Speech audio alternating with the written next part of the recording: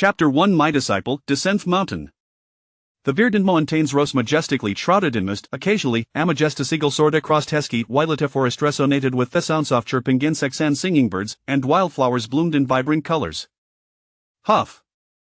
Atop the cloud platform, Wang Yi, the master of the temple, reached the summit, and upon realizing noon followed, he exhaled deeply, relieved. Yet before he could fully savor his respite, Asmuth little head suddenly peeked out from behind a nearby tree. Little Jiu'er blinked her big, round eyes innocent lieth her master. Master, is the beautiful mistress coming to Kasiwagain? What mistress? I am a practitioner of Deo how cold have a wife, be cautious with your words, disciple. Wanya scruffifus fleshetity pred while his little disciple bounced averto him, looking him upan down as if trying to see through him.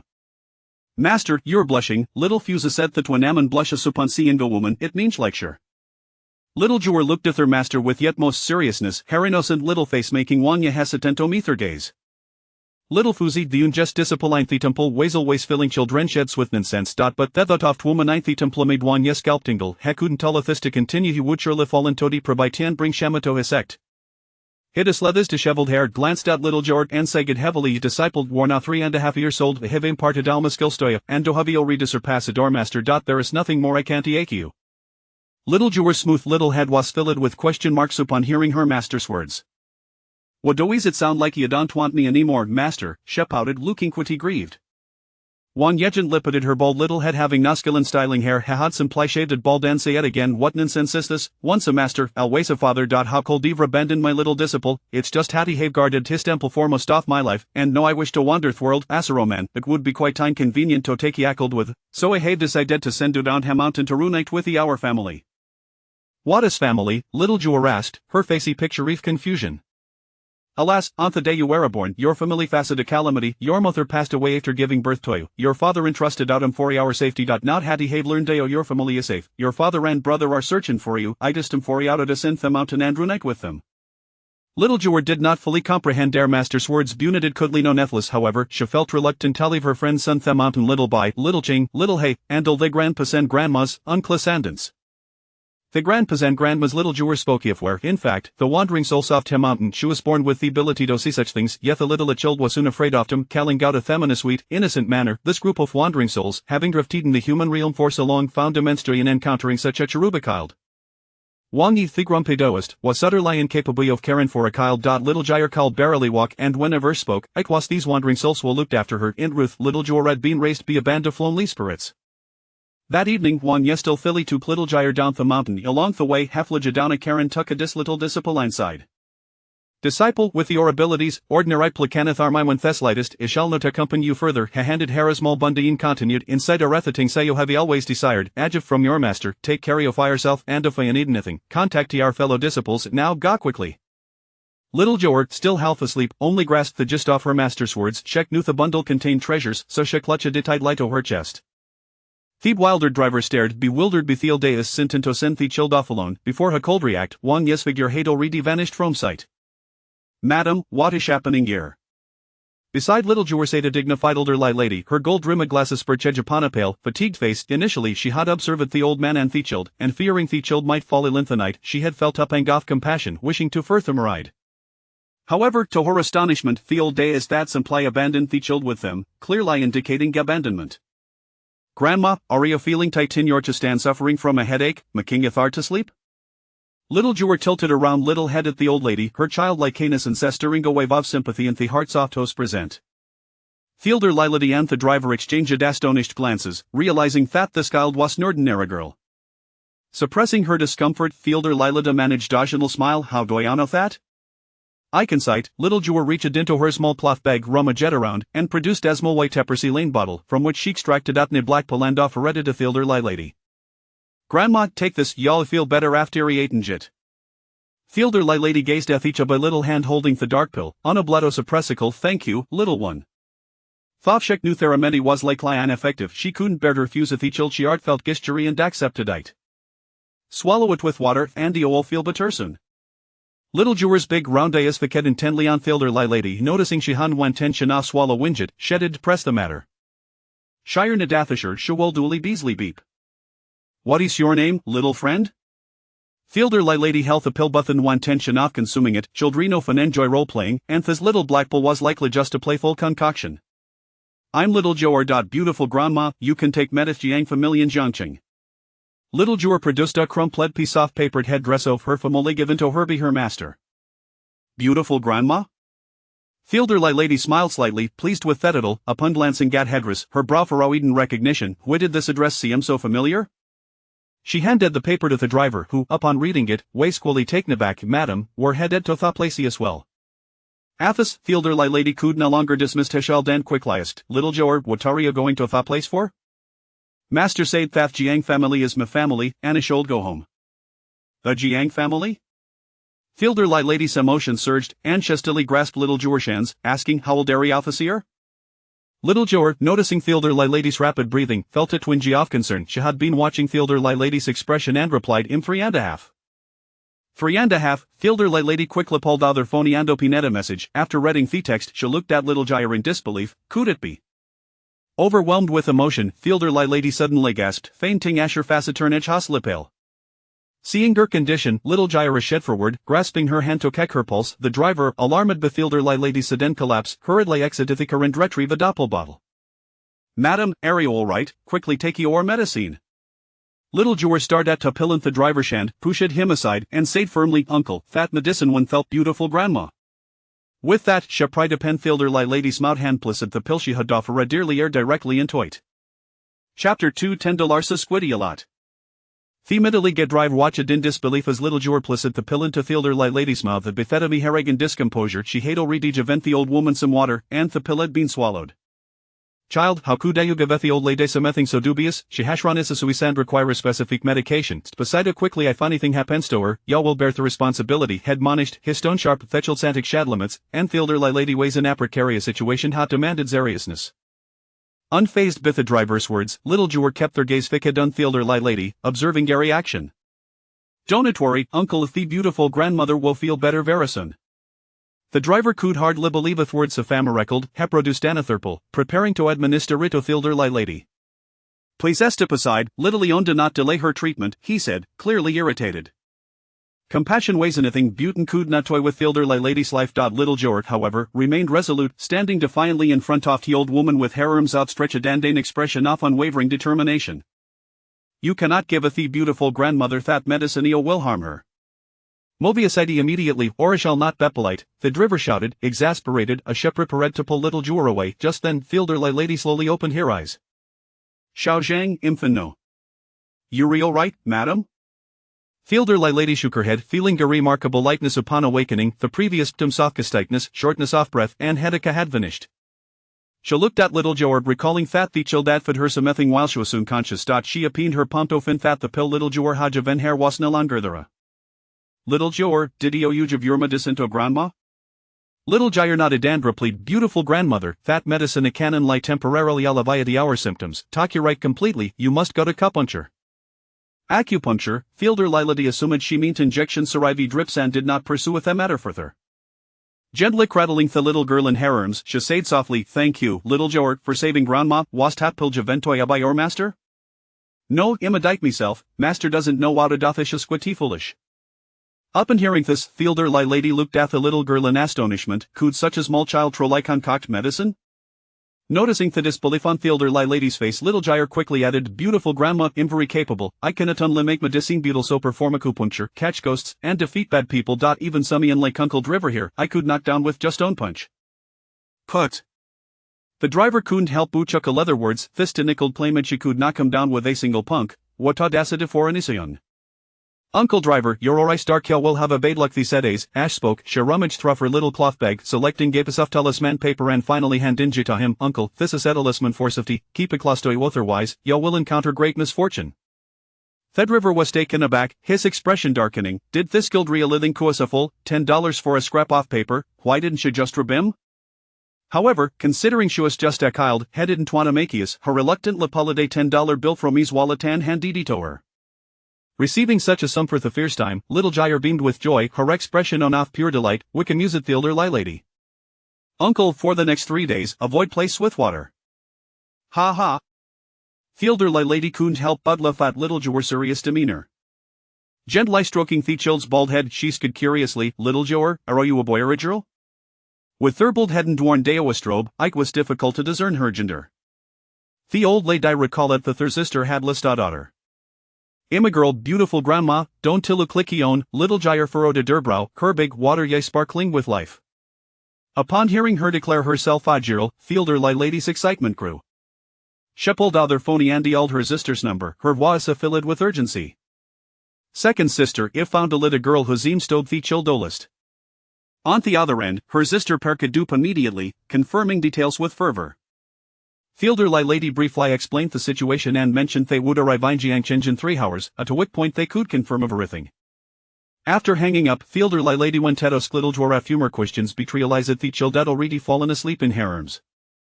Noticing the 9:10 evening she understood that it was indeed time for a child to sleep. She'd repeat a blanket over little Jiu'er, her face at her net with a gentle smile. "If little Jiu'er truly was her sister's granddaughter, it would be wonderful. This child was not only clever and adorable but med keep capable as well." However, thinking of the unreliable master, Fielder lady shook her head. "This child had not been lost since she was born, both having followed they'd hate old Taoist for some years, she must have endured considerable hardship." Reflecting in how they told day is that some plyfligidana Karen tossed little Jiu'er and said without a second thought she felt a surge of anger. How irresponsible, what if she had encountered a bad person? What Fielder lady did not know was that Twang Yu was a master of Dao, and it washed a matter of cancer they had stopped that hickle. Chapter 3, The excited Jiang family in the Jiang family villa. Despite the late hour, the members of the Jiang family were devoid of any sleepiness. This was particularly true for the matriarch, who had just received a phone call from her sister revealing the potential discovery of their long-lost granddaughter. The news was so exhilarating that she nearly fainted. Consequently, a message was dispatched to the family group chat. And within a mere 10 minutes, everyone who could return to the Jiang family had done so. Jiang Qichuan paced anxiously in the living room years ago, when his wife was about to give birth.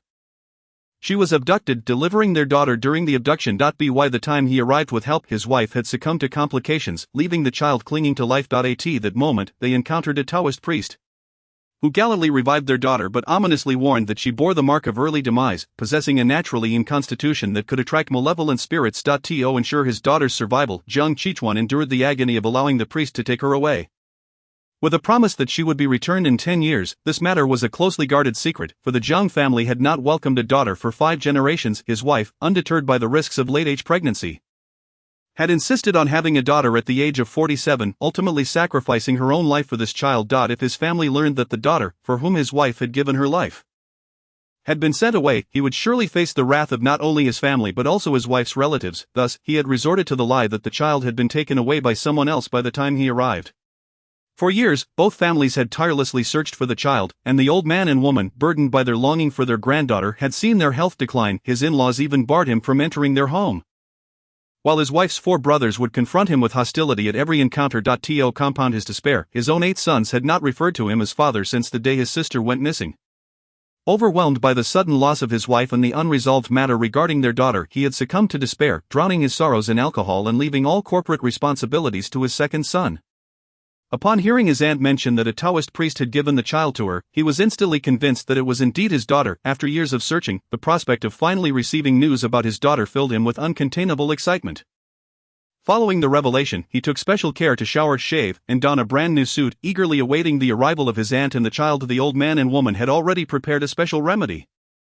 Fearful that their own overwhelming emotions might lead to fainting, his brothers sat solemnly in the living room, a rare sight for the siblings, who had not gathered at home in such a manner for years.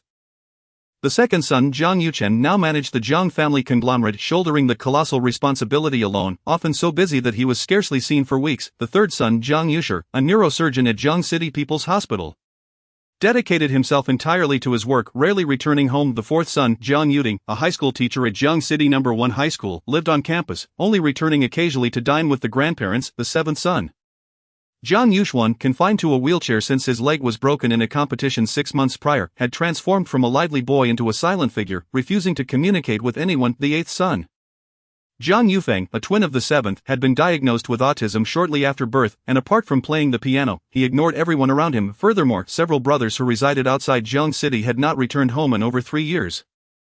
Jiang Qichuan cast a discontented glance at his sons, not because they refused to acknowledge him as their father, but rather due to his own neglect of them. His heart had always yearned for a daughter. leaving him indifferent towards his sons. Where are grandfather, grandmother, and auntie? Let us go and fetch them. The third son, Jiu'er, finally broke the silence, standing up and addressing the elderly couple. The rest of his brothers nodded in agreement. Restless with anticipation, however, the matriarch's expression darkened as she replied, I have tried calling several times, but I could not get through. I wonder if there is no signal on the road. The mention of a failed phone call sent a wave of anxiety through the Jiang family, their expressions turning grave. Meanwhile, little Jiu'er, nestled in the old lady's arms, was awakened by a sudden jolt. With sleepy eyes, she looked up at the startled matriarch and, pouting, asked, Pretty grandma, what is wrong? Do not worry, little Jiu'er.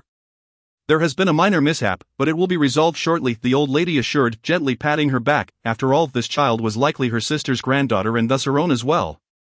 Making her affection inevitable, little Jiu'er blinked her big eyes and shifted her chubby little body to gaze out the window. The driver, Jiang, had stepped out of the car, having been involved in an accident where the other party ran a red light, thus bearing full responsibility. However, upon exiting the vehicle, a woman emerged from the other car, brazenly pointing her finger at him and unleashing a tirade of insults. How do you drive? Are you blind? Didn't you see my car coming? How dare you not yield? Do you have any idea how much my car is worth? You couldn't even pay for it if you sold yourself. The woman, appearing to be in her 30s, donned an exquisite suit with a meticulously crafted makeup look, yet her words were infuriatingly rude. Jiang, taken aback by her outrageous demeanor, replied, Miss, you were the one who ran the red light. It is unfathomable for you to be so aggressive.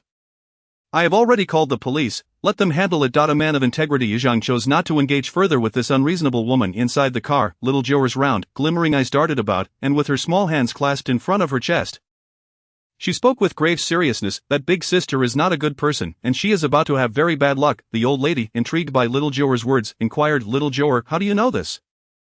I can calculate, pretty grandma. I am very clever, she declared proudly. The old lady pondered, recalling little Jiu'er's Taoist master. Could it be that the priest had taught her some remarkable skill? However, at merely 3.5 years old, most children her age could barely articulate their thoughts, yet here was little Jiu'er, seemingly capable of fortune-telling. It was truly astonishing. Just as the old lady was lost in thought, the brazen woman approached and began pounding on her car window. Lowering the window, the old lady was met with the woman's aggressive demeanor, who, without waiting for a response, bellowed, Old woman, your driver crashed into my car, are you not going to come out and compensate me? I have powerful connections, and if you do not settle this today, I will ensure you spend a few days in jail. This was the first time the old lady had encountered such a brazenly unreasonable individual, leaving her momentarily speechless. While she had refrained from engaging with the woman out of her own decorum, the woman's audacity in threatening little Jiu'er was intolerable. Unable to hold her tongue any longer, the old lady retorted, Miss, there are many powerful and influential people in this world, and those with backing are not uncommon. There are always people beyond your reach, so do not presume that your connections grant you the right to act recklessly. In doing so, you not only endanger yourself but also those around you. The woman knew all too well that she was at fault for running the red light, yet she had hoped to exploit the perceived vulnerability of the elderly and vulnerable. To her surprise, the old lady showed no signs of intimidation, and her unwavering demeanor began to unnerve the woman. The luxury of the car, worth millions, indicated that this was no ordinary family. Perhaps she had unwittingly crossed paths with a member of an affluent family. Little Jiu'er, pouting with disdain and her big round eyes glimmering with clear disapproval, chimed in with her soft voice, Grandma, that big sister is very ugly, she smells bad. In little Jiu'er's eyes, bad people exuded a foul odor. A scent only she could detect. The woman, upon hearing the child claim she smelled, lost all composure, stepping closer to the window and reaching in, intending to reprimand the outspoken child. However, just as her hand was raised, it was firmly grasped by someone behind her. Turning around, she found herself facing a group of elegantly dressed individuals, each regarding her with expressions that suggested they might devour her whole. Try to lay a finger on my daughter, and you will regret it, Jiang Qichuan growled, gripping the woman's hand tightly, his eyes, weathered by hardship, now blazing with fury, faced with the terrifying presence of Jiang Qichuan and the menacing aura of the Jiang family members. The woman quickly softened her tone. I didn't mean to hit her, I just thought she was adorable and wanted to touch her. That is not true, you clearly intended to strike me. Daddy, that bad sister insulted Grandma and Uncle Driver. Little Jiu'er's innocent voice rang out, and upon hearing her call in Daddy, Jiang Qichuan was nearly overwhelmed with joy. He immediately released the woman and commanded his bodyguards, keep an eye on her, do not let her escape. Having spoken, he immediately leaned towards the car window, gazing at the petite figure of Jiu'er, who was curiously staring back at him with her large, round eyes. Overcome with excitement, Jiang Qichuan found himself at a loss for words. Observing this, the elderly matriarch swiftly opened the car door and lifted the child into her arms. Jiu'er, how did you know he is your father? She gently inquired as she crouched down. Jiu'er scratched her little bald head and seriously replied, I can tell, because we share a familial bond. The old lady suddenly remembered that Jiu'er possessed the gift of divination. Jiang Qichuan, trembling with emotion, wondered if this truly was his daughter. He knelt down, cautiously embracing Jiu'er, and inquired, "What is your name?" "Jiu'er, Daddy, please don't be so excited. You are not well, and too much excitement could make you ill." In truth, Jiu'er had no real concept of what a father was. She simply felt an overwhelming sense of familiarity with Jiang Qichuan, akin to the feelings she held for her master. At that moment, tears streamed down Jiang Qichuan's face, his trembling hands holding Jiu'er tightly as he struggled to find words. From the very first glance at the child, he recognized her as his daughter. She bore an uncanny resemblance to his wife. Appearing as a miniature version of her, the elderly patriarch of the Jiang family, the matriarch, and several brothers soon arrived as well. Upon seeing the child in Jiang Qichuan's embrace, soft and with big, round eyes and long fluttering eyelashes, they couldn't help but feel an irresistible urge to hold her close. My little granddaughter. The old lady, now invigorated, dashed over to her granddaughter, forgetting any discomfort she had felt moments before. Just as Jiang Qichuan felt he had not held her long enough, the child's mother snatched her away, holding the soft bundle. The old lady wept tears of joy. "Your precious granddaughter, Grandma has missed you dearly." Surrounded by relatives, Jiu'er was bewildered by the tears she saw, not understanding why the Jiang family was crying. Surely, a family reunion should be a joyous occasion. Why were they weeping? At this time, the old patriarch of the Jiang family was also shedding tears.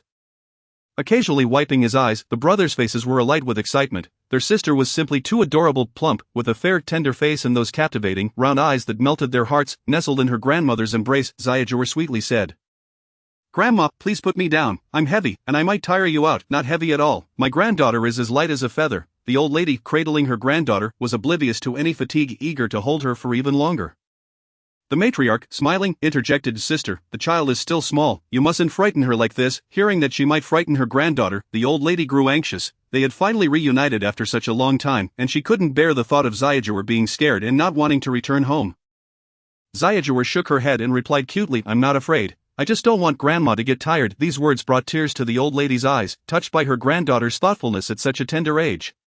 So considerate of others, unlike those troublesome boys who had only ever caused her grief. The brothers suddenly felt a chill, casting guilty glances at their grandmother, none daring to speak, their eyes fixated on their sister. Just as the family was lost in the joy of finding their sister, the personnel handling the traffic accident arrived. 2 uniformed individuals approached, instructing the tow truck to take the vehicle to the station. Then proceeded to examine the old lady's dashcam footage. As for the perpetrator, they didn't even ask a single question, simply demanding the driver accompany them for questioning. Witnessing their actions, Jiang Yucheng let out a cold laugh. Wasn't the underlying reason behind this all too clear? No wonder that woman had been so arrogant. It seemed she had connections in this day and age. Who didn't he know a few influential people? He pulled out his phone and dialed a number. Chapter 005. The brothers' collective transformation. In Jiang City, the highest authority of traffic management was preparing to sleep when his phone rang. Upon seeing the incoming number, he snapped to attention and quickly answered. The caller merely said a few words before hanging up. The leader's expression shifted from jovial to grave upon hearing the news. And he immediately called his subordinates. Those still on the scene of the accident soon received a call as well. After listening to the instructions, their previously solemn expressions turned pale. The perpetrator, a woman, watched the proceedings with a sense of triumph. It seemed these individuals were not significant figures after all. They were merely treating her as the victim. So what if she had run a red light and caused an accident? As long as the connections were in place, she would be just fine. Yet, her arrogance was short-lived, as the 2 officers approached her with stern expressions, stating, "We have just retrieved the surveillance footage from this stretch of road. Confirming that you ran the red light, resulting in the accident. You must come with us immediately for questioning." "What are you talking about? Don't you know I am the wife of Team Leader Chen? I warn you, if this isn't handled properly, you might as well kiss your jobs goodbye," the woman shouted in exasperation, but the officers simply hauled her into the police car. "What are you doing? Let go of me. I'm telling you, if you offend me, you'll never work in this department again." Even at this point, the woman showed no sign of repentance, yelling as she was dragged into the vehicle. The Jiang family paid her no mind. Their focus was solely on Jiu'er. Observing the woman's ranting, Jiu'er pouted and remarked, "That bad person is in big trouble now." The Jiang family, puzzled by Jiu'er's words, exchanged glances, wondering why the child was speaking so oddly. This minor incident soon passed, and the Jiang family took Jiu'er home. It was late, and on the way back Jiu'er had already fallen asleep. Throughout the journey, Jiang Qichuan held his daughter close, dismissing his brothers who wished to ride with him, but he had just regained his daughter and wanted to save her every moment. He didn't want those rascals ruining the intimacy. The entire night, Jiang Qichuan held Jiu'er, unable to close his eyes, fearing that this was all a dream and that he would awaken to find his daughter gone once more. Early the next morning, Everyone eagerly waited at Jiang Qichuan's door. His brothers were clad in cartoon-themed outfits, anxiously awaiting their sister to awaken. Jiang Jiu'er, a doctor by profession, was serious and meticulous in all endeavors, and for his sister, he donned a SpongeBob SquarePants t-shirt. Glancing at his other brothers, he uneasily asked, "Do you think we look too frightening for her in these outfits?" The fourth brother, Jiang Yuding, shot him a disdainful glare, mocking, "With your attempt to look youthful, she will surely be terrified." The seventh brother, Jiang Yuxuan, couldn't help but chuckle, chiming in, "You three are all the same. Look at me and the eighth brother, we're genuinely youthful and don't need to pretend." Upon hearing this, the three brothers cast him a death glare, prompting him to fall silent. The eighth brother, his head down, clutched his beloved rabbit plushie. His autism kept him from interacting with anyone, and throughout his life, he had scarcely exchanged a word with his brothers. Yet, when he sought his sister last night, his confused eyes seemed to find a glimmer of hope. Dreaming of her all night, today he attempted to mirror his brother's playful attire. Wearing something similar, Jiu'er had a delightful night's sleep, awakening promptly at 6 o'clock. At Yun Taiguan, she had always risen at this hour to practice her morning lessons. Today, however, she woke in Jiang Qichuan's embrace. Upon opening her eyes, she found Jiang Qichuan gazing at her intently, which piqued her curiosity. "Daddy, are you not going to sleep?" The word daddy melted Jiang Qichuan's heart. He beamed foolishly and replied in a gentle whisper, "Daddy isn't tired, my little Jiu'er. Have you awakened?" Jiu'er wriggled her small body, struggling to free herself from his hold, and tilted her head to say, "Daddy, you should sleep for a bit. I need to do my morning lessons." "Morning lessons? Yes, my master says I must practice my morning lessons every day, or I'll get a spanking." As she spoke, Jiu'er instinctively touched her little bottom. Whenever she misbehaved, her master would spank her. And recalling that scene made her feel a pang of sadness. The master who spanks isn't a good Taoist. Seeing his daughter's reaction, Jiang Qichuan felt a surge of protectiveness and quickly hugged her close again, indignantly declaring, "That filthy Taoist dares to spank my daughter. Don't worry, Jiu'er, the next time I see him, I will surely avenge you." "Yes, and we must spank the master hard." Jiu'er nodded in agreement. Once more, she wriggled out of Jiang Qichuan's embrace, sitting cross-legged in a meditative posture, embodying the demeanor of an otherworldly sage. "Daddy, you should go out for a bit. I'll find you once I finish my morning lessons." With that, she closed her eyes, falling silent. Jiang Qichuan recalled the Taoist's promise to impart all his knowledge to his daughter upon taking her away. It appeared he had kept his word, as she now seemed healthy. Yet her attire, that bald head, the faded green Taoist robe with 2 patches. The immediate task at hand was to buy her many beautiful dresses and let her grow her hair long, transforming her into the most exquisite little princess. By the time Jiu'er completed her morning lessons, an hour had passed. Jiang Qichuan patiently waited beside her, and as soon as she finished, he eagerly approached her. "Jiu'er, are you hungry? Shall we go downstairs for breakfast?" When it comes to food, little Jiu'er's stomach betrayed her by growling loudly. She swallowed hard, her eyes filled with longing as she said, "Daddy, can I eat a little more?" This statement made Jiang Qichuan's heart ache inexplicably, prompting him to ask, "Jiu'er, couldn't you ever fill your belly before?" Little Jiu'er shook her head, her voice tinged with pity as she replied, "Jiu'er can eat a lot, but master is very poor, sometimes he can't even afford rice. So he and Xiao Fuzi would give all the food in the temple to me, while they went hungry, but I get hungry quickly and need to eat 6 meals a day. Therefore, I am always hungry." Jiang Qichuan, filled with compassion, embraced his daughter tightly. "What era is this, that a child cannot have enough to eat? How much can a little child eat, and yet she is so starved? Don't worry, Jiu'er, from now on eat as much as you want, whenever you want. Daddy will never let my precious girl go hungry." Chapter 006. The brothers bring gifts. Upon hearing her father's promise, little Jiu'er eagerly hugged Jiang Qichuan and exclaimed, "Daddy, is what you said true? I can eat as much as I want." This was truly little Jiu'er's dream. Braised pork, big pig trotters, roast chicken, roasted duck. Just thinking of these delicacies made her mouth water. Jiang Qichuan indulgently replied, "Of course, I promise." "Then let's hurry and eat." With thoughts of food, little Jiu'er could hardly contain her excitement. She tugged Jiang Qichuan towards the door, but upon opening it, she was taken aback by the sight of her brothers standing in a neat row at the entrance. Jiang Qichuan, who had been smiling, suddenly frowned upon seeing his sons. "What are you all doing standing here?" The lively seventh brother was the first to jump in, saying, "We're waiting for our sister to have breakfast." Little Jiu'er blinked her big eyes at her oddly dressed brothers, curiously asking, "Why are you all dressed so strangely?" Immediately everyone glanced down at their outfits, and the several big men turned crimson with embarrassment. Jiang Qichuan, who had been frowning, could no longer contain his laughter. Each of his sons was a paragon of excellence, usually exuding an air of aloofness in public, yet now, they looked as foolish as clowns. The second brother, the president of the Jiang group, was wearing a t-shirt adorned with a crayon Shinchan design and matching slippers. His meticulously styled hair now hung messily, resembling the fifth brother, attempting to play the youthful charmer. The third and fourth brothers were similarly attired, their outfits starkly contrasting with their usual professional appearances. Little Jiu'er innocently approached her second brother, extending her hand with a sweet smile, and softly said, Second brother, hug. This simple address erased all of Jiang Yuqing's earlier embarrassment. Grinning foolishly, he quickly squatted down to embrace his sister. Be good, call me second brother again. Second brother, little Jiu'er obediently repeated, causing her other brothers to seethe with jealousy as they glared at the second brother. The third brother quickly leaned in, eager to please, and said to Jiu'er, call me third brother. After addressing the third brother, she turned to the fourth brother and sweetly called out, fourth brother. The third and fourth brothers beamed like fools. Eagerly responding, little Jiu'er then glanced at the seventh and eighth brothers, her fair little face suddenly clouding. Her gaze fell on Jiang Yuxuan's legs, and she pursed her lips in silence. Jiang Yuxuan, who had hoped his sister would call him seventh brother, felt his spirits plummet as he noticed her fixation on his legs. Did she find him a burden because he was disabled? Seventh brother, little Jiu'er will definitely heal your legs and help you stand again. This declaration was like a ray of sunshine piercing through Jiang Yuxuan's heart, lifting his previously despondent mood. If not for his physical limitations, he would have jumped with joy. He looked at his sister with happiness, not questioning how a mere 3-year-old could possess the confidence to claim she could heal his legs. All he knew was that his sister did not despise him, and that was enough.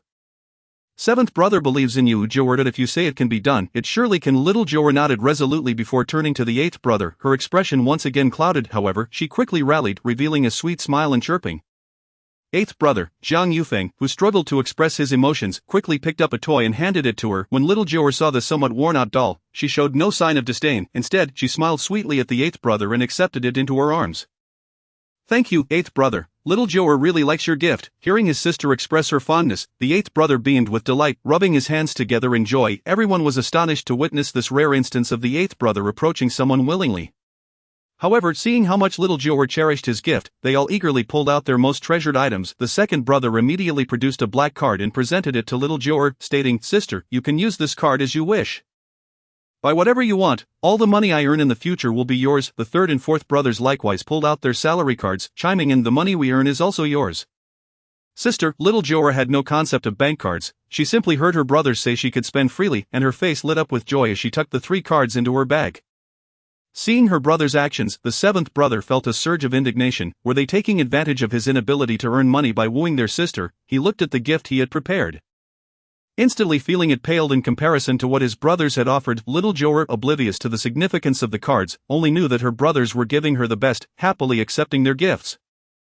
She sweetly said, thank you, seventh brother. Jiang Qichuan, watching his mischievous sons shower their sister with affection, couldn't he help but smile, feeling a long-lost warmth. As long as they treated his daughter well, he would overlook anything else. After all the gifts were exchanged, little Jiu'er was swept off her feet by the second brother, and they headed downstairs directly to the dining room. She rubbed her little belly, which had already shrunk from hunger, exclaiming, I'm really hungry. Upon entering the dining room, her gaze immediately landed on the bountiful spread before her: steamed buns, fried dough sticks, sushi sandwiches, an array of exquisite pastries, all mouth-watering and making her salivate. Chapter 007, I can eat a lot. Outside the luxurious villa adorned with pristine white marble, the air was filled with the sounds of chirping birds and buzzing insects. The garden was a riot of colors, with flowers blooming everywhere, exuding delightful fragrances. Morning dew clung to the petals, and as a gentle breeze blew, the dew droplets fell to the ground, resembling tiny blossoms on the earth. Inside the villa, bursts of laughter erupted, a clear indication of little Jiu'er's joyous laughter after indulging in delicious food. With her small mouth stuffed with treats, her little hands clutched steamed buns and pastries, she seemed determined to devour the entire table of delectable offerings. Thoroughly relishing each bite. At that moment, she had already consumed 10 steamed buns, 5 fried dough sticks, 2 bowls of millet porridge, and 2 plates of pastries, yet she appeared ready to eat even more. The Jiang family watched in astonishment as little Jiu'er's capacity for food left them wide-eyed in disbelief. Was this truly the appetite of a 3-year-old child? Only the elder Mr. Jiang and the matriarch looked on with smiles of satisfaction. In other households, children of such age were often fed with great difficulty, picky eaters, and as thin as monkeys, yet here, their child was eating independently, without fuss, and enjoying everything. Watching her relish her food so heartily made even their appetite stir. Jiang Qichuan, sitting beside his daughter, looked worried as he observed everyone and asked, eating so much, won't she have indigestion? The brothers, clueless, shook their heads in confusion. The sheer volume of food little Jiu'er consumed astonished them. Even the 7th and 8th brothers, in their developmental stage, couldn't he possibly eat as much? The elder Mr. Jiang shot a stern glare at his son, firmly stating, a child's ability to eat is a blessing. As long as she can keep it down, let her eat as much as she wants. The matriarch nodded in agreement, adding, indeed, look at how thin our precious granddaughter has become. She must have gone hungry at that temple. It is truly pitiful for our dear granddaughter. Both elders silently made a note of the stingy Taoist priest, Wang Yi, for failing to feed their cherished granddaughter adequately. Little Jiu'er finally swallowed the morsel in her mouth. Noticing the worried expressions on her father and brother's faces, she hurriedly reassured them, "Father, I usually eat this much. I won't have any indigestion." With that, she seized the large bun in her hand and took a hearty bite. At that moment, Jiang Qichuan understood why little Jiu'er's eyes sparkled at the mere mention of food and why she kept confirming whether she could eat whatever she desired. Such an appetite in a child would surely be a burden for an ordinary family to support.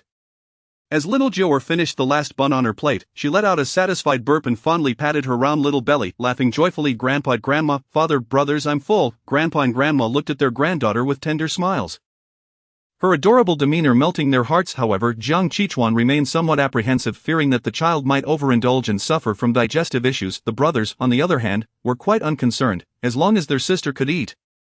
The quantity was of no consequence, they certainly could afford it, yet, it seemed little Jiu'er was not entirely sated, for her gaze drifted towards the fruit platter. Unable to resist the fragrant fruits, she swallowed hard.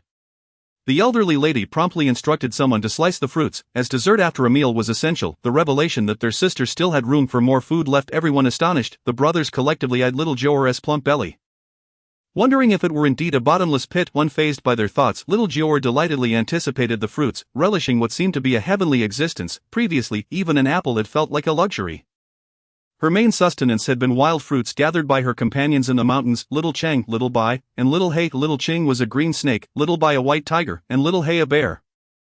All her playmates, while the spirits of the mountains served as her caretakers. Meanwhile, in the backyard of Yuntai Temple, several spirits sat forlornly on the beams, lamenting, "When will little Jiu'er return? Without her, life is unbearable. My dear Jiu'er, will you be bullied when you descend the mountain? Will you have enough to eat?" They grieved the departure of their beloved Jiu'er, blaming the stinky Taoist for sending her away due to her appetite. They vowed to confront him upon his return, expressing their indignation over the situation. At that moment, several hundred miles away, Wang Yi sneezed repeatedly, wondering who was speaking ill of him. Back on the mountain behind Yuntai Temple, the green snake coiled around a tree while the white tiger lay languidly beneath it, accompanied by the lethargic black bear. Without little Jiu'er, their joy had vanished, and life lost its sparkle, oblivious to her companion's melancholy. The blissful little Jiu'er reveled in a feast of delectable foods. Once she finally finished, breakfast truly came to an end. Thanks to little Jiu'er's return, her brothers took a collective day off to spend time with her. Jiang Qichuan had already planned their next steps, beginning with purchasing an array of beautiful clothes for her, as her current robe evoked a sense of pity upon hearing that new clothes were in store. Little Jiu'er fell into contemplation. Her master had taught her that a cultivator should practice frugality and not become enamored with material possessions. Thus, since she could remember, she had made do with 2 robes, mending them when torn and lengthening them when short. Noticing little Jiu'er's lack of the anticipated excitement, Jiang Qichuan curiously asked his daughter, "Jiu'er, aren't you happy about getting new clothes?" Little Jiu'er patted her bald head and, with her big eyes rolling, replied, "It's not that. It's just that Jiu'er is a Taoist, and I can only wear robes." "Did your master say that?" "Yes." Jiang Qichuan sighed in exasperation, realizing the stinky Taoist must have intended to deny her new clothes. He patiently explained, "While you wore robes at the temple, you're now a princess of the Jiang family. A princess should wear princess-like attire. Do you understand?" Little Jiu'er blinked her large eyes, nodding in a manner that suggested she grasped the concept.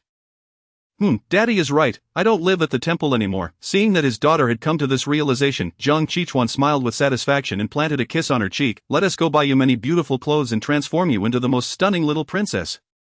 In truth, little Jiu'er had little concept of these things, but seeing her family's eagerness to dress her up, she decided to accept it graciously. At the largest shopping plaza in Jiang City, throngs of people bustled about, and the dazzling array of shops was overwhelming. Several renowned children's clothing stores within the mall sprang into action, packing the latest styles of girls' clothing to send directly to the Jiang family villa.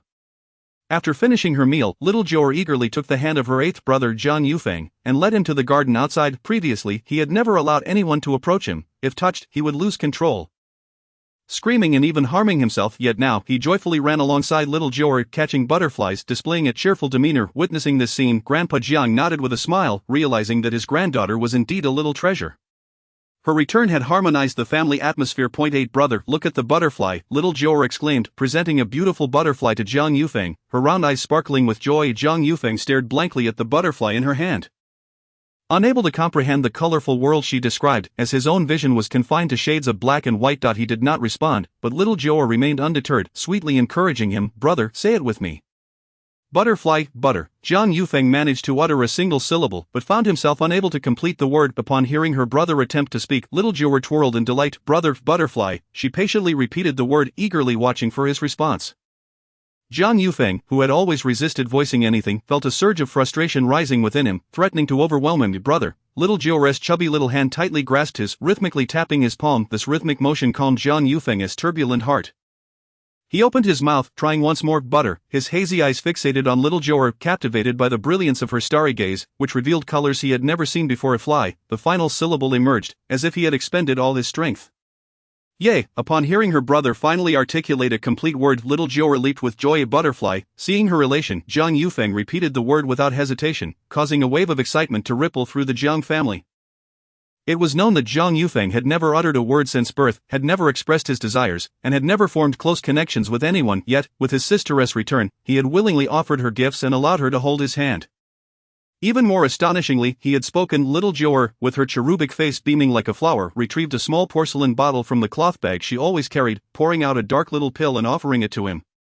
Brother, eat. Jiang Yufeng stared blankly at his sister before reaching out to swallow the pill whole. Whatever his sister offered him, he would consume without question. The brothers, curious about what little Jiu'er was giving Jiang Yufeng, gathered around, their eyes fixated on the small porcelain bottle in her hand. Jiang Yuqing, the second brother, crouched down and gently inquired of Jiu'er, "What's inside?" "Pills, second brother, you don't need to eat, but seventh brother can," she replied, placing the bottle back in her bag and pulling out another small porcelain bottle. Chapter 008. What is a princess? Everyone's eyes widened in astonishment at little Jiu'er's tiny, seemingly bottomless bag.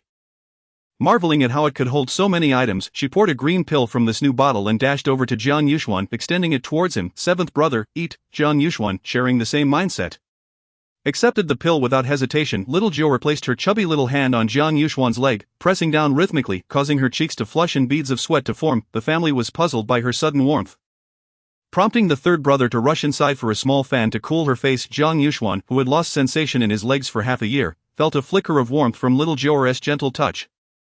Although it was faint, he was filled with excitement, staring incredulously at his sister. "Sister, are you healing my legs?" Little Jiu'er continued her ministrations for approximately 5 minutes before panting and withdrawing her little hand. The third brother quickly wiped the sweat from her face, concern etched on his features. "Yes, seventh brother, you will soon be well." Despite her exhaustion, little Jiu'er maintained her sweet smile, softly affirming, "I will heal you." Although Jiang Yuxuan was touched by her words, he harbored no real hope. He had thought she meant she would earn money to treat his legs, never imagining that this little bundle of joy would be the one to heal him. Little Jiu'er, with a cheerful smile, exclaimed to her brothers, "Little Jiu'er is quite impressive. I can concoct medicines, heal ailments, catch mischievous spirits, and deal with wrongdoers. Oh, and I can even tell fortunes. I can draw talismans too." With utmost seriousness, the little chubby girl counted on her pudgy fingers the various skills she possessed, her earnest demeanor eliciting laughter from her brothers. Seizing the moment, the third brother affectionately patted her bald head, approvingly stating, "My little sister is the most formidable." The other brothers nodded solemnly in agreement. Naturally, their sister was the most extraordinary. The siblings were joyfully laughing in the garden when Madame Jiang's sister, Old Lady Jiang, happened to arrive. Witnessing this delightful scene brought a smile of contentment to her face. Little Jiu'er was the first to notice her, bouncing over and sweetly calling out, "Pretty grandma." "Hello, little Jiu'er." Old Lady Jiang entered with a beaming smile, feeling grateful to see the entire family gathered together at home. This was all thanks to little Jiu'er, who was indeed a treasure, bringing good fortune wherever she went. After entrusting little Jiu'er to the Jiang family the night before she had gone to the hospital, her visit to Jiangchang was primarily for medical reasons, and yesterday, emotional distress had triggered her illness. Had it not been for little Jiu'er, she might not have seen the light of day again. Upon undergoing an examination at the hospital, she discovered that the special medication she regularly took had been tampered with. Although it could temporarily alleviate her symptoms, prolonged use would lead to addiction, ultimately destroying her health and taking her life. No wonder little Jiu'er had insisted that the medicine would harm her. It seemed the child had discerned that something was amiss with it. "Auntie," the brothers respectfully called out, grateful to the unfamiliar auntie who had helped them find little Jiu'er. "It's rare for you all to be home together. Your grandmother's health isn't great, so please spend more time with her to bring her some joy. It might help her feel better," Old Lady Jiang said, gently taking little Jiu'er by the hand as they walked inside.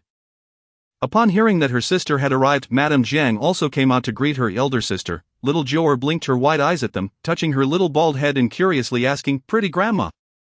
Grandma, you two aren't biological sisters, are you?" At this, the sisters exchanged astonished glances at the little girl. Could what she said be true? Old Lady Jiang knelt down patiently and inquired, "Little Jiu'er, did you deduce this as well?" "No, I just saw it. You two have no blood relation, so you aren't biological sisters," she replied. Matter-of-factly.at just 3.5 years old, she had no ulterior motives, she simply spoke her mind. Madame Jiang remained oblivious to little Jiu'er's abilities, looking at the two sisters with a puzzled expression. Just as she was about to ask something, little Jiu'er pulled out the white porcelain bottle from her small cloth bag and handed it to Old Lady Jiang. Pretty grandma, take this medicine. When you're feeling unwell, just take one pill, and your illness will improve quickly. Old Lady Jiang examined the little porcelain bottle, already aware of its efficacy after yesterday's events, and promptly accepted it with both hands.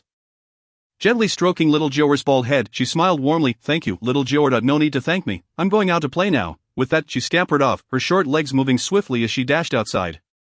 Having heard the commotion of her new clothes being delivered by her father, Old Lady Jiang carefully tucked away the porcelain bottle, prompting Madame Jiang to curiously ask, "Elder sister, what did my sweet granddaughter give you?" "It's medicine for her illness. Our little Jiu'er is far from ordinary. She possesses remarkable abilities. If it weren't for the pill she gave me yesterday, I might not be here today," she recounted, gazing at her sister with envy. "You are indeed fortunate to have such a granddaughter. Just wait to enjoy the blessings." Madame Jiang was astonished, realizing her beloved granddaughter had such talents. Perhaps that mischievous Taoist had done a commendable deed after all. Remembering little Jiu'er's earlier words, she quickly inquired, "Is it true, as my granddaughter said, that you two aren't biological sisters?" "I am not certain about that either. Oh well, what does it matter if we aren't blood related at our age? We're too old to concern ourselves with such trivialities," Old Lady Jiang replied. Madame Jiang nodded in agreement. Indeed, at this stage of life it matters not whether we are sisters by blood, our bond remains unchanged. Having lived long enough, the two sisters understood the essence of such matters, and thus neither dwelled on it further. In the living room, little Jiu'er gazed in astonishment at the mountain of new clothes. Her eyes wide with disbelief, unable to fathom that all of it was hers. But with so many garments, would she be able to wear them all? Her master had told her that children grow quickly, and one should not buy too many clothes, lest they outgrow them and waste them. Unbeknownst to little Jiu'er, her master, being a Taoist, lacked the 5 elements, particularly water, essentially meaning he lacked money, living a life of poverty. Consequently, their temple had always been in disrepair, and he had never possessed more than 100 yuan at any given time. Thus, even if he wished to provide little Jiu'er with such items, he could only do so with good intentions but limited means. Jiang Qichuan picked up a white princess dress, holding it against little Jiu'er to check the size. "Jiu'er, why don't you try this one on?" "Sure." Little Jiu'er, unaware of whether the dress was beautiful or not, obediently agreed to try it on since her father asked her to. Jiang Qichuan intended to help his daughter change, but to his surprise, little Jiu'er vigorously shook her head. "Daddy, I can put it on by myself, but can you zip up the back of the dress on your own?" Seeing his daughter so independent, the father felt a pang of tenderness. "Once I'm done, you can zip me up, Daddy. I'm a girl, you shouldn't see me change." She had been taught by her master from a young age about the differences between boys and girls. Thus, from the age of 1, she had been bathing and dressing herself. As for using the restroom, she had learned that early on too. The spirits tasked with looking after her could not physically interact with her and thus were unable to assist her, leading her to rely on herself from a young age. Jiang Qichuan was astonished by how mature his daughter was, understanding these concepts at such a young age. "All right, I'll wait for you outside," he said, nodding with approval. "Okay." Little Jiu'er took the new dress and went into Jiang Qichuan's room, remembering to close the door behind her. Observing his daughter's actions, Jiang Qichuan could only smile helplessly. Little Jiu'er was already aware of the need for privacy. He wondered if she would eventually stop letting him hold her as she grew older. Contemplating the day when his daughter would leave home, perhaps even dating and marrying, he suddenly felt overwhelmed. He shook his head vigorously. No, his daughter could not marry or date. If that day ever came, he would likely end up confronting that scoundrel. Moments later, little Jiu'er emerged in her new dress. Aside from the unzipped back, everything else was perfectly in place. "Daddy, I'm ready." She twirled joyfully in her beautiful dress. Previously, when she saw girls her age wearing cute braids and floral dresses while living at the foot of the mountain, she had occasionally doubted whether she was truly a girl. Every time she asked her master, he would give her the same response: "You are a Taoist. You cannot be like the children at the foot of the mountain." Over time, little Jiu'er accepted this reality. Now, wearing such a lovely dress, she was incredibly happy. However, she touched her bald head and pondered, could she have braids in the future? Jiang Qichuan, seeing his daughter looking like a doll, couldn't help but chuckle. His daughter was simply adorable and beautiful. Dressed in the princess gown, she resembled a genuine little princess. Zipping up the dress and holding her in his arms, the unique scent of childhood filled the air, refreshing Jiang Qichuan's spirit. From now on, our little Jiu'er will be a beautiful princess. Having spent so much time with little Jiu'er, Jiang Qichuan's tone had grown affectionate. "Daddy, what is a princess?" Though she had heard her father refer to her as the little princess of the Jiang family, little Jiu'er had no idea what a princess truly was. A princess is the most beautiful, adorable, and beloved girl in the world. Little Jiu'er listened to her father's words, reflecting on how clever and charming she truly was. Realizing she must indeed be a princess. "Daddy, what do we call boys?" Her curiosity piqued, she bombarded him with questions. Chapter 009, My sister can tell fortunes. Little Jiu'er blinked her round, bright eyes, gazing intently at Jiang Qichuan. Tilting her head in eager anticipation of his response, Jiang Qichuan chuckled, stroking his daughter's bald head, and replied, "Boys are called knights. They are tasked with protecting princesses. They are also the princess's servants and must obey her commands." Therefore, our Jiu'er can command your brothers to do anything she wishes. Really, is that true for you too, Daddy? Of course, whatever our Jiu'er desires, I will fulfill it, Jiang Qichuan declared, his adoration for his daughter boundless. He would go to great lengths to grant her every wish, even if it meant reaching for the stars. Little Jiu'er nodded, somewhat understanding, her fair little face inviting an irresistible urge to pinch. When the father and daughter returned to the family, everyone couldn't help but applaud the sight of little Jiu'er in her white princess dress, especially her brothers, who felt a surge of pride at having such a delightful little sister. Jiang Qichuan looked at his daughter's bald head, feeling a pang of regret that he originally envisioned himself skillfully braiding his daughter's hair into beautiful little plaits, yet now not a single strand adorned the child's head. Jiu'er, shall we grow our hair long in the future? Look at how princesses always have long hair. Alright, Jiu'er also likes long hair. Little Jiu'er was already anticipating her future long locks, but soon she sighed and, with a hint of resignation, remarked, but the master says that Taoists cannot have long hair, that is for nuns. Jiang Qichuan exclaimed indignantly how outrageous it was for that wretched Taoist to instill such notions in his daughter for his own convenience. He glanced at his daughter and quickly softened his stern expression, gently asking, "Is your master bald?" The little girl recalled her master's disheveled hair and immediately made a face of disdain, shaking her head vigorously. "See, your master is also a Taoist, yet why can he have long hair?" Upon hearing this, little Jiu'er looked enlightened and indignantly accused her master. "The master deceives children. He must have shaved my head because he can't braid hair." "How wicked!" Observing his daughter's furious expression, Jiang Qichuan hastily reassured her, "Do not be upset, Jiu'er. We will let our hair grow. Children's hair grows quickly. As long as we don't shave it again, it will soon flourish." Little Jiu'er nodded resolutely, reaching up to touch her smooth little head, cutely declaring, "Hair, be good and eat well, grow quickly." Jiang Qichuan listened to her words, wanting to inform her that hair does not consume food. However, seeing her earnest demeanor, he refrained from shattering her delightful imagination, deciding that her happiness was paramount. The family basked in the joy of reunion when suddenly the phone of the third brother, Jiu'er, rang. Noticing the caller, his brow furrowed, and he hurried outside to answer. Little Jiu'er, engrossed in playing with the Barbie doll her father had bought for her, turned to see her third brother's silhouette and exclaimed, "Oh!" Seeing his sister staring intently at the third brother, Jiang Yucheng curiously inquired, "What's the matter, Jiu'er? Third brother is in trouble." Jiang Yuchuan was bewildered. Could it be that little Jiu'er possessed the ability to predict fortunes? He was already astounded to learn that his sister was skilled in medicine, and now she seemingly had the gift of divination. This was a bit too extravagant. How could such a young child comprehend such matters? Ignoring Jiang Yucheng's astonishment, little Jiu'er marched over to find her third brother. Earlier, she had sensed a dark aura surrounding him. Foreseeing impending misfortune, Jiang Yucheng hung up the phone, his countenance grim, after finally managing to take a day off to accompany his sister. He found himself confronted with such a situation. He turned and saw little Jiu'er standing before him, clutching a large doll, her round eyes fixed on him. He quickly approached, crouching down to ask gently, "Are you waiting for third brother?" Little Jiu'er nodded, her small face etched with seriousness. "Third brother, are you going out?" Jiang Yucheng was taken aback, unsure how his sister knew of his plans to leave. He quickly replied, "Third brother has some work matters to attend to and must leave immediately, but I promise, Jiu'er, I will return soon. Will you wait for me at home? Can I go with you?" "Third brother, I can help. I'm very capable." Seeing his sister's adorable expression, Jiang Yucheng found it difficult to refuse. Rarely did she cling to him so, and he did not wish to neglect her for the sake of work.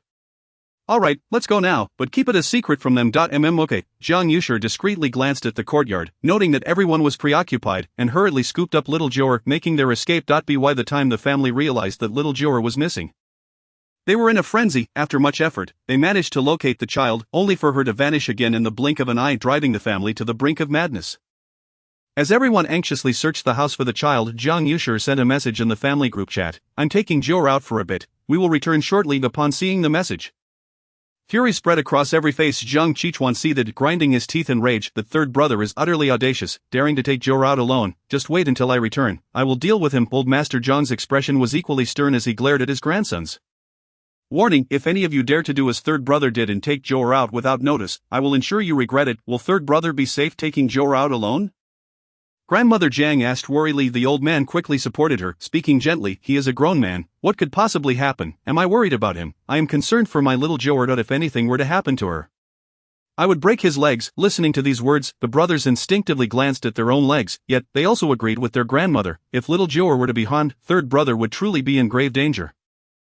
Jiang Yucheng directly tagged him in the group chat. "You have 1 hour to return my sister, or you will face the consequences." The others quickly followed suit, issuing their own threats. As Jiang Yucheng drove, his phone buzzed incessantly with messages. He did not need to look to know the family group chat was filled with accusations against him. He glanced at little Jiu'er, securely buckled in the back seat. sitting upright and poised. After about 10 minutes, the car came to a stop in the parking lot of Jiangqing People's Hospital. Jiang Yushi unbuckled little Jiu'er and carried her directly to the neurosurgery office. Upon entering the hospital, the sight of Jiang Yushi holding a child caused the nurses to gasp, covering their mouths in heartbreak, nearly brought to tears. When did Dr. Jiang marry and have a child? That child resembles him so much, it must be his biological daughter. Oh, my Dr. Jiang. It was no wonder he had turned down so many invitations from them. It turned out he was a family man. Soon, the news spread through the hospital's internal group chat. Dr. Jiang is married and has a daughter. In his haste to reach the inpatient department, Jiang Yushi paid no attention to the messages. Unaware that the entire hospital was buzzing with rumors of his marital status, little Jiu'er nestled comfortably in her brother's embrace, observing the nurses who looked at them with sorrowful expressions. Blinking her large round eyes, pouting in confusion. Once the siblings arrived at the inpatient department, the elevator doors opened, and before they could step out, a man abruptly lunged at them. Jiang Yushi reacted swiftly, holding little Jiu'er tightly to shield her from any harm. "You quack, my wife was perfectly fine until you operated on her, and now she is a vegetable. This is all your fault." The man was highly agitated, gripping Jiang Yushi's arm and striking him repeatedly. Fortunately, the man was of shorter stature, barely reaching Jiang Yushi's shoulder, making it easy for him to shake free. At that moment, security arrived, quickly restraining the man. With a stoic expression, Jiang Yushi stepped out of the elevator, immediately checking to ensure little Jiu'er had not been harmed. "Third brother, I'm fine." In the face of this sudden chaos, little Jiu'er remained remarkably composed, showing no signs of fear. In Jiang Yushi's arms, she gazed at the restrained man. "Third brother, that person is destined to lose his wife, so this matter has nothing to do with you." Jiang Yushi looked at little Jiu'er in shock. Although he could understand her words, he struggled to grasp their meaning when pieced together. Little Jiu'er, undeterred by whether her brother comprehended her or not, kept her gaze fixed on the man's face. Suddenly, she appeared puzzled, exclaiming, "Oh, why did his facial features change so suddenly?" She scratched her smooth little head, recalling that just a moment ago, the man's marital line had indeed appeared severed. How could it miraculously reconnect in the blink of an eye? Had she misjudged? Shaking her head, she asserted that she never made mistakes. Concluding that something was amiss, the 3.5-year-old child pouted, adopting a serious expression reminiscent of an adult. After a moment, her face brightened, and she slapped her forehead. As she struck her own head, Jiang Yushi quickly grasped her chubby little hand, exclaiming, "Jiu'er, why are you hitting your head?" Little Jiu'er disregarded any pain and excitedly said to her brother, "Third brother, there is still hope." Jiang Yushi was utterly bewildered, at a loss for what little Jiu'er was talking about. Why was she babbling nonsense as soon as she entered the hospital? Could it be that the hospital's oppressive atmosphere had affected her? This thought startled Jiang Yushi. If little Jiu'er were truly possessed, he was certain that upon returning home, the family would surely devour him alive, especially the patients of Jiang Yushi. They are clamoring to change their attending hospitals. Jiang Yushi is a celebrated figure in neurosurgery. Not only handsome but also exceptionally skilled. Over the years at the People's Hospital, many patients have sought him out. Specifically, those who once elevated him to great heights now seek to bring him low. Jiu'er, upon hearing these remarks, felt her face flush with indignation. Her chubby cheeks puffed up like a pufferfish. She marched over to these individuals, hands on her hips, and shouted angrily, "You are speaking nonsense. My third brother's medical skills are the best. I won't allow you to say such things about him. If you do, I'll unleash little ghosts to scare you." This was the first time Jiu'er had expressed such fury. Her brother was not to be slandered. The crowd, looking at this plump little girl, noted her tender age contrasted with her fiery temperament. They cast disdainful glances at Jiang Yushi, thinking it ridiculous for a child to speak on his behalf. Perceiving him as a coward without any sense of responsibility, Jiang Yushi stood there, dazed, gazing at the fierce little figure with her hands on her hips, warmth flooding his heart. His sister, such a soft and adorable little girl, was bravely standing up against a crowd of adults to protect her brother from their bullying. The previously gloomy expression on his face transformed into a broad smile as he stepped forward and enveloped Jiu'er in his arms, planting a kiss on her cheek. "Be good, Jiu'er, your brother can handle this. Why don't you go play in my office for a while? I'll come find you once I'm done." "No, third brother Jiu'er can help you with your patients," she exclaimed, pulling a dusty little bag from her cloth pouch and waving it in front of Jiang Yushi's eyes, whispering, "Third brother, needles." Upon seeing the bag in Jiu'er's hands, Jiang Yushi curiously took it and discovered it contained silver needles. How did Jiu'er come by silver needles? "Third brother Jiu'er is very skilled. Even the master cannot needle as accurately as I can." "You can perform acupuncture?" Jiang Yushi was taken aback, momentarily at a loss for words. Jiu'er nodded vigorously. "I told you before, I can needle." Jiang Yushi recalled that she had indeed mentioned such a thing, but he had dismissed it as the fanciful claims of a 3-year-old. Now, seeing his sister so earnestly holding the silver needles, it appeared she might truly possess the ability. "Jiu'er, why don't you wait in my office for a bit? Later, I'll take you to do some acupuncture." "Alright, okay." Sitting in Jiang Yushi's office chair, Jiu'er played with the set of silver needles. These needles were given to her by Wang Yi when she left. Previously, she had only practiced with the most inferior needles, which she bent and rendered unusable after a few attempts. This set of silver needles was a treasure of Wang Yi, kept locked away in a cabinet. Jiang Yu'er's intern had been observing Xiao Jiu'er since her arrival, initially mistaking her for Jiang Yu'er's daughter. However, she had just heard the child refer to him as third brother, revealing her true identity as his sister. The intern had recently graduated from medical school, securing her internship at the People's Hospital through family connections, and was assigned to Jiang Yu'er. She had long admired him, but regrettably Jiang Yu'er seemed indifferent to women. She had never seen him smile at any woman, let alone show affection. Now realizing that this child was his sister, she thought that perhaps if she endeared herself to her, Jiang Yu'er might regard her with favor. After all, it seemed evident that he dotes on this sister. She took out a small cake she had bought that morning and a bottle of milk, approaching Xiao Jiu'er with a bright smile. Xiao Jiu'er, engrossed in examining the master's treasured silver needles, merely greeted the unfamiliar sister with a polite, "Hello, sister. Children ought to be courteous. When out in public, they must speak sweetly," addressing young women as sister. Slightly older ones as aunt, and the elderly as grandma. These were words instilled in her by her master, and Xiao Jiu'er had committed them to memory. Thus, even though she wasn't particularly fond of this older sister, she maintained her politeness. Of the intern, namely Lu, beamed at Xiao Jiu'er's greeting and said, "Little sister, would you like some cake?" At the mention of cake, Xiao Jiu'er's round, sparkling eyes lit up. She adored sweet, soft cake. "Thank you, sister," she replied joyfully, accepting the cake. Her master was right. Sweet-tongued children receive treats. Watching Xiao Jiu'er devour the cake, Lu felt elated. Thinking children were indeed easy to please, she pulled out a chair and sat beside Xiao Jiu'er, tentatively asking, "Little friend, are you Dr. Jiang's sister?" "Yes," Xiao Jiu'er replied, her mouth full of cake, providing only a simple response. "Does your brother have a girlfriend?" "Girlfriend?" Xiao Jiu'er looked at Lu in confusion, quickly swallowing her cake and asking, "Sister, what is a girlfriend?" Now it was Lu's turn to be perplexed. Aren't children supposed to be more mature these days? How could this child not know what a girlfriend is? She pondered for a moment before rephrasing her question. "Has your brother ever brought a woman home?" Xiao Jiu'er thought seriously for a moment. She had only returned home the previous night, so whether her third brother had brought a woman home was beyond her knowledge. Thus she shook her head decisively. Seeing her shake her head, Lu felt a surge of joy. If he had never brought a woman home, then that meant he didn't have a girlfriend. She quickly took out the milk for Xiao Jiu'er, thoughtfully inserting a straw. "What is your name, little sister?" "Xiao Jiu'er." "Then Xiao Jiu'er, do you think I treat you well?" As Xiao Jiu'er was happily munching on her cake, she looked at Lu and then at the remaining piece of cake in her hand. After a moment's contemplation, she pushed the cake towards Lu. Her master had indeed been correct. Sweet-tongued children receive treats. "A sister, the cake is for you." She then pulled out the 10 yuan she had earned from selling charms and placed it on the table, saying it was for the cake. Xiao Jiu'er's actions left Lu utterly bewildered. Had this child not been thoroughly enjoying her cake just moments ago? "Sister, you and my brother are not meant to be." With that statement, Xiao Jiu'er gathered her belongings and trotted out of the office. Although she did not comprehend love, she had read fortunes and calculated destinies for many at Yuntai Temple. This sister clearly harbored feelings for her third brother and wished to become his wife.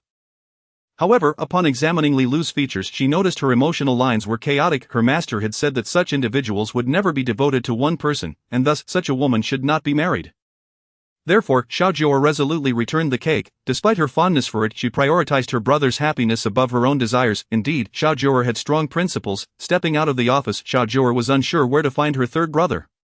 She wandered the corridor, peeking into each patient room. After searching in vain, she made her way to the other end of the corridor, repeating the process. However, when she opened the door to one room, agonizing cries echoed within. Xiao Jiu'er stood at the threshold, observing several doctors in white coats, busily attending to a man with various instruments. Beside the bed, an elderly woman was wailing inconsolably, supported by two women who were equally tearful. The doctors continuously used their instruments to defibrillate the man, the harsh sound of electricity piercing the air, prompting everyone present to break into tears. "We're sorry. We have done our utmost. Please prepare for the arrangements." The doctors, with solemn expressions, cast regretful glances at the family members before exiting the room. None noticing the little figure standing at the door, Xiao Jiu'er's gaze remained fixed on the man who had been declared dead. She observed his spirit hovering beside his lifeless body, flailing as he attempted to return to his form, repeatedly lunging towards it, yet unable to re-enter. Just as he was at a loss, he suddenly looked up and saw Xiao Jiu'er curiously staring at him.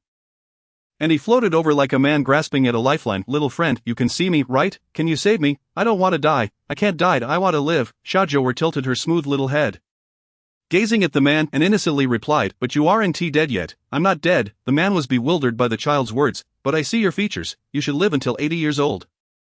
Your appearance hasn't changed, so you surely aren't dead." Xiao Jiu'er pondered for a moment. Her master had said that saving a life is more meritorious than constructing a stupa. Those who practice the Tao should perform good deeds. Yes, my master is never wrong. With that conviction, Jiu'er scampered to the bedside. The man's family, collapsed in grief upon his corpse, wailed uncontrollably, with the elderly woman having fainted. Saving a life is more meritorious than constructing a stupa.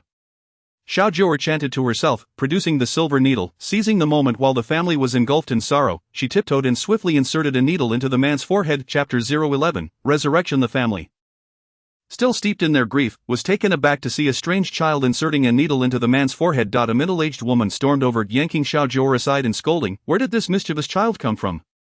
Where are your parents?" Jiu'er stumbled from the woman's force, nearly losing her balance. If it had been any other child, they would have certainly fallen to the ground upon hearing the woman's scolding. The little one, Jiu'er, remained unperturbed. Her cherubic face radiated determination as she spoke. "Auntie, uncle is not dead yet. He will wake up very soon." Although the woman was still filled with anger, the child's words softened her ire somewhat. She crouched down, suppressing her sorrow, and her tone became gentler. "Little friend, thank you," but the words that followed faltered as thoughts of her beloved husband flooded her mind, and her tears cascaded down like pearls slipping from a broken string.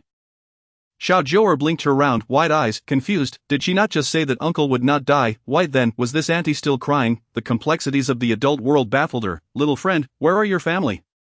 Shall I take you to find your mommy and daddy?" The woman felt a twinge of guilt for nearly causing the child to fall moments before, wishing to apologize to Jiu'er's parents. After all, no one could remain calm in such a situation. Jiu'er shook her head and replied, "I came with my brother. He is busy right now. Then please stay here and do not wander off, lest your brother cannot find you later," the woman urged, her mind too consumed with grief to focus on the child's affairs. With her husband's body still warm, she stood up, noticing the silver needle on his forehead.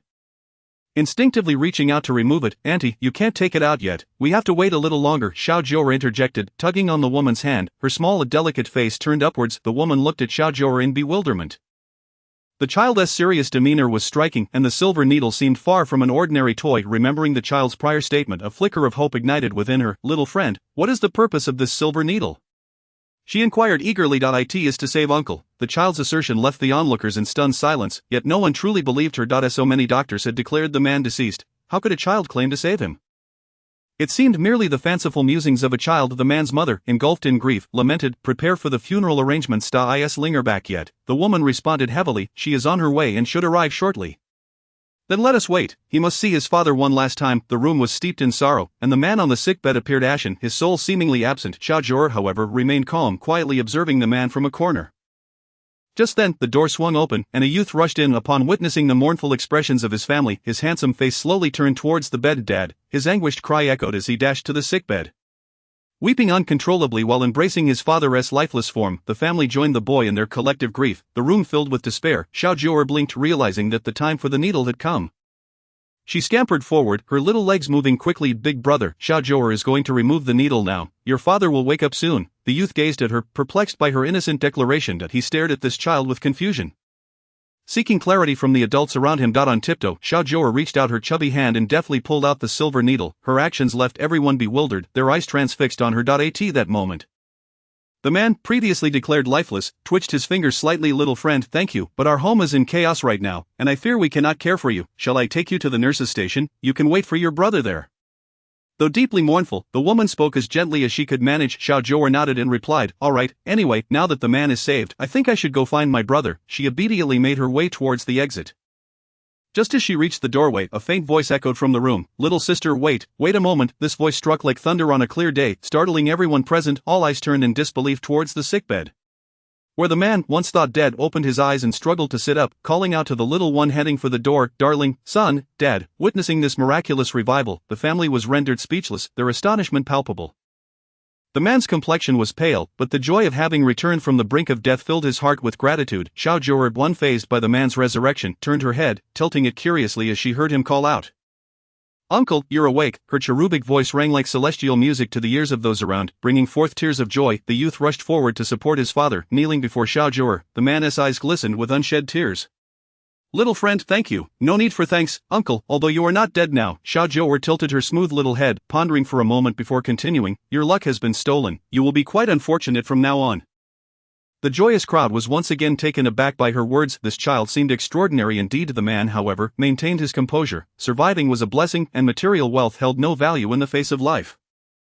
"Thank you for your warning. I shall be cautious." "Little friend, could you share your parents' names with me? I wish to visit and express my gratitude." Jiu'er considered this, Previously, at the temple, she had always mentioned her master's name whenever she saved someone. Now, with her master absent, it would suffice to name her father. Jiu'er eagerly. Jiu'er had been searching for Jiu'er since finishing his duties. He had been frantic when he realized his sister had wandered out of the office alone. Had she not been found, he might have jumped from the hospital's upper floors in despair. Finally locating her, his hardiest brother, seeing her third brother, Jiu'er joyfully bounded to his side, wrapping her arms around his legs. Dr. Jiang, the man, recognizing Jiu'er as his attending physician, quickly stood to greet him. Mr. C. You, just moments before Jiu'er had received news of the patient's passing, how could he now stand before him? Alive and well, Jiang gazed benevolently at Jiu'er and said, "It was this child who brought me back from the gates of the underworld." Jiu'er was incredulous. His sister had revived a man previously declared dead? "Brother, I told you, I am very powerful." Jiu'er, overwhelmed with emotion, scooped Jiu'er into his arms and planted a kiss on her cherubic cheek, exclaiming, "Yes, our Jiu'er is the most powerful." The C family, upon learning that this little girl was Jiu'er's sister, approached to express their gratitude. Dr. Jiang, today has been chaotic. We shall visit soon to properly thank Jiu'er. Mr. C. You are too kind. However, even though you are now out of danger, you must undergo a thorough examination. Your condition. Jiu'er left the rest unsaid, confident that the other party understood very well. Thank you for the reminder, Dr. Jiang. Ling Yu, Jiang's son, had been observing Jiu'er intently. How adorable she was. It was astonishing that such a small child possessed medical knowledge and could bring someone back to life. After bidding farewell to the C family, Jiu'er prepared to return home, holding Jiu'er. Brother, is your patient well now? Jiu'er suddenly remembered Jiu'er's earlier claim that she could help him treat the patient who had fallen into a vegetative state.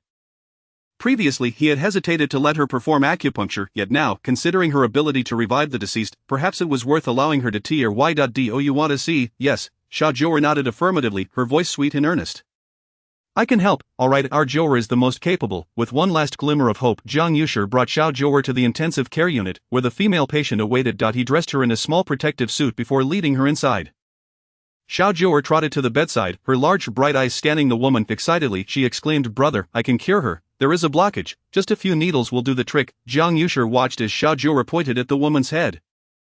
His expression filled with confusion. Jiu'er, how did you know that place was problematic? I saw it, she replied, pulling out several silver needles from her small cloth pouch. Her cherubic face said in earnestness, "Third brother, I can't reach." Finding the bed higher than those in the ward, she stretched her little hand but could not grasp it even on tiptoe. Jiu'er hesitated, contemplating whether to permit Jiu'er to proceed with the acupuncture. This decision was critical to the patient's safety, and he felt trepidatious about taking such a risk. Third brother. When he did not respond, she called out once more, her voice soft and pleading. Hearing her gentle tone, Jiu'er gritted his teeth, deciding to take the plunge. After all, what worse could happen than the current situation? Thus, he chose to gamble on this opportunity. Chapter 012, a display of medical expertise in the intensive care unit of the People's Hospital. Jiu'er drew the curtains of the ward and securely locked the door. He then approached and gently lifted the little girl, Jiu'er, placing her on a chair, enabling her to reach the patient.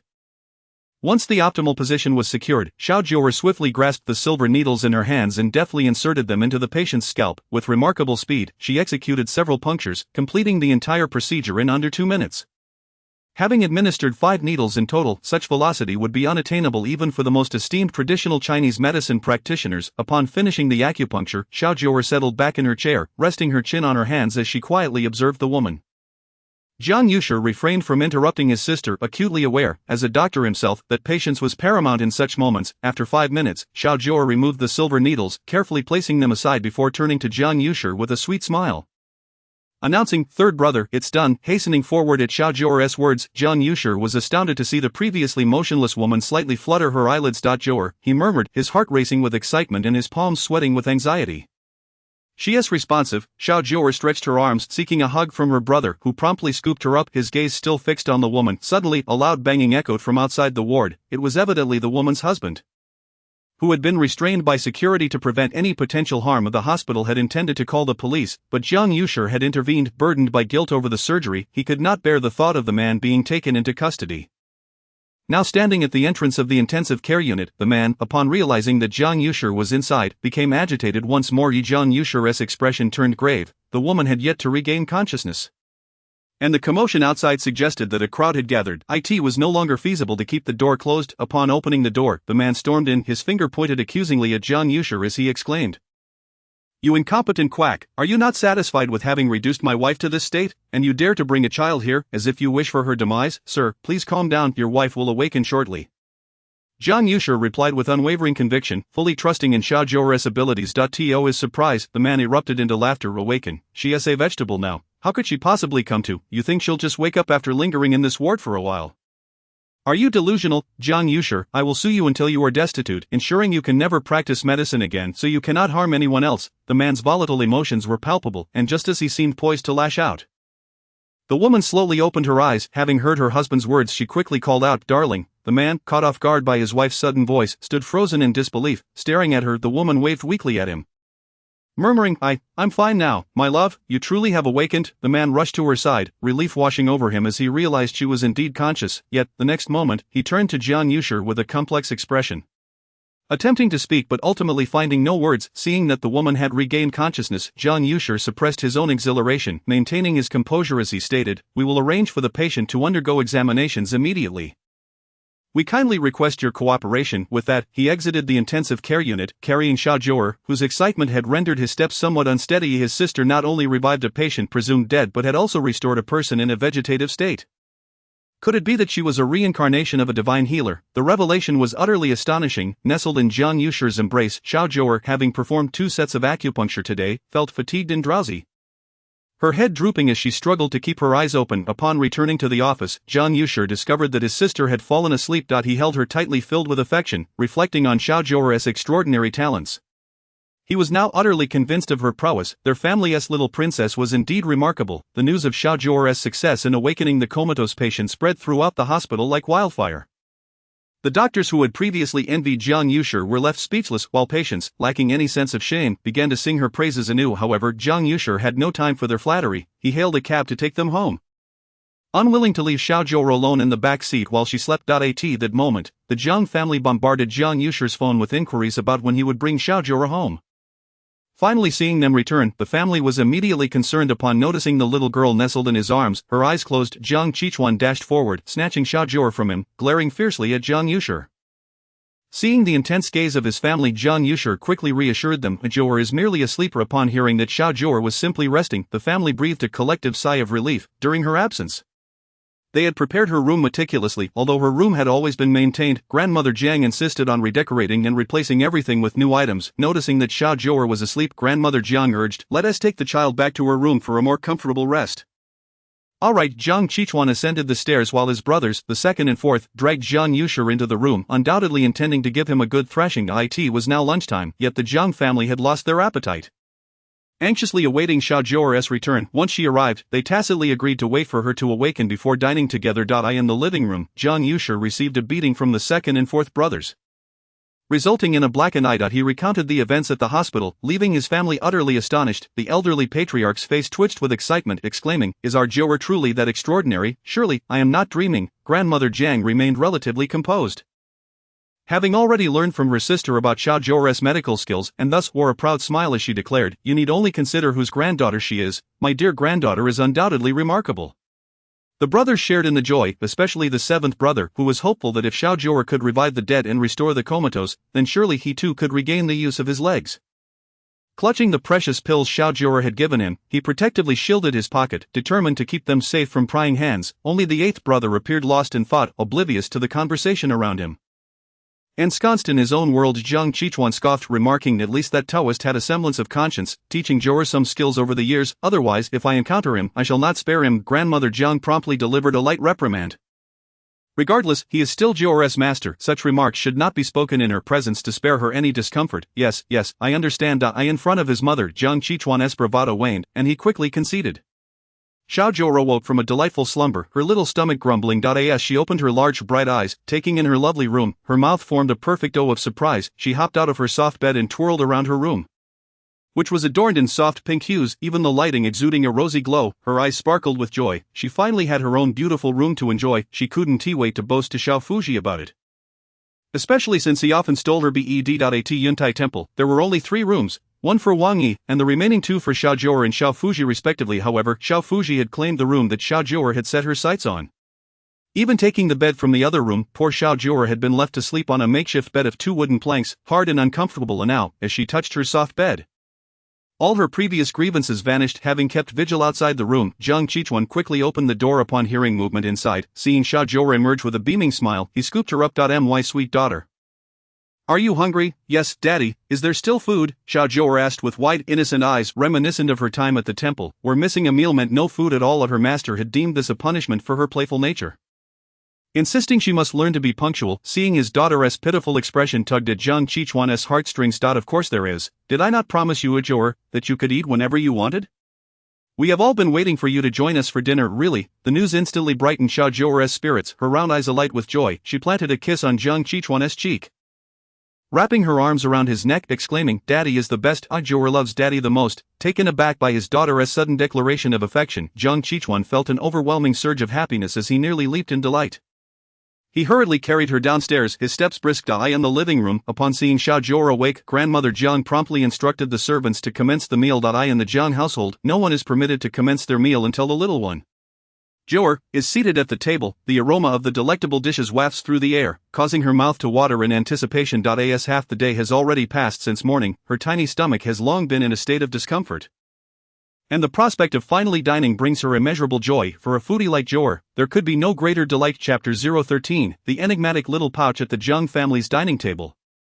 The family only begins their lunch well into the afternoon. Jiu'er, not yet at the table, makes everyone else wait. Regardless of their hunger, her eyes are fixated on the spread of delicious food before her, and she can no longer contain her drool. With one hand clutching a chicken leg and the other grasping a pig trotter, she devours them with abandon, grease covering her cherubic face. The elderly matriarch watches her granddaughter with a heart full of warmth, occasionally wiping the oil from her face. Dining with Jiu'er has improved the grandmother's own appetite. In the past, she would eat no more than half a bowl of rice, a bowl of soup, and a smattering of vegetables, avoiding meat altogether. Yet, just moments ago, she consumed a substantial portion of rice along with several pieces of chicken. The others, too, found their appetites greatly stimulated, eating significantly more than usual. Although the family had witnessed Jiu'er's eating capacity in the morning, they were still astonished to see such a small child consume nearly all the dishes laid out before her. Jiu'er was blissfully engrossed in her meal, oblivious to her family's astonishment at her voracious appetite. After finally indulging to her heart's content, she let out a satisfied burp, a smile of fulfillment lighting up her face. Jiu'er, did you get enough to eat at the Taoist temple? Jiang Qichuan could not help but inquire. Jiu'er pouted, reminiscing about her time at the temple, her small figure mimicking the adults as she sighed heavily. Master was quite poor, and we relied on the kind gentleman from the mountain below for our meals. So many times we went hungry, and I was very often left with an empty stomach. As she spoke, her tender, fair face contorted with grievance. The sensation of hunger was indeed unpleasant. Hearing this, Jiang Qichuan felt a pang of sympathy for his daughter. Realizing how much she had endured over the years, it was evident that life at the temple was truly arduous. Wang Yi, too, should have informed him. At the very least, no child should go without food. The more Jiang Qichuan watched Jiu'er devour her meal, the more he felt a deep sense of sorrow for the hardships they had faced over the years. Jiu'er thought of Wang Yi. Although her master was poor, he treated her exceptionally well. The food at the temple was always rationed for her, but her master, being naturally destitute, was unable to provide her with the same abundance she now enjoyed. Daddy, master is very good to me, he's quite remarkable. The little one wrapped her arms around her father's neck, beaming sweetly, and continued, Jiu'er is also very capable. I can earn lots and lots of money. Is that so? My darling can earn a great deal of money. That's simply wonderful. Jiang Qichuan affectionately ruffled Jiu'er's smooth little head. In the eyes of a child, a significant sum of money was likely only a few dozen coins. Jiu'er proudly tilted her head back, rummaging through her little pouch for a while before finally producing a bank card. All of Jiu'er's earnings are in here. Master said that all my money is stored in this card. Curiosity piqued, Jiang Qichuan looked at the bank card in Jiu'er's hand. Considering his daughter's remarkable healing abilities, she must have saved many lives, and naturally, her fees would not be modest. He gestured to Jiang Yuchen, indicating that he should investigate the balance. Before long, Jiang Yuchen returned with the information, his expression one of deep contemplation. He showed the message to Jiang Qichuan, who was equally astonished. The card contained over 20 million. Gazing at the lengthy string of zeros, Jiang Qichuan could hardly believe his eyes. How could his precious daughter have earned such a fortune at such a tender age? It only deepened his confusion. If Jiu'er could earn so much, why had that scoundrel Taoist allowed her to live in such hardship? At least the Taoist had some conscience, not embezzling his daughter's hard-earned money. Unbeknownst to Jiu'er, she was already a little heiress. To her, 10 yuan was a considerable amount. She was illiterate, unable to comprehend the balance displayed in the message. Jiang Qichuan returned the card to Jiu'er, lovingly advising, Jiu'er, this is your private stash. Make sure to safeguard it well. I will take good care of it. Jiu'er casually tucked her bank card back into her little pouch, understanding that it was her private money, and she must protect it from thieves. Jiang Qichuan felt a twinge of disdain for the somewhat worn and tattered little pouch, suggesting to her, Jiu'er, didn't I buy you many beautiful bags? Shall we switch to a new one later? Without a moment's hesitation, Jiu'er shook her head vigorously, resolutely replying, "Daddy, this is a treasure. I begged master for a long time before he gave it to me. I can't change it." Jiang Qichuan was both amused and exasperated at his daughter's attachment to the shabby pouch. Marveling at how a child could recognize the worth of something so seemingly trivial, old 7th Jiang Yuxuan was also intrigued by Jiu'er's little pouch. Though it appeared small, it seemed to contain a great many items.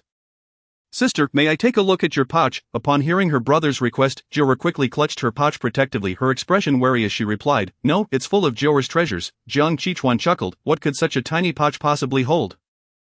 "Plenty." With that, Jiu'er began to extract items from her pouch one by one, various bottles and jars containing the pill she had made during her idle time. There were also several stacks of talisman papers, vermilion paintbrushes, a bagua mirror, and a few books. Everyone's eyes widened in disbelief, unable to fathom how such a small pouch could contain so many items. As they gazed at the overflowing table, they collectively turned to Jiu'er. Realizing that her pouch was indeed a treasure, once Jiu'er had finally emptied her pouch, she excitedly introduced each of her precious items to her family. She picked up a few talisman papers and distributed them to her family members, carefully instructing, "This is a peace blessing. You must keep it close, as it can save your life in critical moments." The family examined the vividly illustrated talisman papers in their hands, skeptical yet intrigued by their purported mystical properties. However, given that they were gifts from Jiu'er, they cherished them nonetheless. After handing out the peace blessings, Jiu'er retrieved a different talisman and presented it to Jiang Yuchen, advising, "Second brother, this talisman can ward off malevolent individuals." Jiang Yuchen regarded his sister with a puzzled expression, wondering if she was implying that he was being targeted by ill-intentioned people, yet Jiu'er offered no further explanation and merrily scampered away, holding the talisman. Jiang Yuchen remained silent for a moment before carefully stowing it away. In the Jiang family's group chat, old 7th proudly shared a photo of the talisman and pills his sister had given him, captioning it, "A token of affection from my little sister." Instantly, notifications flooded the group chat. Old 5th, whereas sister, old 6th, sister's drawings are truly exquisite. Only the eldest remained silent throughout the discussion, prompting the others to exchange glances filled with concern. The elderly matriarch sighed heavily. "Old man, it has been 3 years since we heard from the eldest. Could something have happened?" Jiang Laozu also sighed deeply. Having made numerous inquiries about his eldest son, yet receiving no news, the military operations are confidential, and they are not permitted to contact anyone. Once his mission concludes, he will return. Do not fret. Speaking of the eldest, the brothers wore solemn expressions. It had been 3 years without any contact, and worry loomed over their hearts. Jiang Qichuan remained silent, as a father could not help but be concerned for his son. However, he was inherently not one to express his feelings easily, and the matters within the family left him with little inclination to focus on his sons. Observing the worry etched on her family's faces, Jiu'er blinked her round eyes and chirped innocently, "Big brother is very safe." Her words brought smiles to their faces, and the elderly matriarch quickly embraced the little one, asking eagerly, "Can Jiu'er discern where your big brother is?" Jiu'er scratched her smooth little head, closed her eyes, and after a moment, suddenly opened them wide, pulling out 3 copper coins from her pouch. With a clink, the coins hit the table, and upon examining the divination symbols, Jiu'er's expression turned grave. "Big brother is in danger." This declaration sent a wave of anxiety through the family. Eldest brother Jiang Yuze had been stationed at the border for years, a place fraught with peril from potential enemy incursions. Hearing Jiu'er explicitly state that he was in danger intensified their concern. However, she added reassuringly, "But there is no real danger." Jiu'er's chubby little hands fidgeted with the coins, her big eyes lighting up with joy as she exclaimed, "Big brother will be back soon." Her fluctuating predictions left the family in a state of emotional turmoil, their hearts rising and falling in tandem, yet they also recognized Jiu'er possessed a unique gift, allowing her words to provide some solace. At that moment, the doorbell rang, and a maid entered to report, "Old madam, several individuals claiming to be from the C family have come to visit the young lady." The elderly matriarch looked perplexed at Jiu'er, for there seemed to be no prior connection with the C family. Just after Jiu'er's return, how could she have possibly met them? Jiang Yuxuer quickly interjected, "The individual Jiu'er saved today was Si Jinyan." Previously, when it was mentioned that the younger sister had revived a patient who had been pronounced dead by the doctor, Jiang Yuxuer did not disclose the identity of the individual, which is why the family was left in a state of confusion. Jiang Qichuan looked at his precious daughter with pride and cheerfully declared, "Since Jiu'er is the lifesaver of the Si family, let us welcome our guests who have come to visit her." At the entrance, Si Jinyan, who had narrowly escaped death that morning, had already been discharged by noon. He had undergone all necessary examinations, and the results revealed that his brain tumor had completely vanished. He was now in perfect health, devoid of any ailments. Consequently, upon his discharge, Si Jinyan eagerly brought along his wife and child, carrying an abundance of gifts to express his gratitude to little Jiu'er. In the living room, the gifts presented by Si Jinyan formed a considerable pile, which left little Jiu'er gazing at them with great desire. Si Jinyan first greeted Elder Jiang and the matriarch before turning to Jiang Qichuan and sincerely extending his hand. Jiang Qichuan harbored little fondness for Si Jinyan. They had crossed paths in their youth but had parted on unpleasant terms due to various circumstances. Brother Jiang, I acknowledge my faults from back then. I hope you can overlook it. Recognizing the sincerity in Si Jinyan's expression, Jiang Qichuan felt reluctant to maintain his stern demeanor and offered a brief handshake as a form of greeting. Si Jinyan smiled and nodded at several brothers of the Jiang family, but when his gaze fell upon little Jiu'er, the affection on his face became impossible to conceal. Hello, uncle, little Jiu'er greeted politely. Her fair and tender face adorned with a sweet smile. Thank you for saving uncle's life. These are gifts from uncle for you. Do you like them? Si Jinyan, not particularly adept at interacting with children, thought about how they only had one son, and he had long yearned for a daughter. Alas, during childbirth, his wife had suffered complications and could no longer conceive, thus, the prospect of having a daughter remained a distant dream for him. Observing little Jiu'er, he imagined that had he a daughter, she might resemble her, adorably chubby and irresistibly charming. Little Jiu'er, excitedly surveying the mountain of gifts, nodded enthusiastically. I really like them, thank you, uncle. Children possess little in the way of complex thoughts. The mere presence of gifts naturally brings them joy. Unbeknownst to her, Si Jinyan had yet to finish presenting his gifts. He retrieved a check from his bag and handed it to little Jiu'er, stating, Jiu'er, this is your pocket money from uncle. When you spend it all, just let me know, and I shall. No need for the money. Our Jiang family does not lack such trifles, Jiang Qichuan interjected.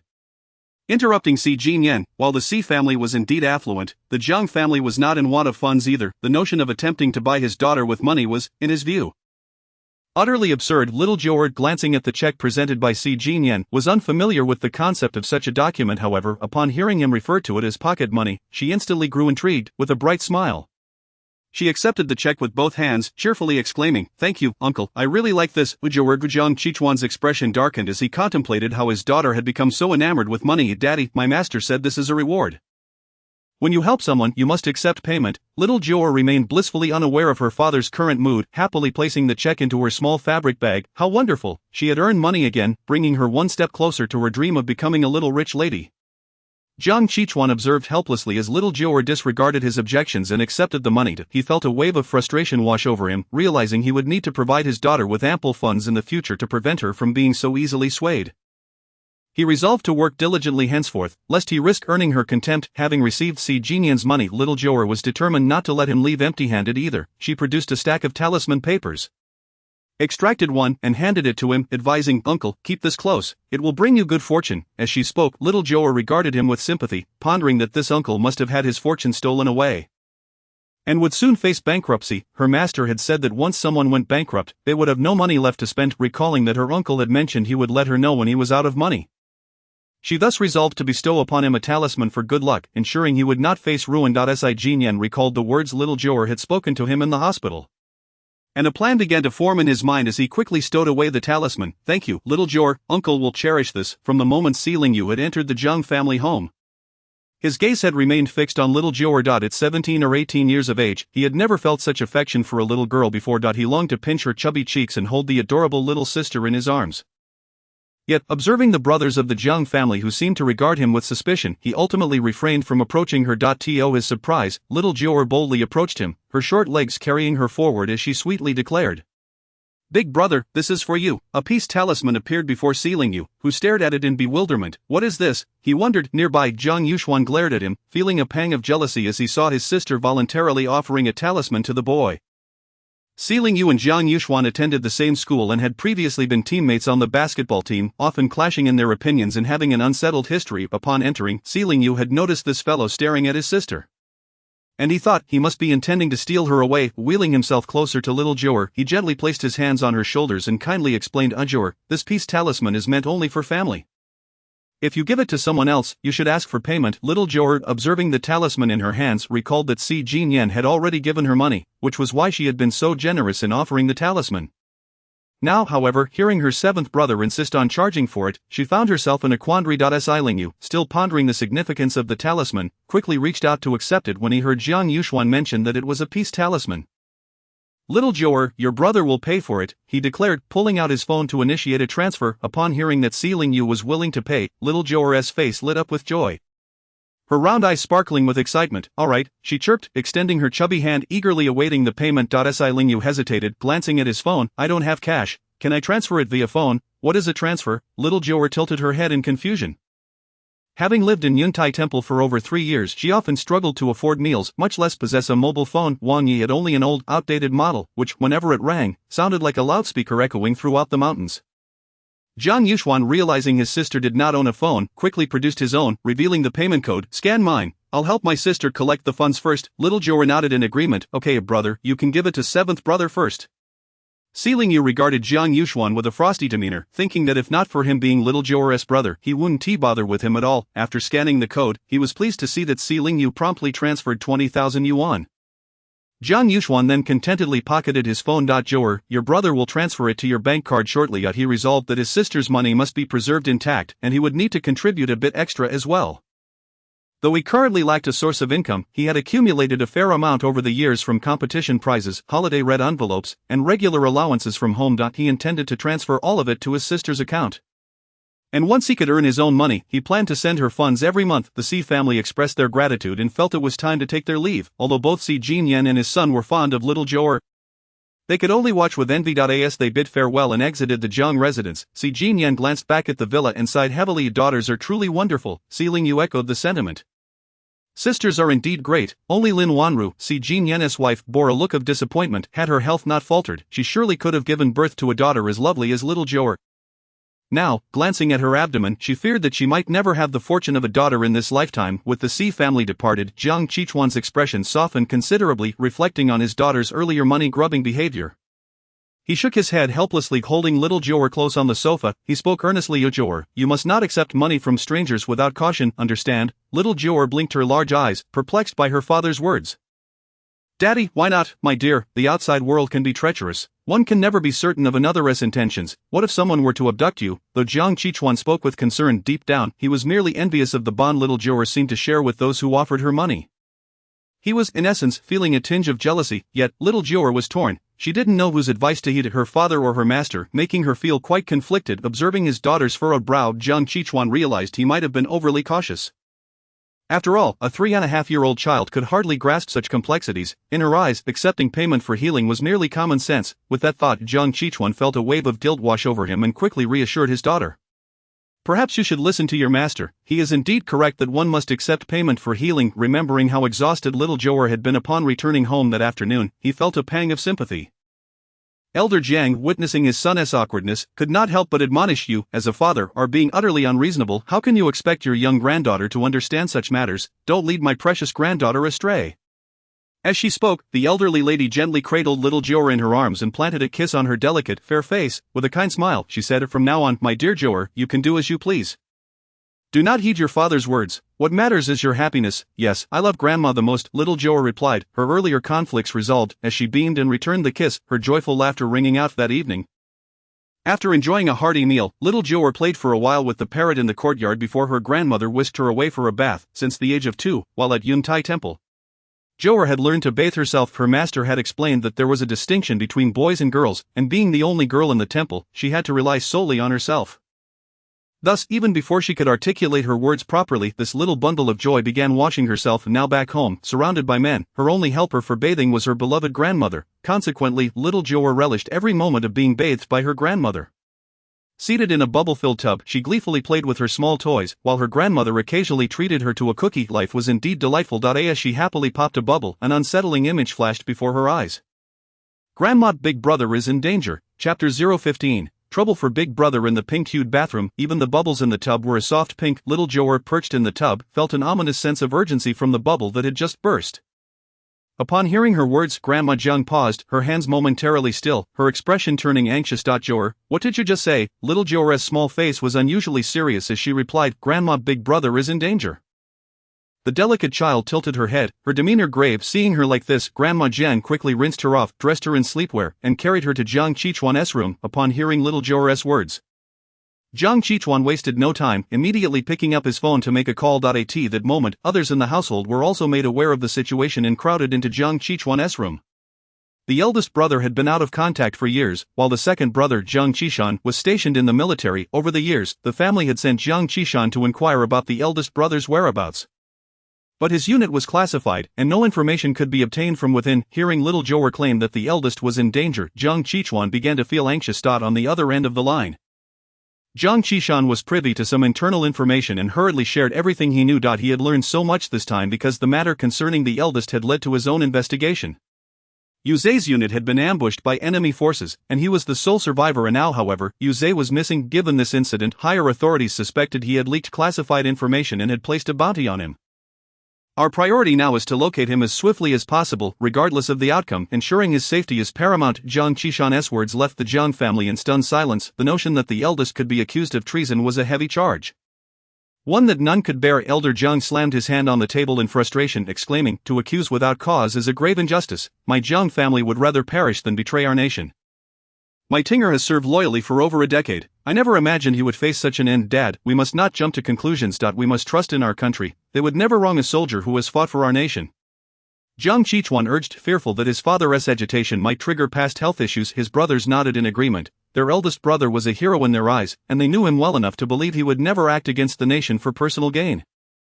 Little Jiu'er, nestled in her grandmother's embrace, absorbed the conversation around her. Though she did not fully grasp the gravity of the accusation of treason, she could sense the severity of the situation from the reactions of her family.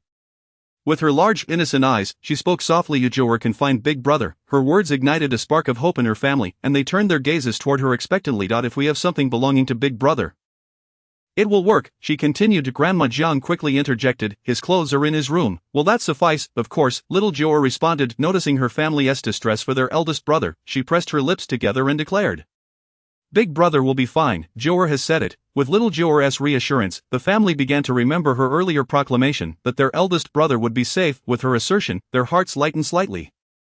Soon after, Grandma Jiang summoned someone to fetch the eldest brother's clothing and handed it to little Jiu'er. From a small bag, little Jiu'er retrieved a bagua mirror and several talisman papers.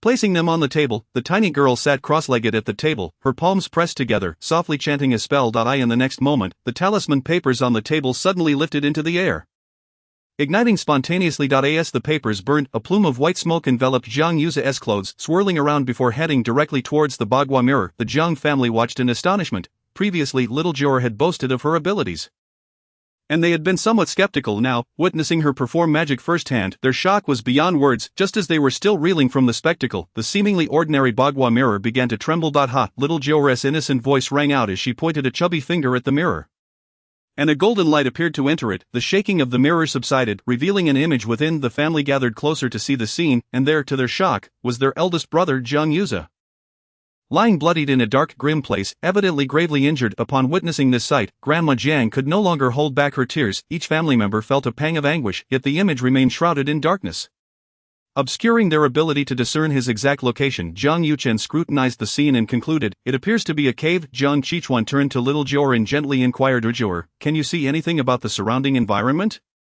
Little Jiu'er shook her head. Her previous spell had drained all her energy, leaving her weary, her once rosy cheeks now pale. "Daddy, Big Brother's scent on this clothing is faint. We can only catch a glimpse of him now."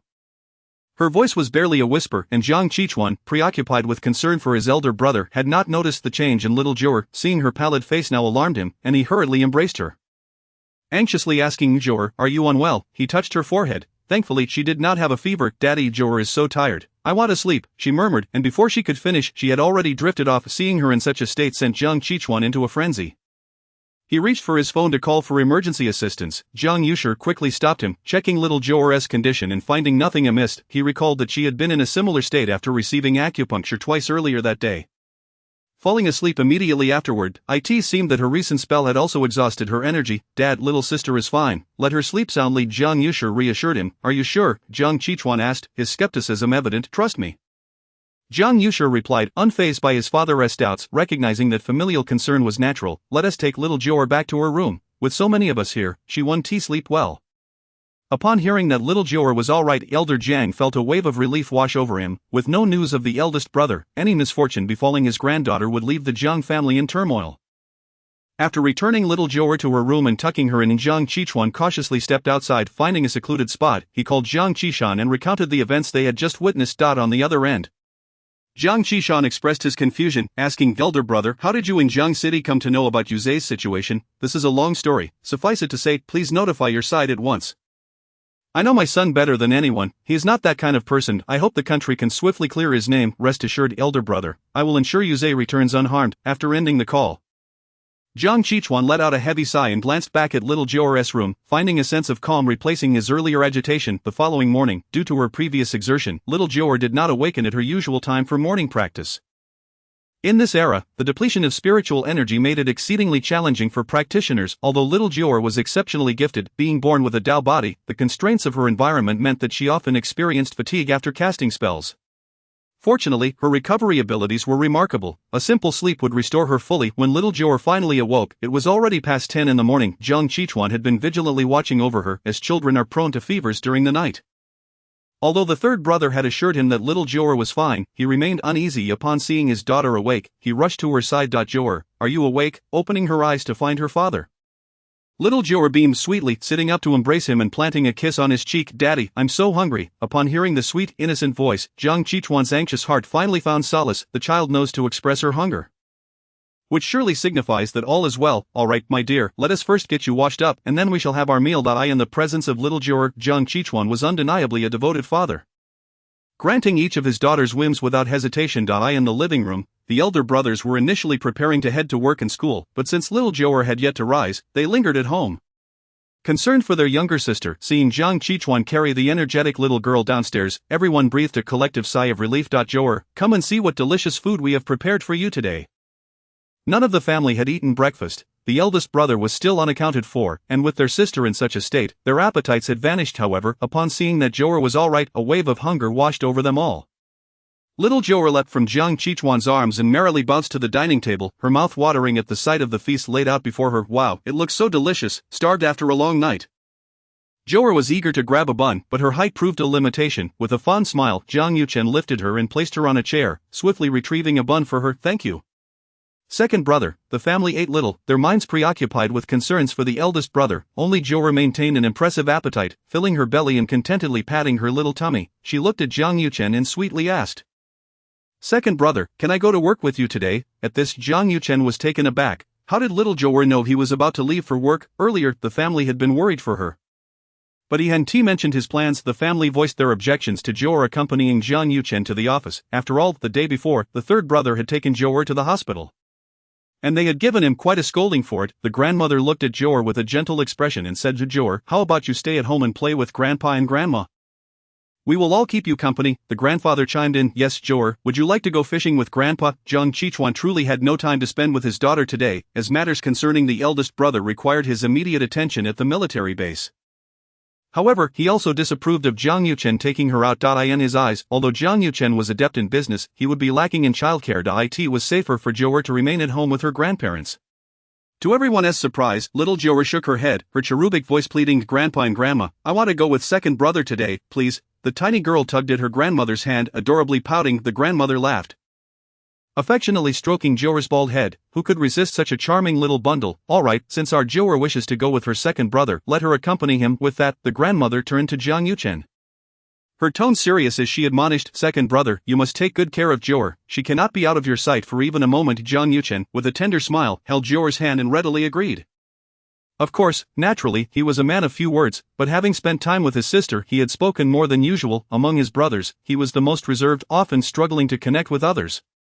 Therefore, the grandmother was pleased to see Jiu'er grow close to her second brother, hoping that perhaps his demeanor would become more lively in her presence. As they departed, Jiang Qichuan reiterated his warning, you must take care of Jiu'er. If you cannot keep her close at all times, then return her home immediately. Understood, Jiang Yuchen replied, carrying little Jiu'er to the car. With Jiu'er's return, all the family cars had been fitted with safety seats. After securely fastening her in, he settled beside her and instructed the driver to start the journey. Jiu'er, what made you suddenly wish to accompany second brother to work? Clutching the doll given to her by her elder brother, Jiu'er replied sweetly, because I like second brother. This response was unassailable. Had anyone else uttered such words, Jiang Yuchen would have rolled his eyes and dismissed them with a curt, go away, but coming from his soft-spoken sister, a smile instantly graced his typically stoic face. Second brother, grandma, and daddy said you can't leave Jiu'er behind today. Little Jiu'er, hugging her bunny doll, gazed at him with her innocent, bright eyes. Jiang Yuchen assured her, I would never leave you. Jiu'er, delighted by her brother's promise, Jiu'er beamed and settled comfortably in her seat, occasionally glancing out at the passing streets of the Xingda group, owned by the Jiang family, was situated in the most bustling commercial district of Jiang City. Occupying the entirety of a 33-story building, Jiang Yuchen's office as president was on the top floor, making it difficult for even the employees on the ground floor to catch a glimpse of him. Upon arriving at the company entrance, Jiang Yuchen stepped out of the car, cradling little Jiu'er in his arms. The security guard, upon seeing the president carrying a little girl, nearly dropped his jaw in surprise.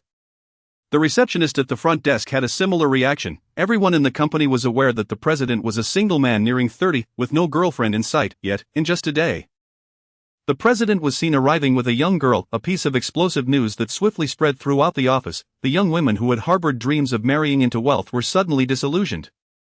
Among the thousands of employees, a significant portion were single women, many of whom had fantasized about a union with Jiang Yuchen, the epitome of a suave, wealthy, and dashing CEO. The revelation of him arriving with a child was a harsh reality for them to digest.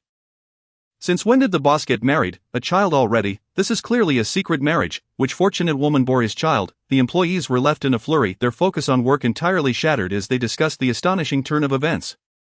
Little Jiu'er nestled in Jiang Yuchen's embrace as they entered the exclusive elevator for the president, ascending directly to the 33rd floor. Upon exiting, the secretaries, having heard the news, turned their attention to Jiu'er. Captivated by her adorableness, yet they were puzzled. Why did this little girl have a shaved head? The pair made their way straight to the office, where Jiu'er finally descended from Jiang Yuchen's arms. Is this where you work? Second brother, she asked curiously, surveying the spacious office with wide eyes. Yes. Do you like it here? I don't like it, she declared, her round eyes fixated on a shadowy corner of the room. Upon entering, she had spotted a ghost lurking there. Hidden from the sunlight due to the day's brightness, Jiang Yuchen was taken aback by her sudden aversion. Why don't you like it? Because of her. Little Jiu'er pointed at the corner where the ghost resided, claiming it was the source of the oppressive atmosphere in the office. Although the president's office was well lit and boasted large windows, the presence of the ghost had cast a pall over the space, making it feel chilly despite the sunlight streaming in. Following her gaze, Jiang Yuchen saw only darkness, devoid of any figure, his brow furrowed. After spending time with Jiu'er, he knew she was not one to speak frivolously. Noticing her distressed expression, he realized something must be amiss in that corner. Jiu'er, is someone there? Shaking her head, she clarified, not a person. She trotted over, facing the ghostly figure, which quivered in fear at Jiu'er's approach.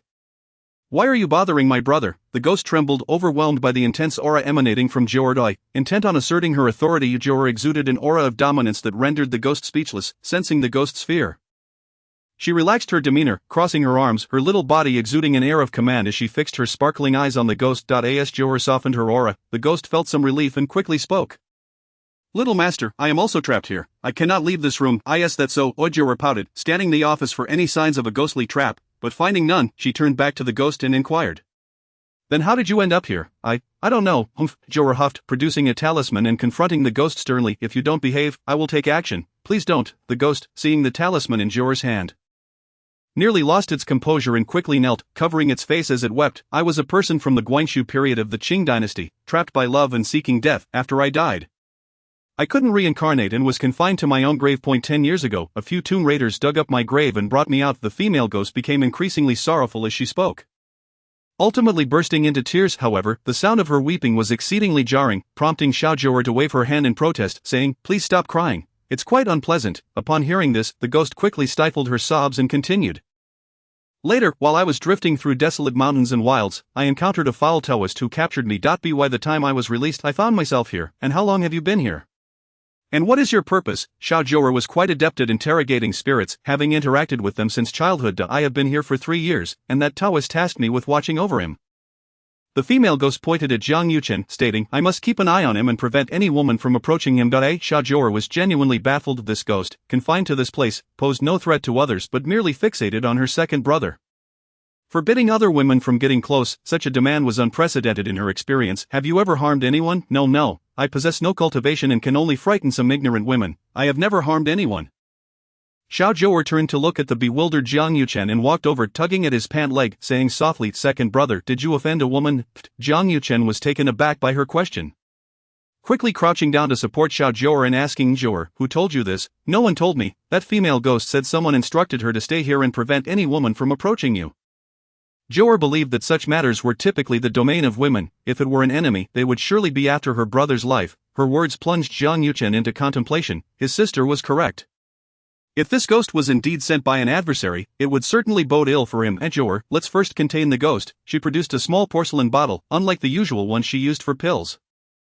It was pitch black. She approached the ghost, tilting her head and saying, "You enter on your own. If I have to do it, you will find it quite uncomfortable." Chapter 17. A reunion with an old flame. Jiang Yuchen remained dazed, watching his sister converse with the ghost in the secluded corner. Could it be true that there was a ghost in his office? The thought of having a spirit lingering in his workspace for so long sent chills down his spine.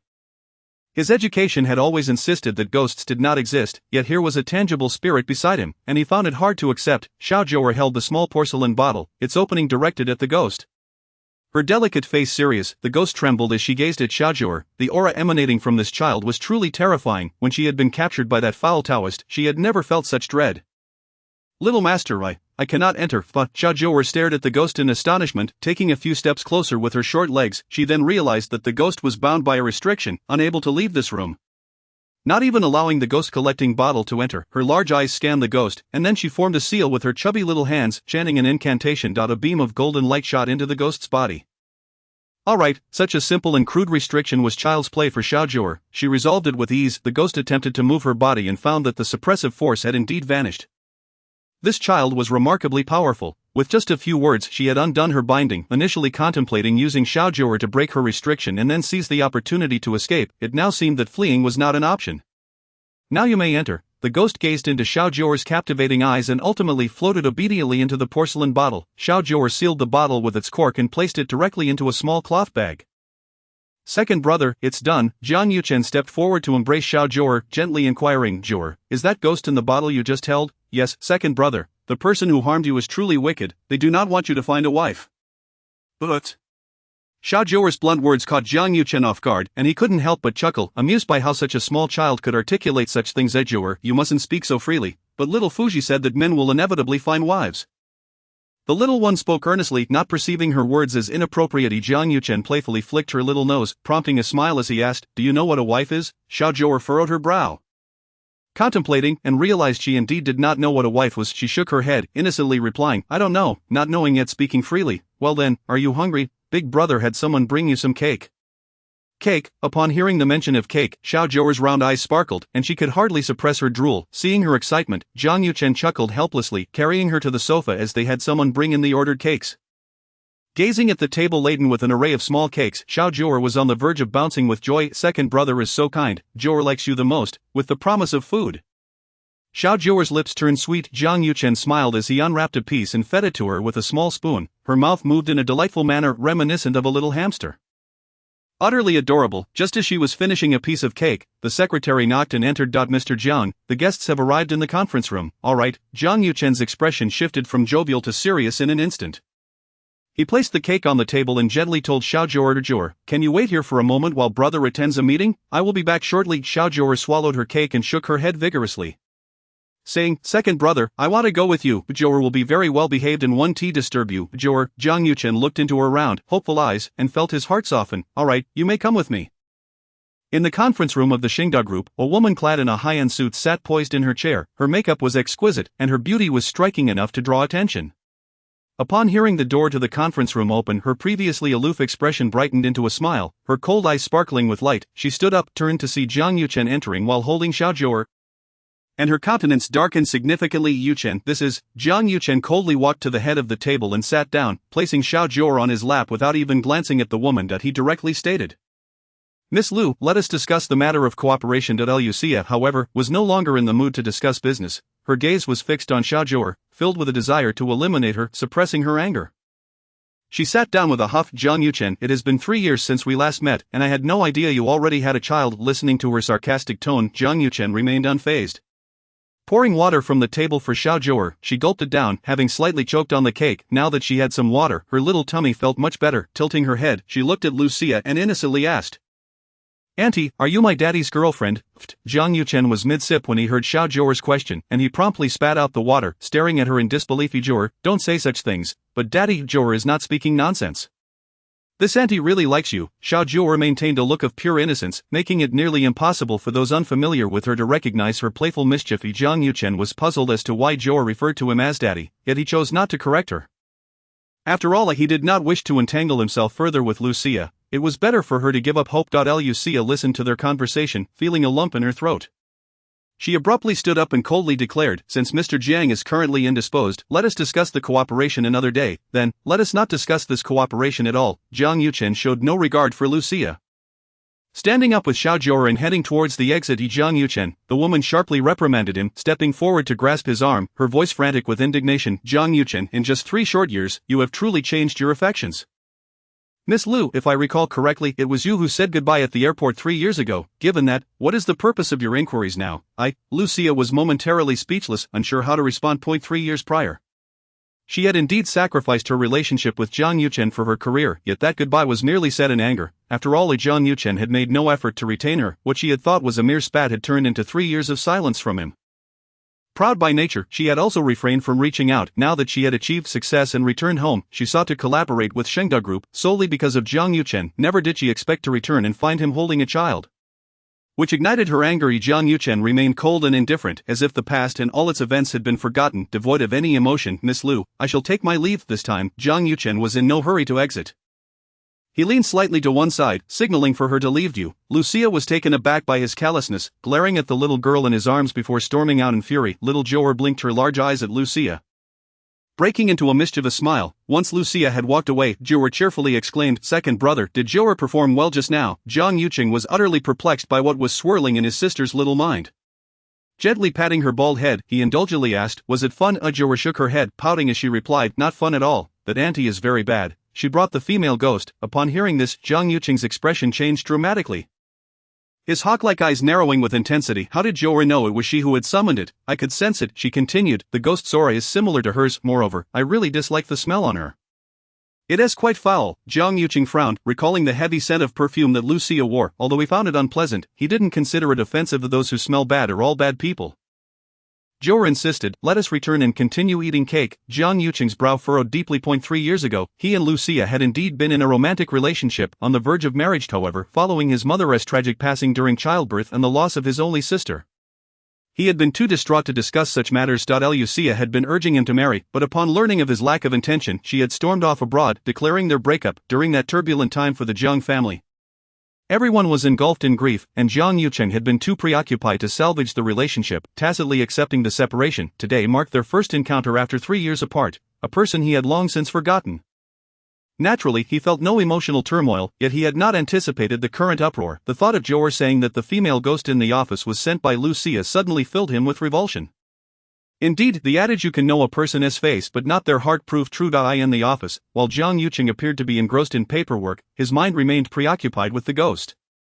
Observing Jiu'er relishing her cake, he could not help but inquire, Jiu'er, can that ghost meet second brother? Little Jiu'er nodded enthusiastically, retrieving a small porcelain bottle to release the ghost. After a few taps around Jiang Yuchen's eyes, when he opened them again, a figure clad in ancient attire with disheveled hair stood before him. Although startled by the sudden appearance of the ghost, Jiang Yuchen maintained a calm facade. He gazed intently at the shivering specter, realizing it was his sister's handiwork. In the lavishly decorated office, sunlight poured through the expansive floor-to-ceiling windows, which should have created a warm atmosphere, but instead, a chilling air pervaded. Jiang Yuchen fixed his gaze on the ghost and inquired, tell me, who brought you here? The ghost trembled, unable to meet his gaze, and after a prolonged silence, offered no reply. Jiu'er trotted up to her cherubic face tilted upward. My brother is asking you, so you must answer honestly.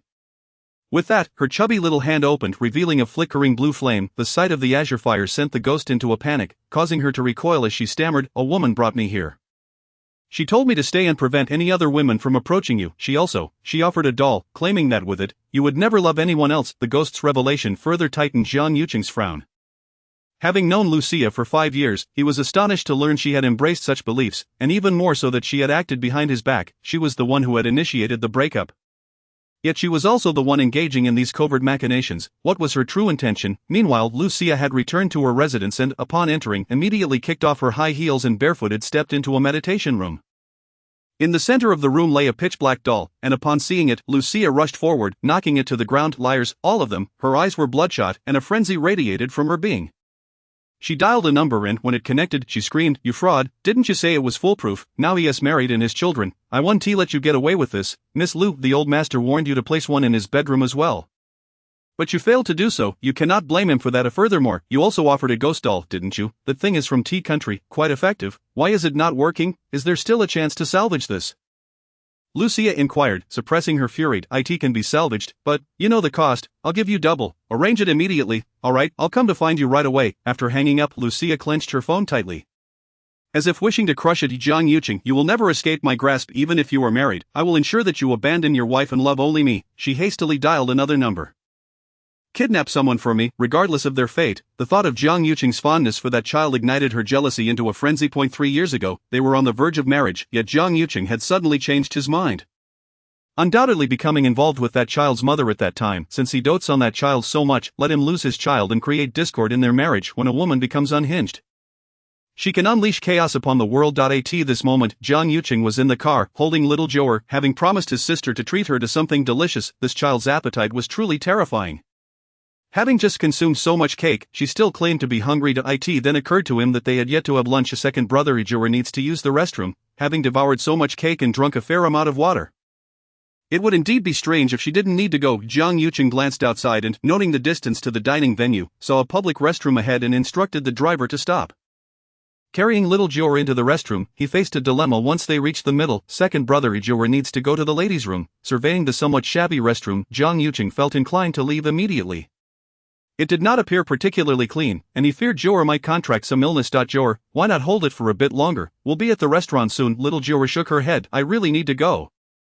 Second brother, you can just wait for me outside. With that, she dashed towards the ladies' room, leaving Jiang Yuqing no choice but to wait outside. During his wait, several girls exited the restroom and, upon noticing the handsome Jiang Yuqing standing by the door, gasped in surprise before blushing shyly. What a handsome man, he must be wealthy, just look at that suit, it must be worth a fortune. The women whispered among themselves, casting glances in his direction. Jiang Yuqing remained unfazed, occasionally glancing towards the ladies' room. Jiu'er was still so young, she likely didn't understand if she could manage alone or needed assistance. However, given that it was the ladies' room, he had no choice but to remain outside.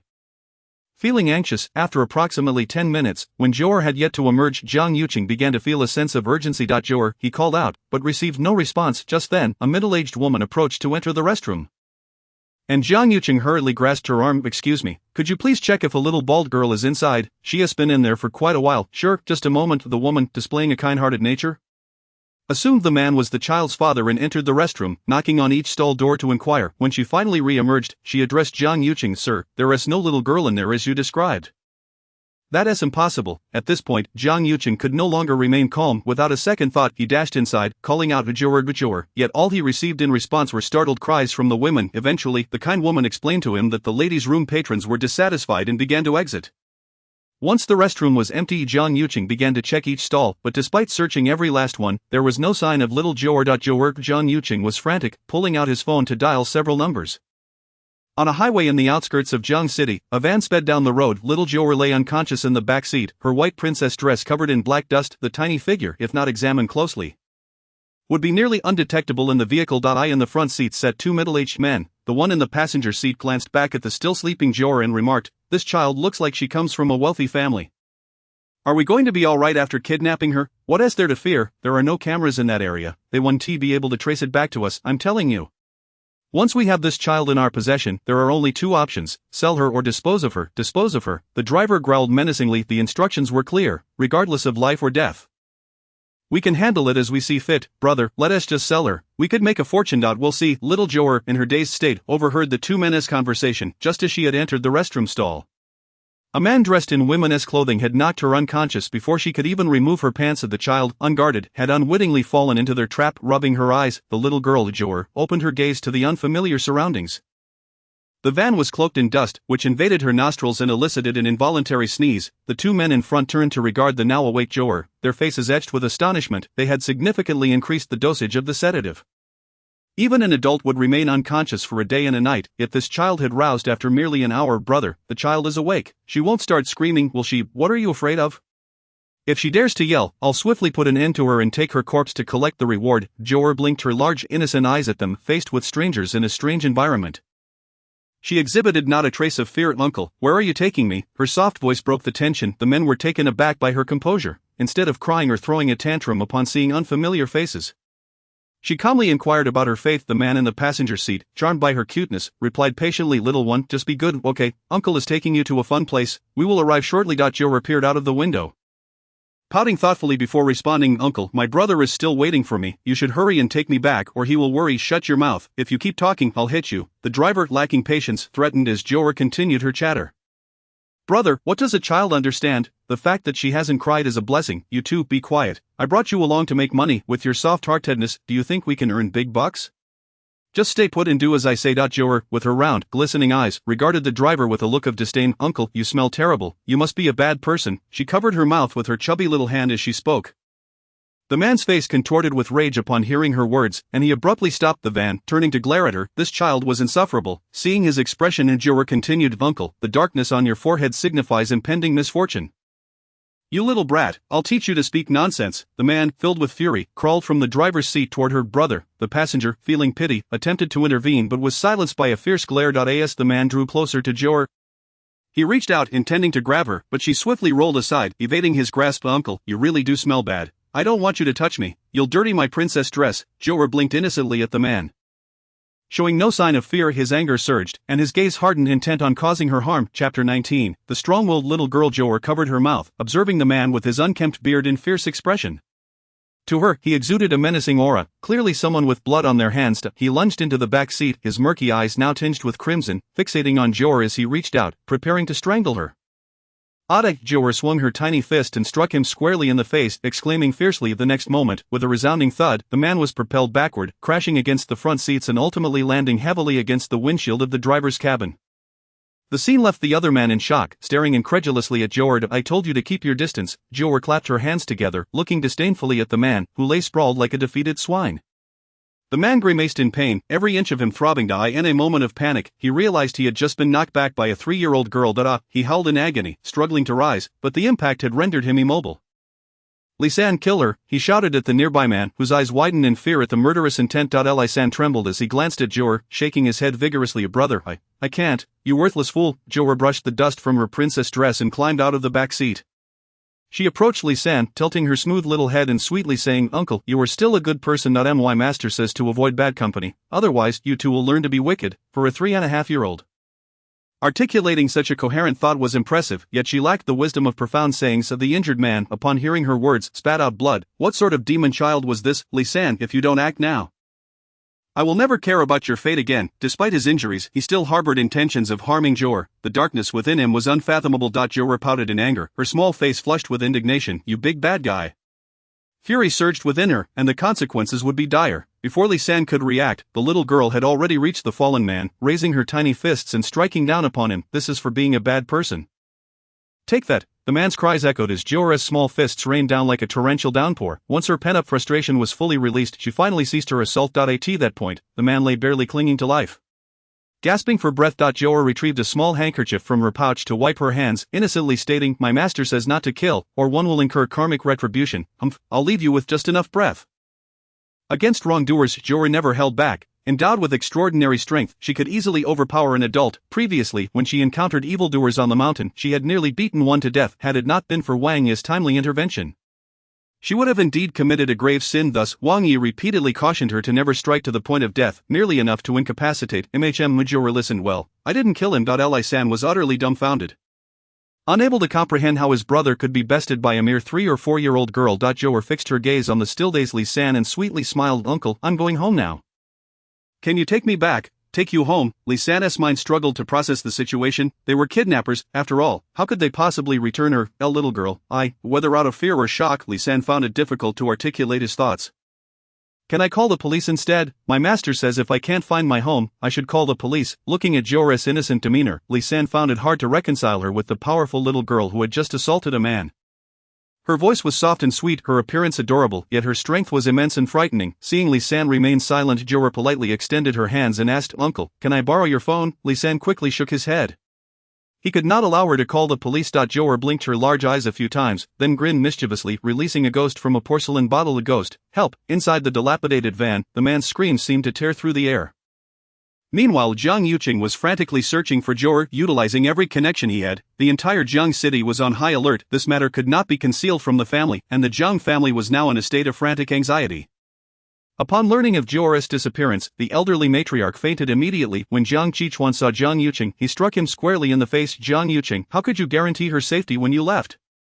Where is my Jiu'er? Tell me, where is my Jiu'er? Faced with the nearly deranged Jiang Qichuan, Jiang Yuqing found himself at a loss for words. He had lost his sister, and he could not forgive himself for it. His brothers glared at him as though he were an enemy. Even if Jiang Qichuan did not act, they would have taken matters into their own hands. At that moment, news media across Jiang City were continuously broadcasting missing person notices. And every major thoroughfare was under heavy surveillance. Lucia watched the deluge of missing person reports with growing anxiety. It was then she realized that the child was Jiang Yuqing's sister. Not his daughter. Staring blankly at the news of Jiang Qichuan crying out for his daughter, her mind was a whirlwind. She had already called Li San several times, but no one answered. Fear gripped her heart as she recalled the angry words she had spoken earlier. Surely Li San and his brother wouldn't have harmed the child, would they? If that child were to die, she could never have a future with Jiang Yuqing. Now, her primary concern was to distance herself from the incident. She must not allow the Jiang family to discover that she was the mastermind behind it. It seemed that Li San and his brother could not be allowed to live. The Jiang City Suburban Police Station. Jiu'er sat comfortably on a chair, munching on an apple with delight. Meanwhile, her abductors faced dire consequences. One was hospitalized, and the other was being interrogated. Jiu'er, we have already notified your father. He will come to pick you up soon. The police officer, her voice sweet as honey, crouched down before the young girl, Xiao Jiu'er, and spoke gently. Thank you, beautiful sister. Utilizing Li San's phone, Xiao Jiu'er had reported her predicament, leading to a citywide search for her. Consequently, upon receiving the distress call, the police rushed to the scene without delay. Upon arrival, they were left speechless by the horrific sight before them. Two grown men had attempted to kidnap a young girl. Yet one was nearly beaten to death while the other trembled in terror, stuttering incoherently and exclaiming, "There are ghosts." They could not extract any information from him. In stark contrast, Xiao Jiu'er, the kidnapped child, appeared utterly at ease, showing no signs of fear. Upon seeing the officers, she cheerfully called out, "Uncle." After being brought to the police station, the little one noticed an apple on the table, and her mouth watered at the sight. Her stomach audibly growling, the officers were utterly charmed by her, hastily offering her the apple. At that moment, Xiao Jiu'er savored the fruit with great delight. However, for her, the single apple merely served as a prelude to a proper meal. It hardly satisfied her hunger. Just then, a police officer who had not eaten all day happened to pass by with a bowl of instant noodles. The delicious aroma wafted through the air, and Xiao Jiu'er's mouth watered profusely. Uncle, Xiao Jiu'er is very hungry too. Her large innocent eyes fixated on the noodles, and her pitiful expression tugged at the hearts of the officers. The officer, still enjoying his noodles, quickly dashed inside to prepare a bowl for her. Wondering just how famished the child must be when the Jiang family hurriedly arrived, they were met with the sight of Xiao Jiu'er sitting at the table eagerly slurping her noodles. Jiu'er, Jiang Qichuan stumbled forward, overwhelmed with emotion at the sight of his daughter, tears streaming down his face. Daddy. Xiao Jiu'er, with noodles hanging from her mouth, looked up at her father, quickly sucking them in before splattering broth across her tiny face. Jiang Qichuan wiped his tears and enveloped his daughter in a tight embrace, feeling a sense of relief wash over him as he held her soft body close. My precious little one. I finally found you. Xiao Jiu'er, squeezed tightly in her father's arms, felt her breath quicken and exclaimed, "Daddy." Xiao Jiu'er is going to burp. Startled, Jiang Qichuan released his grip and began to anxiously check her for injuries. "Jiu'er, are you hurt anywhere?" "I'm not hurt, Daddy, you're holding too tightly." She blinked her big eyes at him, then glanced past him at her brothers, quickly jumping off her chair and bouncing over to them. "Brother." With so many brothers, she could only call out brother, feeling quite clever for her simplification. Jiang Yuqing quickly knelt down to scoop her up, fully comprehending the joy of having her back, noticing the sorrowful expression on her second brother's face. Xiao Jiu'er reached out her chubby little hand to smooth his furrowed brow. "Second brother, Xiao Jiu'er is fine. I knocked the bad guys down." She beamed with pride, seeking their approval. Her declaration left the Jiang family in stunned silence. Had she truly subdued an adult?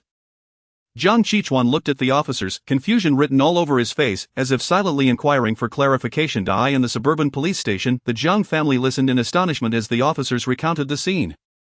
They all turned their gazes toward Xiao Jiu'er, realizing she had incapacitated a grown man, and a wave of disbelief washed over them. "Ghosts, there are ghosts," Li San's shrill cry echoed at that moment, causing the family to exchange knowing glances, fully aware that it was the work of Xiao Jiu'er. Jiang Yuqing remembered that earlier in the day, Xiao Jiu'er had mentioned a ghost in her porcelain vase. And upon hearing Li San's frantic screams, he couldn't help but feel a tinge of sympathy for him. Why would you choose to kidnap her of all people? Just look at you, you're lucky to be alive.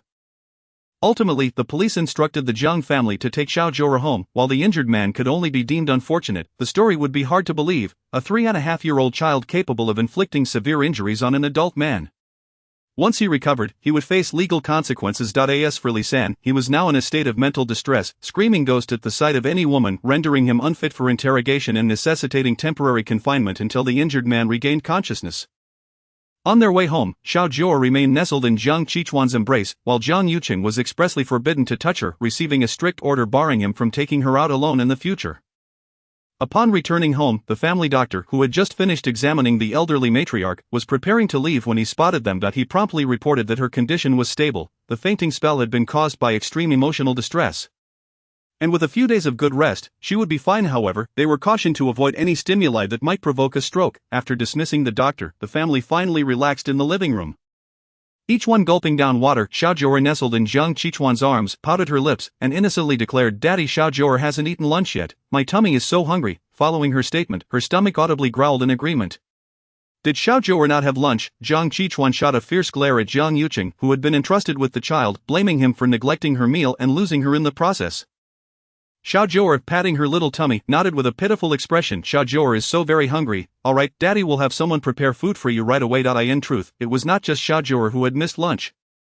The entire Jiang family had skipped their meals in their frantic search for her. Just as they were about to sit down to eat, news of her disappearance had sent everyone rushing out in search of her. Leaving no time for meals, soon a table laden with dishes was presented, and Xiao Jiu'er, truly famished, wasted no time in grabbing a chicken leg and devouring it without a word, only pausing when her belly was round and full. Later that evening, Jiang Qichuan received news from the police station. The injured man had regained consciousness. Upon interrogation, he confessed that he had stumbled upon Xiao Jiu'er alone in the restroom and had impulsively decided to abduct her. Because he had been on speakerphone, Xiao Jiu'er had overheard the conversation. Her little face darkened as she pouted, declaring, "Daddy, that bad man is lying." After hanging up, Jiang Qichuan, hearing his daughter's words, quickly inquired, "Jiu'er, do you know who kidnapped you?" Xiao Jiu'er shook her head, insisting, "That bad man said someone wanted to kill Xiao Jiu'er." Children often repeat what they hear, and during the car ride, the man had indeed made such a claim, which Xiao Jiu'er had absorbed and now recounted verbatim. Upon hearing this, Jiang Qichuan's face darkened with fury. What he had initially assumed to be a simple kidnapping case now appeared to be a sinister plot against his daughter. He could not fathom why anyone would wish to harm her, especially since she had only been home for 2 days and had only ventured out once to visit the hospital. "Don't worry, Jiu'er, there's nothing to fear. Daddy is here. No one can harm my precious girl." Jiang Qichuan gently stroked her smooth little head, his eyes gleaming with a cold determination. No matter who the perpetrator was or their motives, they would soon learn the consequences of daring to lay a hand on his daughter. The Jiang family's Shengda group had flourished under his leadership, weathering countless storms over the years. He was no stranger to the game of power and strategy, and he would not be outmatched by anyone. At the Jiangcheng People's Hospital, 2 police officers stood guard outside the injured man's hospital room, ensuring that no one could enter aside from medical personnel. A tall nurse, her features obscured by a mask, pushed a cart to the door and announced, "Changing the dressing." After receiving permission, she entered the room. The man lay on the bed, his body swathed in bandages, resembling a rice dumpling, and he was currently asleep. The nurse, somewhat clumsily, took out a syringe and injected medication into the man's foredrip, casting a dark glance at him before exiting. The entire process took less than 2 minutes, and the officers at the door did not suspect anything amiss. After all, it was routine for a nurse to change a patient's dressing. However, when the next shift of nurses entered for the dressing change, they immediately sensed something was wrong. The man's face had turned a sickly shade of purple, and upon examination, they discovered he was dead. The officers rushed in, confronting the lifeless body, their hearts sinking in disbelief. Wasn't the doctor only supposed to be dealing with superficial injuries? How could such a thing be fatal? Upon learning of the incident, the higher-ups ordered an autopsy, and all items within the room were confiscated for examination.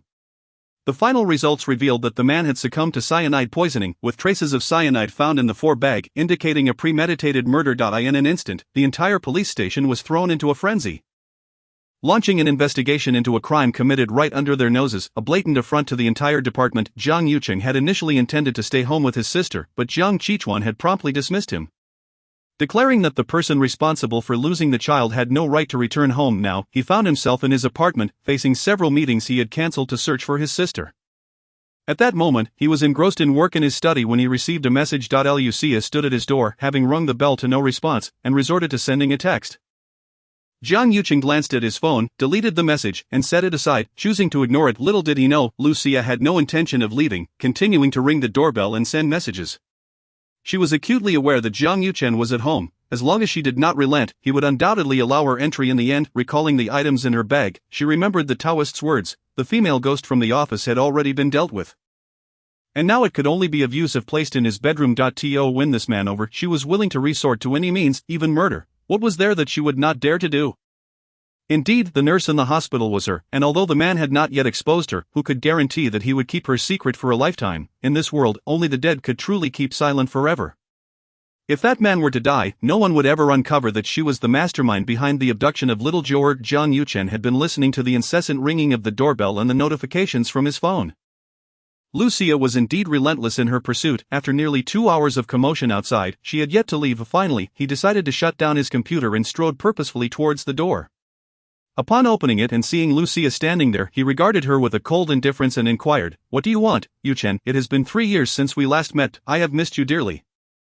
Lucia's eyes brimmed with tears, adopting a pitiful demeanor. It must be said that she was quite adept at feigning vulnerability. Indeed, upon witnessing her state, Jiang Yuchen moved aside slightly and replied coolly, "Come in." As she stepped into Jiang Yuchen's residence, Lucia couldn't help but feel a wave of nostalgia. 3 years ago, she too possessed a key to this house, and was considered its lady. However, circumstances had changed, and Jiang Yuchen's demeanor towards her was now utterly frigid, treating her as a complete stranger. He poured her a glass of water and, standing beside her, asked coldly, "Speak, what brings you here?" "Yuchen." Lucia took a moment to gather herself before continuing, "I apologize for misunderstanding you this morning. I saw the news about your sister and heard that she has been found. Is she alright? If that is all you came to say, then you may leave." Jiang Yuchen's ability to tolerate her presence and listen to her speak was already the height of his forbearance. "No, I did not come just to say that.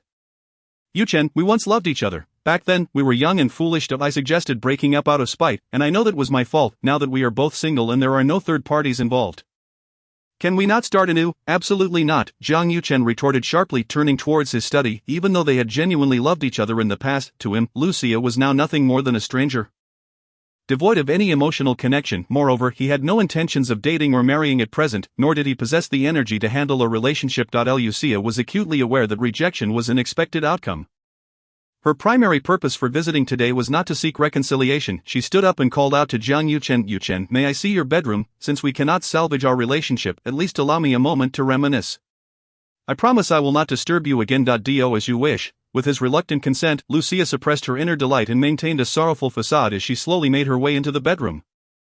This room bore no traces of their past love. Everything had been replaced, including the bed. Jiang Yuchen truly was ruthless, showing no remnants of sentiment, letting go with such finality. Given this, Lucia glanced toward the study, where Jiang Yuchen was seated at his computer, completely ignoring her presence. Jiang Yuchen continued to disregard Lucia, and the thought that his sister had mentioned the female ghost in the office was indeed revolting. By the time he finished his work and emerged, Lucia had long departed, leaving behind a note, "Yuchen, take care of yourself." With a mere glance, he crumpled the note and tossed it into the trash bin. The following morning, upon waking and instinctively glancing beside him, he felt a pang of disappointment at the empty space in bed. He picked up his phone and dialed a number. "Hello, Yuchen, are you awake? Shall we have breakfast together?" Jiang Yuchen's languid voice resonated. Upon hearing it, Lucia sprang up from her bed, covering the receiver in excitement as she patted her chest. To her astonishment, the items given by the Taoist worked wonders. In just one night, Jiang Yuchen seemed transformed, displaying an unexpected attachment to her. "Alright, I will come find you," she eagerly replied. "Get up and wash up first. I will pick you up and take you to your favorite tea restaurant." "Yes, okay, I will wait for you." After hanging up, Lucia couldn't help but laugh. Had she known it would be this effective, she would have gone to great lengths to place those items in his bedroom long ago. Over the past 3 years, she would not have yearned for him so painfully. Indeed, Jiang Yuchen appeared to be a different person, wearing a blissful smile as he washed up and spent a considerable time choosing an outfit before joyously heading out to meet Lucia.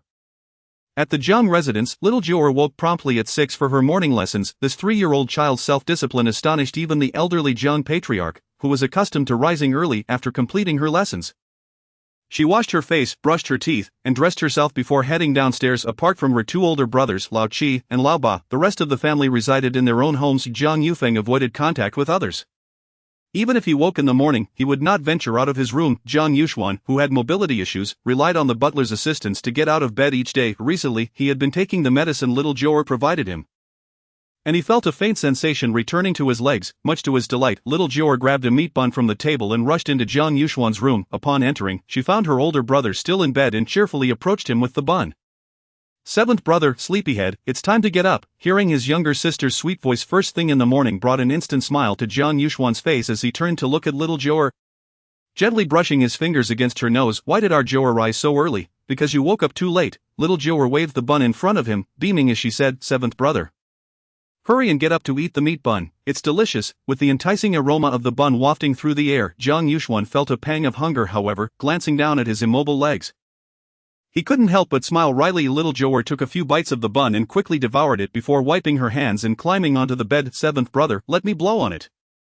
The tiny girl blew gently on Jiang Yuxuan's legs, her fair little face illuminated with a sweet smile. She reached out her chubby hand to gently knead his knee. Thank you, little sister. Jiang Yuxuan felt warmth in his heart. Each time his sister massaged his legs, he sensed a slight tingling in them, which he considered a promising sign. After a few minutes, little Jiu'er finally stopped and sweetly looked at her brother, saying, "Seventh brother, it's time for your medicine." All right. Jiang Yuxuan treasured the medicine little Jiu'er had given him, faithfully taking it every day without missing a dose. After taking his medicine, the butler entered, noticing that Jiang Yuxuan was preparing to get up and dress. Little Jiu'er, being considerate, stepped out first. Standing at the door, she waited for Jiang Yuxuan to finish dressing and wash up before eagerly running towards him. "Butler uncle, may I push my brother?" Little Jiu'er was so small that she could barely reach the armrests of the wheelchair. Yet seeing her animated expression, Jiang Yuxuan indulgently nodded in agreement. Unable to grasp the armrests, little Jiu'er pushed against the back of the chair. Since the day Jiang Yuxuan began using a wheelchair, his family had moved his room downstairs for convenience. She pushed him into the living room, where their grandparents were already seated at the dining table. Grandpa, Grandma, good morning. Little Jiu'er's sweet voice melted hearts, compelling anyone who heard it to feel an overwhelming urge to hug her. Upon learning that her granddaughter had gone missing, Grandma Jiang had been so agitated that she fainted, but after a good night's rest, she was perfectly fine this morning. Seeing her soft and adorable granddaughter, Grandma Jiang immediately scooped her up and placed her at the dining table. Jiu'er, promise Grandma that you will never go out alone. All right, you must always remain within the sight of your family. There are too many bad people outside, especially human traffickers, who are truly despicable. I understand, Grandma. Jiu'er will definitely be obedient. Elderly folks needed to be coaxed. This was what her master had taught her. Therefore, little Jiu'er listened attentively to her grandmother's words. Seeing her so well behaved, adorable, and sensible, Grandma Jiang's eyes crinkled into slits of joy as she hurriedly placed all of little Jiu'er's favorite foods in front of her. Urging her to eat, little Jiu'er joyfully devoured the delicious offerings, her tiny mouth stuffed like a little hamster, exuding cuteness. Ever since little Jiu'er returned home, laughter had filled the household, invigorating the cooks who now prepared meals with enthusiasm, constantly devising new dishes that little Jiu'er would enjoy. Early that morning, Jiang Qichuan had left to attend to matters, but before departing, he stopped by to see little Jiu'er, kissing her forehead before he left. After breakfast, Jiang Yuxuan had classes to attend. Since he could not go to school, the family had hired a tutor to provide one-on-one lessons for him, ensuring that he would not fall behind in his studies at just 15 years of age. After finishing breakfast, Grandpa Jiang directly took little Jiu'er out, relishing the rare moment when no one else was vying for her attention, eager to show her off. In his youth, he had been a prominent figure in the military, and now retired at home, he spent his days playing chess, fishing, and practicing Tai Chi with a few old comrades who lived nearby. Not far from the Jiang family villa lies a spacious activity square, where several of the old gentleman's comrades had arrived early. Gathered around a chessboard in deep contemplation, little Jiu'er nestled in her grandfather's embrace, her gaze immediately drawn to a young boy seated beside the chessboard. Pouting her lips and furrowing her brow, her small face was etched with curiosity. As the old gentleman approached the group, cradling his granddaughter, the elderly men gasped in astonishment, their mouths agape at the sight of the cherubic bundle in his arms. "Old Jiang, whose child is this? Truly adorable," one exclaimed. "She is mine," the old gentleman replied proudly, casting a fond look at his granddaughter, whose fair complexion and chubby cheeks, coupled with her bright, expressive eyes, made her irresistibly charming. "Yours." Upon hearing this, the others abandoned their game, turning their full attention to little Jiu'er. They had heard rumors of the Jiang family losing a granddaughter, a search lasting several years, and now she had been found. "What do you think? Isn't my granddaughter delightful?" The elders exchanged knowing glances, nodding in agreement as they beheld the enchanting child. Jiu'er beamed sweetly, greeting them with a cheerful, "Hello, grandpas. What a sweet little voice!" exclaimed one. "Indeed, she resembles a doll, utterly captivating." It was no wonder the elderly men felt a twinge of envy. All their families had grandsons, with not a single granddaughter among them. They had long envied old Jiang upon learning he had a granddaughter. Who could have anticipated the unfortunate events that followed? For years, the topic of the granddaughter had been avoided, lest it sadden old Jiang, and now, however, she was safely back, and yet their envy resurfaced. What a wonderful granddaughter! Her voice is melodious, her appearance charming, unlike those rascally boys who only know mischief and lack any decorum. "Old Jiang, may I hold your granddaughter?" implored an elderly gentleman surnamed Zhou, his eyes glimmering with longing as he reached out his hands. Unable to resist the allure of Jiu'er's delicate form, "Not a chance, my granddaughter is not for outsiders." Old Jiang proudly turned aside, his demeanor inciting mild irritation among the others. "Come now, old Jiang. That's hardly fair, your family is the only one with a granddaughter, must we not even hold her?" What a bunch of old codgers, you haven't even washed your hands or sanitized," old Jiang retorted. His face aglow with smug satisfaction, inciting a desire to gnash teeth among his peers. Little Jiu'er, oblivious to the subtle rivalry among the elderly men, softly declared, "Grandpa, I want to get down." The old gentleman, reluctant to let her walk on her own, replied with concern, "What does Jiu'er wish to do? Shall Grandpa take you somewhere?" Having just endured the ordeal of her abduction the previous day, he remained anxious and protective. Unwilling to release her, Jiu'er pointed towards the young boy by the chessboard, her voice sweetly lisping, "I want to play with that big brother." At her words, old Jiang finally noticed the boy sitting nearby. The lad appeared unfamiliar and seemed to be of a similar age to the younger generation, yet shared the same passion for chess as the elderly men. He was engrossed in the chessboard, which featured a challenging setup arranged by a local expert, one that had stumped many for over a year. The boy had recently taken to sitting by the board, studying it attentively for an hour or two each day without making a single move. Leaving others uncertain of his capabilities, Jiu'er hopped down from her grandfather's arms and bounded over to the boy, tilting her head to greet him. "Hello, big brother." The boy, lost in his thoughts over the chessboard, paused momentarily at the sound of her soft voice. Turning to meet the gaze of the cherubic child, his melancholic eyes softened as they fell upon her round, shiny head catching the sunlight. Jiu'er, with her sparkling eyes, reached out her chubby hand to tug at his sleeve, her cherubic face adorned with a sweet smile. "Hello, big brother." The boy, momentarily taken aback, managed a faint smile in response. "Hello, little sister." His youthful voice carried a hint of innocence, and his slight smile lifted the spirits of those around him. Jiu'er beamed brightly, exclaiming, "Big brother, you are so handsome." Children speak their hearts without reservation, and she couldn't help but express her admiration for his looks. The boy smiled gently again, reaching out to pat her smooth head, speaking kindly, "You are also very lovely." "Yes, we are both lovely," Jiu'er chimed in, her innocent voice brightening the boy's previously somber demeanor, though only for a fleeting moment before he withdrew his hand and the smile faded. "Little sister, may we meet again under better circumstances." Rising to his feet, the boy's previously gentle gaze hardened as he glanced off into the distance before hastily departing. "Big brother," Jiu'er called out, her short legs trailing after him until he paused, allowing her to catch up. She quickly retrieved a piece of talisman paper from her small bag and presented it to him. "Here, this can keep you safe." A flicker of emotion crossed the boy's eyes as he accepted the talisman, softly replying, "Little sister, hurry back to your grandfather. I must take my leave." "Goodbye, big brother." This time, Jiu'er refrained from chasing after him, her round eyes blinking as she watched his retreating figure, her lips pursed and little hand scratching her head as she murmured, "Big brother is in danger." Jiu'er, "What are you saying?" Old Jiang, noticing his granddaughter running after the boy, quickly followed suit. Ever since Jiu'er's abduction, they had been vigilant, keeping her close at all times to prevent any further incidents. As she dashed ahead, he was right on her heels. "And nothing, Grandpa, let us go." Jiu'er held onto her grandfather's hand, glancing back one last time at the direction the boy had gone, her little brow slightly furrowed as she pondered the thoughts swirling in her mind. The swiftly departing boy wove through the park's thicket, leaving only fleeting shadows in his wake. Behind him, 3 boys of similar age pursued him with equal speed. Eventually, they cornered him in a densely wooded area. "Stop running, you cannot escape, come with us." The boy's piercing gaze swept over the trio, a cold scoff escaping his lips. "Return, the only outcome of that would be annihilation." "The organization would not be so merciless, considering our past acquaintance. If you comply, we shall not harm you. Enough of your nonsense." "Attack him," the boy countered, launching himself into the fray as the 3 figures surged toward him. The forest echoed with muffled thuds as bursts of light flickered amidst the trees. Gradually, the boy found himself at a disadvantage, sustaining a cut on his face, blood trickling down. Stubborn and unyielding, eliminate him, the trio shouted in unison, intensifying their assault. Just as despair began to envelop the boy, a sudden warmth surged from his chest, a golden light erupting forth and sending the 3 attackers sprawling. Seizing the moment, he vanished into the depths of the thicket, uncertain of how far he had run or where he was.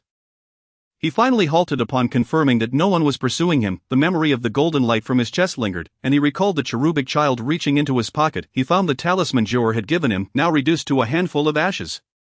It was that talisman that had saved him. His mind swirled with thoughts of little Jiu'er. Who was she? How could a mere piece of paper possess such formidable power? Meanwhile, Jiu'er had returned home with her grandfather, indulging in a feast, her little mouth never pausing. As her talisman worked its magic, she felt a sense of assurance. With her protection, her big brother would surely be safe. Exhausted from a day of wandering, Jiang returned home to find his daughter joyfully chasing butterflies in the garden, followed closely by the reclusive old maid, who wore a rare smile. Jiu'er, engrossed in her play, little Jiu'er perked up at the sound of her father's voice and scampered over to him, her footsteps light and cheerful. "Daddy, you're back." Cradling his soft daughter, Jiang inhaled her familiar milky scent, feeling his fatigue dissipate entirely. Beside him, Jiang Yufeng stared blankly at his sister being embraced by their father, confusion evident in his murky eyes as he extended his arms into the air, only to embrace nothing. Yet, the concept of a hug was beginning to form in his mind, a step forward in his development.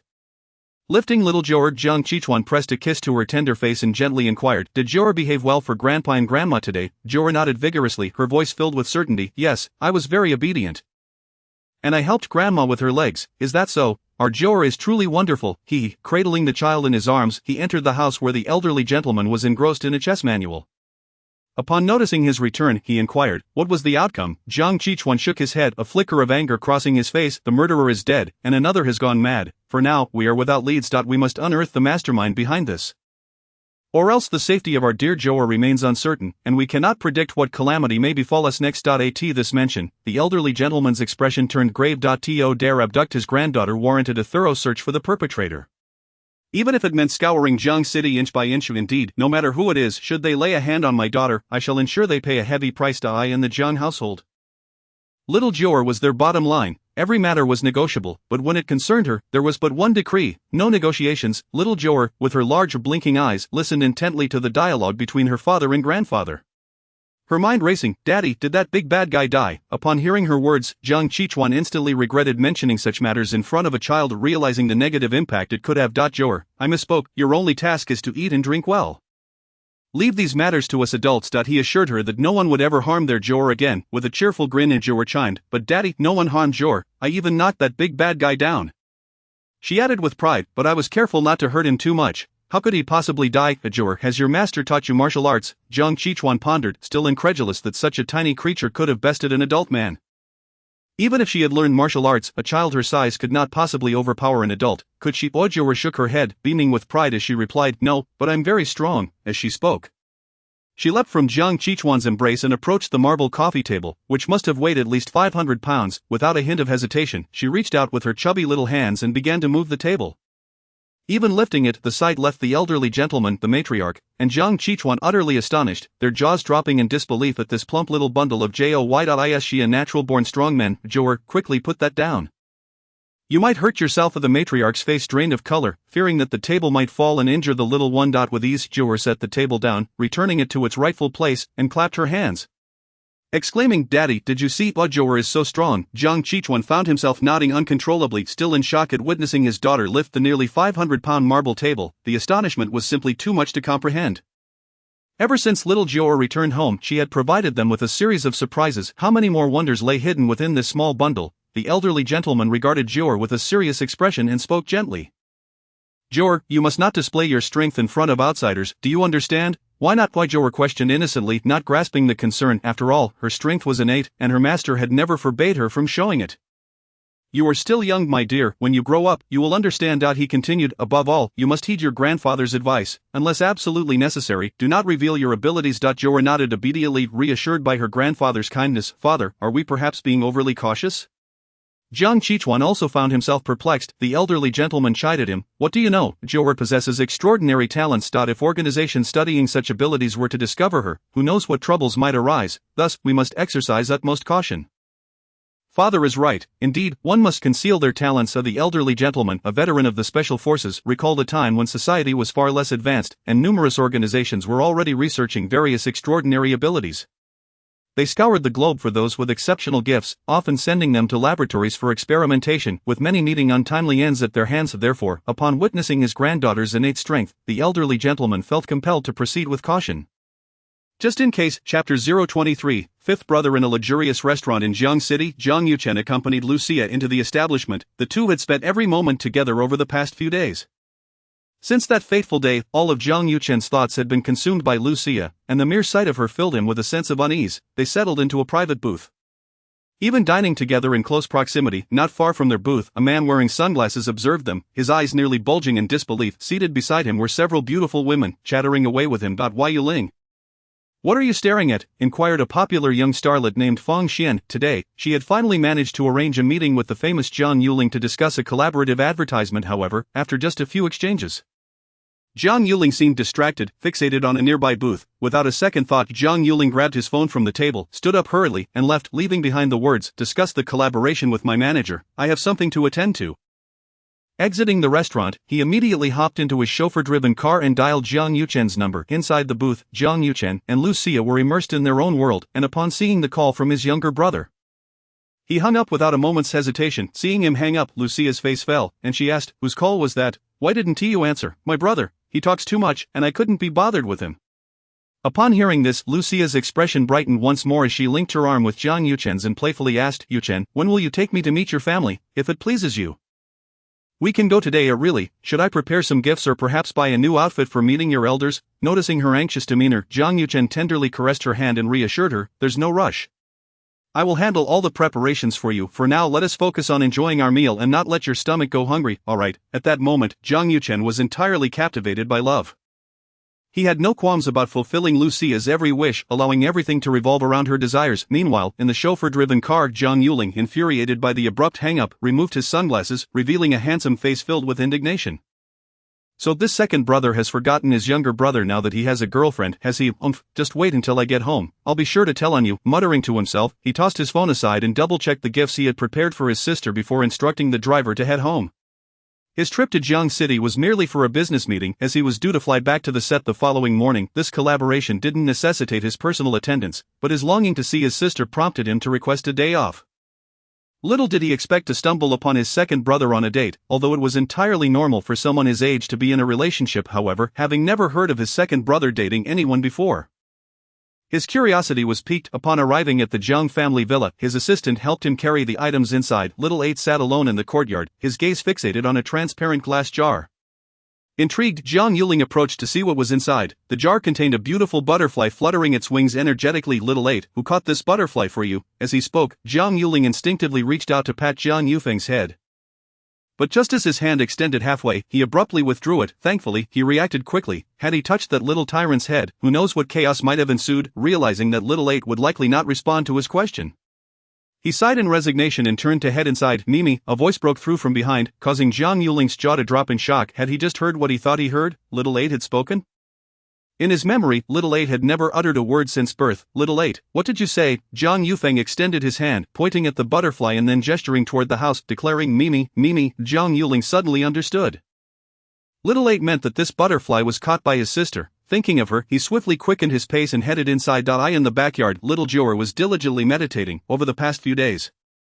Aside from her morning exercises, she had not practiced much during the day. Her master had advised that one must never be lax, and even when descending the mountain, one should continue to practice diligently. The elderly gentleman and the matriarch watched fondly as little Jiu'er sat in meditation. Impressed by her dedication, each day, she not only completed her morning exercises but also took time to meditate in the afternoon, displaying a level of self-discipline surpassing that of most adults. As a former soldier, the elderly gentleman was particularly pleased with his granddaughter's discipline, having cultivated such habits during his time in the military. He continued to uphold them even decades later. Fully aware of the significance of self-regulation, the matriarch had prepared milk and pastries, waiting for little Jiu'er to finish her practice before indulging, just as they were observing her with admiration. A pair of hands suddenly covered the matriarch's eyes. Guess who I am, beautiful? Upon hearing the voice, the matriarch's face lit up with joy as she gently swatted Jiang Yuling's hands away and playfully scolded. Who else could it be but you, you little monkey? You've only been gone a short while, and you dare to tease me. You truly have the audacity. Jiang Yuling chuckled as he released his hold, planting a kiss on the matriarch's cheek before taking her hand and playfully coaxing her. Confronted with her only grandson, who was so intimately close to her, the elderly lady is filled with affection. Among her 8 children, each possesses a rather somber temperament. Only the 5th and 7th sons exhibit a more carefree nature. However, ever since the incident, the 7th son has also become taciturn and no longer indulges in frivolities. In the years that Jiang Yuling has been absent, the household has become shrouded in gloom, devoid of laughter. Even the most composed individuals would find themselves unwell in such a stifling environment. Upon seeing Jiang Yuling's flamboyant attire, the elderly gentleman's countenance darkens immediately. He has always opposed Jiang Yuling's foray into the entertainment industry. In his eyes, the denizens of that realm are far from virtuous, and it is not a respectable profession. Thus, he has consistently regarded Jiang Yuling with a disapproving demeanor. Enough, mind your image in front of your sister, he barks, irked by the display of affection between Jiang Yuling and his wife. Finding it utterly vexing, upon hearing that his sister is present, Jiang Yuling hastily scans the area, ultimately spotting a small bald-headed figure sitting cross-legged on the lawn, deep in meditation. Is this my sister? Jiang Yuling fixates on Xiao Jiu'er, bewildered that his sister could possibly be bald. Shouldn't a girl possess long flowing hair adorned with delightful braids, exuding cuteness and softness? Why is his sister so different? What is she doing in that posture? Meditating. Just then, Xiao Jiu'er completes her meditation, exhales a heavy breath of stale air, and slowly opens her large eyes, immediately spotting Jiang Yuling beside their grandmother, and breaks into a sweet smile. Brother. In the next moment, She scampers towards him on her short legs. Upon hearing the endearing term brother, Jiang Yuling feels as if his heart has been struck, pounding vigorously. As he sees Xiao Jiu'er rushing towards him, he quickly opens his arms, only for her to leap into his embrace with considerable force. Alas, Jiang Yuling, taken by surprise, is knocked to the ground by her exuberance, his body landing heavily, and nonetheless, before falling, he instinctively wraps his arms around Xiao Jiu'er. Ensuring she does not tumble and injure herself, Xiao Jiu'er, nestled against him, bursts into giggles at her brother's clumsy predicament. Brother, you're so silly. Silly, am I? Jiang Yuling gazes at the delighted Xiao Jiu'er. Exasperated, how could he have anticipated that such a small child possessed such strength, capable of toppling him with a mere leap? Just moments ago, he distinctly felt that Xiao Jiu'er's leap bore the strength of an adult. After setting Xiao Jiu'er down, he hastily rises, finally taking a good look at his sister's appearance. She is utterly adorable, a true reflection of their family lineage, as she bears a striking resemblance to their mother. Though she is bald, her cherubic face somehow makes it seem fitting. Jiu'er, how did you know I was your brother? Did you see my photograph? He inquires, gently squatting down to her level. No, I just knew when I saw you. Xiao Jiu'er, possessing an uncanny ability to discern familial ties, intuitively recognizes Jiang Yuling as her brother. As for which brother he is, she remains uncertain. Only the eldest, fifth, and sixth brothers are unfamiliar to her. But any of them would suffice. Jiu'er is truly clever. Jiang Yuling grins widely, affectionately patting her bald head, relishing the smooth texture. Meanwhile, the elderly lady watches her adorable granddaughter's bald head with a hint of worry. This child's baldness has persisted for quite some time, and despite not having had her haircut recently, there are no signs of it growing back. Could it be that having been shaved bald from a young age has stunted her hair growth? The thought of her sweet, endearing granddaughter remaining bald for life fills the elderly lady with unease. In the backyard, Jiang Yuling cradles Xiao Jiu'er in his lap, eager to share all the stories he has accumulated during his absence.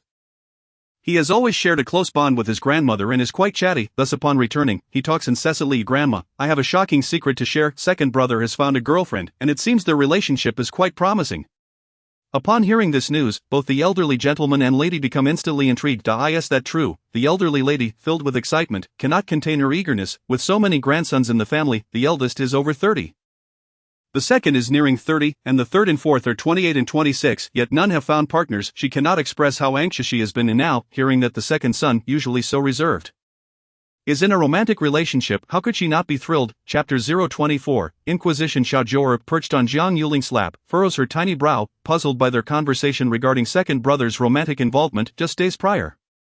She had predicted that second brother would not have any romantic luck this year, although there was a potential mishap looming. Therefore, it seemed impossible for him to be in a sweet relationship as fifth brother had suggested. This thought suddenly reminds her of the ghost she had encountered, which she had intended to investigate in order to uncover the one pulling the strings behind her, having been preoccupied with her own amusement these past few days. She had completely forgotten about it. I must get to work tonight. Fifth brother, can we visit second brother? Xiao Jiu'er is curious about the identity of second brother's girlfriend. She is confident that she cannot be mistaken and believes something must be amiss. Upon hearing Xiao Jiu'er express her desire to visit the second brother, Jiang Yuling shakes his head. Jiu'er, fifth brother has work early tomorrow, so I want to spend more time at home with grandma and you. How about we visit him another time? The elderly lady chimes in. Jiu'er, have you forgotten who lost you? Lost? Grandma, did my sister get lost? What happened? The mention of this incident ignites a wave of frustration within the elderly lady. The second son, who usually appears so composed, had proven utterly unreliable in caring for the child, having lost her shortly after taking her out. Had Xiao Jiu'er not been so unique, who knows what ordeal she might have endured. Jiang Yuling, hearing this, also harbors resentment towards the second brother. It is no small feat for their family to have found Jiu'er, and the second brother's irresponsibility is unacceptable. I must have a word with him today. Grandma, I have some matters to discuss with second brother. Since Jiu'er wishes to visit him, I will take her along. Rest assured, I am quite adept at looking after children, and I will ensure Jiu'er is safe. When have you ever cared for a child? You professional, you can barely manage your own affairs without an assistant. I hardly trust you with a child, the elderly lady retorts without hesitation, doubting the fifth brother's reliability more than the second's.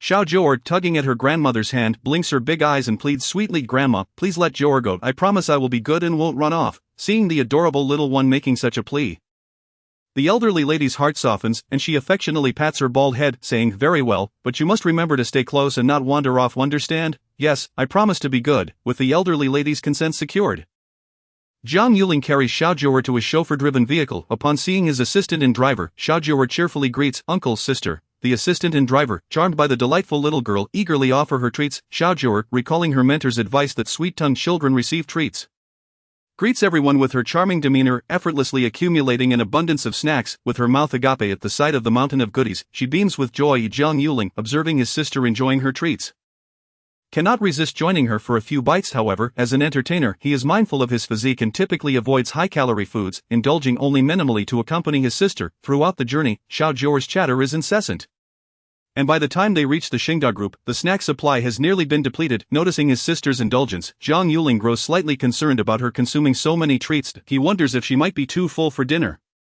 prompting the elderly lady to scold him later. Unbeknownst to Jiu'er, Jiang Yuling is preoccupied with these thoughts. After finishing the last bag of snacks, she wipes her mouth and tiny hands contentedly before flashing him a sweet smile. Fifth brother, those snacks were so delicious, will you bring me more next time? Faced with his innocent sister's request, Jiang Yuling finds it hard to refuse. Ruffling her bald head, he nods and replies, as long as Jiu'er is good, I will bring you an entire box of treats next time. Alright, yay, thank you, fifth brother. As long as food is involved, Jiu'er is overjoyed, showering Jiang Yuling with a kiss. Receiving the affectionate gesture from his sister fills Jiang Yuling with happiness as he embraces her soft little body. Just then, they arrive at the entrance of the Xingda group and disembark. Upon entering the lobby, the receptionist approaches them. Though Jiang Yuling is obscured by sunglasses and a mask, she recognizes Jiu'er, for her bald head had left a lasting impression on every employee when she visited with Jiang Yucheng. Hello sir, hello, miss. The receptionist greets them politely, addressing Jiu'er as missed out on the day that little Jiu'er was abducted. Major news outlets broadcasted a missing persons announcement, which led everyone in the group to realize that she was, in fact, the chairman's long-lost daughter from 3 years ago. Moreover, Jiang Yucheng was revealed to be Jiu'er's second elder brother. Therefore, addressing her as Miss was entirely appropriate, especially since this was the Jiang family's company. Although Jiang Yucheng was currently at the helm, it was conceivable that Jiu'er might one day hold a position within the organization as well. Hello, Miss, Jiu'er sweetly greeted, displaying her politeness, as it was only natural for her to reciprocate such courtesy to Jiang Yucheng in the company. The receptionist, unaware of Jiang Yuling's identity, hesitated, uncertain whether to disclose the president's whereabouts. Observing the receptionist, Jiu'er gently said, sister, this is my fifth elder brother. My second elder brother is also his brother. With this revelation, the receptionist's hesitations vanished. They were indeed family. Who among them was unaware that the Jiang family had a multitude of sons, 8 in total? Although they may not have encountered each one, they were all esteemed young masters of the group, someone one could not afford to offend. The president has just returned to his office. Understood, Jiang Yuling. Carrying Jiu'er, proceeded directly to the president's exclusive elevator, which required facial recognition to operate. He removed his sunglasses and mask, scanning the screen briefly. Beep, the system displayed a failure in facial recognition. To his dismay, Jiang Yuling bore little resemblance to Jiang Yucheng, and as he seldom visited the company, the system naturally could not recognize him. Jiu'er chuckled and said, fifth brother, I can. Has Jiu'er been to the company before? Yes, my second brother helped me last time. Her small face beamed with pride, and then Jiang Yuling held her up to scan the screen once more. In the next moment, the elevator doors slid open effortlessly.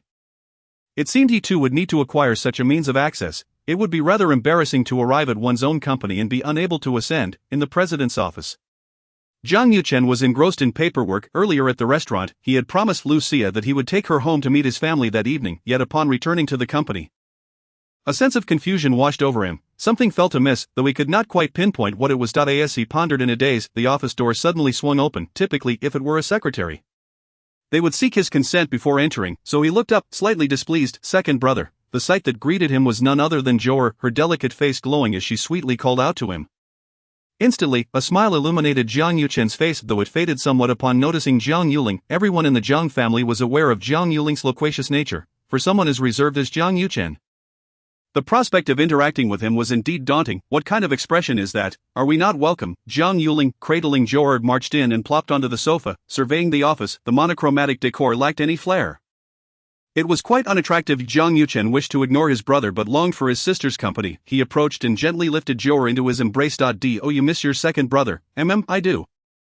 I miss my second brother so much. Jiu'er's small mouth, regardless of the words she uttered, possessed the power to lift anyone's spirits. Although she sweetly professed her longing, her beautiful, large eyes remained fixed on Jiang Yucheng. She had sensed something was off with her second brother since her arrival and suspected that his sudden romantic involvement was the cause. Second brother, can I sleep with you tonight? Jiang Yucheng found it peculiar that Jiu'er would express such a desire, as she typically did not allow anyone to enter her room, let alone share her bed. Are you sure you want to sleep with your second brother tonight? Absolutely. Upon entering the office, Jiu'er had thoroughly inspected the surroundings. Confirming that everything was in order and clean, the only potential issue lay with her second brother's living quarters, and without visiting the site, she could not discern what might be amiss. Alright, tonight Jiu'er will sleep with her second brother. The Jiang family was unwilling to refuse Jiu'er's request, especially since her demands were easily met. However, Jiang Yuchen suddenly recalled his plans to take Lucia to the Jiang residence that evening. It seemed he would have to stay at the old estate, or else how could he accommodate Jiu'er's wish to share a bed? Jiu'er flashed a sweet smile, wrapping her arms around Jiang Yuchen's neck. Gently pressing on the back of his head before returning her hands to softly press between his brows. Second brother, you can go back to work now. Jiu'er will play by herself, and fifth brother will keep me company. Alright, your second brother will finish this work as quickly as possible and then come to keep you company. Jiang Yuchen felt deeply touched by his sister's understanding. What other child of such tender years could be as well behaved and sensible as his sister? Unlike other children who would throw tantrums at the slightest displeasure, Jiu'er remained the epitome of composure. Observing the closeness between Jiu'er and his second brother, Jiang Yuling felt a pang of jealousy. His sister was not nearly as considerate towards him, often teasing him for being foolish. Chapter 025. Something feels off. Since parting ways with Jiang Yuchen, Lucia had been enveloped in a state of exhilaration. As she was to meet his family that very evening. If she could just exert a little more effort and expedite the arrangement of their marriage, she would finally feel secure, although Jiang Yuchen was currently showering her with affection.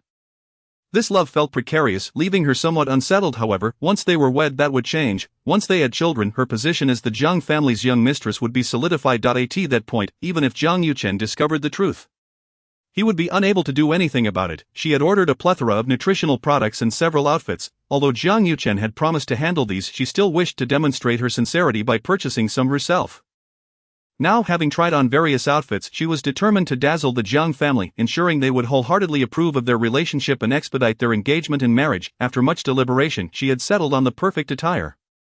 And with her makeup flawlessly applied and the scent of Jiang Yuchen's favorite perfume adorning her, she made her way to Xingda Group. Upon arriving at the front hall, the receptionist, recognizing her, did not dare hinder her entry. Especially since she had been frequently visiting the president in recent days. Moreover, it was evident to everyone that the two were romantically involved, making it likely that she would soon become their future matriarch. Thus, they hastily summoned the elevator for her. Inside the office, Jiang Yuling and Jiu'er were thoroughly enjoying themselves, eagerly awaiting Jiang Yuchen's completion of work so they could return home together. Initially, Jiang Yuling had intended to inquire about the woman he had seen with Jiang Yuchen at the restaurant. But every time he broached the subject, his brother fell silent, leading him to lose interest after several attempts. Jiu'er was engrossed in an animated series on the tablet Jiang Yuling had given her. Children, regardless of their innate abilities or exceptional talents, are invariably drawn to the allure of cartoons. At that moment, the office door swung open and the secretary ushered Lucia inside. Jiu'er, completely absorbed in her show, instantly perked up upon seeing the woman, her previously cheerful countenance transforming into a serious expression. Yuchen, Lucia noticed Jiu'er and Jiang Yuling but chose to ignore them entirely, especially with Jiu'er, though the child was young. She possessed considerable astuteness. During their first encounter, she had called Jiang Yuchen daddy, leading to a misunderstanding on Lucia's part. Thus, she held a strong aversion toward Jiu'er. "Lucia, you're here," Jiang Yuchen said, standing up from his desk to approach her. Jiang Yuling stared in disbelief at the two, struggling to comprehend the sight before him. In his recollection, his brother had never been so attentive towards any woman. Observing Jiang Yuchen's infatuation, Jiang Yuling found it utterly bizarre. "Jiu'er, look at how your second brother is behaving. It's truly embarrassing." Jiu'er certainly noticed the change. From the moment Lucia entered the office, she concluded that this woman had cast a spell on her second brother. She remembered how indifferent Jiang Yuchen had been towards Lucia during their first meeting, a stark contrast to his current demeanor. The small child hopped off the sofa and bounded over to them. Tugging at Jiang Yuchen's pant leg, and innocently asked, "Brother, is this lady your girlfriend?" Before Jiang Yuchen could respond, Lucia interjected, "Of course, we've been together for 5 years." Jiang Yuchen remained silent, feeling an inexplicable shift within himself. From the moment Jiu'er tugged at his leg, something had changed in his heart, and seeing Lucia now made him feel somewhat uneasy. Jiang Yuling, noticing Lucia's disdainful expression towards Jiu'er, felt his irritation rise. He swiftly approached, scooping Jiu'er up and casting a disdainful glance at Lucia. "I don't care how long you've been together. Without our family's approval, it means nothing. You claim you've been together for 5 years. Yet my brother has never mentioned you to the family. Perhaps it's you who has been pining for him all this time." Typically, Jiang Yuling had a warm disposition, always friendly and easy to engage with. However, upon witnessing Lucia's disdain for their little Jiu'er, he found himself harboring a strong dislike for her. If his brother truly ended up marrying her, Jiang Yuling would be the first to sever ties. Lucia was taken aback by his sharp words. After all, she was Jiang Yuchen's girlfriend, and it was rather disrespectful for him to treat her this way. She shot a venomous glare at both Jiang Yuling and Jiu'er. Contemplating how to rid herself of these bothersome individuals, before she could complete her sentence, tears welled in her eyes, revealing her remarkable acting skills, even surpassing those of Jiang Yuling upon witnessing her distressed expression. Jiang Yuchen felt a wave of compassion wash over him, but he quickly enveloped her in his embrace, soothingly murmuring, "It's all right, my younger brother tends to speak thoughtlessly, you will grow accustomed to it." Upon hearing this, Lucia was filled with indignation. What did it mean to grow accustomed to it? Was she to endure his jibes frequently? Jiang Yuling huffed, casting them a disdainful glance, and remarked in a sarcastic tone, "Second brother Jiu'er, and I have been waiting for you here for 2 hours. You promised Jiu'er that you would take her out to play once she finished her work." Little Jiu'er's gaze remained fixed on Lucia, and with a curious tilt of her head, she asked, "Fifth brother, is this auntie what they call a green tea in the dramas?" At this, Jiang Yuling found himself laughing uncontrollably, wishing to commend his sister. He planted a kiss on Jiu'er's delicate face and echoed, "Jiu'er is truly clever to know this, but from now on you must not watch such dramas. We wouldn't want to lead our Jiu'er astray." Meanwhile, Lucia felt her blood pressure rising, particularly due to the younger sibling's feigned innocence. Her words hardly resembled those of a child. How dare she label her a green tea? It was infuriating. Had she known earlier, she would have allowed Li San and the others to take her life directly. Thus sparing herself this humiliation, Yuchen, she called out his name weakly, hoping he would speak on her behalf. However, Jiu'er promptly tugged at Jiang Yuchen's arm and sweetly said, "Second brother, hurry and get back to work. Jiu'er will patiently wait for you and won't disturb your work." The implication was clear. Lucia was indeed the one interrupting him. Jiang Yuchen had not anticipated Jiu'er's distaste for Lucia.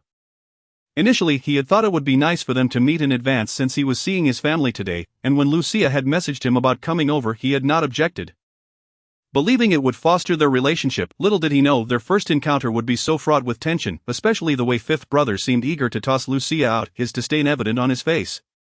He glanced at Lucia, still weeping in his embrace, and quietly pushed her away, saying, "Sia, why don't you return home and wait for me? I will call you later." "Yuchen, you want me to leave?" Lucia looked at him incredulously, feeling a sense of panic at his current demeanor. She was well aware that up until now, Jiang Yuchen had been exceedingly accommodating to her every request. In that fleeting moment, she thought she caught a glimpse of indifference in his eyes, reminiscent of the coldness she had observed when she first returned to the country days ago. Jiang Yuchen maintained a gentle expression, yet his tone was somewhat flat as he nodded, "Please go home and wait for me.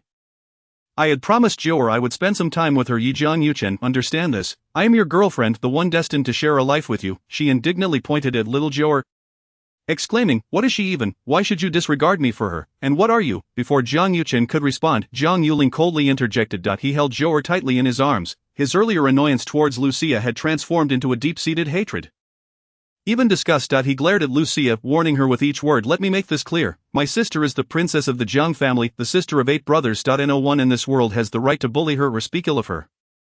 I warn you, if you dare to utter a single word against my sister, I will ensure you disappear from Jiangcheng, regardless of who you are." Furthermore, I should mention that if you wish to enter the Jiang family, it is futile unless my sister agrees. Jiu'er was their collective bottom line, and anyone who dared to overstep this boundary would face their wrath. Jiang Yuchen, too, bore a frosty demeanor as he took a step back, his gaze indifferent as he said, "You should leave. We will discuss our matters later." Lucia could hardly believe what she was hearing. How could Jiang Yuchen, who had been so amiable at noon, have transformed into this? Was the power of the talisman insufficient? Han-Ti the Taoist claimed that the talisman held significant power. Once ensnared by its spell, Jiang Yuchen should only have her in his heart, indifferent to all others. What was happening now? Little Jiu'er quietly observed the shift in Lucia's expression. Earlier, when she had clutched Jiang Yuchen, she had attempted to break the spell. However, due to her uncertainty regarding the nature of the spell, she had failed. Nevertheless, her interference had diminished its potency, as evidenced by Jiang Yuchen's current attitude. "Auntie Jiu'er is a little darling, not what you say," she proclaimed with an innocent smile that drove Lucia to the brink of insanity. In that moment, she wished to tear the child's face apart, but, retaining her composure, merely forced a smile at Jiang Yuchen, saying, "All right, I will go home and wait for you." Afterward, she shot a venomous glare at Jiu'er and Jiang Yuling before turning to leave. As she departed, Jiang Yuchen felt a nagging sense of unease. Something felt amiss, though he could not pinpoint what was wrong. Chapter 026, Sister is no ordinary person. Jiang Yuling sat on the sofa, holding Jiu'er tightly, his gaze toward Jiang Yuchen rife with mockery. He scrutinized the kind of girlfriend his brother had chosen, one who dared to bully his sister in their presence. If such a woman were to truly enter the Jiang household, who knew how she would treat Jiu'er in the future? "Second brother, I warn you, you better break up with this woman quickly. If grandfather and grandmother were to find out about today's incident, I assure you, they would prefer you remain single for life rather than approve of this relationship." The mere thought of that woman belittling Jiu'er made him feel a tightness in his chest. He looked down at Jiu'er, who was obediently seated on his lap, and gently pulled her closer. Jiang Yuchen wore a stormy expression. When Lucia had spoken so disrespectfully about Jiu'er, he had felt an overwhelming impulse to slap her.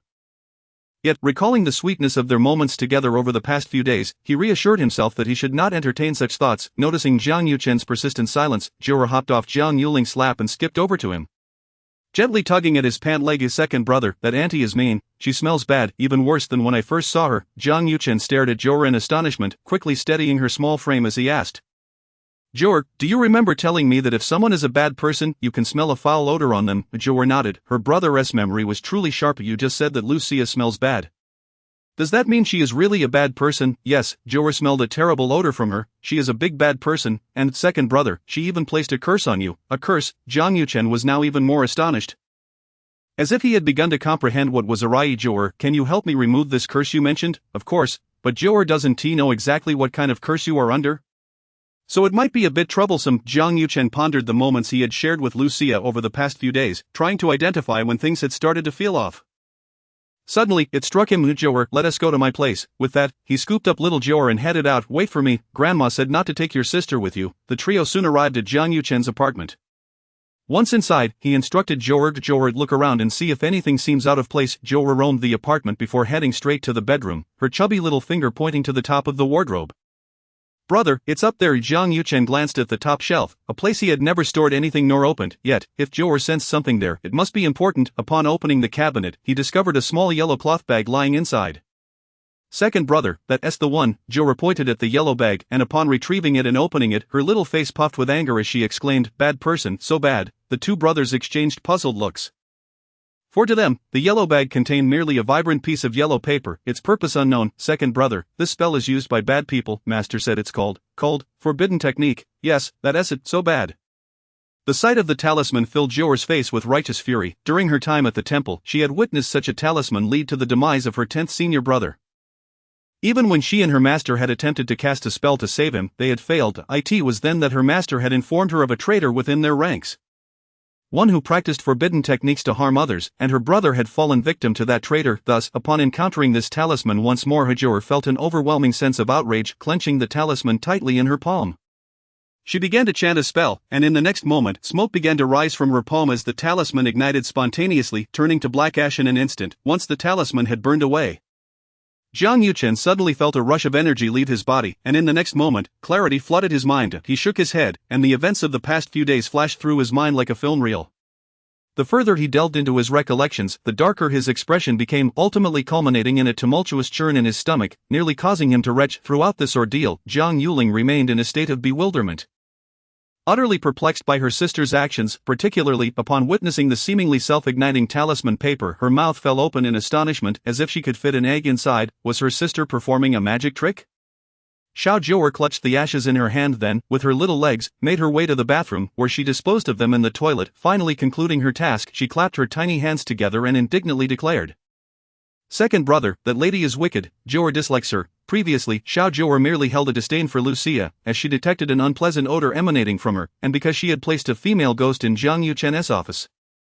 Such a person was not to her liking. However, upon seeing that talisman, her aversion escalated to outright hatred. Lucia became the second person Jiu'er loathed, the first being the traitor from the Dao sect, responsible for her senior brother's demise. Now back to his normal self, Jiang Yuchen squatted down to comfort Jiu'er gently, saying, I'm sorry, Jiu'er. It's my fault. I promise I won't let you see her again. Alright, second brother, she kidnapped Jiu'er. I'm not mistaken, Jiu'er retorted, her little mouth pouting in displeasure, her face a picture of anger at the mere thought of that woman. Hearing this, Jiang Yuchen was even more astonished. Why would Lucia want to kidnap Jiu'er? Alright, second brother will investigate this matter at once. Once we gather evidence, I will ensure she is apprehended to avenge you. Jiu'er, second brother, I want to search her soul. This statement left Jiang Yuchen perplexed. What did searching her soul entail? Jiu'er attempted to explain but quickly realized she struggled to articulate it. In a fit of anxiousness, she exclaimed, it's just, I need to see her alone. Observing her urgency, Jiang Yuchen patted her back and soothingly reassured her, alright, when the time comes, you can do whatever you wish, just don't rush. Okay. With Jiang Yuchen's issues resolved, Jiang Yuling took Jiu'er home. Jiang Yuchen, meanwhile, called Jiang Qichuan, who had been investigating Jiu'er's kidnapping. Now that they had leads, the investigation would proceed more smoothly. On the way home, Jiang Yuling remained in a daze. Fixated on the little bundle in her arms, her sister seemed different somehow. Jiu'er, can you perform magic tricks? Jiu'er blinked her large eyes and pondered for a moment before retrieving a piece of talisman paper from her small pouch. Fifth brother, is this how it's done? She promptly affixed an invisibility talisman to herself, and in the next moment, Jiu'er, Jiang Yuling gazed down to find his arms empty, his sister's presence vanished, prompting him to scream in fright. How could the sister who had just been speaking to him suddenly disappear? Jiu'er giggled mischievously, quickly removing the invisibility talisman, reappearing before him in an instant, staring at his sister as sudden reappearance. Jiang Yuling was utterly astonished, left speechless for a long while. Is this what you meant by performing magic tricks, fifth brother? This is an invisibility talisman that if you stick it on, you can become invisible for 10 minutes. Jiu'er explained, proudly waving the talisman paper in her hand. I'm the only one in the entire Yuntai temple who can draw these, even my master cannot. Invisibility. Jiang Yuling felt as though his previous 24 years had been in vain. Such things were beyond his comprehension. He could scarcely believe that his sister possessed such abilities. He hastily took the talisman paper and tucked it back into Jiu'er's pouch, whispering, Jiu'er, you must never take this out again. It could attract trouble. Jiu'er responded, somewhat bewildered, as she had never used the invisibility talisman before. The brief duration of invisibility seemed of little use. If her thoughts were to be known by those from the Tao sect, they would surely lament the squandering of such a precious ability. After all, it had been centuries since anyone had been able to draw an invisibility talisman. Initially, Wang Yi had simply given her the comprehensive manual of Taoist talismans to keep her entertained. Never anticipating that she would master them all after just one glance, effortlessly replicating them, Wang Yi had been just as astonished back then as Jiang Yuling was now, warning that such talismans should only be used in the direst of circumstances to avoid inciting panic within the Tao sect. Throughout their journey, Jiang Yuling clutched Jiu'er tightly, anxious that she might suddenly vanish again. Upon returning home, he eagerly sought out their grandmother to inquire about Jiu'er. Upon learning that his sister not only excelled in medicine but could also predict fortunes and exorcise spirits, he was rendered speechless. The elderly gentleman added, moreover, Jiu'er possesses innate divine strength. She can lift the marble coffee table in the living room with ease. At that moment, Jiang Yuling felt utterly numb. His sister was truly extraordinary. Suddenly, a thought struck him. Strange occurrences had been transpiring on the set recently. Since they were filming a period drama in a remote village, actors had reported hearing their names called at night and seeing figures peering through windows. Naturally, this had instigated considerable panic, with many timid actors opting to withdraw, preferring to breach their contracts than remain in such an environment. Given his sister's talents, could she perhaps lend a hand? Chapter 027, Lucia captured in the police station? Jiang Qichuan and Jiang Yuchen, armed with the clues provided by Jiu'er, swiftly pinpointed Lucia as the mastermind behind the kidnapping case. They also thoroughly reviewed the hospital surveillance footage, which revealed significant leads. On the day of the incident, Lucia's vehicle had indeed been spotted at the hospital. However, due to her deliberate disguise, her face had not been captured on camera, yet this evidence sufficed for the police to proceed with her arrest.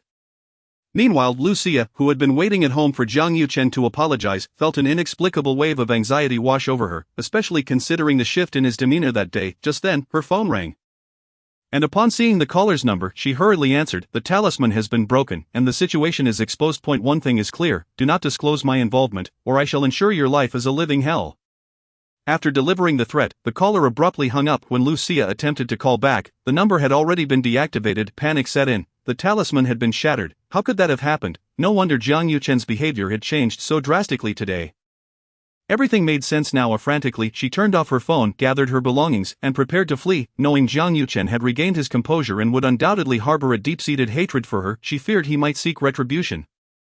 Even more terrifying was the fact that she had a life on her conscience. It seemed she could no longer remain in Jiang City. As she finished packing and prepared to escape, she opened the door only to be met by several police officers standing outside. The police displayed their credentials and solemnly stated, Ms. Lucia, this is a search warrant. We suspect you are involved in a kidnapping and murder case. Please accompany us for questioning. This, Lucia crumbled, her body collapsing to the ground in despair. How had her situation unraveled so dramatically? Everything had been fine, and now it had transformed into chaos. Through the figures of the officers, she spotted Jiang Yuchen standing at the back, her heart sinking. Finally, they had succeeded in identifying the mastermind behind Jiu'er's kidnapping, allowing Jiang Qichuan to breathe a sigh of relief. He shot a disapproving glare at Jiang Yuchen and chastised him, look at the kind of woman you're attracted to. Thank goodness our Jiu'er is safe, otherwise, you'll never be allowed back into the Jiang family. He continued, in the future, be more discerning when choosing a girlfriend. Don't just chase after any woman. At this moment, Jiang Yuchen dared not retort. He could only listen obediently. This situation had been of his own making. And the realization that Lucia had contemplated harming Jiu'er filled him with dread. It was the first time he recognized the depths of a woman's cruelty. Thankfully Jiu'er was unharmed, otherwise he would never forgive himself. Even if his family did not expel him in that instant, Jiang Yuchen developed a profound aversion to women, likely making it difficult for him to pursue romantic relationships in the future upon returning home. As soon as he stepped inside, he was greeted by the melodious laughter of Xiao Jiu'er, instantly lifting their spirits. In the dining room, Xiao Jiu'er was enjoying her meal, leaving Jiang Yuling once again in awe of his sister's astonishing appetite. What kind of celestial being was she? Is it alright for Jiu'er to eat this much? He asked cautiously. The elderly lady chuckled. This is hardly a lot. Our Jiu'er is a voracious eater. Seeing the grandmother's beaming smile, Jiang Yuling understood that his sister must eat like this at every meal, otherwise, they would not wear such expressions. By the time they returned home, Jiang Yuling had grown numb to his sister's incredible abilities. At this point, if someone told him she could fly, he would not be surprised. Daddy's second brother, Xiao Jiu'er exclaimed, dropping her chicken leg and rushing towards them. She had missed her father, having seen so little of him in the past few days. Jiang Qichuan, seeing his daughter run towards him, quickly crouched down, not minding her greasy hands or face. Do you miss Daddy? I miss Daddy very much, Xiao Jiu'er replied earnestly, her fair face still sporting remnants of food. Jiang Qichuan held his daughter in his arms with a look of contentment, planting a kiss on her cherubic face before carrying her back to the dining table. Come, let us enjoy the chicken legs that our little Jiu'er loves the most. As soon as they returned to the table, little Jiu'er's attention was immediately captivated by the food, eagerly gnawing on the chicken leg. Once she had her fill, Jiang Qichuan took her to wash her face and wipe her hands. Before finally returning to the table to commence his own meal, it was then that he noticed an additional presence at the table. Jiang Yuling wore an expression of displeasure, since his father had entered the house. He cast a glance in his direction, likely only now realizing that another person had joined them. What are you doing back? Jiang Qichuan observed his suddenly returned fifth son without any display of warmth, continuing to eat while casually inquiring, this is my home, am I not allowed to return? Besides, I came back to see my sister. The exchanges between the father and son were always succinct and brisk. A quick exchange that concluded without further elaboration. Jiang Yuling seemed accustomed to his father's demeanor. This was already an improvement, considering that during the time they were searching for his sister he had not heard a single word from him upon returning home. Each day had been filled with his father's drunken stupor, isolating him from any social interaction, let alone sharing a meal at the same table, clearing his throat and feigning a cough. Jiang Yuling sought to draw Jiang Qichuan's attention. When his father finally looked up, he found the courage to speak. Dad, I want to take my sister to the film set for a couple of days. Before he could finish his sentence, he was met with a flat refusal. Why not? I want to spend more time with my sister and foster our bond. Jiang Qichuan set down his utensils, fixing a penetrating gaze upon him, scrutinizing him closely. Finally, he let out a cold laugh, retorting, can you honestly say that your intention is merely to take Jiu'er out for fun? Caught off guard, Jiang Yuling found himself momentarily speechless. Don't think I'm oblivious to your ulterior motives. That film set is funded by your Uncle Chang. I met him today, and he mentioned certain things about the production. Let me be clear, Jiu'er is our cherished treasure, and there is no way she is going to that wretched place. What if she were to get hurt? Don't even think about it. This matter is non-negotiable. With that, Jiang Qichuan turned and headed to the living room to keep his daughter company, leaving Jiang Yuling feeling dejected. How could he have forgotten? It was he who had embarrassedly approached Uncle Chang for the investment in the first place, given the recent ghostly occurrences on set.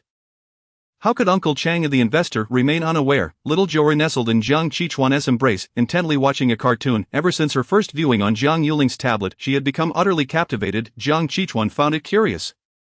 Jiu'er had never shown interest in watching television before. Even when playing in the living room with her grandparents, she would only engage with Xiaoba, completely ignoring the screen. How was it that after just a day, she had taken the initiative to request to watch cartoons? Jiu'er, who did you play with today? Little Jiu'er sweetly beamed and pointed at the recently arrived fifth brother, exclaiming, I played with fifth brother.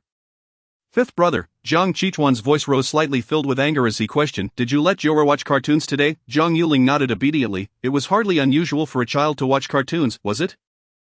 You incompetent fool, don't you realize how damaging it is for her eyes to stare at screens for too long? Why am I being scolded again? Jiang Yuling felt a swell of grievance. What had he done wrong? Observing her son's outburst, the elderly matriarch swiftly intervened. Enough, our Jiu'er is only 3 years old. It's perfectly normal for such a young child to watch cartoons. As long as we manage the time and protect her eyes, it's fine. Why must you raise your voice at a child? He has returned home after such a long time. Can't you speak to him kindly?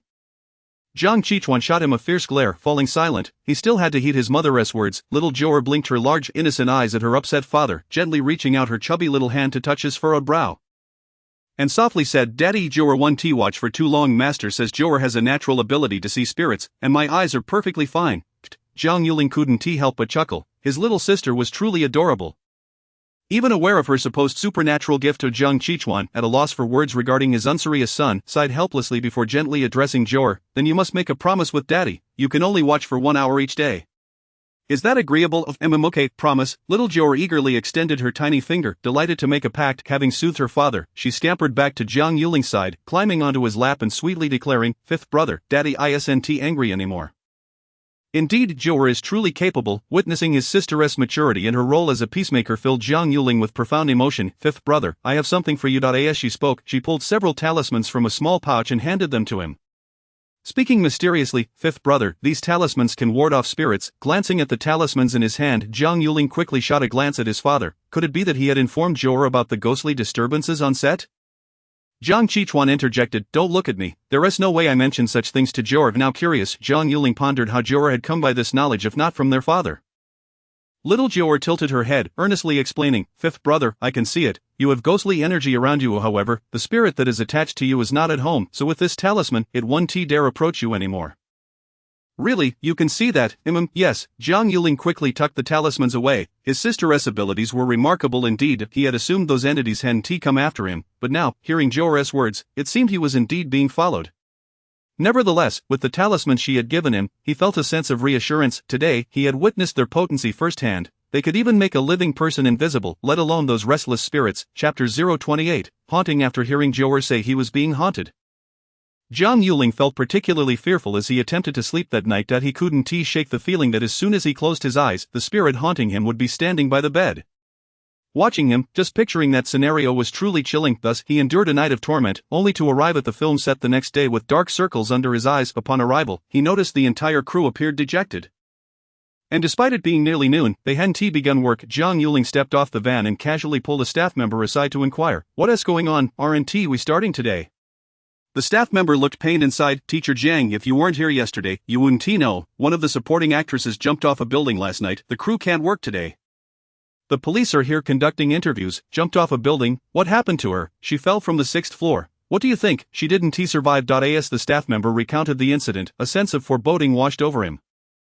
With the production plagued by both ghostly disturbances and now a suicide, it seemed impossible for the film to proceed smoothly. Jiang Yuling returned to the van, lost in thought. He wasn't familiar with the actress, having only crossed paths during rehearsals, and he found it baffling that she would take such drastic measures. His assistant, Xiao Chui, was quite familiar with her and quickly interjected, "How could that girl possibly take her own life?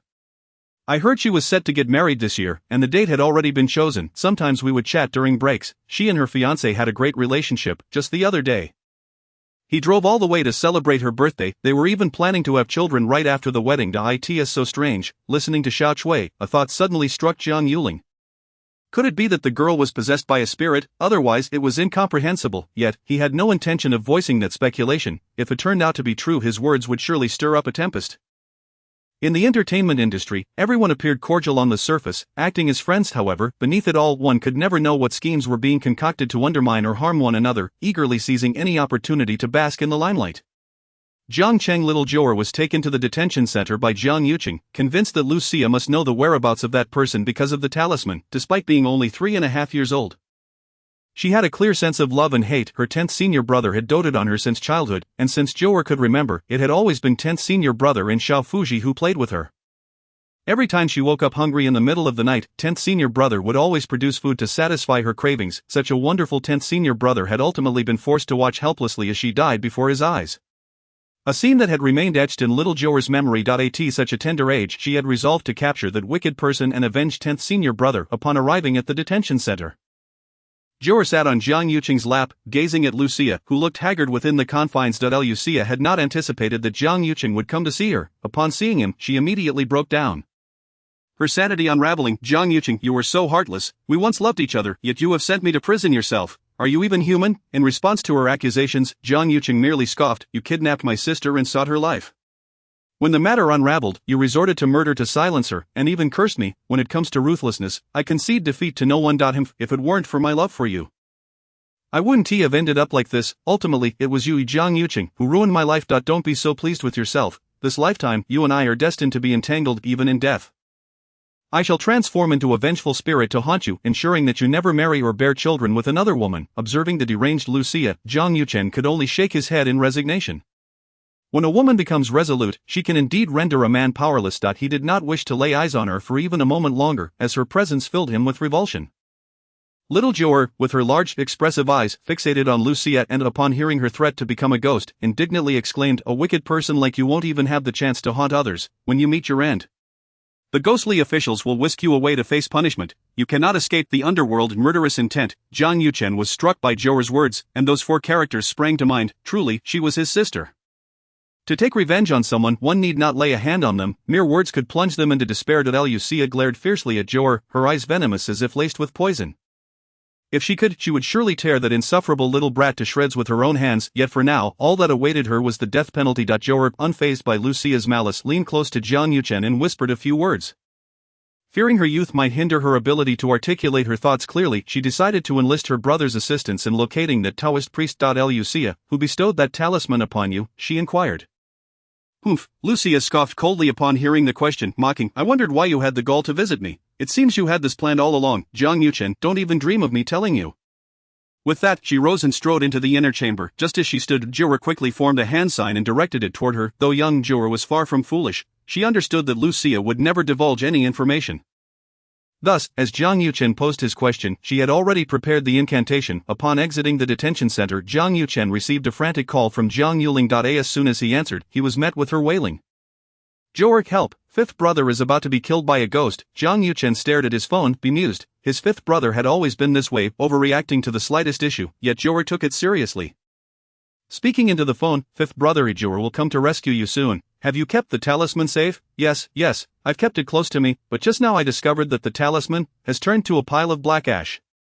"Jiu'er, what should I do? Without the talisman, that ghost will surely come for me, and in just a few hours, night will fall. If fifth brother truly meets his demise at the hands of that vengeful spirit, then all of fifth brother's inheritance will go to Jiu'er." "Second brother, hurry and record this. I fear I won't have time to leave a will." Listening to his words, Jiang Yuchen felt a wave of frustration. His fifth brother was truly insufferable. "A fifth brother, Jiu'er will not allow you to perish." Jiu'er was taken aback by the ghost's formidable power, which had managed to destroy her talisman. She did not believe her fifth brother was jesting. A ghost capable of such destruction was exceedingly rare, making this situation dire. She had to take matters into her own hands. After hanging up, Jiu'er gazed pleadingly at Jiang Yuchen, her small face adorned with a charming smile. "Second brother, I implore you, take Jiu'er to find fifth brother, or else he may truly perish. Do not heed his exaggerated claims. It cannot be that severe." Jiu'er vehemently shook her head. "No, it is genuinely grave." Seeing Jiu'er in such a state of distress, Jiang Yuchen hesitated. If fifth brother was indeed in danger, this matter was no trifling issue. However, taking Jiu'er to that remote mountain area would undoubtedly meet with family disapproval.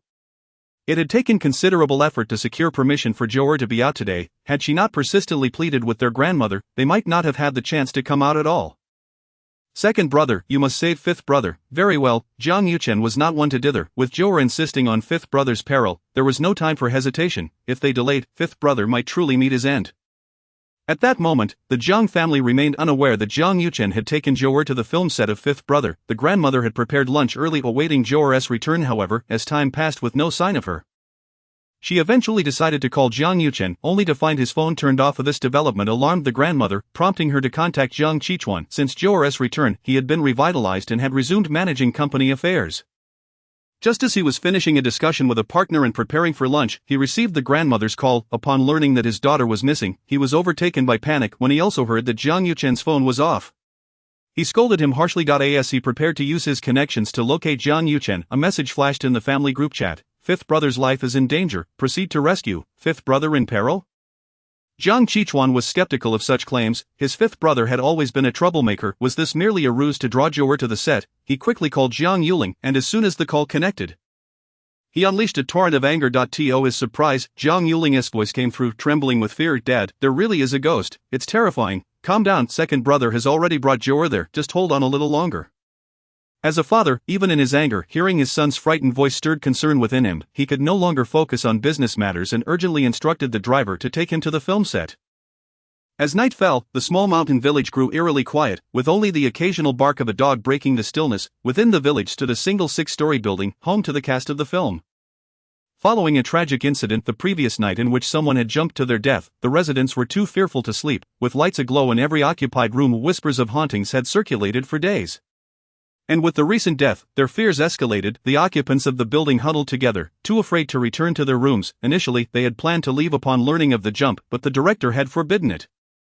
With the filming schedule already tight, they had no choice but to stay under threat of contract repercussions. That sweet girl, Jiang, was about to get married. I refuse to believe she committed suicide.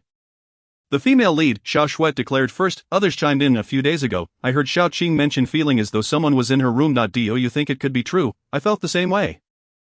I was sleeping soundly when I suddenly sensed someone standing by my bed watching me, and it startled me awake. If there are indeed ghosts, then Xiaoqing must have been killed by one.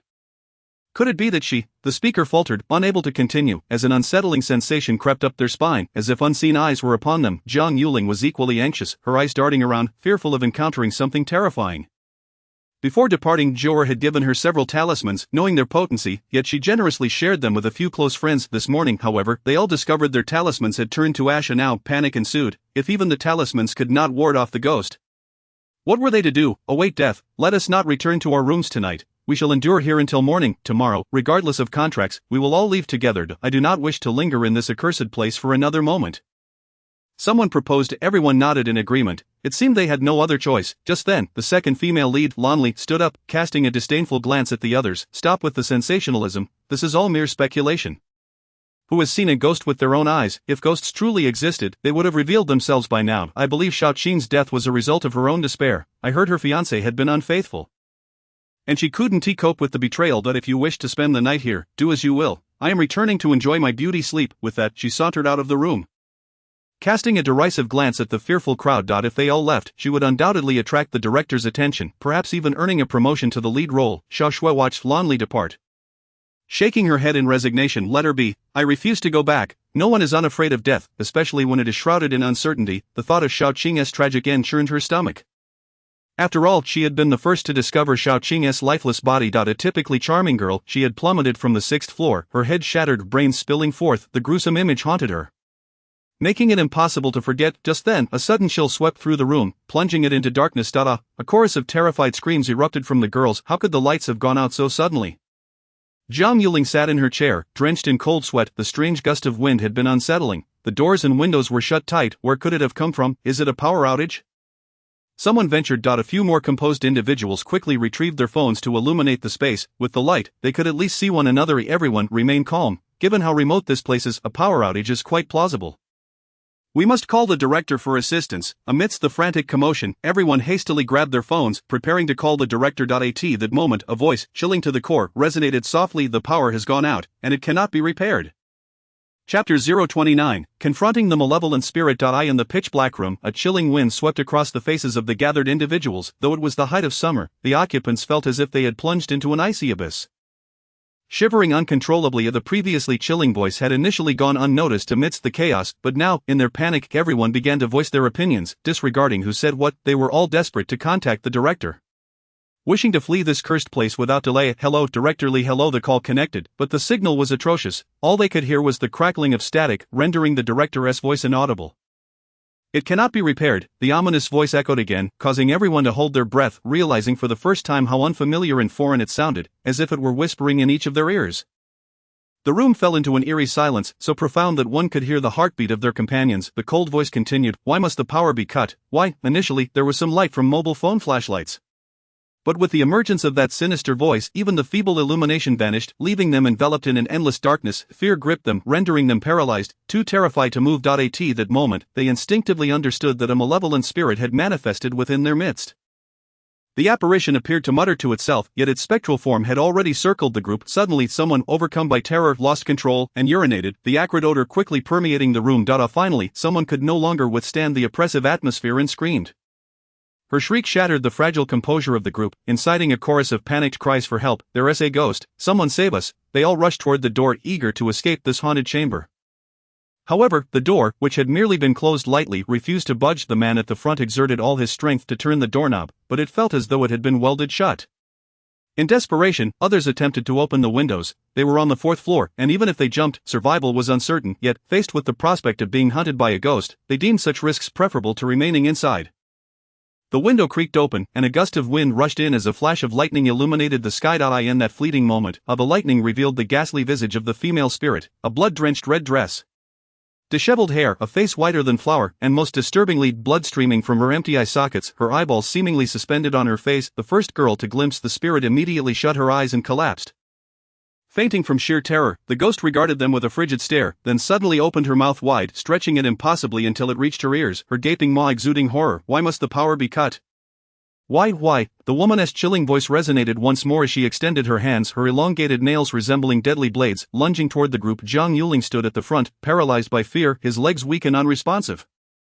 Unable to summon the strength to flee. As the ghost advanced, he simply stared, frozen in place, just as the ghost's talons were about to pierce Jiang Yuling's chest. The door, which had been impenetrable, was suddenly kicked open, the room's lights flickered to life, and the spirit recoiled from the blinding brightness, her movements abruptly halted. All eyes turned toward the doorway, where stood the small figure of Jiu'er.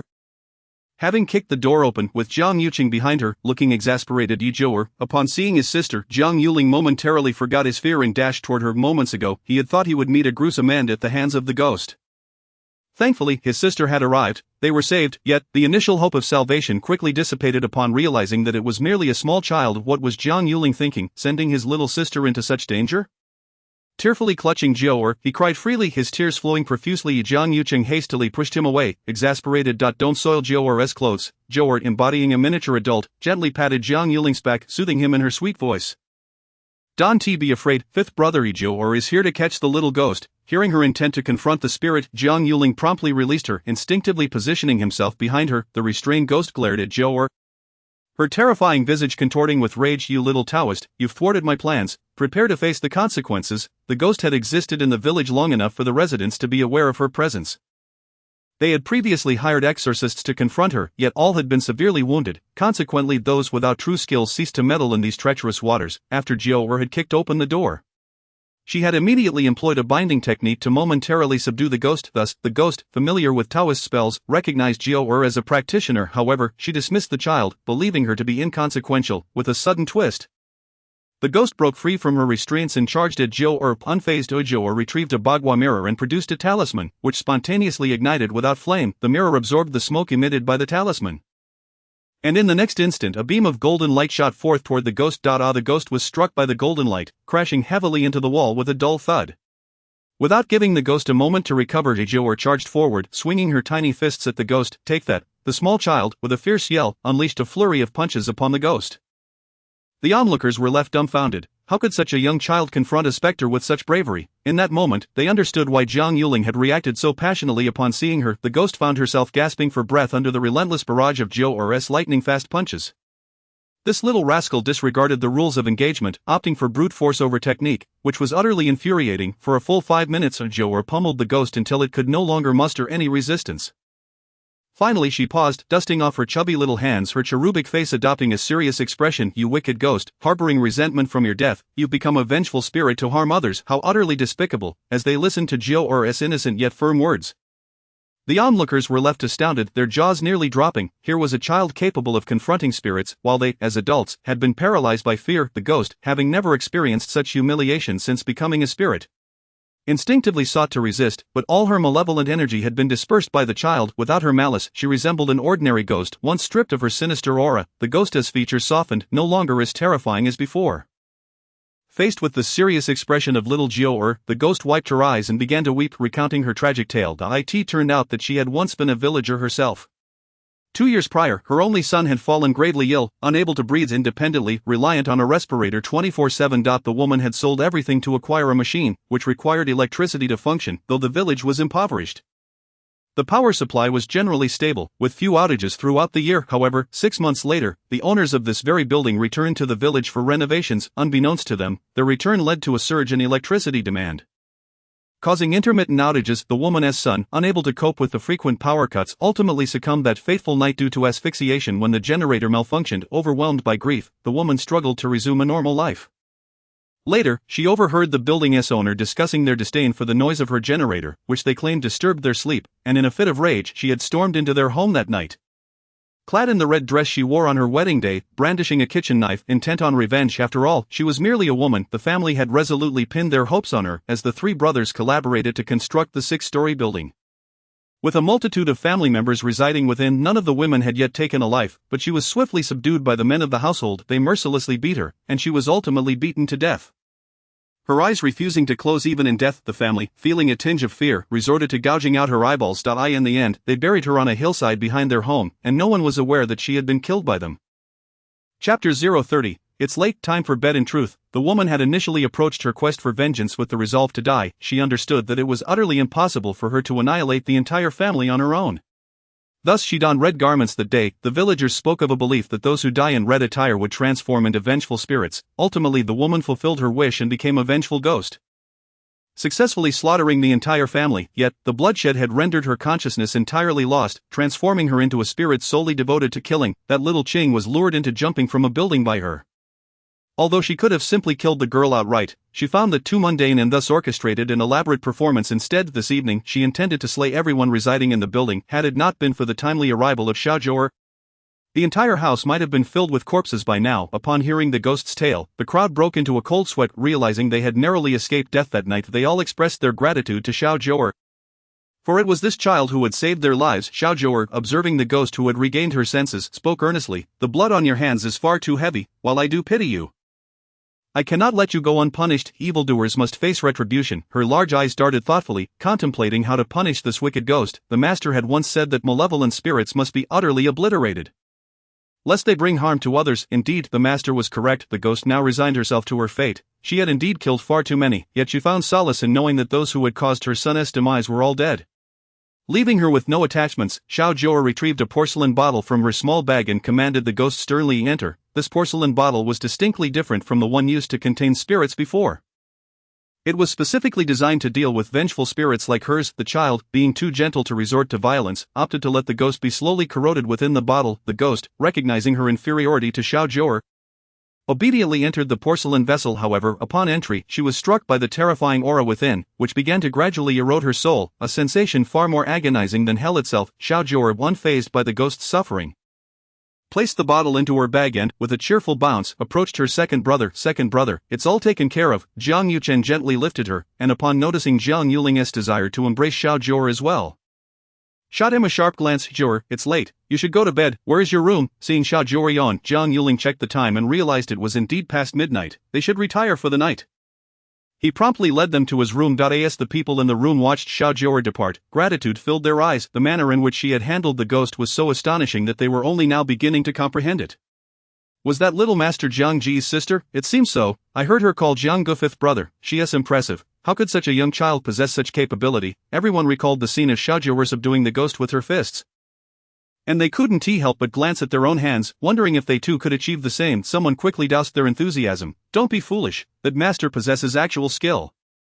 Do you think our fists could compare to hers? Exactly. If that were the case, everyone would be a master. Is everyone alright? At that moment, the director Li Dao rushed in. He had been occupied at the local police station assisting with the investigation into Xiao Qing's jump, only finishing up in the evening. Upon receiving the call, he had anticipated trouble. Unfortunately, due to poor cell reception, he could hardly hear what was being said, and he had driven back as fast as he could. Upon entering, he breathed a sigh of relief upon seeing everyone unharmed. However, the crowd regarded him with discontent. They had intended to leave this haunted place that morning, but it was the director's threats that had compelled them to stay. Had it not been for Jiu'er's timely intervention, they would have surely met their end. Having brushed against the gates of death, they were no longer concerned about offending the director. What is going on here? Li Dao sensed the discontent but felt powerless to change the situation. Having taken the investors' money and signed contracts, with time constraints looming, he found himself in a predicament. Xiao Shuai, as the leading lady, stepped forward first, sarcastically commenting, Li Dao, your timing is impeccable. If only you had arrived half an hour earlier, you could have witnessed the ghost firsthand. Indeed, our director Li has always been quite professional with his time management. The ghost, Li Dao's complexion paled. He had heard whispers of hauntings in the area, and though he had felt it too, he had suppressed his concerns to ensure the filming went smoothly. Hearing their words now, he wondered if the ghost had truly manifested and if they had all witnessed it. It's getting late. Let us disperse. Without offering any explanations, everyone retreated to their respective rooms, with the ghost now subdued by Jiu'er. The place felt safe enough for them to rest peacefully. Li Dao was left utterly bewildered, unable to grasp what had just transpired. Noticing Jiang Yuling's absence, he felt a pang of anxiety. He knew Jiang Yuling's identity. The investors were drawn by him, and while outsiders recognized him as a top-tier celebrity, they were unaware that he was the fifth young master of the affluent Jiang family. If anything were to happen within his production, Li Dao's career in the entertainment industry would be irrevocably tarnished. As he hurried to Jiang Yuling's room, the door swung open just in time. Jiang Yuling emerged, looking weary, holding a basin of water. Not expecting anyone outside, he collided with Li Dao, dousing him in water. Li Dao, what brings you here so suddenly? Jiang Yuling asked, somewhat awkwardly, regarding the soap director with no hint of remorse. I just came to check on you. Having heard that something occurred earlier, I wanted to ensure you were alright. Li Dao drenched, suppressed any complaints and forced a smile. Oh, how unfortunate, the situation has already been resolved. It's quite late, you should return to rest as well. We have filming tomorrow. Yes, it is late. You should rest early too. Having confirmed that Jiang Yuling was unharmed, Li Dao did not linger further and hurried back to his room to wash and change. Standing at the door, Jiang Yuling smirked, thinking to himself that Li Dao was a typical capitalist slave, only knowing how to exploit the actors. Teaching him a lesson would not be amiss. The following day, due to the previous night's haunting, everyone had not slept well, although Jiu'er had assured them that the ghost was subdued. A lingering anxiety remained. Consequently, as they rose in the morning, each person bore a weary countenance. Their eyes shadowed with dark circles. Jiu'er had risen early, having completed her morning routine before heading to wake Jiang Yuling and Qichuan. Jiang Yuchen had also risen alongside Jiu'er.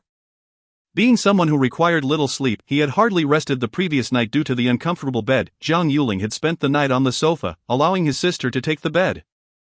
And he dared not disturb his second brother, thus enduring the discomfort himself. A fifth brother, sleepyhead is up, Jiu'er is hungry. The first thing on Jiu'er's mind upon waking was, of course, food. After sitting in a car for so long the previous day, she had only eaten a little to stave off hunger, and after a night's sleep, she was ravenous. Jiang Yuling gazed at his adorable sister, a broad smile spreading across his face as he affectionately ruffled her bald head and said, "Alright, fifth brother, we'll get some food ready for our Jiu'er right away."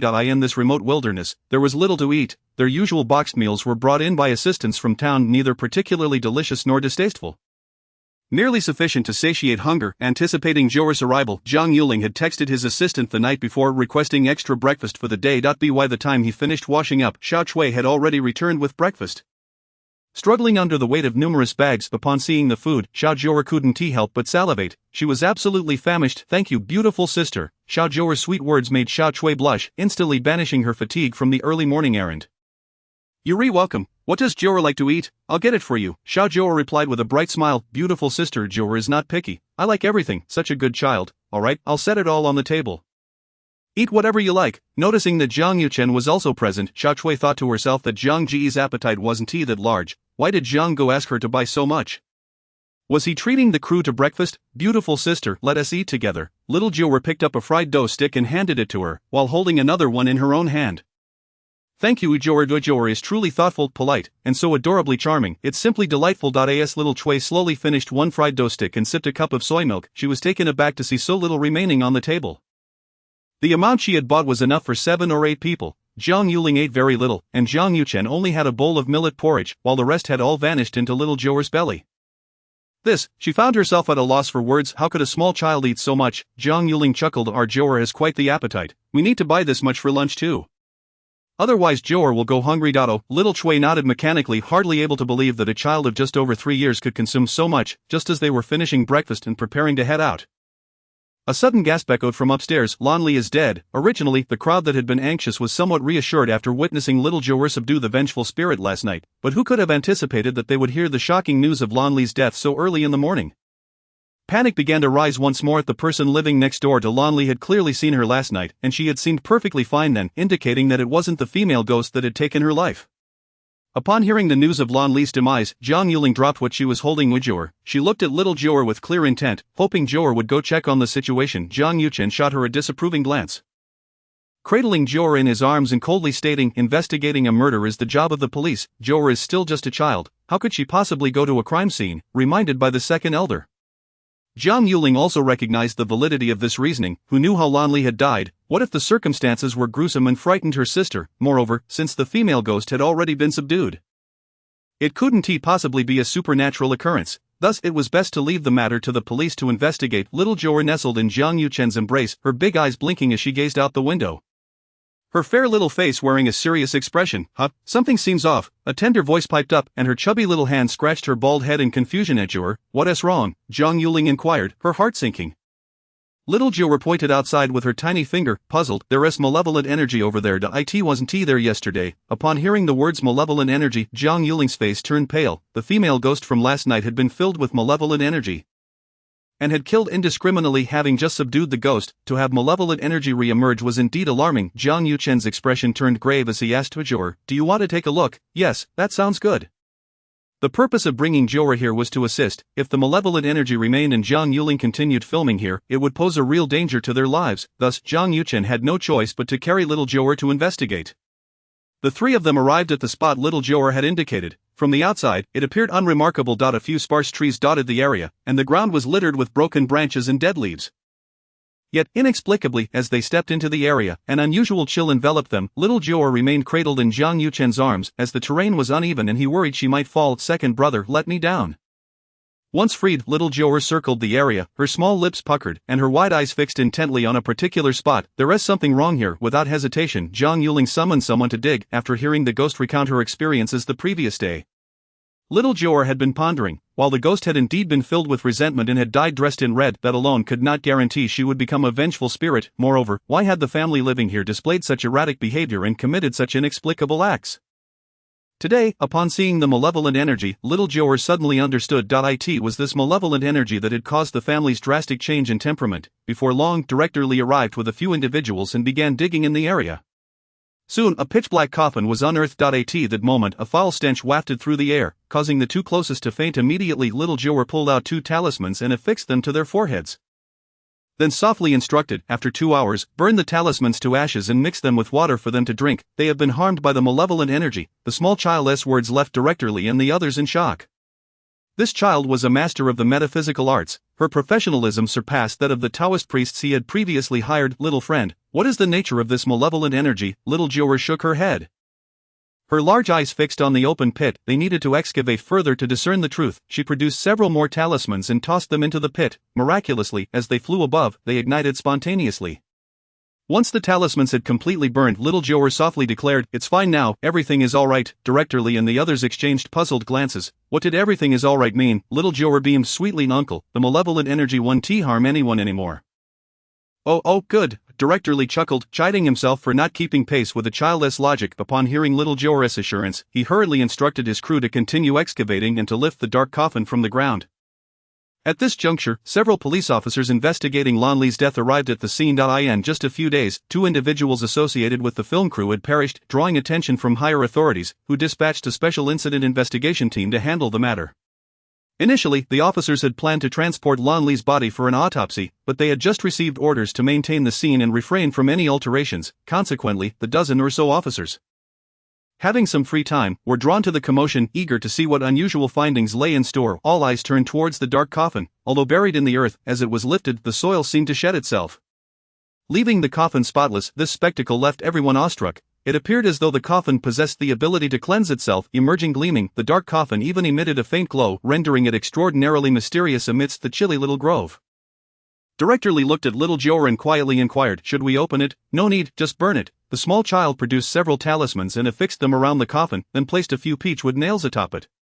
In the next moment, a jaw-dropping scene unfolded before everyone's eyes. Little Jiu'er swung her chubby fist, striking the peachwood nails in a circle, and in an instant, the nails were embedded into the coffin.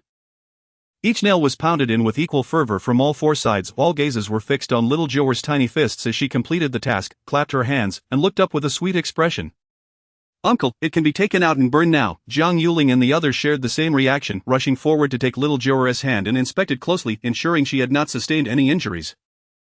Before exhaling a sigh of relief, however, her earlier display of strength left him astonished. Could his sister truly possess such strength? Jiang Yuchen handed her a wet wipe to clean her hands before lifting her once more, tenderly asking, "Does your hand hurt?" "Not at all," little Jiu'er replied innocently. With a chuckle, little Jiu'er suddenly recalled her grandfather's admonition to refrain from showcasing her powers in front of strangers, tilting her head in contemplation.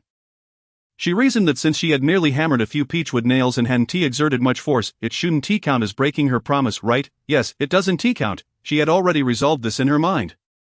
And her face lit up with joy once more. The nearby officers watched little Jiu'er with curiosity. This little girl seemed extraordinary. Just as they were about to carry the coffin to a clear area for burning, a rugged vehicle sped towards them, and before it came to a halt, an elderly man, appearing to be in his 60s, hurriedly emerged, dressed in a grey long gown. The slender figure exuded an aura of ethereal wisdom.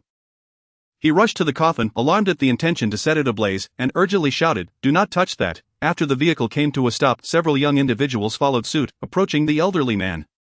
Old Chen, what is this? The elder, surnamed Chen, held a high position within the special incident handling team, earning him the respectful title of Old Chen. His face contorted with anger as he reprimanded, "This is a cultural relic. What are you doing, planning to destroy a cultural artifact?" The group, reprimanded by the elder, immediately felt disgruntled, regardless of his status. Making hasty conclusions without understanding the situation was quite irksome. Old man, do you even know what is going on to speak so recklessly? Just because you call this a cultural relic doesn't mean it is. This thing is dangerous, not some artifact. You know nothing. Stop at once. Old Chen, unwilling to waste time explaining, ordered those behind him. Quickly summon someone to take this back. It must not be damaged. At this moment, Jiang Yuchen, still cradling little Jiu'er, approached. Although little Jiu'er had subdued the malevolent energy within the coffin, he remained uneasy and intended to oversee the burning personally. To my astonishment, upon my arrival, I overheard the words of that elderly gentleman. The little girl, her delicate face flushed, hastily spoke up, "Do not disturb, there is a great evil within that could bring harm to us." A young man accompanying Mr. Chen scoffed derisively, "What nonsense is this child spouting? Adults ought to manage their own offspring better. How dare she speak so freely?" Upon hearing this, Jiang Yuling's displeasure was palpable as she retorted, "And who might you be to issue commands here? Our child is free to express herself as she wishes. Your opinion is of no consequence." The young man merely chuckled coldly, brandishing his identification. "We belong to a special task force that deals specifically with such cases. Therefore, I advise those unrelated to the investigation to vacate the premises forthwith so as not to impede our inquiry." Jiang Yuchen, cradling little Jiu'er, regarded the young man's arrogant demeanor with disdain and softly said to Jiu'er, "Since there are others handling this matter, let us not interfere any longer. We have been out for quite some time and should return home." Jiu'er furrowed her brow, perplexed by the convoluted adult conversations. Her gaze was fixated on the ominous coffin, her lips pouting in contemplation. Mr. Chen, observing this, swiftly admonished the young man. "Zhou, speak with more decorum." "Yes, Mr. Chen," he replied. With a gentle smile, Mr. Chen turned to Jiu'er and asked, "Little friend, do you know what resides within that coffin?" Chapter 032, Arrogance. Although Mr. Chen had initially intervened to prevent the coffin from being burned, upon closer inspection, he discerned something amiss. The air surrounding the coffin was thick with a malevolent aura. The special task force, well acquainted with such energies, made him reprimand Zhou, shifting his attention to the little girl inquiringly, for she seemed to possess knowledge of the contents within. Jiu'er gazed intently at Mr. Chen, her large, luminous eyes sparkling as she softly replied, "It is malevolent energy." Upon hearing this, Mr. Chen felt a flicker of surprise. This child was indeed extraordinary. He suddenly recalled his friend's frequent mentions of a junior sister, renowned for her profound understanding of metaphysics at such a tender age, surpassing even the greatest masters within the Taoist community. Initially, he had assumed she was at least 20 or 30 years old, only to learn that she was a mere 3 years old. This revelation had left him astounded. How could a child of such youth possess such knowledge? For some inexplicable reason, upon seeing Jiu'er, he was reminded of his friend's junior sister. Could she possibly be the same person? He continued with a warm smile, "Little friend, how did you come to know that it is malevolent energy inside?" "I can just tell," Jiu'er responded, puzzled. "Do I need to see it? Isn't it enough to smell it? I am not a dog with a keen nose." Mr. Chen, somewhat taken aback, scratched his nose sheepishly, wondering if he had indeed overthought the matter. "Dear child, that coffin must be burned immediately. The entity within is formidable. If it absorbs enough malevolent energy and escapes, it would spell trouble." Zhou sneered at her words, mocking, "What does a mere child know? This is an artifact. You cannot simply incinerate it at whim. You are utterly ignorant." As he spoke, he cast a disdainful glance at Jiang Yuling and Jiang Yuchen. Jiang Yuling's temper flared at once, ready to unleash a torrent of words. However, to her surprise, Jiu'er smiled sweetly and said, "Fifth brother, let us go." "Very well." Jiang Yuchen, not wishing to stoop to their level, turned and left, cradling the little one. Jiang Yuling shot Zhou a venomous glare before hastily following suit. Watching the three siblings depart, Mr. Chen's brow furrowed deeply. It was then that he noticed the peachwood nails and talismans present. Upon seeing the talismans, he was struck with astonishment. These were long-lost talismans used to ward off malevolent forces. In contemporary Taoism, the most commonly used talismans are those for exorcising spirits, while the talismans for dispelling malevolence require an individual with formidable spiritual power and an acute understanding of formations to craft. Moreover, malevolent energy is akin to the air, dispersed in the atmosphere. Gathering it to subdue it is no simple task. He anxiously queried the individuals carrying the coffin, who affixed these talismans. The bearers, all crew members, scoffed at the so-called special task force, responding with a dismissive grunt, "It was that child who speaks nonsense." At this revelation, Mr. Chen was utterly dumbfounded. Could it be that the talismans were drawn by that little girl? Zhou, standing beside him, expressed his disbelief. "Do you take us for fools? A mere toddler could not possibly do such a thing. To believe in these childish scribbles is absurd." "Silence!" Mr. Chen rebuked sharply, his expression grave as he admonished Zhou. I have warned you countless times not to be overly arrogant. Do you truly grasp your own abilities? What do you know of these talismans? You spout nonsense without understanding. I am profoundly disappointed in you. Mr. Chen, like Zhou Quan, chastised publicly, felt a surge of indignation but refrained from retaliating, suppressing his frustration for the time being. Enough, you all should proceed to investigate the crime scene. You need not involve yourself here any longer. Mr. Chen, exasperated by Zhou Quan's arrogance, sighed heavily. Zhou Quan was the child of a distant relative whom Mr. Chen had recommended for the special task force. He lamented the situation. Alas, with a heavy heart, he proceeded to examine the coffin. Gazing at the peachwood nails, he marveled at the skill required to embed them so perfectly. Yet he mused that he himself might not have been able to achieve such precision. Could it be that the little girl had done this as well? Meanwhile, Jiang Yuchen returned to their quarters with little Jiu'er, contemplating the unfolding events. Continuing production on this film now seemed improbable. He turned to Jiang Yuling and said solemnly, Jiu'er cannot remain here any longer. Will you accompany us home, or stay here? Home, Jiang Yuling replied without hesitation. Who in their right mind would want to linger in such a dreadful place, with ghosts and malevolent energies lurking about? The very thought was terrifying. Had it not been for Jiu'er, she would have already succumbed to the fate of a ghostly minion. Thus, without a moment's doubt, she resolved to leave. However, at that moment, Assistant Chui stumbled upon a piece of troubling news. His expression grave as he relayed, Brother Jiang, it appears we may not be able to return just yet. Why not? Jiang Yuling inquired anxiously. Just now, the only road into the village has been severed, and several individuals have perished. He presented the news report, revealing that the road leading to the town had been cleanly cut in two, as though severed by a knife. Surely, this must be deliberate. Jiang Yuling exclaimed. Little Jiu'er, eyes wide with curiosity, scrunched her small nose and pouted. Bad. Cradling Jiu'er, Jiang Yuchen questioned. What do you mean, dear sister? Brother, it is the entity within the coffin causing trouble. It does not want us to leave. The malevolent thing inside the coffin. Jiang Yuling felt a chill race down her spine. Was this ordeal far from over? Yet little Jiu'er remained unfazed, patting her chest confidently as she declared, Fifth brother, do not worry. Jiu'er will protect you, heir. Jiang Yuling found herself at a loss for words, feeling somewhat ridiculous that she, an adult, needed the protection of a mere 3-year-old. Simultaneously, Mr. Chen received word of the severed road, and understanding its implications, he discerned that it was not an act of man. He glanced at the coffin, now glistening ominously, and realized that the night ahead would likely be far from peaceful. The crew had prepared to depart.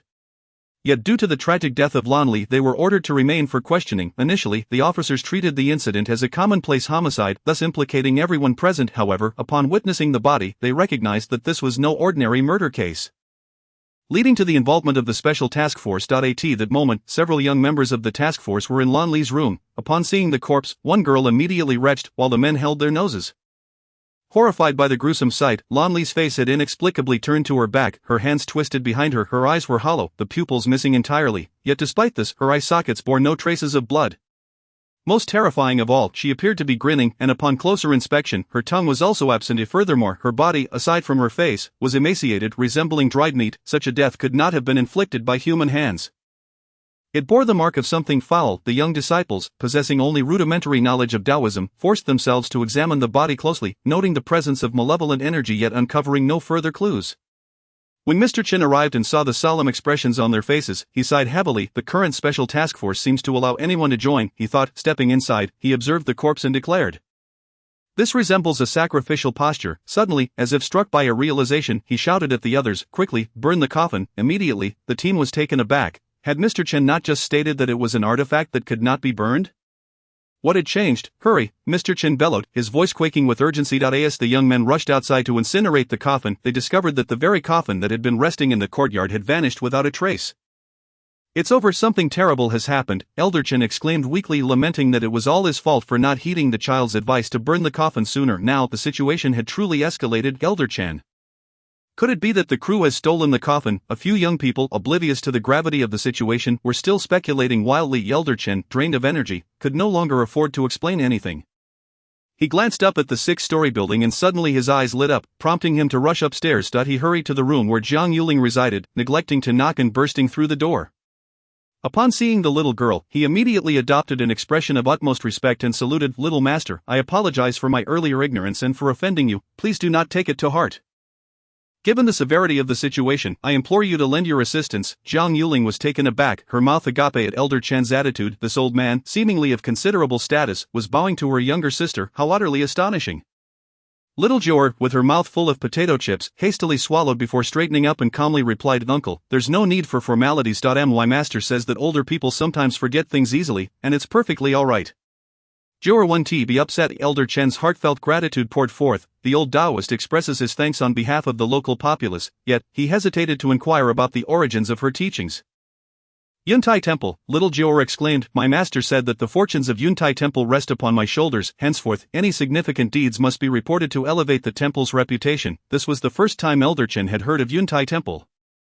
Among the many formidable sects within Taoism, it seemed none bore such a name. However, he dismissed his confusion and quickly asked, "Little master, the coffin has gone missing." He had previously hesitated to mention this, knowing the crew had been urging him to dispose of it swiftly, and now, with the coffin vanished, it was only natural that they sought assistance. Yet anyone would be displeased. Little Jiu'er, her big eyes gazing out the window, pouted for a moment before declaring, "I know where it is. I will go retrieve it now." Pointing towards a mountain outside, she explained that the coffin bore her talisman, allowing her to sense its location no matter how far it strayed.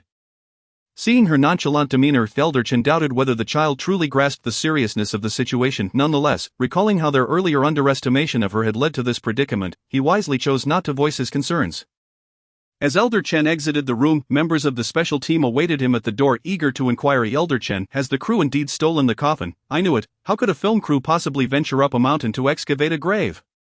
This crew is clearly up to no good. Should we not detain them for thorough questioning?" "Perhaps we could." Silence. Elder Chen could no longer tolerate their foolishness. Even at this juncture, they remained oblivious to the situation's gravity, indulging in baseless conjecture. If this special team is filled with such incompetent individuals, it would be prudent to disband. They are utterly useless. Had it not been for that little girl who quelled the malevolent energy beforehand, we would all be dead by now. Of fools, every last one of you. Just then, little Jiu'er, accompanied by her two brothers, approached the door. Having overheard the earlier conversation, Jiang Yuling retorted sharply, "How about we refrain from involving ourselves in this matter, lest they think we are merely meddling for our own gain? Do not be upset, young friend. They are merely a group of inept fools unworthy of your concern." "Little master, are you indeed setting out to retrieve the coffin?" "The old man would be honored to accompany you and offer whatever assistance I can." Elder Chen dared not overstep bounds in front of little Jiu'er, suspecting that she was indeed the little master his friend had spoken of. Jiang Yuling, with a dismissive snort, replied, "No, we wouldn't want to trouble you esteemed individuals. How could you possibly engage in such endeavors alongside us common folk?" Upon hearing this, Elder Chen forced a wry smile. Casting a disapproving glance at the foolish group, "Let us proceed." Jiang Yuchen, cradling little Jiu'er, bypassed the others and strode out, choosing to ignore them entirely. Little Jiu'er nestled comfortably in Jiang Yuchen's embrace, her big eyes shining as she smiled sweetly at Elder Chen.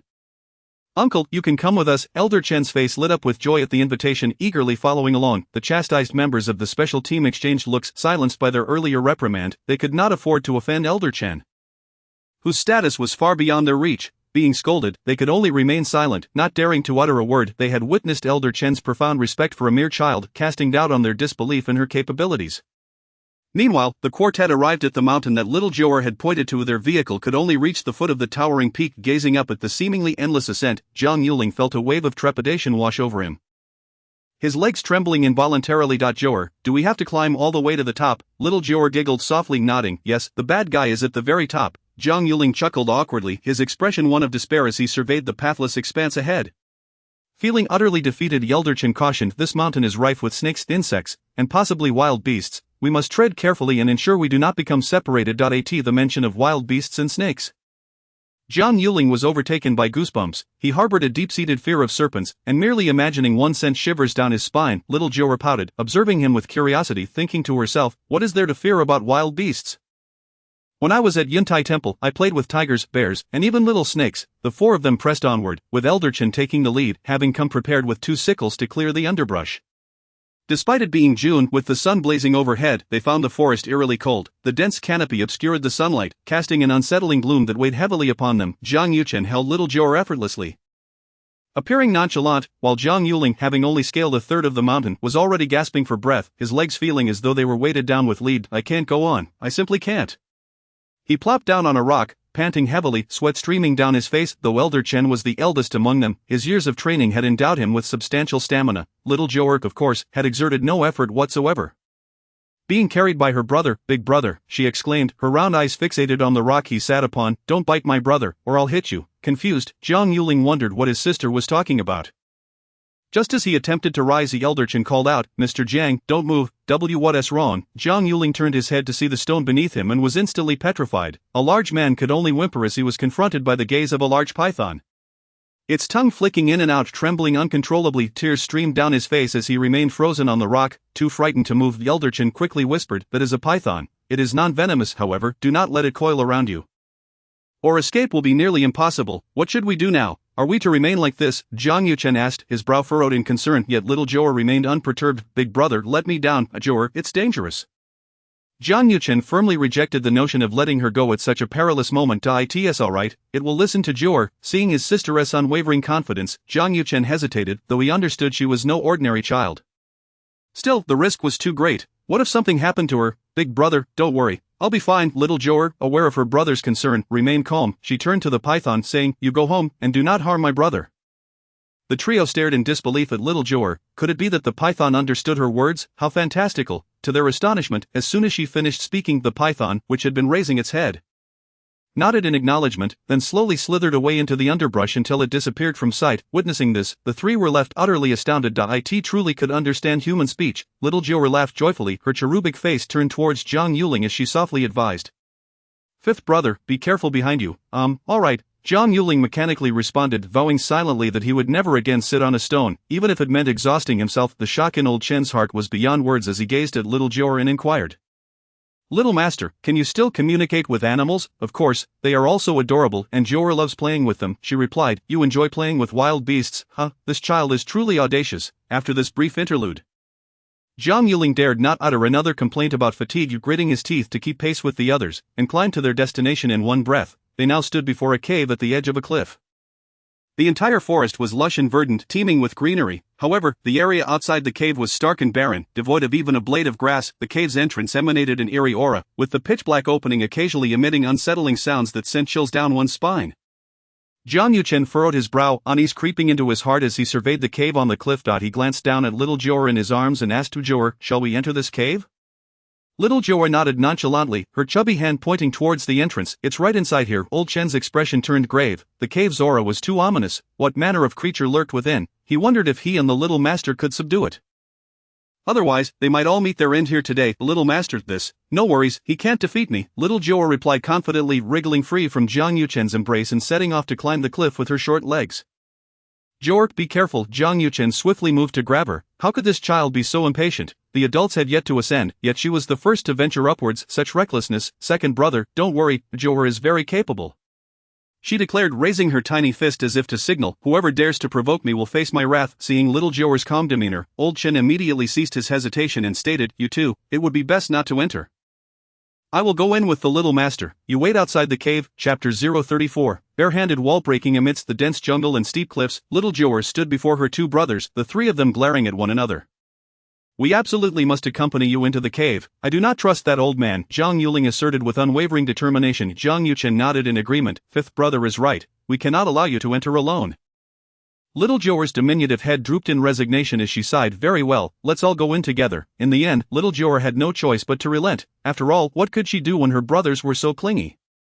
Despite her earlier resolve, as she gazed at the steep cliff, Jiang Yuling's legs began to tremble uncontrollably. Could they truly climb up? Little Jiu'er, however, paid no heed to whether her brothers could manage. She boldly marched towards the cliff, her short legs moving skillfully, quickly making her way halfway up. Turning back to glance at fifth brother, who was still struggling at the base, she called out in her sweet voice, "Fifth brother, it's very steep here.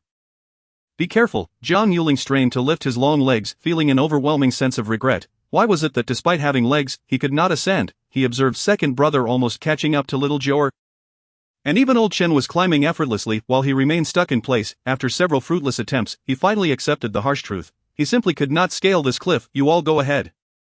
I will climb slowly." He had no choice but to find a way to back down. Jiang Yuchen scoffed, fully aware of fifth brother's thoughts. He certainly couldn't make it up. Little Jiu'er cheerfully chimed in, "Fifth brother, we will go ahead without you." Jiang Yuling could only manage a bitter smile. What else could he say? Soon, the three reached the cave's mouth, and as they arrived, a chilling gust of wind swept out, causing Jiang Yuchen to shudder involuntarily. Little Jiu'er and old Chen seemed unaffected by the cold. Noticing her brother's pale complexion, little Jiu'er hurriedly produced a talisman and handed it to him. "Second brother, wear this, and you won't feel cold anymore." thank you Jiu'er. Jiang Yuchen accepted the talisman and tucked it into his pocket. Indeed, the chilling sensation diminished significantly. Old Chen, peering into the pitch-black cave, felt uncertain and tentatively suggested. Little master, this creature's power seems to have intensified. Yes, this is its lair, so its abilities will surely grow stronger here, little Jiu'er replied without a hint of worry, leading the way into the cave. Observing this, the other two hurried to follow. Upon entering the cave, Jiang Yuchen felt as though he had gone blind. He could see nothing at all, instinctively trailing behind old Chen Dai in the pitch-black cave. Little Jiu'er seemed as if she were outside, her round, bright eyes alert to every movement around her. In such an environment, she could see everything clearly. Old Chen fared little better than Jiang Yuchen. Only able to discern little Jiu'er's position and strive to keep close behind her. As the trio cautiously ventured deeper, a cacophony erupted. A swarm of bats, hidden in the darkness, took flight in a frenzy upon hearing the commotion.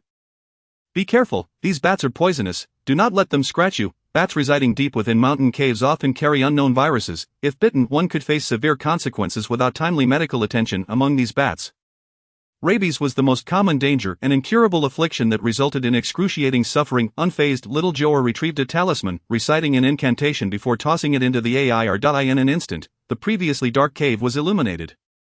The startled bats, seeing the light, swiftly darted away, fleeing from their location. Alright, we can go now, little Jiu'er beamed, her cherubic face adorned with a sweet smile as she turned to the two. Old Chen was once again left in awe of little Jiu'er's abilities. This little girl could light up the cave with a talisman, a feat that required extensive cultivation to achieve. At least, in his experience, no one he knew could accomplish such a thing. Observing the small figure ahead, he sighed inwardly, marveling at how the younger generation was surpassing the older. As they ventured further, they soon reached the innermost part of the cave, and with little Jiu'er's talisman illuminating their path. Their journey was quite smooth. However, upon encountering a stone wall, both Old Chen and Jiang Yuchen felt a sense of dismay. Had they reached the end of the cave, yet they saw nothing at all. Only little Jiu'er stood before the stone wall, patting it with her small hands. She then turned to the two and said, "Second brother, old uncle, please step back a bit. Jiu'er is going to break this wall." Break the stone wall? Old Chen gaped in astonishment at little Jiu'er. Surely he must have misheard. This wall was virtually impenetrable. Even modern equipment would struggle to break through, and how could such a small child possibly shatter it? Jiang Yuchen nodded, pulling Old Chen along. Let us listen to Jiu'er. Once they had stepped back a little, little Jiu'er raised her tiny fists, her large eyes filled with determination, the corners of her mouth curling up as she shouted.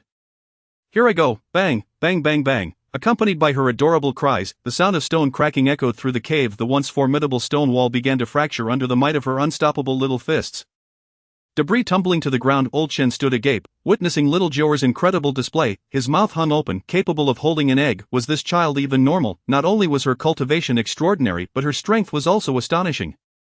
How could such tiny fists unleash such formidable power? It was utterly inconceivable. Beside him, Jiang Yuchen showed no surprise. Their family was well aware of little Jiu'er's strength, but now he could only worry.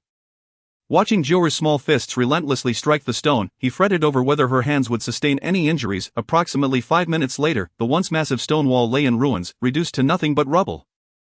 Little Jiu'er beamed with satisfaction, dusting off her hands and grinning. All done. Hearing her declaration, Jiang Yuchen rushed forward, taking her small hands to examine them. After thoroughly checking, his earlier concerns eased somewhat. Thankfully, her hands were unharmed.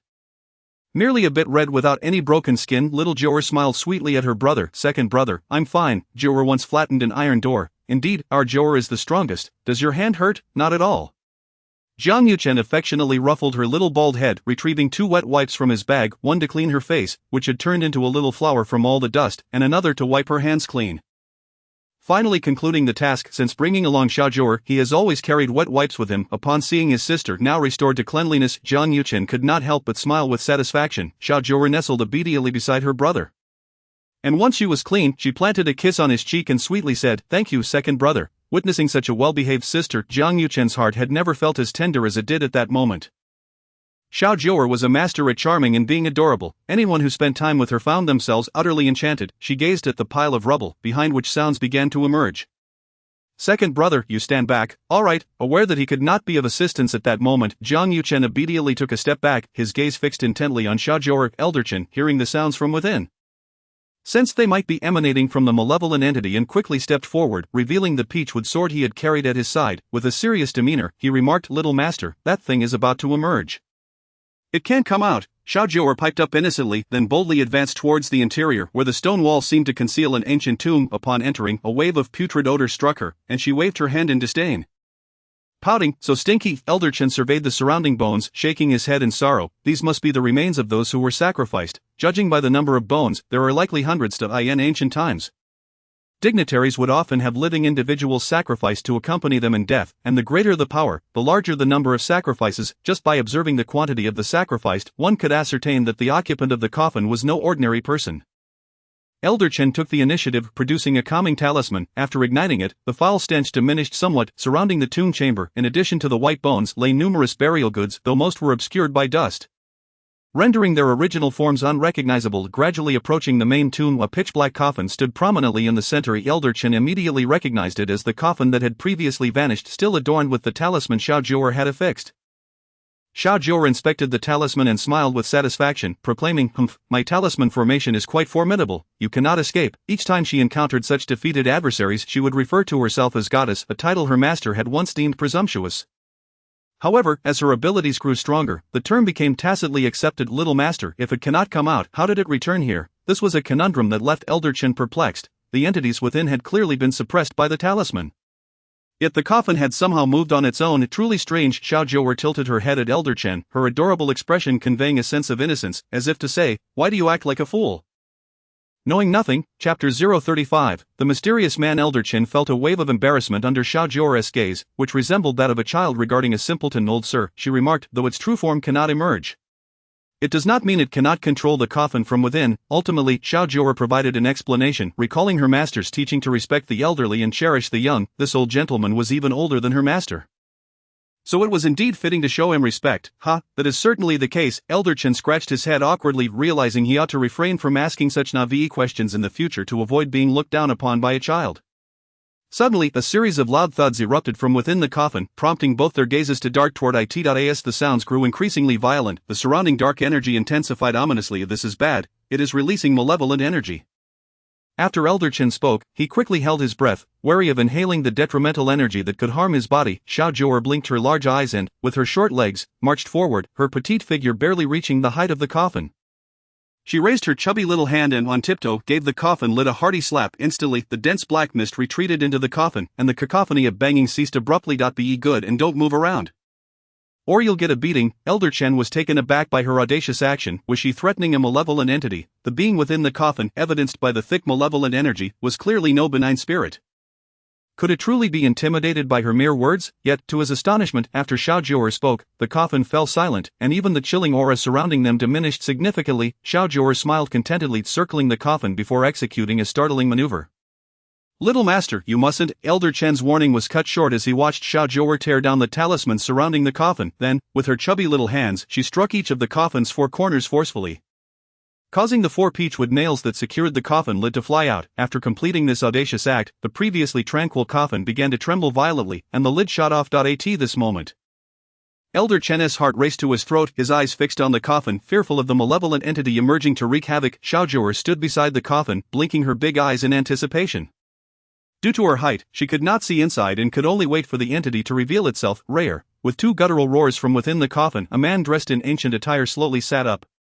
His complexion was as pale as paper, and his body had become rigid from prolonged confinement. He strained to control his stiff form, the joints creaking as he moved. Once he acclimated to the external environment, he turned to gaze at Jiu'er, who stood beside the coffin. "Baby." Elder Chen, who had been on high alert, was startled by the man's affectionate address, causing him to jump. Glancing at Jiu'er, who beamed a sweet smile and replied, "I am not your baby." Elder Chen felt a wave of frustration. Did this child not understand the gravity of their situation? What if she provoked the entity? The man, hearing Jiu'er's innocent voice, appeared confused. He reached out with a hand resembling a claw, seemingly wishing to stroke her cheek. However, upon seeing his own hand, fear flickered in his eyes, disbelief overtaking him. My hand? How could it be like this? The man's agitation caused the malevolent energy within him to surge uncontrollably, a torrent of dark mist erupting from his body. In a flash, Jiu'er produced a calming talisman, leapt up on her toes, and pressed it against the man, fiercely warning, "You mustn't." Hearing her soft voice, the man seemed to regain his composure, turning to Jiu'er with eyes filled with affection, his parched lips parted, and in a hoarse tone, he asked, "Who are you? Why do you look just like my baby?" Jiu'er tilted her head, pondering how to answer. Pouting, she finally replied, "I'm called Jiu'er. I've looked like this since I was born." The man fell silent, his gaze fixed on Jiu'er. Eventually, he averted his eyes, casting a glance at Elder Chen, his previously tender expression morphing into fury. "How dare you disturb my slumber, you audacious thief! You shall pay." With that, he launched himself like a cannonball towards Elder Chen, unprepared for the sudden shift in demeanor. Elder Chen had anticipated a tender moment but found himself facing a lethal assault. Fortunately, having remained vigilant since Jiu'er opened the coffin, he quickly brandished his peachwood sword, chanting an incantation as a beam of golden light shot toward the man. However, the light only slightly impeded the man's momentum before his claw-like hands seized Elder Chen by the throat. Having sensed the entity's terrifying power earlier, Elder Chen now experienced its full force firsthand. He realized no one from the Taoist sect could hope to subdue it, just as he felt his breath growing shallow. Jiu'er hurried over. The little one barely reached the man's thigh. She stretched out her chubby hand and slapped his leg, indignantly declaring, "No hurting people." At her touch, the man's grip instantly loosened, allowing Elder Chen to gasp for breath as he crouched down. Inhaling deeply, the man turned to Jiu'er, his earlier affectionate gaze rekindling. He bent down, his eyes shimmering with unshed tears, yet he remained silent. Jiu'er, with her characteristic sweet smile, softly instructed, "From now on, you mustn't hurt anyone. Okay, I will come to see you again, so hurry back. We must leave." Her words stirred something within the man, yet recalling her warning against causing harm, he fought to suppress the malevolent energy within himself. Finally, summoning his courage, he extended his withered hand and gently brushed Jiu'er's smooth head. Jiu'er naturally placed her chubby hand on him, softly saying, "Lie down and rest. Remember, no hurting people." Having said that, Jiu'er returned to Elder Chen's side, offering the man another sweet smile as she encouraged, "Please go back." The man lingered reluctantly, casting a long gaze upon Jiu'er. After a considerable pause, he finally turned and, with great difficulty, made his way back to the coffin before reclining within it. Subsequently, the coffin lid, which had previously fallen to the ground, seemed to rise of its own accord, perfectly sealing the coffin above. Witnessing this extraordinary spectacle, Old Chen was utterly bewildered. Did Jiu'er have an acquaintance with this malevolent entity? It was evident that this being was no human, yet, how could it possess human emotions? "Little master, what shall we do next?" Jiu'er turned and walked toward the exit, responding simply, "We are going home." Just like that. What about that malevolent creature? He followed Jiu'er out of the cave, his heart heavy with questions. It was only upon seeing Jiang Yuchen that Jiu'er quickened her pace and dashed toward her second brother. Jiang Yuchen, relieved to see his sister emerge unscathed, quickly embraced her. "Jiu'er, has everything been resolved?" "Yes, it's all settled. We can go home now." Jiang Yuchen refrained from probing further into the resolution, as it was beyond his comprehension. Carrying Jiu'er, he walked toward the cave's entrance, with Old Chen trailing behind. Just a few steps into their departure, the stone wall that Jiu'er had shattered seemed to magically restore itself as the scattered fragments flew back toward the cave entrance, swiftly sealing it once more, as if the earlier events had never transpired. Gazing at this miraculous scene, Old Chen's curiosity deepened. He sensed that Jiu'er shared an extraordinary bond with the man inside the coffin. Yet, observing Jiu'er's demeanor, which suggested she was reluctant to divulge any details, he felt it unwise to press further, thus allowing his intrigue to follow along. Meanwhile, Jiang Yuling, exhausted from his struggle with the rocks at the cliff's edge, lay flat on the grass, utterly defeated. Over the years in the entertainment industry, he had maintained his physique through frequent workouts. He was adept at various tasks, from performing ancient drama stunts to horseback riding. Why then was he unable to ascend even a simple cliff today? He suspected his body was too frail. Just as he was about to drift off, Jiu'er's voice jolted him awake. He scrambled to his feet. Noticing the trio had already come down, it all resolved. To mask his embarrassment over his inability to climb, he directly posed the question. Jiu'er nodded. "Yes, it's settled. We can go home." Jiang Yuling glanced up at the dark cave entrance. Was it merely an illusion, or did he sense the surrounding temperature had risen since their exit? The once ominous cave now seemed no different from an ordinary one. Jiang Yuchen shot him a disapproving look. What a sight for a grown man to be in such a state. During the journey back, Jiang Yuling refrained from uttering a word of fatigue, enduring the exhaustion to avoid appearing weak in front of his second brother. Meanwhile, Jiang Yuchen continued to carry Jiu'er effortlessly. Old Chen wore a contemplative expression, several times on the verge of asking a question, yet Jiu'er consistently preempted him, diverting the conversation. At long last, they reached the foot of the mountain, where their vehicle awaited by the roadside. Jiang Yuling mustered his remaining strength to dash toward the car, collapsing into the seat, utterly unwilling to move again.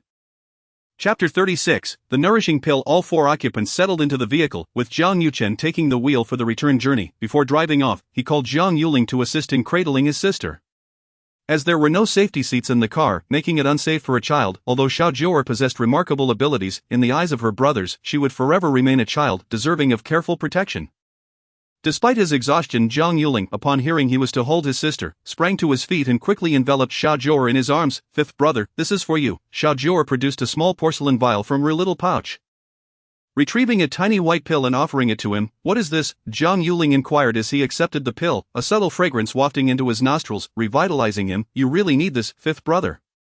Xiao Jiu'er gazed at him with wide, innocent eyes, providing no further explanation regarding the pill's effects. Observing the pill in his hand and under Xiao Jiu'er's expectant gaze, Jiang Yuling swallowed it, before long. He felt invigorated, the previous fatigue vanishing as if it had never existed. He seemed to be brimming with boundless energy. Jiu'er, this medicine is truly remarkable. It's a nourishing pill, fifth brother. You were too frail. The joy on Jiang Yuling's face instantly froze upon hearing those words. Frail enough to require a nourishing pill. Jiang Yuchen couldn't help but laugh aloud, a rare occurrence for him, only happening when he was unable to contain himself. Old Chen too wore a broad smile. The moment Xiao Jiu'er had produced the pill, he had recognized its unique aroma, knowing it to be extraordinary. A little master, do you still know how to concoct pills? It's medicine. Not a pill. It's simply a blend of various herbs. Old Chen chuckled awkwardly, having suffered embarrassment at the hands of Xiao Jiu'er too many times to count, yet never learning his lesson throughout the journey. Jiang Yuling found himself engulfed in self-doubt. Was he destined to undergo a full medical examination upon returning? To be so frail at such a young age, what would happen as he grew older?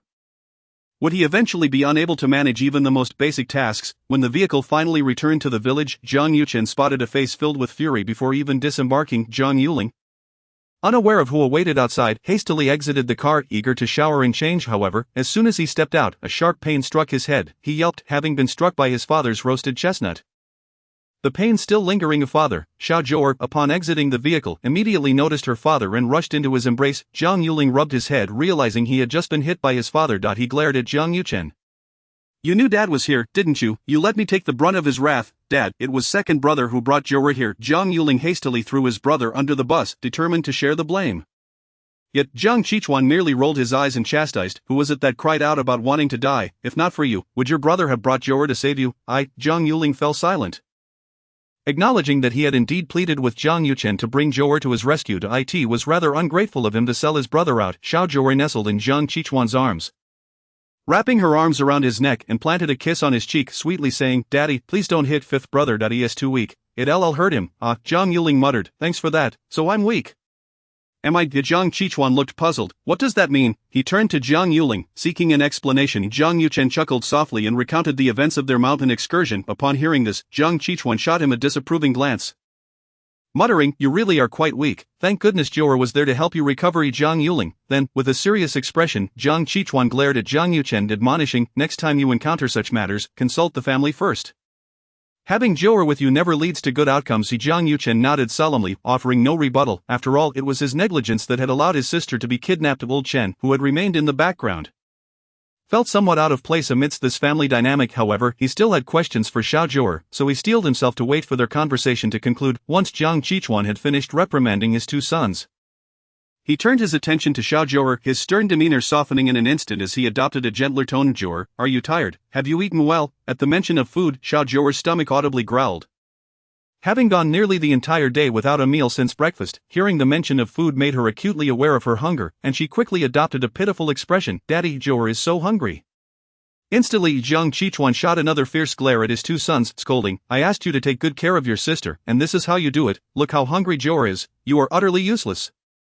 With that, he swiftly carried Xiao Jiu'er upstairs, having prepared a variety of food on the way. Concerned that the arduous journey might leave his precious daughter famished, the two brothers exchanged glances, each too afraid to speak.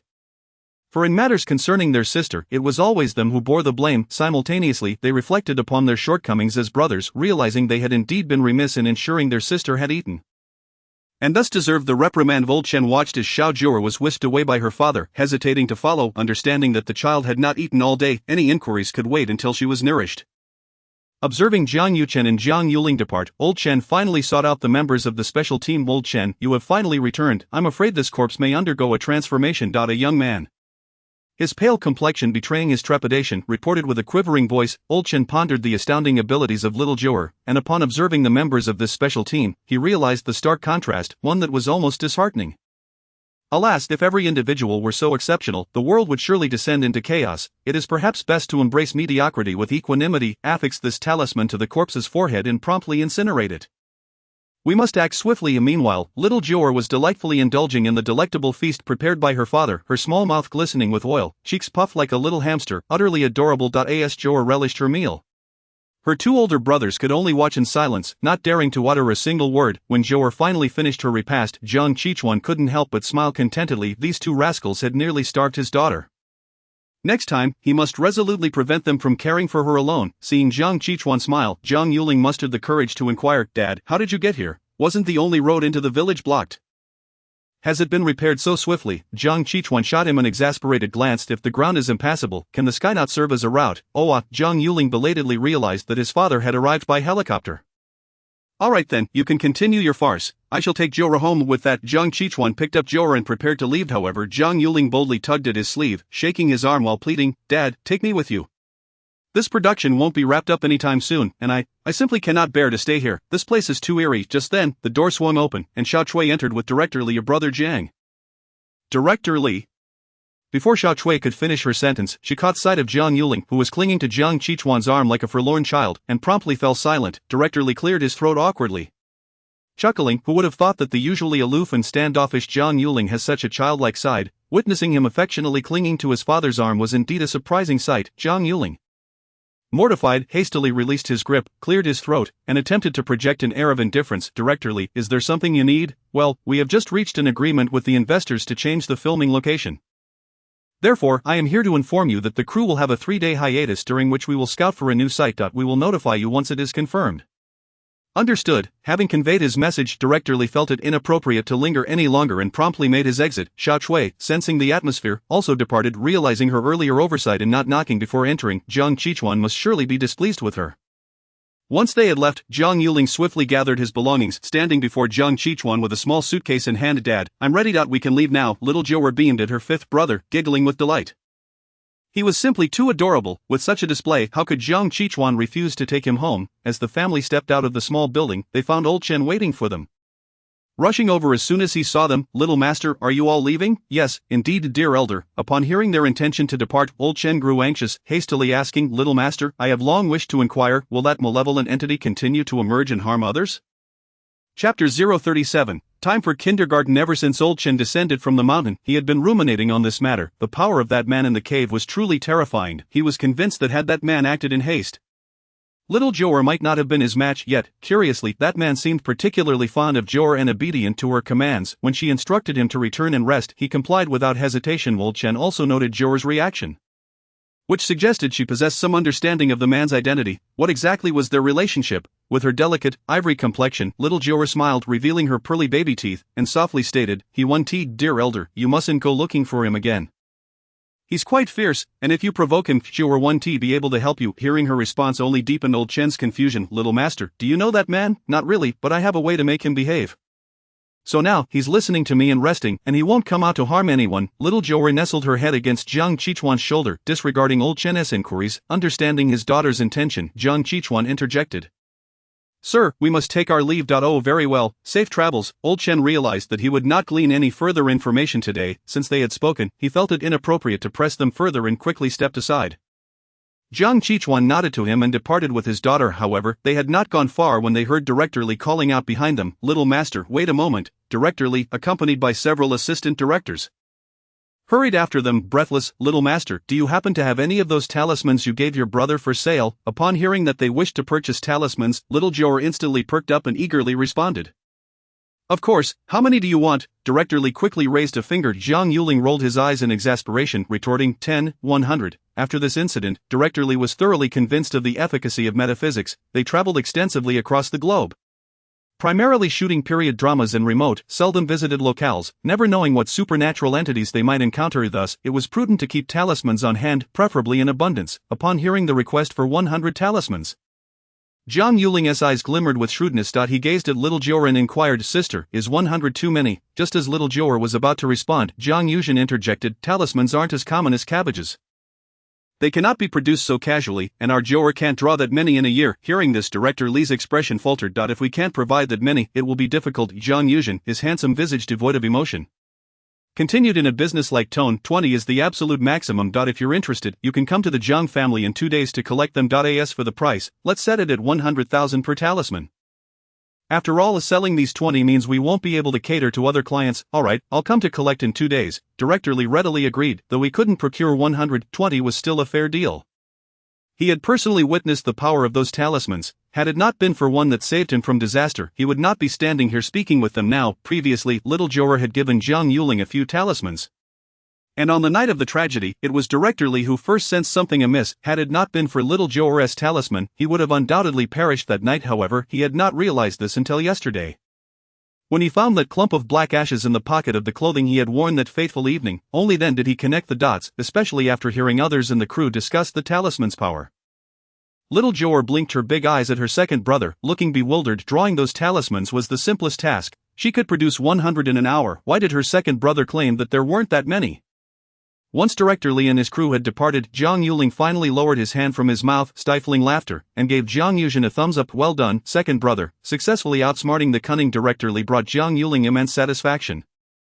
Jiang Yuzhen maintained his usual stoic demeanor until his gaze met Jiu'er's, at which point his cold expression softened. What's the matter, little sister? Second brother Jiu'er can draw 100. Jiang Qichuan looked at his adorably naive daughter and affectionately replied.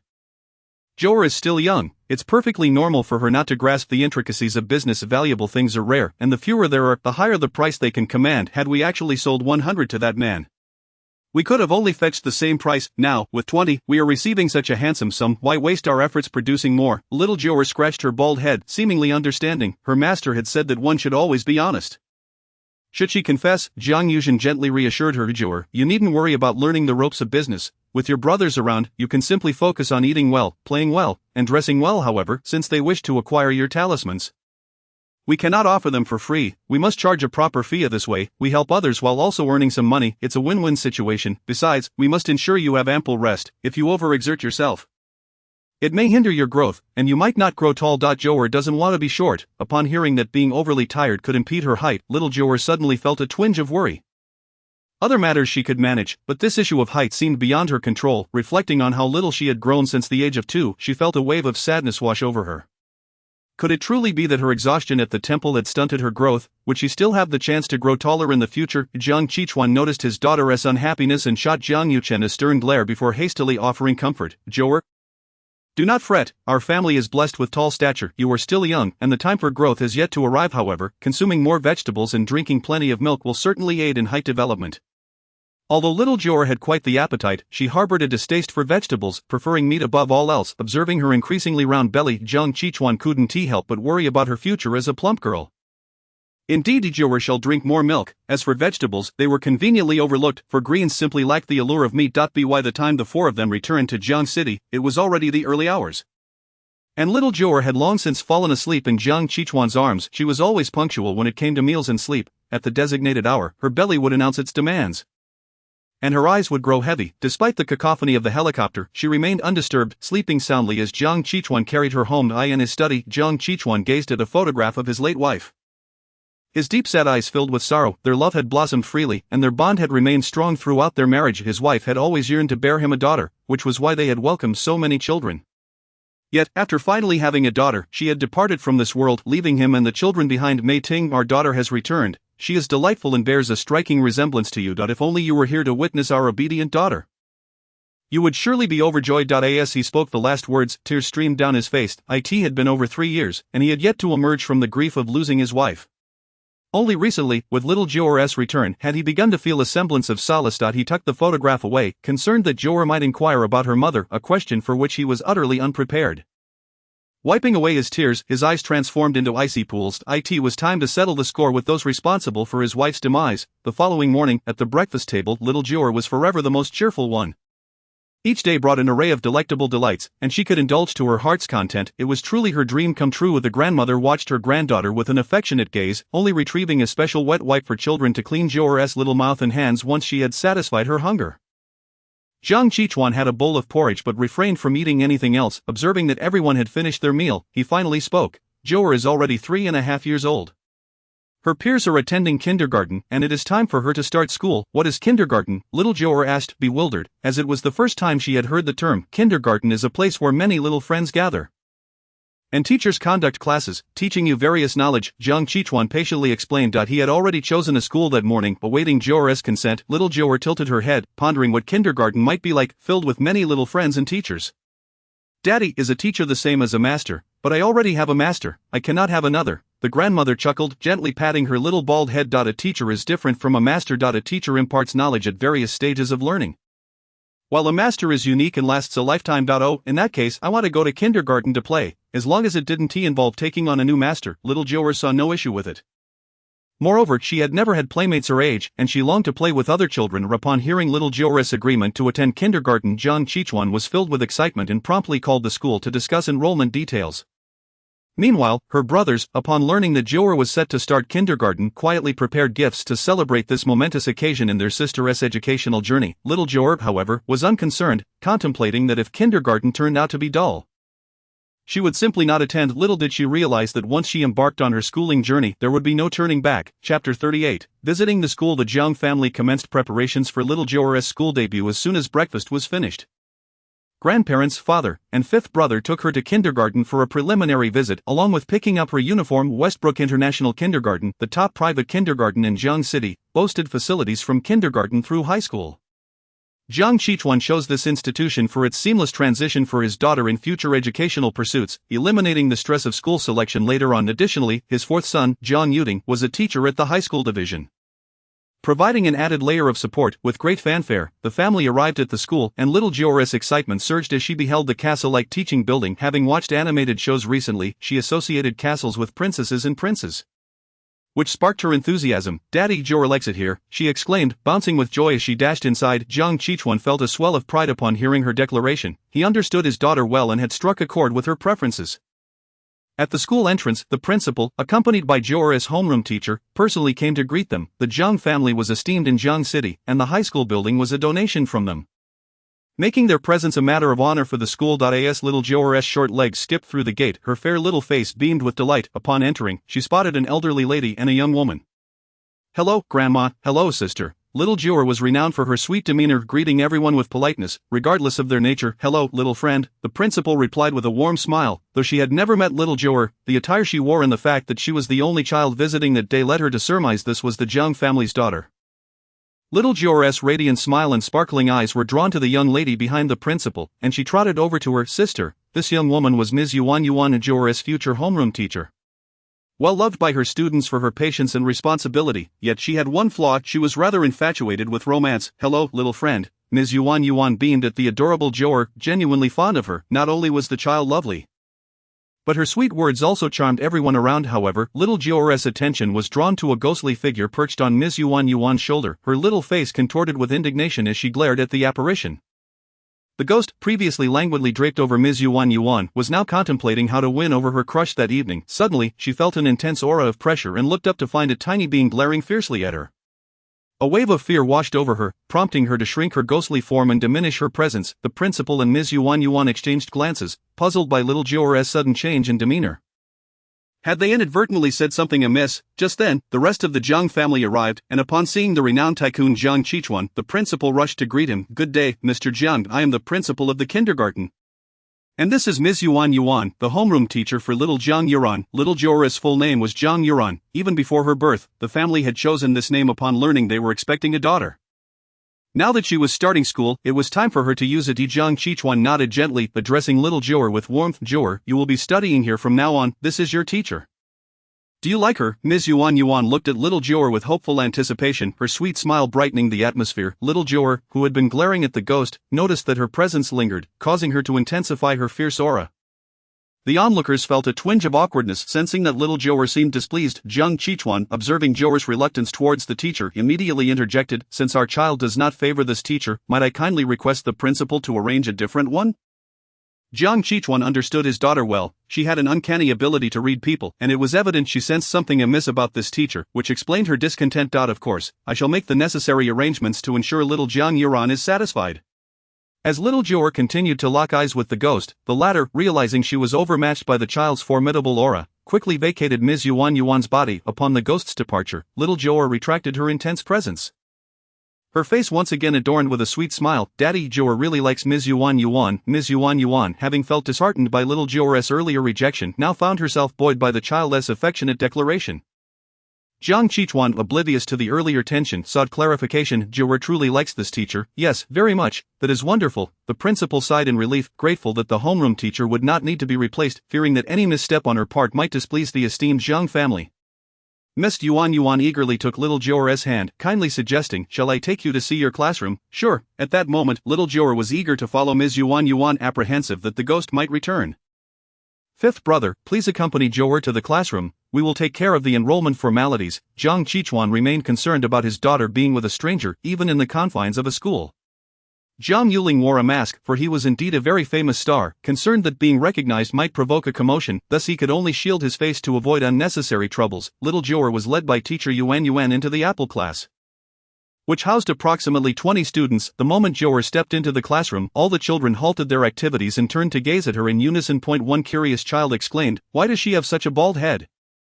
Is she a little monk?" Another chimed in, "I see on television that all the monks are bald. She must be a monk then." Hearing these remarks, teacher Yuan, slightly irritated, admonished, "Children, you must not speak of your classmates in such a manner.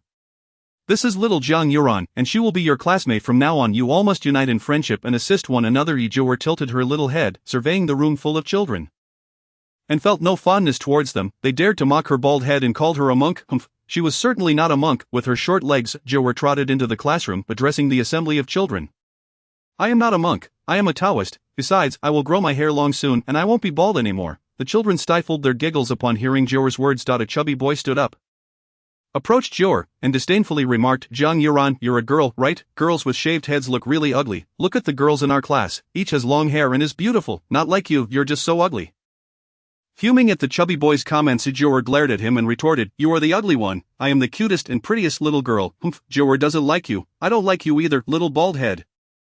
The chubby boy stuck out his tongue at Jiu'er and scampered back to his seat. By Hanan, you must not treat your classmates this way. It is very impolite. The teacher will punish you for humiliating your classmate and you will not be allowed to play with toys later. Teacher Yuan intervened to defend Jiu'er. After all, Jiu'er had not even started her formal schooling yet. She had merely come to visit the classroom and was already subjected to ridicule by her peers. She hurriedly took Jiu'er's small hand and gently reassured her. Jiu'er by Hanan did not mean to say that. "Please do not be upset, alright?" Jiu'er pouted, glaring at the chubby boy, her little head held high in defiance, and shouted at him, "You only bully girls. What kind of man are you? How about we compete? Whoever wins gets to be the boss." The chubby boy had assumed Jiu'er would surely cry, as the other girls he had mocked previously had all wept and sought out teachers and parents.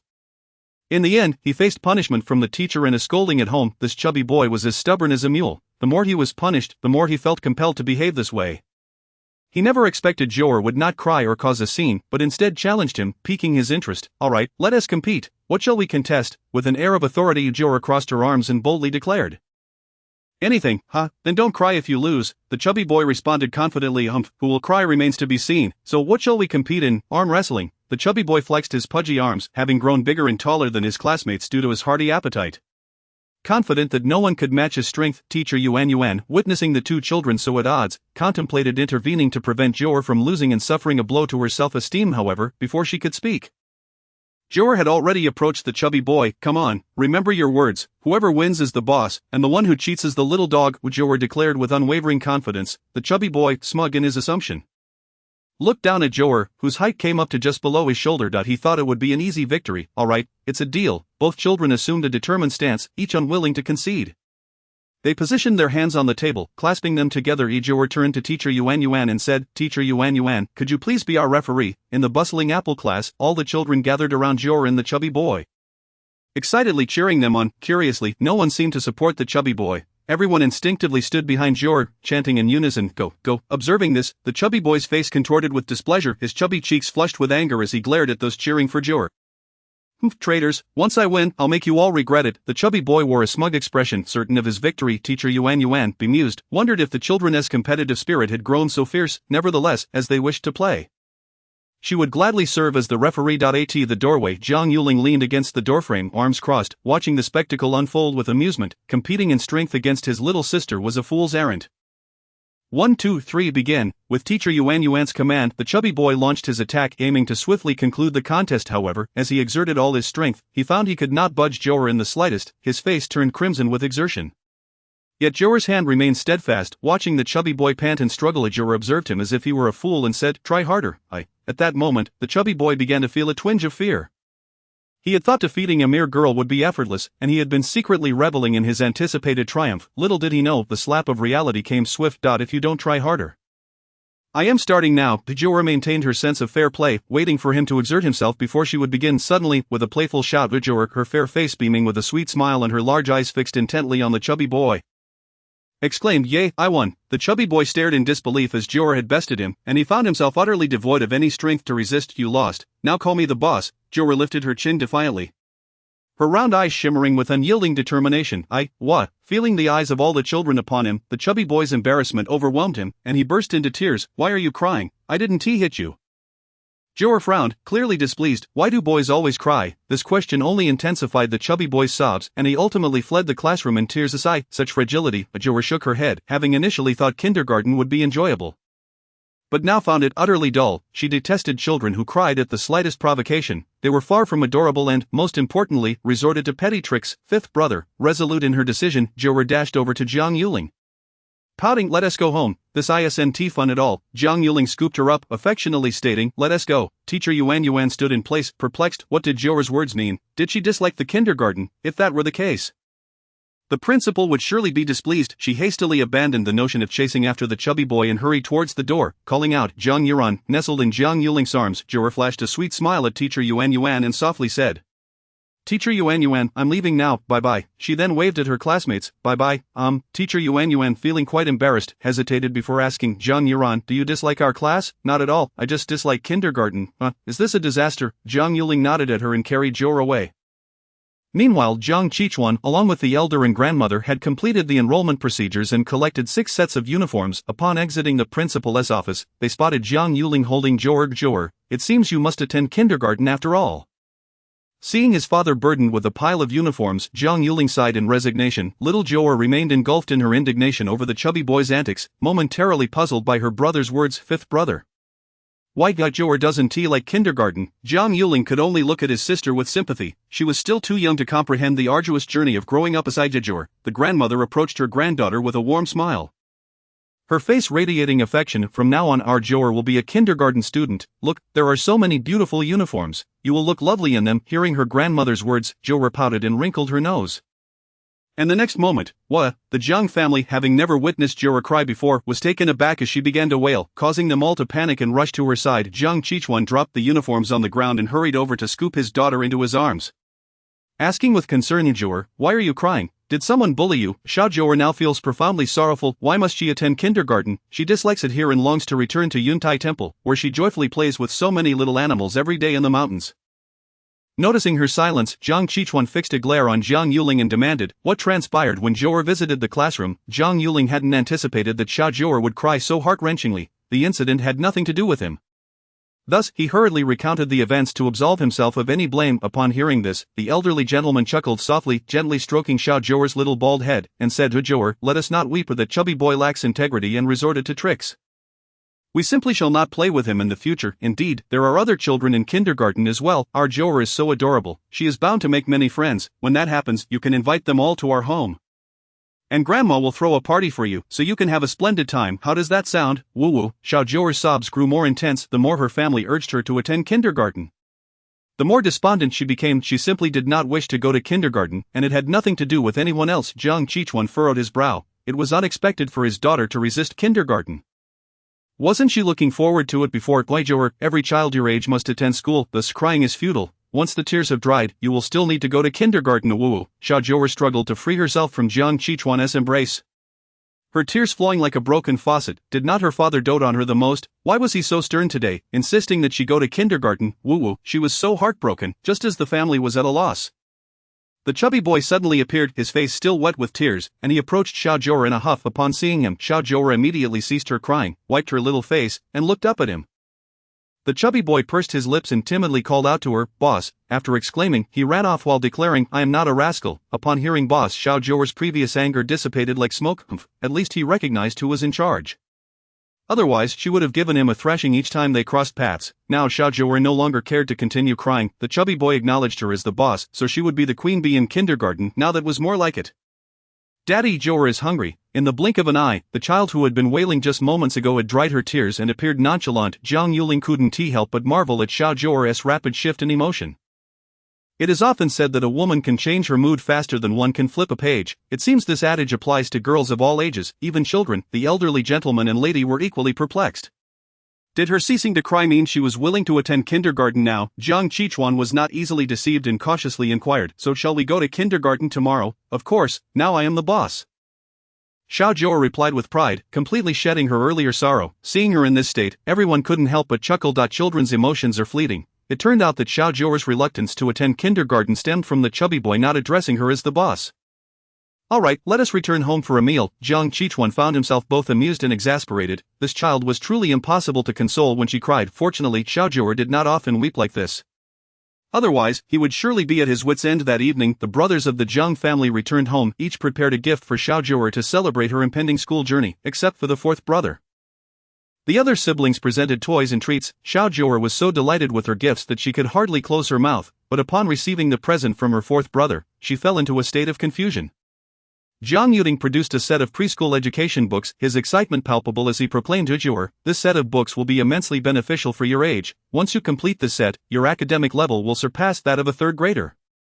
Afterward, I will buy you materials for elementary school, middle school, and high school. I will ensure you have everything." You cannot imagine how difficult it was to procure these books. I had to enlist the help of a student's parent to obtain them. As Jiang Yuting enthusiastically elaborated on the book's importance, Xiao Jiu'er's expression darkened. Was it merely her imagination, or did she feel as though her future joy was being stripped away, with arduous days looming ahead?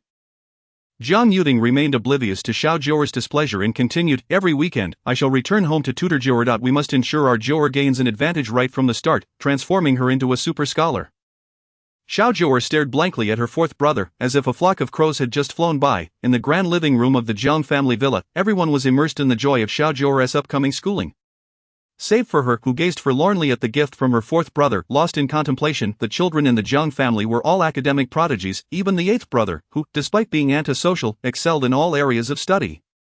Thus, in the eyes of the elderly gentleman and lady, their little Jiu'er would undoubtedly become an academic star as well. Moreover, the fourth brother had willingly taken on the task of tutoring, which they were more than happy to accept. Only Xiao Jiu'er vehemently resisted the books. Her master had told her that children should enjoy themselves while they are still young and carefree, indulging in food and play. Once they mature and become responsible, the joy would vanish. Xiao Jiu'er did not comprehend. She was not yet an adult. Why should she begin to worry? Just as the family reveled in their happiness, the butler entered to convey a message. "Madam, an elderly gentleman by the surname Chen is outside, claiming to have urgent business with the young lady." The surname Chen. Xiao Jiu'er immediately thought of old man Chen and promptly scampered to the butler, exclaiming, "Butler uncle, I know him, let us hurry to find him." Compared to attending school, Xiao Jiu'er found ghost catching far more enjoyable. Old man Chen stood at the Jiang family's entrance with two elderly companions, anxiously awaiting Xiao Jiu'er. They indeed had pressing matters to discuss, for the child's expertise in metaphysics far surpassed their own. Today, they encountered a situation that no one in the entire Taoist association could resolve. In desperation, old man Chen had thought of Xiao Jiu'er. As he saw her bounce toward him, he quickly donned a beaming smile and approached. "Little master, do you remember this old man?" "Hello, old uncle, I remember you." "That is good to hear. I have come to request your assistance." "Little master, rest assured, it will not be without compensation." The mention of a reward instantly piqued Xiao Jiu'er's interest. A reward implied the prospect of earning money. She was quite enthusiastic about the idea of making money. "Alright, I will come with you." Now Xiao Jiu'er simply wished to leave her home quickly, lest her fourth brother brainwash her into becoming a scholar.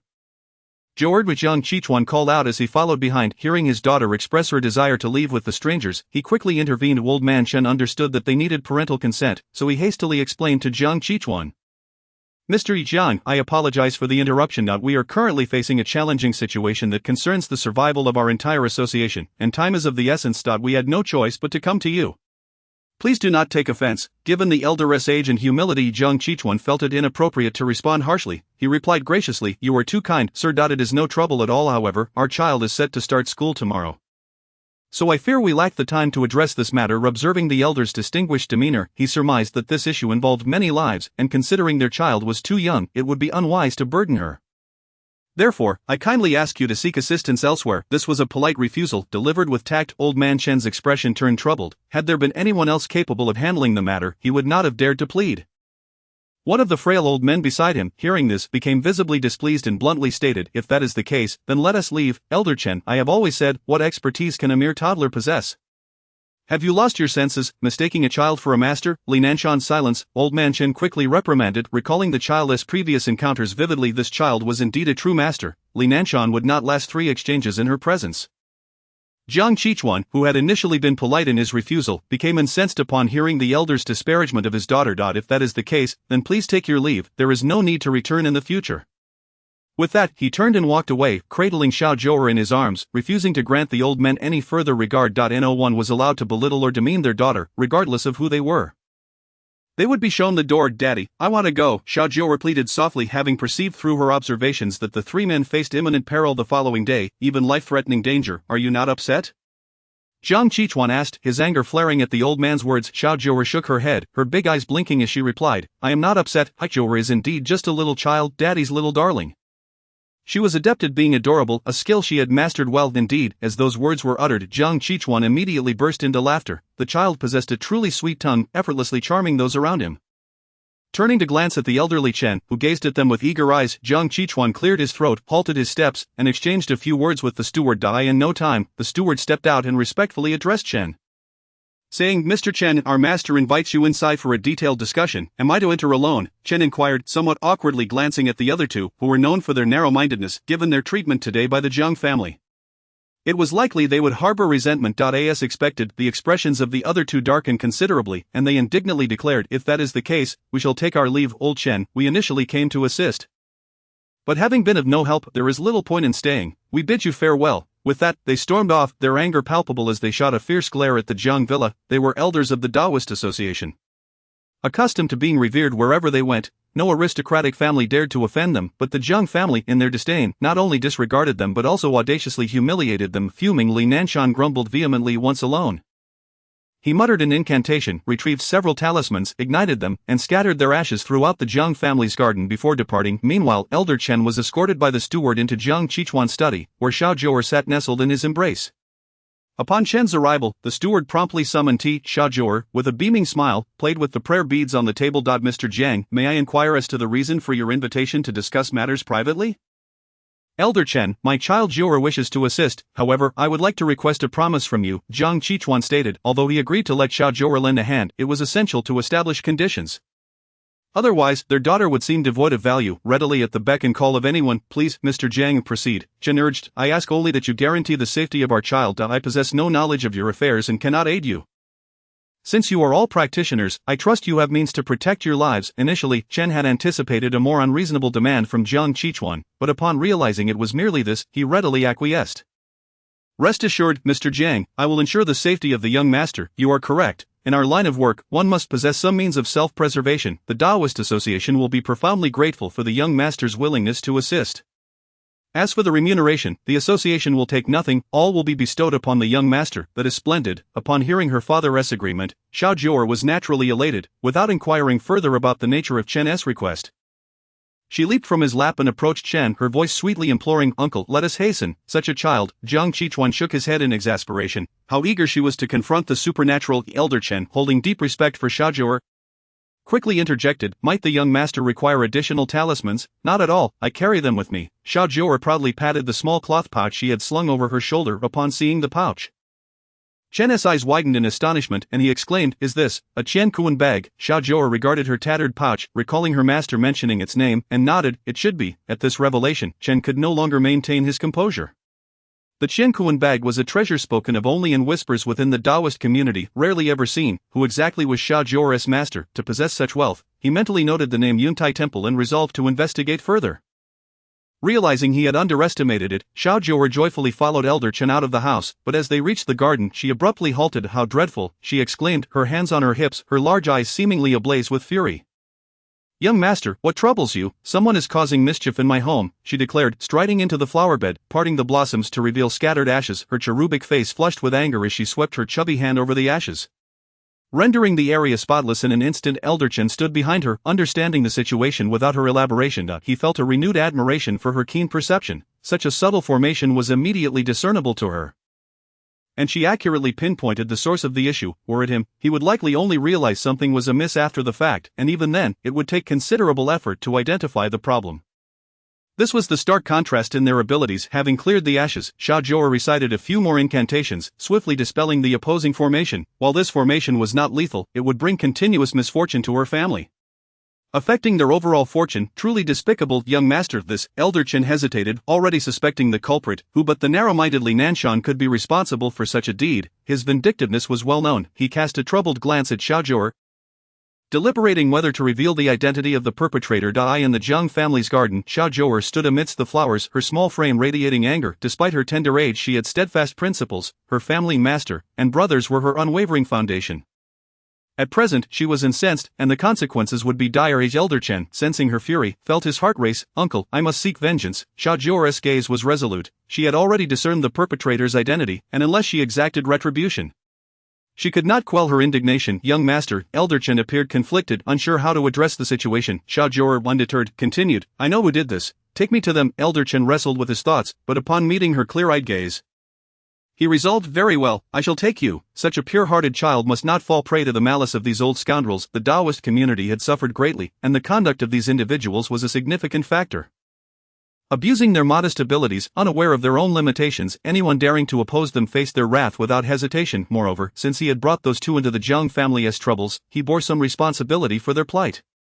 Thus, Elder Chen firmly resolved to rectify the wayward practices within the Taoist community. Jiu'er, wait for me. Brother Wu is coming. Jiang Yuling dashed out of the house with a backpack filled with Jiu'er's essentials, snacks, drinks, children's wipes, and various emergency medicines, all meticulously prepared. Brother Wu, are you coming along with Jiu'er? Jiu'er asked, her curiosity piqued by the large backpack. Of course, how could I let you go alone? Let us be off. Jiang Yuling, enjoying his time off from school, had assumed the responsibility of caring for Jiu'er. Although Jiang Qichuan had consented to her aiding the Taoist community, he was not about to let her go unaccompanied. Someone had to watch over her due to Li Nanshan's unilateral decisions. Jiu'er's fury had reached its zenith, prompting Elder Chen to escort her to the Taoist Association. Meanwhile, Li Nanshan and Hua Chenggong sat in the association's tea room, nursing their grievances over tea. The indignities they suffered at the Jiang family's hands had left them seething. Of the Jiang family, relying on their status as the wealthiest in Jiang City, dares to dismiss us. Should they not face bankruptcy, I shall not be called Li Nanshan. Hua Chenggong chimed in. Indeed, the wealthy today are insufferably arrogant, believing their riches can sway the supernatural, unaware that our Taoist sect is not easily trifled with. However, my brotherly, I harbor some concerns. Elder Chen's deference towards that young girl cannot be without reason. Does she truly possess remarkable abilities? She would not discern anything, would she? Li Nanshan scoffed. Brother Hua, do you truly believe a mere child possesses any capabilities? There are indeed many prodigies in this world, but none have achieved anything notable at the tender age of 3 or 4. How many years have we devoted to our cultivation? In our youth, we were also considered exceptional. After decades of toil, we have only reached this level. She is but a child, no need for concern. Reassured by his words, Hua Chenggong felt he had been overly cautious. Elder Chen, having spent too long with Feng Wucheng, had adopted his antiquated ways, his skills had stagnated, and his judgment had grown increasingly poor. After their conversation, both men settled their minds, dismissing the Jiang family from their thoughts, deeming this minor family unworthy of their concern. As Jiu'er accompanied Elder Chen to the Taoist Association, she was struck by the grand plaque hanging above the entrance, and the ancient door exuded a rich cultural ambience. Jiang Yuling, eyeing the entrance with disdain, muttered, humph, what a facade of grandeur. Yet behind the scenes, they engage in all manner of disreputable dealings. Earlier in the car, Jiang Yuling had learned of Li Nanshan's actions against their family, his anger simmering as he yearned to confront and punish those two scoundrels. Immediately, Elder Chen wore an expression of embarrassment, lamenting that the loss reflected poorly on the Taoist sect. As they entered the main gate and traversed a courtyard adorned with a pond full of lotus flowers, they arrived at the front of a residence where 2 young acolytes stood at the entrance.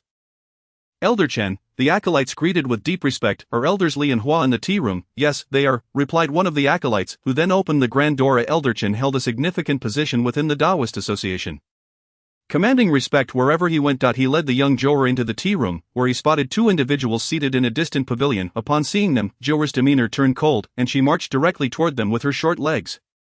The two were deep in discussion about how to resolve the current crisis facing the Taoist community when Hua Chenggong suddenly noticed the approaching Jiu'er. What brings this child here? Li Nanshan instinctively turned to see Jiu'er, and a scoff escaped his lips. As she drew nearer, he mockingly remarked, when did our Taoist association become a daycare? What do children like you want here? To give you a beating, Jiu'er retorted, her resolve unwavering as she swiftly positioned herself before Li Nanshan and swung her small fist directly at his chest. Given that Li Nanshan was seated cross-legged on a cushion, Jiu'er's height was perfectly aligned with his chest, resulting in a direct hit. Little did Li Nanshan expect such swift action from a child.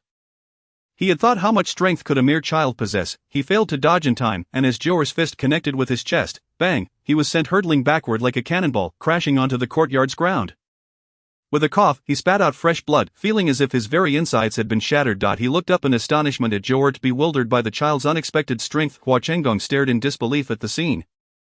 Momentarily at a loss for words as he gazed at Jiu'er, sensing an ominous premonition. Indeed, the next moment Jiu'er approached him, her small fists clenched tightly, clearly intent on delivering punishment. "Little friend, let's talk this over." Hua Chenggong attempted to reason, but he realized that he, a man in his 60s, striking a child would be an indefensible act, but he had no desire to tarnish his reputation at such an age. However, Jiu'er granted him no opportunity for negotiation. Her small fist rose and came crashing down toward his face. The outcome was no different. His body flew backward, landing alongside Li Nanshan. Li Nanshan, still reeling from his previous encounter, was unceremoniously struck again as Hua Chenggong fell upon him, rendering both men limp on the ground. Hua Chenggong tasted blood in his mouth and spat out 2 teeth in the process. When Elder Chen and Jiang Yuling arrived, they were greeted with the sight of the 2 men in a heap, blood staining their lips, their condition a testament to their disgrace. "What on earth?" Elder Chen gazed at Jiu'er in astonishment, noting her remarkable decisiveness in dispatching them upon her arrival. "Old Chen, did you orchestrate this?" Hua Chenggong mumbled, his words slurred due to the injury to his face from Jiu'er's punch. Hearing this, Elder Chen's expression darkened. What did this have to do with him? Did they not know the consequences of their actions? They truly believed that their cultivation rendered them beyond scrutiny, unaware that the young master could see through their schemes with ease. Now that trouble had come knocking, it was of their own making. Both men, racked with pain, felt a surge of anger at Elder Chen's words, each spitting out another mouthful of blood. Li Nanshan, clinging to his remaining strength, shouted, "What could a mere child possibly discern? It must be you, old scoundrel, pulling strings behind the scenes. Chindisho, I will not rest until you pay. Deluded to the end, you deserve this beating." Elder Chen dismissed their protests, knowing full well their notorious reputations within the association. Engaging in a dispute with such individuals would only diminish his standing. Jiu'er clapped her hands together and trotted over to them, her small face ablaze with fury. "You 2 wicked men, how dare you attempt to alter our family's fortune? Today, I am here to teach you a lesson." Having not yet vented her anger from the previous blows, Jiu'er promptly leaped onto the nearest target, Hua Chenggong, and began raining down blows upon him with her chubby fists like a relentless downpour. Hua Chenggong, now regretting underestimating the child, realized that he could no longer afford to care about his dignity as an adult. Facing the ridicule of being beaten by a toddler, he attempted to chant a counterspell, but before he could even begin, he felt an overwhelming force suppressing his power, rendering him immobile, despite his attempts to pull Jiu'er off with all his adult strength. It was futile. Ultimately, he had no choice but to endure her wrath. Meanwhile, Li Nanshan, taken aback by Jiu'er's tenacity for revenge, was puzzled by Hua Chenggong's lack of resistance. Struggling to rise, he felt compelled to assist his companion. After all, they had both acted together. He could not simply stand by and watch. Jiu'er's strength was formidable. If Hua Chenggong continued to endure her relentless assault, he might very well be beaten to death. With unsteady steps, Li Nanshan staggered toward Jiu'er, reaching out to pry her off. To his shock, Jiu'er seized his wrist with surprising strength, leaving him wide-eyed in disbelief. Chapter 042, Refining Pills by Hand. Li Nanshan never imagined he would be immobilized by a mere child. Unable to move an inch or watching Jiu'er's chubby hand grip his wrist, he noted that her delicate fingers were even smaller than his wrist, yet he was utterly powerless against her hold. Jiang Yuling stood on the corridor, arms crossed, reveling in the sight of his sister delivering a well-deserved thrashing to the 2 men. Jiu'er continued her assault, her small frame perched atop Hua Chenggong, one fist hammering down relentlessly while the other maintained its grip on Li Nanshan, who was ignored entirely amidst the chaos. The 2 men, combined, were over 120 years old, yet they found themselves utterly at the mercy of a 3.5-year-old toddler, unable to retaliate in the slightest. After what felt like an eternity of punishment, Jiu'er finally ceased her flurry of blows on Hua Chenggong, turning her gaze toward Li Nanshan. "Now it's your turn," she declared, yanking him down to the ground and swiftly jumping onto him. Resuming her previous method of delivering a thorough beating, Elder Chen stood by, astonished at Jiu'er's combative prowess, silently resolving never to provoke this little tyrant. Otherwise, the fate of these 2 men could very well be theirs in the future. Once Jiu'er finally felt she had exacted sufficient retribution, she dismounted from Li Nanshan, dusting off her hands, her grievances finally laid to rest. Jiang Yuling rushed forward, producing a wet tissue to wipe Jiu'er's hands and face. Noting how the exertion had caused her to break a sweat, he shot a fierce glare at the 2 men sprawled on the ground, then retrieved a water bottle and offered it to Jiu'er, saying, "Jiu'er, are you thirsty? Have some water, you must be exhausted." Upon hearing him, both men again coughed up blood, utterly bewildered. Were they not the ones being beaten? How could she possibly be tired? Jiu'er expressionlessly took the water bottle and drank deeply before addressing the 2 men. "In the future, when you see my family, take a detour, otherwise, I will make it a point to beat you every time." "Understood, we will heed your words," they both responded, thoroughly cowed, their initial bravado completely extinguished.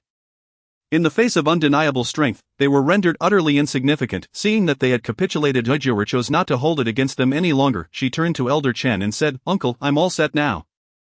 I can assist you. Her sweet, melodic voice startled Elder Chen, making him question whether the child before him was the same one who had just threatened the two men. Typically, Jiu'er spoke in a soft tone, only adopting a fierce demeanor when confronting those she despised. Elder Chen, now unconcerned about the two men on the ground, hurriedly led Jiu'er to the competition venue. As they reached the entrance, he instructed the young acolyte, "Take those two inside and send them to the hospital." Huh? The acolyte looked perplexed, glancing at him with confusion. Elder Chen provided no further explanation, simply leaving those words behind as he departed. Upon arrival at the tea room, the acolyte was met with the sight of the two men groaning on the floor, pondering whether Elder Chen had been the one to inflict such punishment. Yet, wasn't there a rule against fighting within the Taoist Association? Violators face severe repercussions. Under normal circumstances, if anyone had been beaten to such an extent, there would have been an uproar. But today, everyone remained silent, simply swallowing their pride. How could they admit to a junior disciple that they had been bested by a 3-year-old? They would be the subject of ridicule for years to come, and thus, they had to accept this beating in silence, and even the thought of revenge was quashed by the memory of Jiu'er's fierce demeanor. Once outside the Taoist Association, Elder Chen led Jiu'er and Jiang to a sprawling estate. At the entrance of the estate stood an expansive parking lot, filled to the brim with vehicles. After the trio parked their car, they approached the entrance, where Elder Chen produced a crimson invitation and handed it over. Upon verifying their identities, they were finally escorted inside. By this time, the manor was already bustling with numerous guests. In the courtyard, two young individuals were engaged in a contest atop an enormous platform. Little Jiu'er, cradled in Jiang Yuling's arms, was able to clearly observe the events unfolding on the stage. Each contestant had a Dan furnace before them, both perspiring profusely, their hands emitting azure flames as they deposited materials into the furnaces. At Jiu'er, "What are they doing?" Jiang Yuling asked, his curiosity piqued by this unfamiliar sight. "They're refining elixirs," Jiu'er replied casually. She held no interest in such rudimentary alchemy, which relied on Dan furnaces. What quality elixirs could they possibly produce? Elder Chen observed the young man in white attire with a furrowed brow, for this youth was the representative of the Taoist sect, touted as the most gifted disciple in a decade, excelling in various aspects. Yet, despite dispatching such a prodigy, the outcome was decidedly grim. This Taoist contest gathered the very essence of Taoist sects across Huaxia. Although they were part of the Taoist Association, many capable sects disdainfully refrained from joining. Several prominent sects had united for this competition, boldly declaring that if the Taoist Association failed to secure a top 3 finish, the association would dissolve, relinquishing its right to traverse the world under the Taoist banner. The stakes were high, and thus Elder Chen's anxiety was palpable. Originally, this matter should not have burdened him, but with the president in seclusion, he had been entrusted with all association affairs. Consequently, to preserve the association, Elder Chen had humbly sought Jiu'er's assistance in the contest. "Little master, do you possess any knowledge of elixir refinement?" he inquired. Jiu'er blinked her large, innocent eyes and replied, "Not at all. There are no Dan furnaces at Yuntai Temple." Oh, Elder Chen felt a pang of disappointment. It seemed that even a genius like the little master had her limitations. However, Jiu'er's next statement nearly caused his eyes to bulge out. "I refine elixirs with my hands." Elder Chen stumbled slightly, nearly collapsing. "You mean to say, without a Dan furnace, just using your hands?" "Yes, it's very simple," Jiu'er said with a look of pure innocence, for she was merely speaking the truth. Her master had told her that at her current level, a Dan furnace was unnecessary, and they lacked the funds to acquire one at the temple. Elder Chen felt as though his throat had been constricted, leaving him speechless. He glanced at the talented members of their association, struggling with their Dan furnaces, nearly unable to maintain their flames. In the process of refining elixirs, if the flames extinguished before the elixirs were completed, the entire batch would be rendered worthless. Yet Jiu'er claimed it was simple, and even more so with just her hands. How could that be simple? Just then, a murmur arose from the crowd as the white-clad youth's flames flickered and died. "Taoist Associations by Shen Qing has been defeated," a resounding voice declared, marking the association's dismal loss. Elder Chen's brow furrowed deeper, his concerns mounting. If the Taoist Association had no more participants, this round of elixir refining would yield no points. According to the rules, each event could have 3 participants, yet within the association, those proficient in elixir refinement were scarce. After searching through all members, they could only muster 2. By Shen Qing had performed the best, managing to hold on until now, while the other had forgotten the elixir formula and was eliminated in the first round. Elder Chen gazed at Jiu'er with hopeful eyes, a silent plea in his expression. "Old uncle, let me help you compete." Jiu'er readily agreed, as she had already promised to assist, making it only a matter of time before she took the stage. "Thank you, little master, for your support." Elder Chen's tense brow finally eased somewhat, and he hurriedly had Jiu'er's name submitted. The rival sects, who had long targeted the Taoist Association, began to mock as soon as they witnessed the association's abysmal performance. Who would have thought that the illustrious Taoist Association couldn't even find a single disciple capable of refining elixirs? It seems their decline is inevitable. Aside from a few elders, the Taoist Association had no capable disciples left. They were poised to finish last in this contest. Amidst the chatter, the host's voice rang out once more, the Taoist Association's third participant, Jiang Jiu'er, is about to take the stage. When it came time to announce names, Jiang Yuling had refrained from disclosing their true surname, believing it prudent for the Jiang family to remain low-key to avoid unnecessary troubles. Everyone had assumed the Taoist Association was out of participants, yet now another contender emerged, piquing the curiosity of all present as they wondered who would dare take on this daunting challenge. Jiu'er, held by Jiang Yuling, approached the edge of the stage. He gently asked Jiu'er, "Are you sure you can manage alone?" "Absolutely," Jiu'er replied confidently, flashing her brother a sweet smile before striding toward the center of the stage. As the audience saw a small child step forward, laughter erupted. The Taoist Association is truly in decline, bringing a mere infant to compete. I wonder if she will cry for her mother on stage?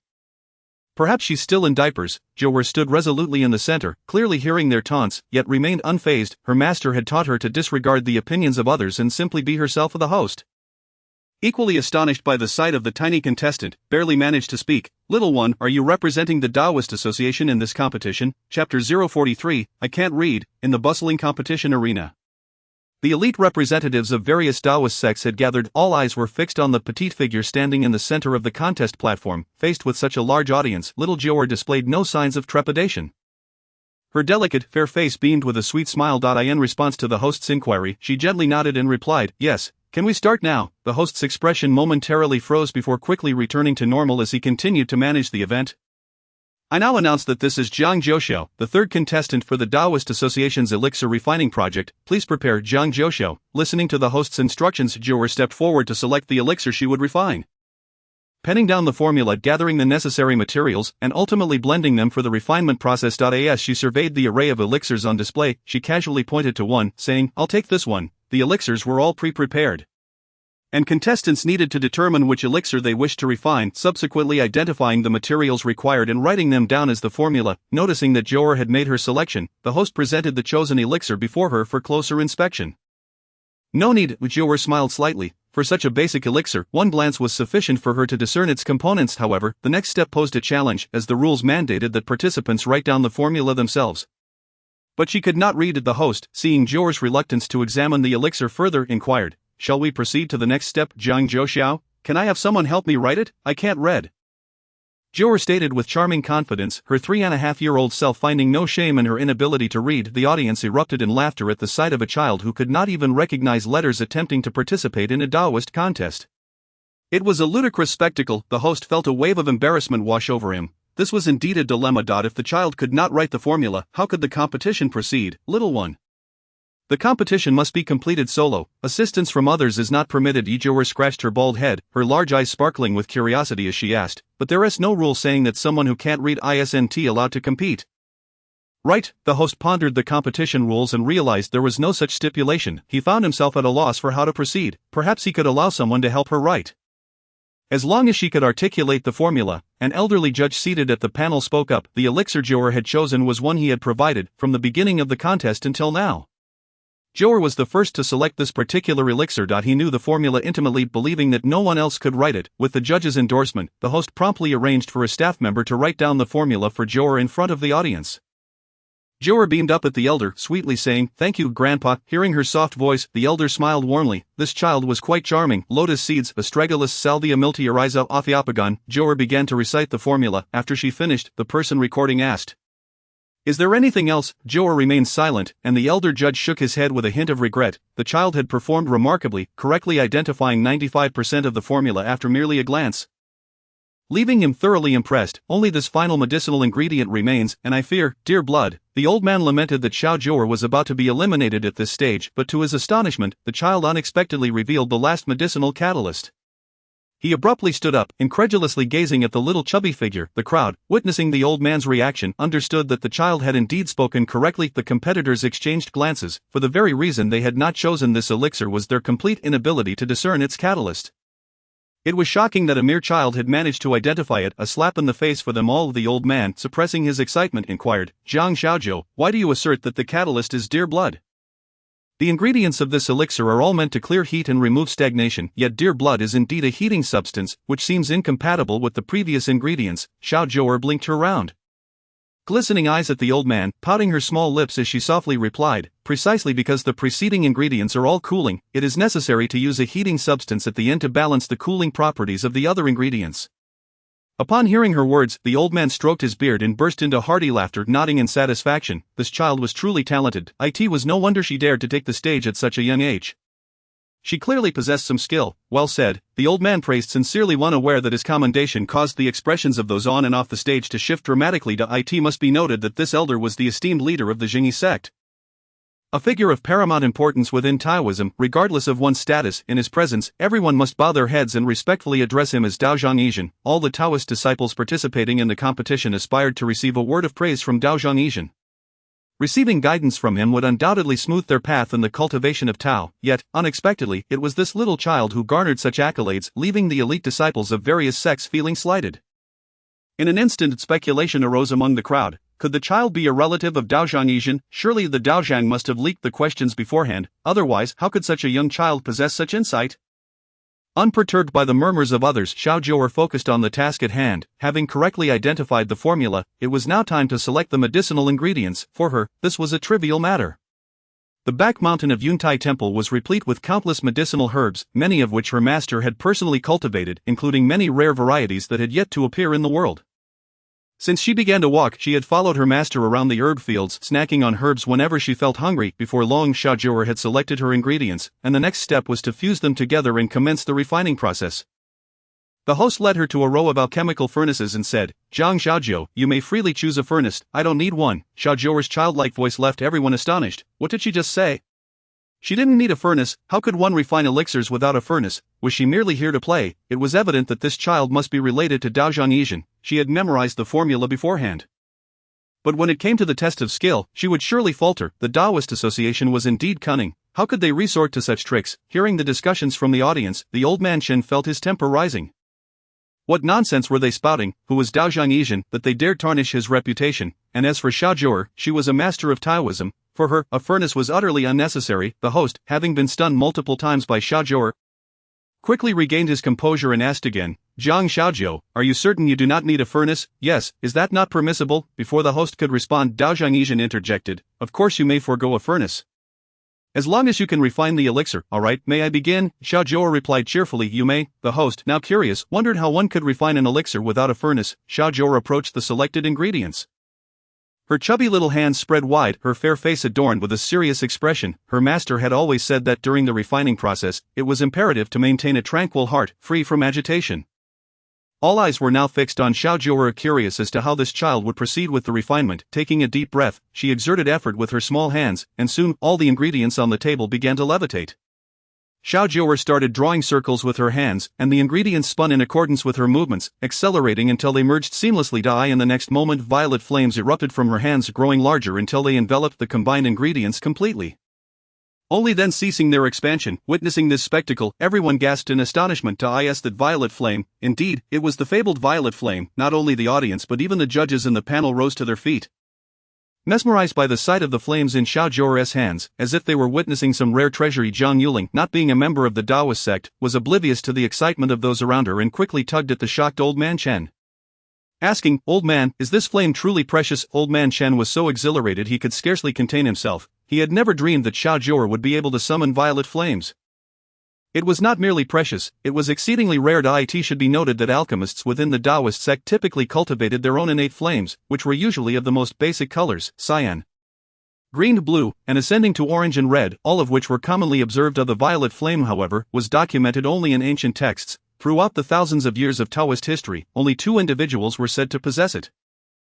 Those 2 were founding figures of the Taoist sect, and now a third had emerged. Your sister. How could such a revelation not evoke excitement? Upon hearing old man Chen's words, Jiang Yuling began to feel exhilarated.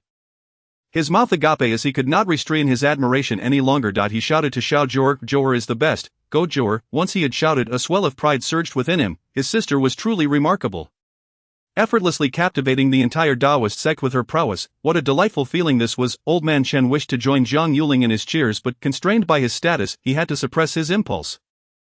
Mindful of the impact on the Taoist association in the vast arena, Jiu'er cradled the violet flames in her hands, her eyes resolute, her fair face solemnly observing the elixir gradually taking shape within the flames.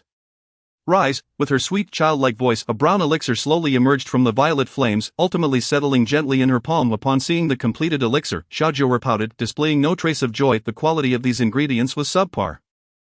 Entirely incapable of achieving optimal results, the herbs from her master's field were far superior, yielding exceptional elixirs with ease. Her thoughts were entirely consumed by the elixir, oblivious to the magnitude of the commotion her actions had incited. Tilting her small head toward the host, she flashed a sweet smile. "Big brother, I'm all done." The host, also a disciple of the Taoist sect, was naturally awestruck by Jiu'er's extraordinary display. He stared at the brown elixir in her palm, nodding in a daze, and retrieved a box for her to place the elixir inside. "Thank you, big brother. May I go now?" "Yes, then, goodbye," Jiu'er chirped, her eyes sparkling with joy as she bounced toward Jiang. Leaping into his embrace, "Fifth brother, Jiu'er is amazing. Here, what snacks did fifth brother bring? What do you want to eat?" Jiang opened his backpack, which was filled with an assortment of Jiu'er's favorite treats. Upon seeing the food, her eyes lit up, and she eagerly pecked him on the cheek, cooing, "Thank you, fifth brother, Jiu'er loves you the most." Why does that sound so familiar?" Jiang mused, recalling that Jiu'er had said the same to their family members before. Old Man Shen, suppressing his excitement, approached Jiu'er, bowing respectfully with his hands clasped. "Little master, I thank you for your assistance today. Had it not been for you, I fear the Taoist Association would no longer exist." "No need for thanks, just remember to pay me." Jiu'er was fixated on the reward mentioned by Old Man Shen. As long as it earned her some money, she was content. Of course. Old Man Shen exclaimed, marveling at the innocence of the child, who was blissfully unaware of the immense benefits her astonishing feat would bring to the Taoist Association. However, he would not let Jiu'er go unrewarded. With such a master at their helm, the Taoist Association would become a supreme entity within Taoism, deterring any would-be challengers. At that moment, the judges' panel was in a frenzy, each self-proclaimed master eagerly vying to examine the elixir Jiu'er had refined. The violet flame. What grade of elixir could it possibly yield? Jiang was so excited his hands trembled. He had never anticipated witnessing violet flames in his lifetime, even before the box was opened. He could already detect a fragrant aroma emanating from the elixir. The scent was delicate, invigorating his senses and cleansing his mind, as if he had undergone a profound purification. Jiang, this elixir, one elder clad in a dark blue robe nearly blurted out. "It smells even purer than yours." Words lingered on the tip of the tongue, swallowed back. Such sentiments could not be uttered directly. The Taoist priest Jiang displayed a countenance of delight and remarked, "This child's elixir surpasses my own by 100-fold." This statement emanated from the depths of his heart. Despite being revered as the pinnacle of Taoism by many, he felt a sense of inadequacy in the presence of this child. The disparity was so vast that comparison seemed futile. As he opened the box, a brown elixir lay quietly within, exuding a faint luster. Upon closer inspection, intricate patterns adorned its surface. Someone meticulously counted the markings and gasped in astonishment. 10 markings, this is an elixir of the supreme grade. The proclamation sent ripples of excitement through the crowd, for no such supreme grade elixir existed in all of Huaxia at that moment. The casual display of such a high caliber elixir by a mere child was nothing short of shocking. Silence enveloped the gathering, as those who had previously mocked the little girl now fell mute. In the face of undeniable prowess, they could only harbor feelings of envy and jealousy. The factions that had boisterously proclaimed their intent to trample the Taoist Association were now rendered speechless. A prodigious talent such as this was enough to silence them. Soon, the judges rendered their scores. The Taoist Association's alchemy segment achieved a final score of 10. This perfect score had never been attained since the inception of the competition. Jiu'er was the first to achieve such a feat. The crowd was left speechless by the emergence of this supreme-grade elixir, while Jiu'er contentedly nestled in Jiang's embrace, munched on snacks. To her, nothing was more important than eating. Filling her belly was her utmost priority. Old Shen could hardly contain his glee, having ascended from despair to elation in a mere half-hour. This monumental shift made him question if he were dreaming. He silently thanked his lucky stars for not offending the little master upon their first meeting, for today's glory was a direct consequence of that encounter. "Congratulations, Old Shen. It seems the Taoist Association is poised to take the lead this year." They exclaimed, "Where did you find such a rare genius, Old Shen? Perhaps we should try our luck as well." Their words dripped with feigned praise, concealing their intense jealousy. Old Shen smiled modestly, refraining from arrogance, and humbly replied, "It is merely fate. To have the little master's assistance is an honor for the Taoist Association." Seeing that they could extract no further information from the old man, they turned their attention to Jiu'er. However, before they could approach her, they were halted by a group of people. "Everyone, by order of Taoist Jiang, no one is to disturb Taoist Jiang's rest." They had begun to refer to Jiu'er as Taoist, a title that was indeed an elevation beyond their own standing, as her abilities eclipsed those of their masters by several magnitudes, placing her among the ranks of venerable figures. Jiang held Jiu'er closely.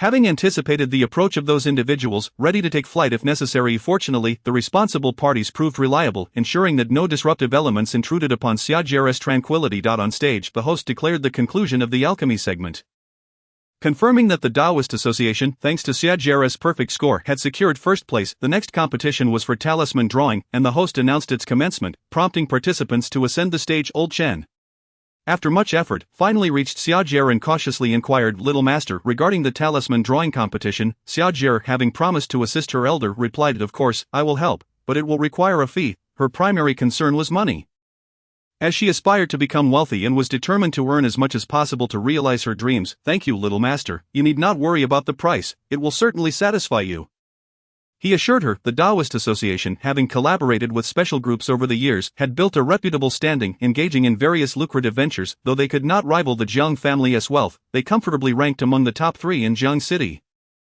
"Well then, I shall proceed," Jiu'er declared. Jiang Yuling, observing his sister's fixation on money, pondered whether she truly lacked funds, prompting him to consider taking on more roles, participating in variety shows, and filming advertisements to earn more for her. Seizing a moment while Jiu'er took the stage, he sent a message to his agent, sharing his thoughts. In Kyoto, the agent received Jiang Yuling's message with a puzzled expression. Renowned for his laid-back approach in the entertainment industry, Jiang Yuling rarely sought more work, often accepting roles as they came, and now his sudden desire to increase his workload raised concerns. Was there trouble in the Jiang family business? Was an economic crisis looming? Meanwhile, Jiang Yuling remained oblivious to his agent's speculations, his gaze firmly fixed on Jiu'er. On stage, a group of adults exuded confidence, while Jiu'er's petite frame was nearly obscured within the crowd. In truth, she occupied the center position, as her ability to concoct supreme-grade elixirs and wield purple flames made her presence undeniable. While the audience admired Jiu'er's alchemical prowess, the current competition focused on talisman drawing, and it was unreasonable to expect a child to excel in every discipline. The first round involved the host presenting a board with the names of 3 talismans, and participants were to draw the corresponding symbols.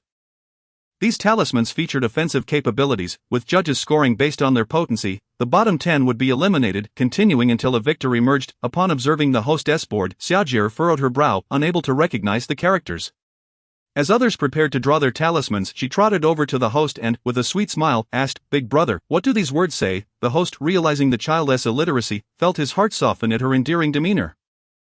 Leaning down, he whispered, "Thunder summoning talisman, fire summoning talisman, explosive talisman." "Got it, thank you, big brother," she replied, blowing him a playful kiss, which seemed to flutter into his heart, causing his pulse to quicken. The first round of talismans was relatively straightforward, and soon enough, all participants had completed their tasks. After the judges evaluated the entries, many achieved perfect scores due to the confined testing area, which limited the curse's damage range to a manageable level.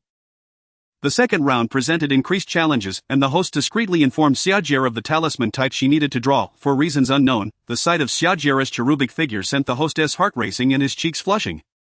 Was it possible he had developed feelings for this little girl? That seemed utterly absurd, for she was still a mere child. Before long, the second round concluded, with Jiu'er effortlessly securing another perfect score. She was the sole participant to achieve this feat. Nearly half of the competitors were eliminated in this round, leaving only 9 participants. In the fourth round, drawing lots determined pairings, with one individual receiving a bite. The talisman categories were open-ended, allowing each participant to draw their most formidable talisman. The victors would advance to the next round. After the draw, Jiu'er was fortunate enough to receive a bite, awaiting the completion of the 8 remaining competitors' matchups. Ultimately, only 5 remained, like the previous round. The fourth round would determine the final 3, with each round featuring 1 bite, allowing a participant to advance effortlessly to the finals. Jiu'er's seemingly boundless luck raised eyebrows, leading some to suspect foul play. It felt as though she had been granted a free pass to the finals, unbothered by the opinions of others. Jiu'er merely felt the competition was dragging on too long, and her hunger was becoming unbearable. "Oh, I crave roasted pig trotters, chicken legs, lamb shanks, any kind of leg will do." Just as Jiu'er swallowed hard, the finals were finally about to commence. She stifled a yawn, glancing at the lone remaining boy, and still dazed, remarked, "Big brother, hurry up, I'm eager to go home and eat." The boy, taken aback by her words, felt exasperated. It was typical for a child to think of food in such an important setting. Did she not realize the significance of this competition? Lacking the patience to argue with a child, he replied coolly, "As long as you don't hold us back, this competition should proceed swiftly." Oh, Jiu'er was confused by his mention of holding back, but when the host announced the beginning of the competition, she approached the front of the stage, picked up a sheet of yellow paper, and casually scrawled a few strokes, then turned to the host and declared, "All done, the host could scarcely believe his ears. After all, this was the final stat. He had scarcely announced the commencement of the competition for a minute. And already it was completed. Indeed, it was. Jiu'er pointed at the young lad, exclaiming, "Didn't we say to hurry up? Why is he still not finished? Is it truly that difficult to draw? He would surely need more time." It had only just begun, and our stipulated duration was 1 hour. In truth, within Taoism, being able to draw a potent talisman within an hour is already considered quite impressive. Alas, Jiu'er's speed was astonishing. She completed her work in mere seconds, making others appear rather sluggish by comparison. The host glanced at the talisman drawn by Jiu'er, unable to discern its type. It was merely a few strokes, unlike other talismans which were densely packed with intricate lines. It resembled a simple drawing, leading him to doubt the efficacy of her talisman. After all, she had been exempt from the previous rounds, leaving everyone in suspense regarding her talisman-making prowess. Over 40 minutes had passed when the young lad finally completed his work.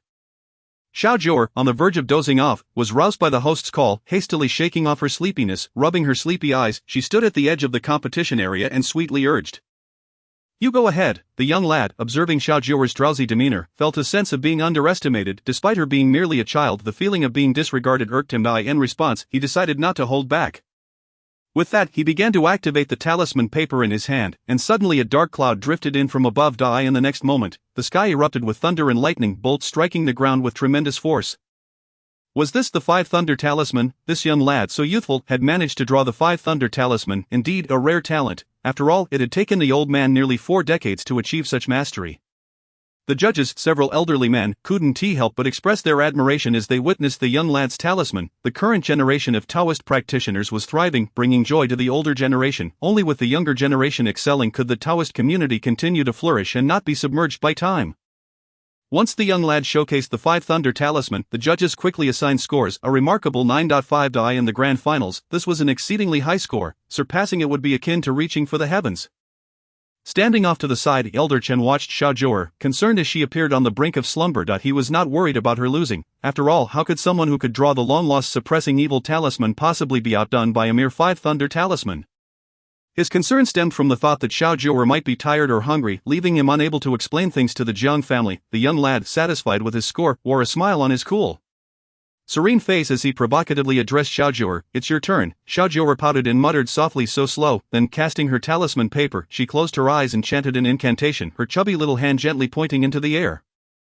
Upon opening her eyes, she raised her small round head towards the young lad and said, "Stay back, okay? I won't be responsible if I accidentally hurt you." Humph. The young lad remained unmoved, skeptical of the power of a talisman drawn by a mere child. Watching her fumble without any apparent reaction only deepened his conviction that she couldn't possibly draw a talisman. At that moment, the audience fixated on the space above Jiu'er, initially expecting a grand display. However, a minute passed without any sign of action, leading many to shake their heads in disappointment. It seemed the talisman was futile. The judges, too, held high hopes for Jiu'er, yet upon witnessing the current scene, they could only helplessly shake their heads. One elder, seated nearby, looked on smugly at the young lad, proud of his disciple. Just as he stood to announce the results, crack, out of the once clear blue sky came a resounding clap. Drawing everyone's gaze upwards, the previously cloudless expanse was now shrouded in ominous clouds, gathering swiftly as if all the clouds in the sky had converged. The sound of colliding clouds echoed ominously. A result of 2 thunderclouds clashing, the spectators widened their eyes and gaped in shock, with some hastily retreating indoors. The sight was utterly terrifying. The sky, once bright, had been swallowed by darkness in an instant. Akin to a transformation from day to night, the once confident young lad now paled at the sight, staring incredulously at Jiu'er, suddenly gripped by an overwhelming fear, standing at the center of the competition. He felt the tremendous power of the thunderclouds and finally understood why Jiu'er had advised him to keep his distance. "Big brother, if you don't run now, it'll be too late." Jiu'er maintained her sweet smile, cheerfully warning others to step back, while she stood confidently, arms crossed. "You're not leaving." The young lad retorted, "Why should I? This is my talisman, and I can control it."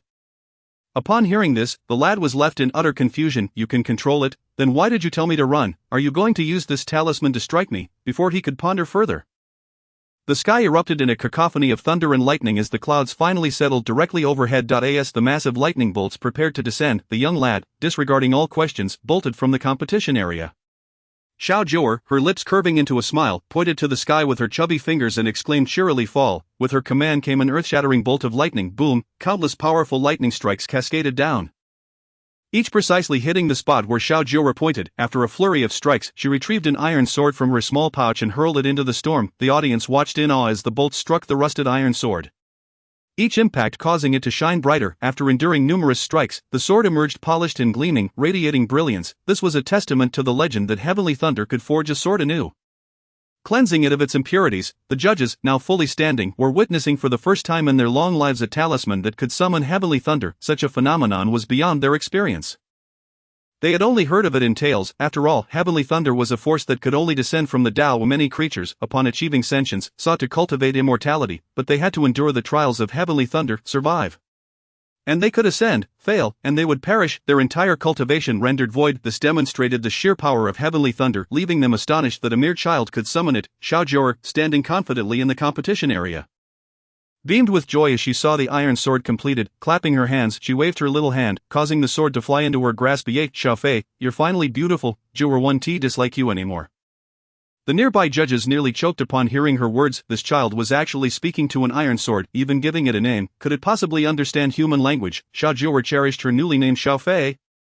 Having personally chosen the name, when she first saw the sword flying around her master's room, she had an epiphany and decided on the name. Xiaofei, upon hearing her words, wobbled slightly as if expressing delight. Now free of its rust, it revealed its true form. Undoubtedly thrilled seeing Xiaofei so happy, Jiu'er joined in the joy, sweetly continuing, "But you can't come out just yet. Be a good sword and go back to sleep." With that, she disregarded Xiaofei's little wiggles and stuffed it back into her pouch. In truth, Jiu'er had intended to use heavenly thunder to cleanse Xiaofei's blade long before arriving here. But her master had warned her of the immense power of heavenly thunder, which could inadvertently harm many beings, thus she had refrained from acting. Today, however, the formation set by the elderly men in the competition area perfectly concentrated the power of the heavenly thunder, preventing it from spilling out and harming innocents. Thus, Jiu'er had decided to draw a heavenly thunder talisman on a whim. Now, it seemed she had succeeded splendidly. With a heart full of joy, Jiu'er bounded back to the stage, sweetly smiling at the host. "Big brother, I'm done." Yes, good." The host, having been thoroughly astonished by Jiu'er, stammered in response that he had hosted Taoist competitions for 5 years. And Jiu'er was the most formidable practitioner he had ever encountered, surpassing even the so-called masters by several folds. The outcome was beyond doubt. All the judges awarded full marks. If the heavenly thunder talisman did not receive full marks, then everyone present would have to settle for zeros. With the scores concluded, Jiu'er received another full score, securing her position firmly as the top contender in the Taoist competition. As dusk approached, the next round of the competition was about to begin. The evening's contest would naturally involve ghost catching. Alongside a formation contest, each participant would set up a formation, and the organizers would provide various spirits for them to capture. As Jiu'er stepped down from the stage, Elder Chen had already taken the initiative to prepare a plethora of food. During the recent competition, he overheard Jiang mention that their little Jiu'er was undoubtedly hungry. And when she was hungry, she would inevitably feel drowsy. Contemplating the upcoming contests, Old Chen brimmed with confidence. With little Jiu'er present, the Taoist Association was destined to secure the first place this time. As he observed the table laden with delectable dishes, Jiu'er's small belly began to protest, and she eagerly climbed onto the table, hastily stuffing a piece of chicken into her mouth before Jiang could clean her tiny hands.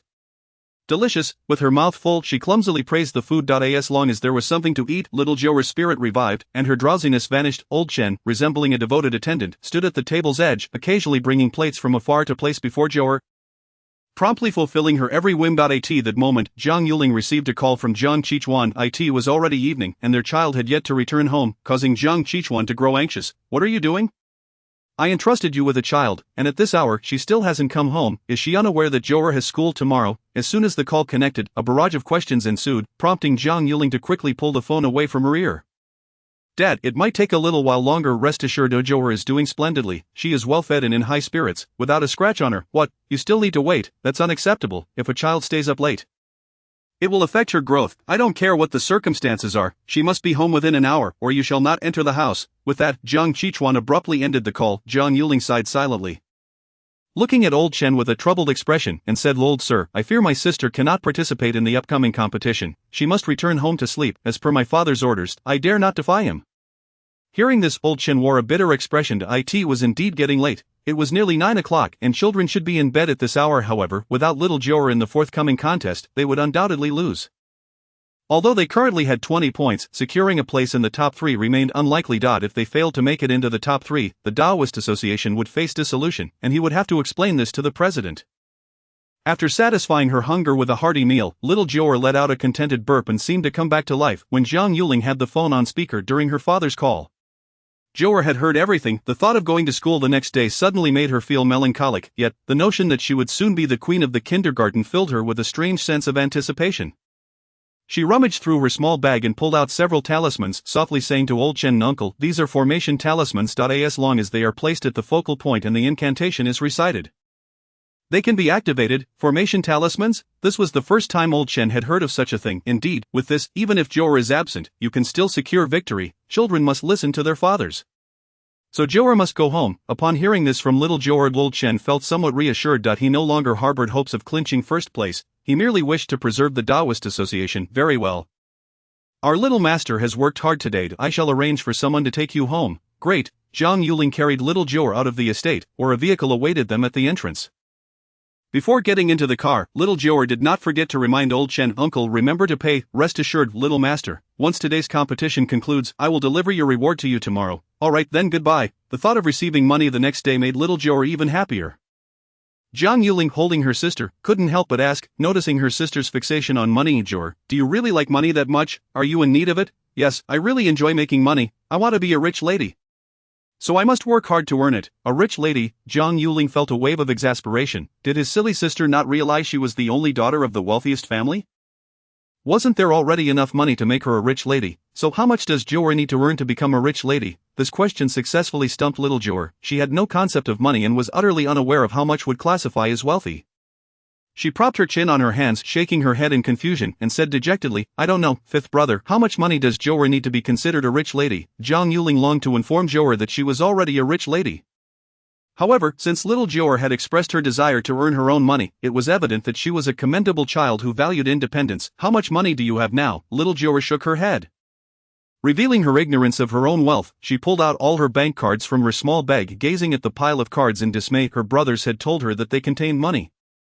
But after examining them for quite some time, she still couldn't figure out where the money was hidden. "Fifth brother, do you know where the money in these cards is?" Seeing the heap of bank cards in little Jiu'er's hands, Jiang Yuling was astonished, his mouth agape. How did their little Jiu'er possess so many bank cards? One particular black card caught his attention. Upon picking it up, he realized it was the supplementary card of the second brother.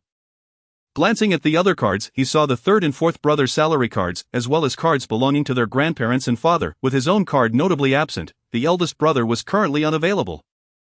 The sixth brother was in training, and the seventh and eighth brothers were still underage and unable to obtain their own cards. It dawned on him that all those mischievous boys had secretly given money to their sister behind his back.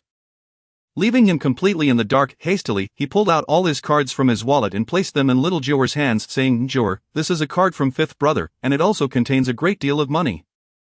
From now on, you can spend it however you like. A fifth brother will work hard to earn plenty of money for you." "Wow, really? Fifth brother, you were so kind. Jiu'er loves you the most." Naturally, little Jiu'er was overjoyed at the prospect of receiving money and gave Jiang Yuling a kiss. "But fifth brother, where exactly is the money you mentioned?" Hearing his sister's innocent question, Jiang Yuling couldn't help but chuckle. "Later, fifth brother will take Jiu'er to withdraw money, and then you'll see where the money is." "Great, fifth brother is the best." When the car entered the city and stopped in front of a bank, Jiang Yuling took little Jiu'er to the ATM, inserted his card, and entered his password. Soon, a large stack of red banknotes emerged from the machine. Upon seeing the vibrant bills, little Jiu'er's eyes widened in astonishment, finally understanding where the money on the card was hidden inside this machine, despite her brothers claiming the cards held a substantial amount of money. Without witnessing the cash firsthand, little Jiu'er still felt a sense of insecurity in her eyes. The red banknotes represented immense wealth, and with this many bills, she was now a rich lady. Fifth brother Jiu'er is now a rich lady. "Hee, my wish has come true." Observing little Jiu'er gleefully clutching 20,000 yuan in cash, Jiang Yuling rubbed her bald little head in exasperation. This child had no concept of wealth at all. To little Jiu'er, this amount was but a mere trifle. Ultimately, Jiang Yuling also checked the balances on all of Jiu'er's cards and, to his astonishment, discovered that he was actually the poorest among them. The second brother's black card had no limits, of course. The third brother's salary card held nearly 200 million, while the fourth brother had just over 100 million. Their grandparents combined had 300 million. And their father had practically given all his wealth to little Jiu'er, over 1 billion. Meanwhile, he himself had merely 50 million. He had previously believed that his earnings as a top celebrity were substantial, only to realize now that his wealth was pathetically insignificant. No way, he needed to start making money immediately, otherwise, he would be looked down upon by Jiu'er in the future. Chapter 047, Equal Distribution of Blessings. Jiang Yuling returned home with little Jiu'er And by the time they arrived, it was already past 9 o'clock. Jiang Qichuan had been waiting at the door, and upon seeing little Jiu'er, he scooped her up into his arms and shot Jiang Yuling a fierce glare. "What time is it? Do you have no sense of time at all?" Jiang Yuling could only smile helplessly. What could he say? He was currently the poorest in the family and had no grounds to defend himself. "Daddy, Jiu'er is not sleepy yet." Little Jiu'er, still concerned for her brother, quickly hugged their father's neck and spoke in a sweet, soft tone. "Children must go to bed early. Insufficient sleep will affect growth. Didn't Jiu'er say she wants to grow taller?" Little Jiu'er was currently most concerned about growing taller. She nodded seriously, saying, "Dad, then Jiu'er must go to bed early so that I can grow tall." "Yes, that's a good girl." Upon hearing the commotion outside, the grandmother realized her granddaughter had returned and hurriedly instructed others to prepare the bathwaters. "Grandpa, Jiu'er is back. Hug me." Upon seeing her grandparents, little Jiu'er began to act adorable, extending her arms to be held by her grandmother. "All right, Grandma will hold you." The old man hurriedly followed, but was overtaken by the grandmother, leaving him to sulk in the background, gazing longingly at his little granddaughters. "Grandma, Jiu'er missed you so much." Little Jiu'er nestled in her grandmother's arms and planted a kiss on her face. Her lips as sweet as honey. The elderly lady, upon hearing these words, was overwhelmed with joy. She quickly embraced the little darling and, with a heart full of affection, said, "Our dear Jiu'er has worked so hard. Grandma misses her precious grandson dearly." After spending a moment nestled in the grandmother's arms, little Jiu'er extended her hands towards the grandfather, softly murmuring, "Grandpa, hug me." In matters of familial affection, Jiu'er had always been generous and inclusive. Moreover, considering her grandmother's age, it was best not to hold her for too long, as it would tire her out. Witnessing his granddaughter reach out, the grandfather's face transformed into a radiant smile, causing the wrinkles to converge joyfully. He gathered her into his embrace and, with a tone of indulgence, remarked, "Our Jiu'er is truly well behaved." Jiu'er misses Grandpa too." After saying this, she planted a kiss on her grandfather's cheek, a gesture everyone could relate to. Laughter filled the room, and in a corner Jiang Yufeng, lost in thought, observed this heartwarming scene. He opened his arms towards little Jiu'er, seemingly expressing his desire to hold her, although Jiu'er was busy making her grandparents happy.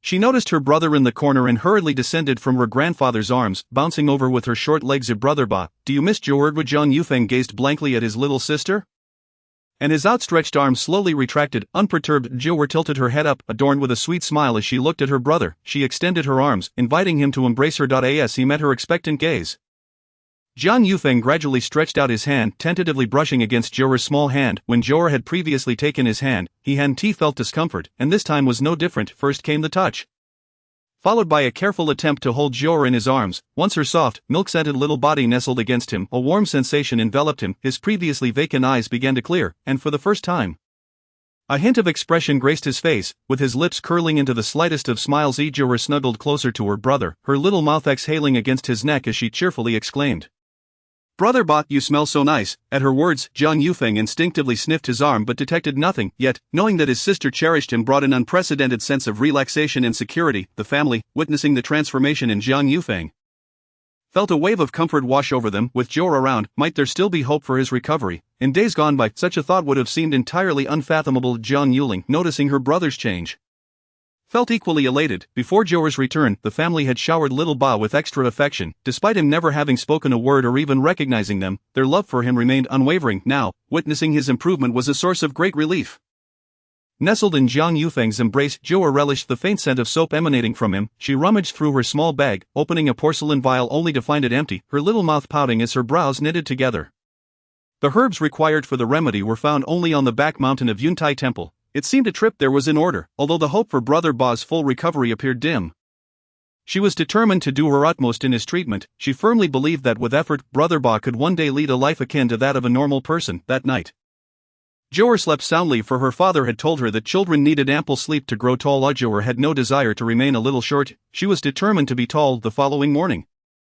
As soon as she opened her eyes, Jiu'er spotted her father by her bedside. Her fair, cherubic face still bore traces of sleep, and after rubbing her eyes, she cheerfully called out, "Daddy, Jiu'er is awake. Hurry and get up to wash and have breakfast." Today, Jiu'er is going to kindergarten. The mention of kindergarten left Jiu'er ambivalent. She felt joy because the plump boy had already acknowledged her as the leader, yet discontent because she was indifferent about attending.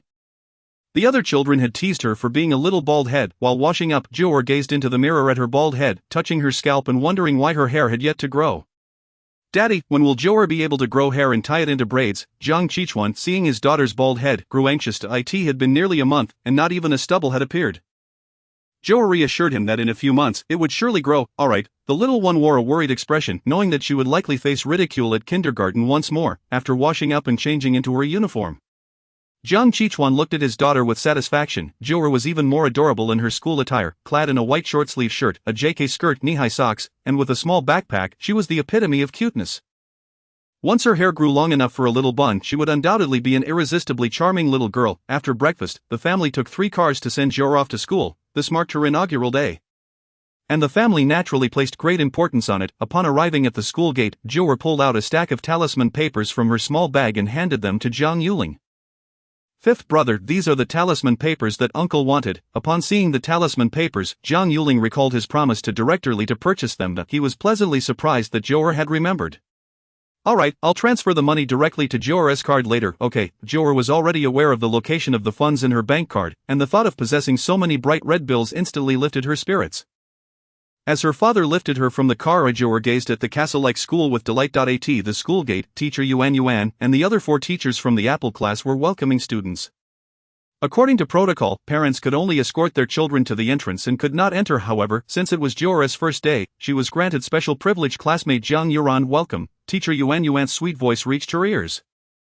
Jiu'er politely greeted, hello, teacher Yuan, hello, all the teachers. After exchanging pleasantries, Jiu'er's gaze fixated on teacher Yuan's shoulder, where she spotted the ghostly figure lingering. Her large eyes widened in surprise, glaring at it. The ghost, taken aback by the unexpected encounter with Jiu'er, dared not engage her and promptly departed, planning to return once the child was gone. Unbeknownst to her, teacher Yuan felt an unsettling sensation, believing Jiu'er was glaring at her. Was it possible that Jiu'er did not like her as a teacher? Yet her demeanor did not suggest any animosity. Why was this so? Classmate Jiang Yuran, let me take you to the classroom. As the new student, she naturally warranted special attention. The principal had even specifically instructed the staff to take utmost care of her, ensuring that nothing went amiss. Along the way, Jiu'er was carried directly to the classroom, where the other children who had already arrived stared at her curiously upon recognizing her as the little bald new student. They all approached her in unison. Jiang Yuran, you're amazing, you actually beat little Pang. Are you going to study in our class from now on? As long as you're here, little Pang won't dare bully anyone. We all really like you. Jiang Yuran. In her father's embrace, Jiu'er was momentarily taken aback. She had anticipated the other children would mock her baldness, yet to her astonishment, they all expressed their fondness for her. Instantly, her previous worries evaporated, and she beamed with happiness. Daddy, I'm going to school now. You can go home. Jiang Qichuan had initially thought Jiu'er would react as she had before, crying and resisting going to school. After all, upon hearing the news that she was to attend school, her face had fallen, and she had scarcely touched her breakfast. To his surprise, having merely met her classmates, she no longer needed her father. A wave of melancholy washed over him. His child was growing up, and the moments when she needed her parents were dwindling, leaving him feeling quite lost. Reluctantly setting Jiu'er down, she immediately dashed into the throng of children. Completely forgetting her father's presence, teacher Yuan, pleased to see Jiu'er adapting so swiftly to the class, kindly assured Jiang Qichuan, Mr. Jiang, we will take good care of Jiang Yuran. You can rest easy. That's reassuring. Thank you, teacher. Jiang Qichuan lingered at the window for a moment, observing Jiu'er's ease and happiness before finally leaving, albeit reluctantly. Having garnered the affection of her classmates at school, Jiu'er was in high spirits.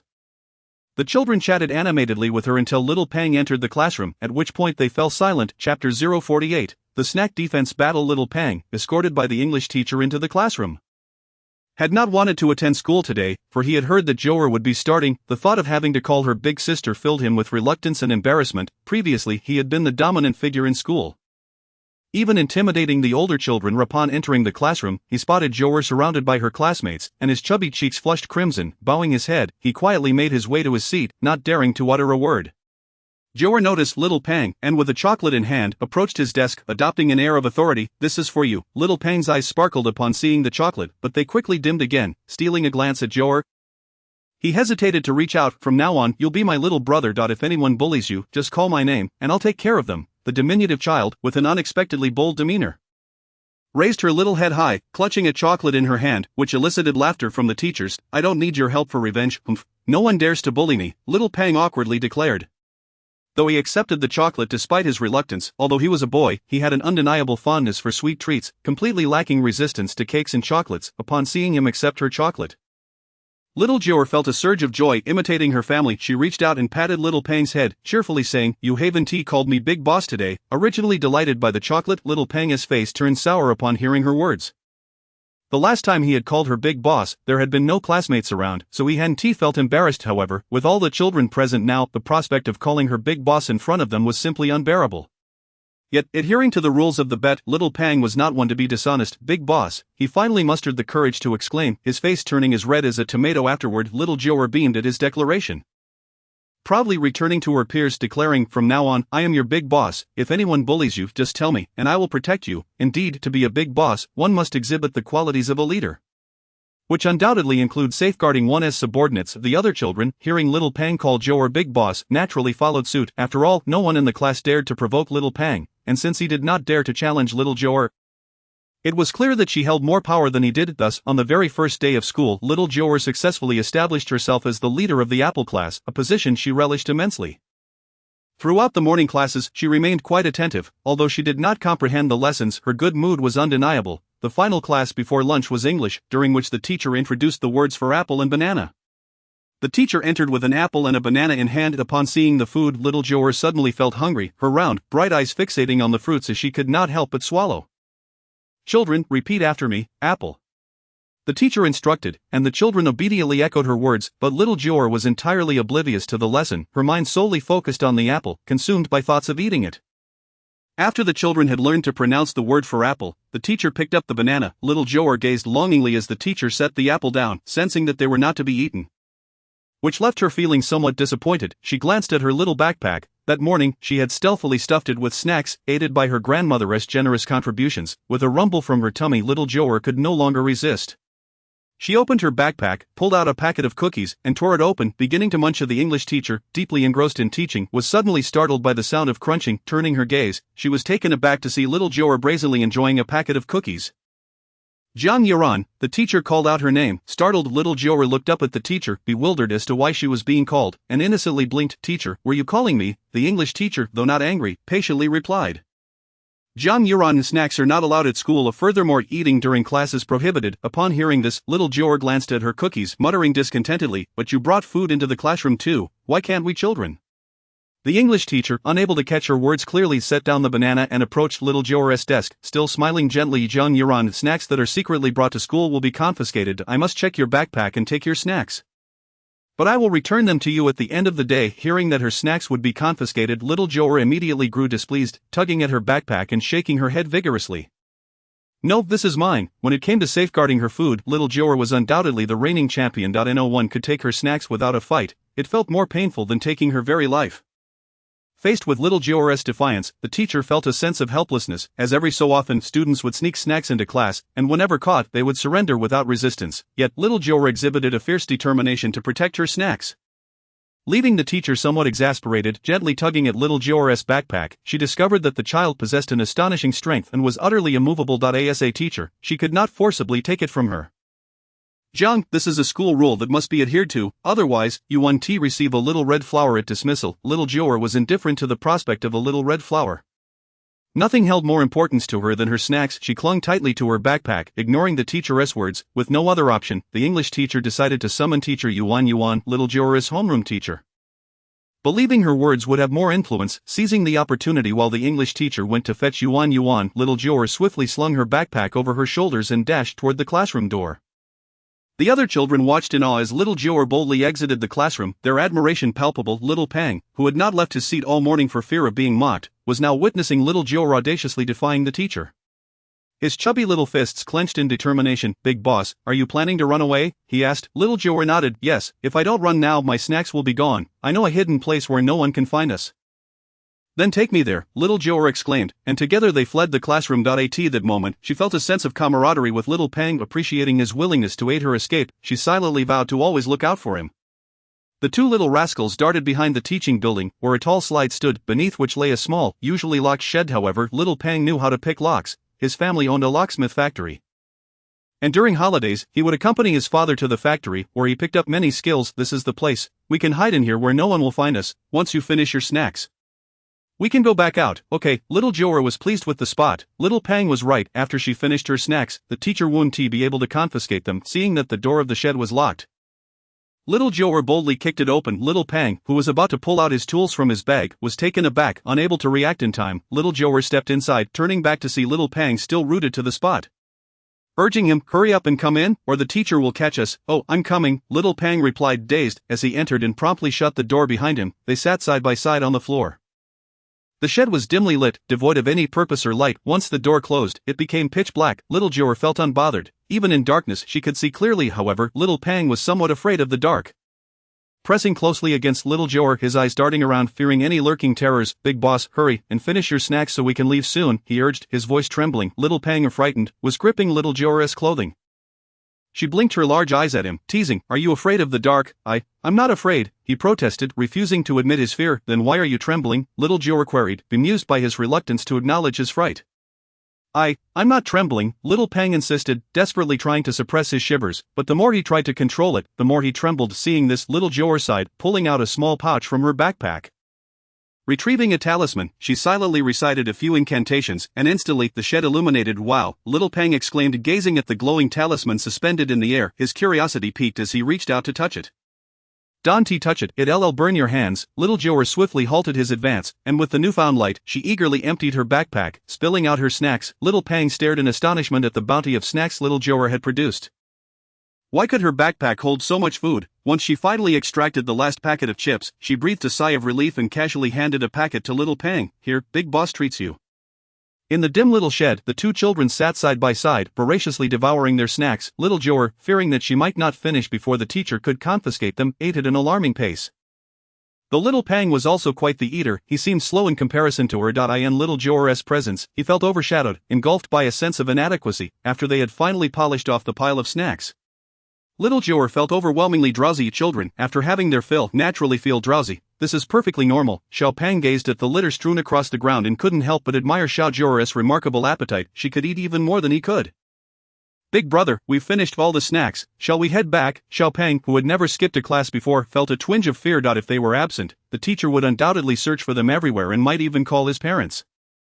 If his mother discovered that he had skipped class, he would surely face a severe reprimand upon returning home. Xiao Jiu'er patted her little belly. Despite consuming an array of snacks, she felt as though she hadn't eaten at all and was still quite hungry.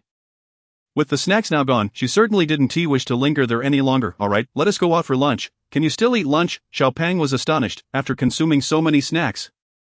He felt completely full, yet Xiao Jiu'er was still hungry. With her big, blinking eyes, Xiao Jiu'er looked at him, puzzled, and replied, "But we haven't had lunch yet." Fine," Xiao Pang conceded, unable to counter her logic. The two debated whether they had eaten lunch inside the little room while outside. The entire kindergarten was in a frenzy searching for the missing children. The English teacher, in particular, was frantic, as the two had vanished during her class. If something had truly gone awry, she would bear the greatest responsibility. The English teacher, Miss Jiang, was so frightened that her legs trembled, making it difficult for her to walk. The principal was equally anxious. A child had gone missing during class at the kindergarten, not to mention that Xiao Jiu'er was a Jiang family child. But any child going missing would be a catastrophic blow to their institution. If they truly couldn't find the children, the kindergarten might have to shut down. At that moment, only one teacher from each class remained with the children while the others scoured the premises.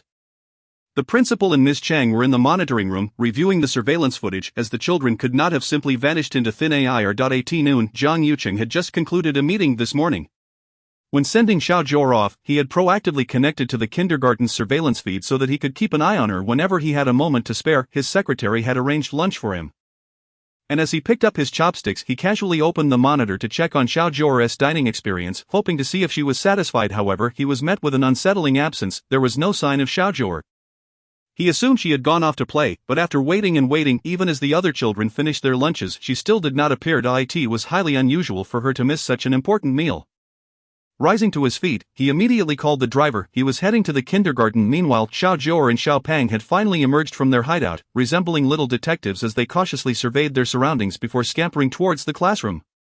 Just as they reached the classroom door, they were spotted by a teacher who was searching for them. Upon seeing the two, the teacher excitedly pointed and exclaimed, "Here they are!" Hearing the teacher's voice, Xiao Pang instinctively grabbed Xiao Jiu'er and ran out. "Oh no, we've been caught. We're definitely going to get scolded, and our parents will be summoned. Woe is me, my backside is doomed tonight." Xiao Jiu'er, however, remained oblivious, questioning why Xiao Pang was pulling her away.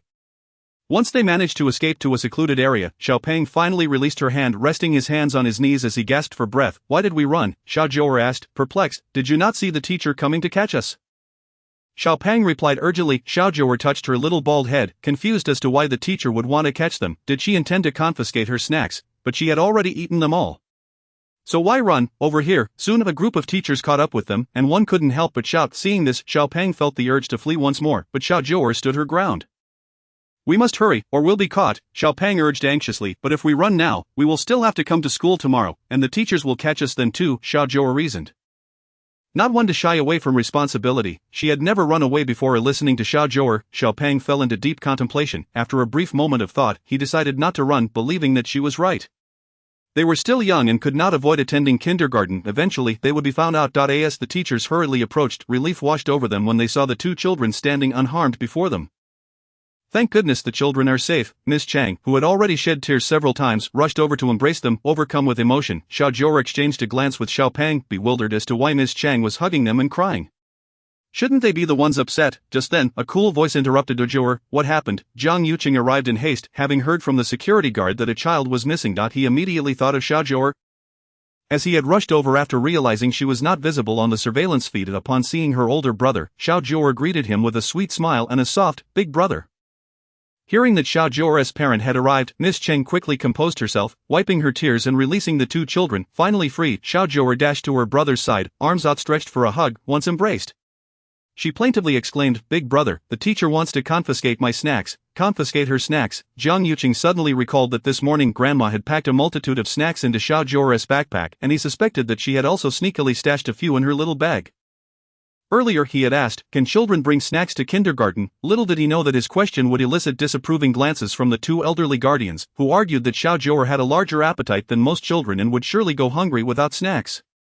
Indeed, it was the snacks that had caused the trouble. So did you and Xiao Pang hide away to consume every last one of them, ensuring the teacher had nothing to confiscate? Xiao Jiu'er proudly boasted of her cleverness, unaware that her brother was suddenly wearing a stern expression. Jiu'er, do you realize that running away and hiding would cause the teachers great concern? Just look at how frantic they were searching for you. Think of how distressed your family would feel not being able to find you. Listening to her brother, Xiao Jiu'er fell into deep thought. It seemed she had indeed made a mistake. She lowered her head, hesitant to speak, sensing that her brother was upset. Would he spank her? She recalled how her previous teacher often punished her, and it had truly hurt. Big brother Jiu'er understands her mistake. Seeing the remorseful expression on Xiao Jiu'er's face, Jiang Yuqing's heart softened. However, he understood that children must be taught a lesson when necessary. At 3 years old, she was at a crucial stage for developing her sense of right and wrong, and it was essential to instill this understanding in her rather than indulging her whims. Alright Jiu'er, as long as you understand your mistake, just be sure not to repeat it, but you must apologize to your teachers.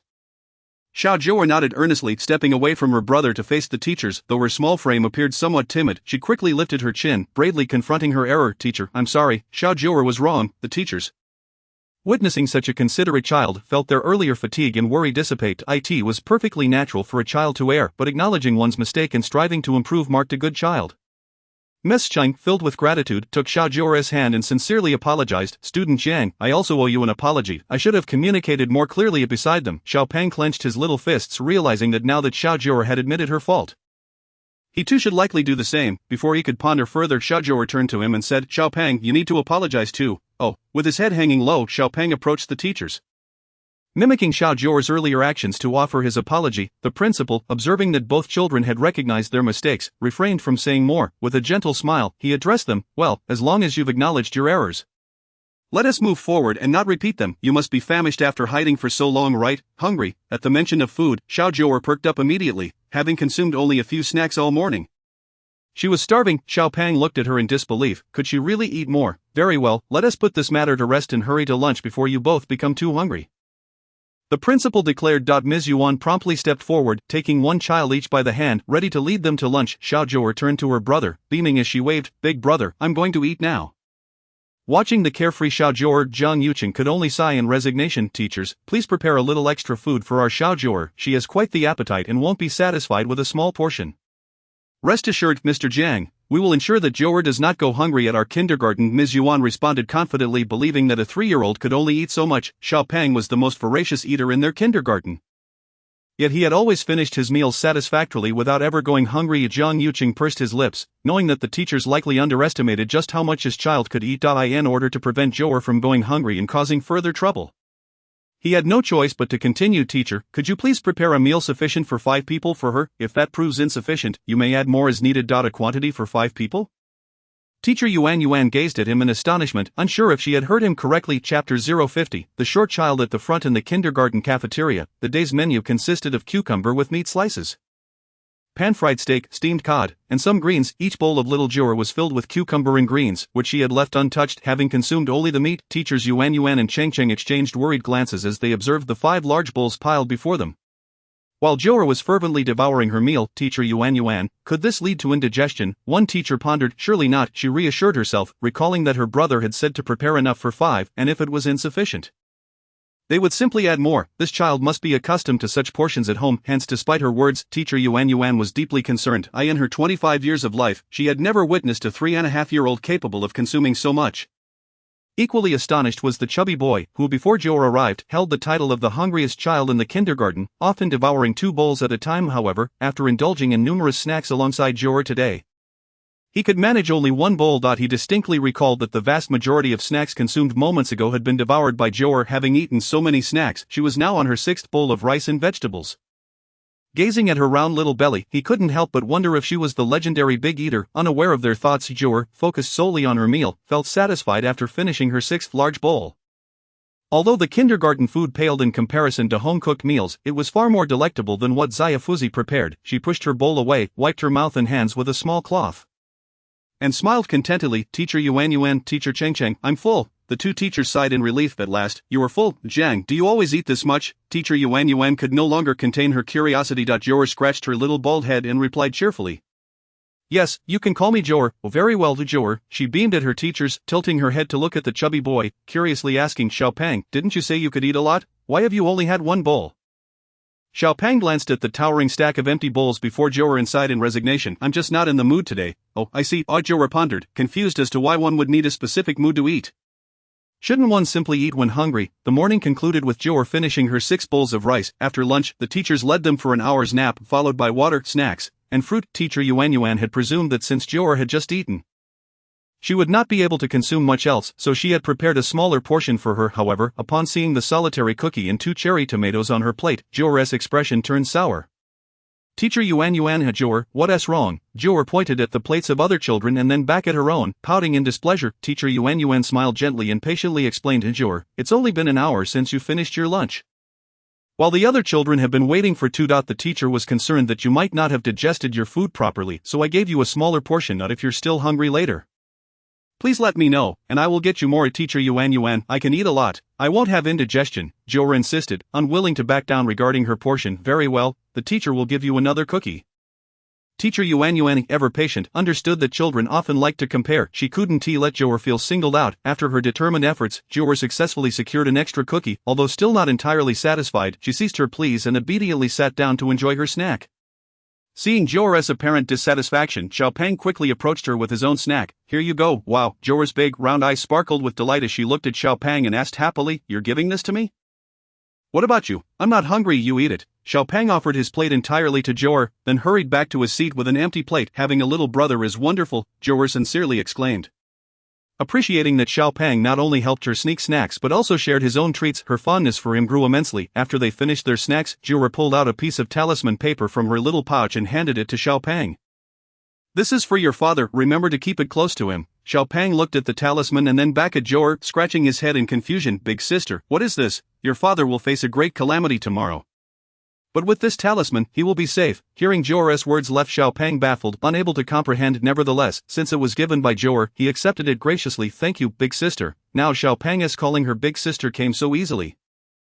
It was almost instinctual. He accepted the talisman and committed Jiu'er's words to memory. Although he didn't quite understand its significance, he took it seriously, as it concerned his father. The afternoon passed in joyous play, and the kindergarten dismissed the children promptly at 5 o'clock. After spending a day at school, Jiu'er was eager to return home, her thoughts lingering on Elder Chen's promise of bringing her money today. The anticipation of receiving money upon arriving home filled her with inexplicable joy. As the dismissal time approached, Teacher Yuan lined the children up. Jiu'er, could you please stand at the front? Teacher Yuan's sweet voice rang out. Jiu'er, who had been standing next to Xiaopang, found herself at the back of the line due to her short stature, unable to see anything ahead. All right, as long as it didn't pertain to food. Jiu'er was always obedient to her teachers. Xiaopang, seeing Jiu'er bounce to the front, pouted in displeasure. He raised his hand and called out, Teacher Yuan, I want to stand at the front with Jiu'er. Classmate by Hanan, that's not allowed, the line is arranged by height, you are the tallest in the class, so you must stand at the back, teacher Yuan said with a sweet smile and a gentle tone. With this, Xiaopeng felt too embarrassed to protest further. Meanwhile the Jiu'er, who had just been excitedly standing at the front, now felt dejected upon learning that the line was arranged by height. She looked down at her short legs. Lost in endless sorrow, her father had told her that drinking more milk and going to bed on time would help her grow tall. She had followed his advice, so why hadn't she grown? Oh, how troublesome! Jiu'er only remembered to drink milk and sleep, forgetting her father's admonition to eat more vegetables. Standing at the front of the line, she drooped her little head, her previous excitement dissipating. At the school gate, Jiang Qichuan, the elder, the grandmother, and Jiang Yuling had long awaited. Upon seeing the children from the apple class emerge, the family hurried over to Jiang Yuling, spotted Jiu'er at the front of the line and waved enthusiastically. However, no matter how fervently he waved, Jiu'er didn't lift her gaze. Noticing Jiu'er's glum expression, the grandmother asked with concern, "What's wrong with our Jiu'er? Did a classmate bully you at kindergarten?" The elder's face grew serious. If his granddaughter was bullied on her first day at school, he would certainly not let her return. Jiang Qichuan remained composed, knowing what Jiu'er had experienced that morning and confident no one could bully his daughter. "Jiu'er, your father is here." Seeing the Jiang family arrive, teacher Yuan took Jiu'er by the hand and led her outside. It was only then that Jiu'er snapped back to reality, lifting her head to see her family waiting at the gate. And a sweet smile spread across her face. Led by teacher Yuan to her family, Jiu'er reached out to her father for a hug, saying, "Daddy, I missed you so much." Jiang Qichuan quickly scooped her up, planting a kiss on her fair little face as he lovingly remarked, "Were you tired from school today?" "Not at all." "Oh, you're not tired after running around all morning?" Upon hearing this, Jiu'er felt a bit guilty.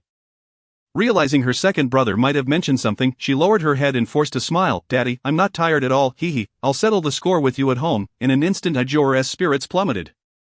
With a forlorn expression, she waved goodbye to teacher Yuan. By teacher Yuan, goodbye Jiu'er. After a day together, teacher Yuan had come to understand Jiu'er's temperament. This child was fiercely protective of her food, as long as it didn't pertain to eating. Jiu'er was quite obedient, excelling in games and crafts, quickly grasping new skills. However, she had absorbed none of the knowledge from the books. Not a single arithmetic problem or vocabulary word taught that morning had stuck with her. "Jiu'er, remember to do your homework when you get home. The teacher will check it tomorrow." The thought of homework made Jiu'er bury her head again. Why must there be such a thing as homework? She furrowed her brows and glanced at teacher Yuan, her large eyes instantly catching sight of the ghostly figure lurking in the corner. At that moment, her sorrow was forgotten. Teacher Yuan, wait, she exclaimed, hurriedly rummaging through her small backpack. She retrieved a little cloth pouch and handed a talisman for exorcising spirits to her teacher. "Jiu'er, what is this?" teacher Yuan inquired, observing the piece of yellow paper adorned with crooked lines, utterly indecipherable.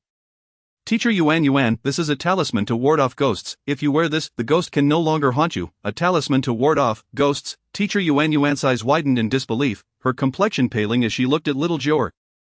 Did the child just suggest that she had encountered a ghost? In the corner of the kindergarten playground, the ghost that had been tormenting teacher Yuan trembled in fear. Little Jiu'er had spent the entire day at the kindergarten, leaving the ghost with no opportunity to possess her. With her limited powers, she could not stray too far from her host, for 2 long hours had already passed, and if she did not soon regain possession, her spectral form would weaken significantly. Finally, the school day ended, and she anticipated that once the child left, she could swiftly possess her host and rejuvenate her essence. However, to her surprise, that wretched child had produced a talisman.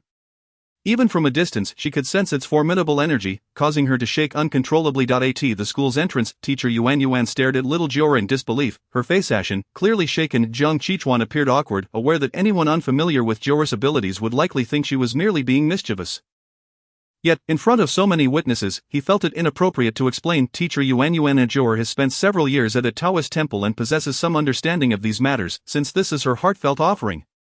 Please accept it. Ultimately, it was the elderly matriarch who alleviated the tension. Teacher Yuan, indeed feeling quite embarrassed, forced a smile as she accepted the talisman and bid farewell to the Jiang family. As they departed, little Jiu'er did not forget to remind her, Teacher Yuan, you must keep it on you at all times, even while bathing. All right, thank you, Jiu'er. Teacher Yuan could say nothing more, simply acquiescing. After all, it was a token of goodwill from a child.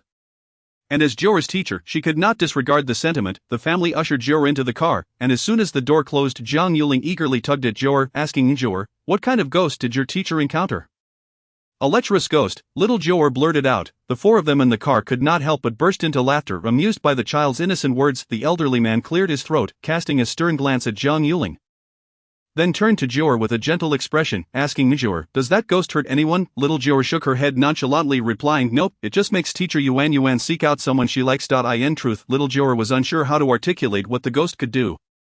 As she was merely a 3.5-year-old child with limited linguistic abilities, the others exchanged glances, relieved as long as her words were not interpreted in a more sinister light. Upon arriving home, as soon as she stepped out of the car, little Jiu'er spotted her older brother Jiang standing at the door, dressed in a white shirt, his head bowed against the wall. Elder brother. Seeing him, little Jiu'er joyfully ran towards him, her cheeks flushed, and beamed a sweet smile as she approached. "Were you waiting for Jiu'er?" Jiang stared blankly at little Jiu'er, offering no response. He attempted to open his arms, mimicking the gesture from the previous night, hoping to embrace her. Upon seeing his outstretched arms, little Jiu'er leaped into his embrace, her soft body pressing against him, catching a whiff of the milky scent that clung to her. Jiang tightly pressed lips parted slightly, a hint of a smile tugging at the corners of his mouth. Meanwhile, Jiang assisted the elderly matriarch out of the car, and upon witnessing Jiang crouched down, enveloping little Jiu'er in his arms, the matriarch could not suppress a smile. These children were indeed the ones who tugged at her heartstrings, and seeing Jiang gradually improve brought her immense comfort. Jiang, observing his older brother's expressionless face,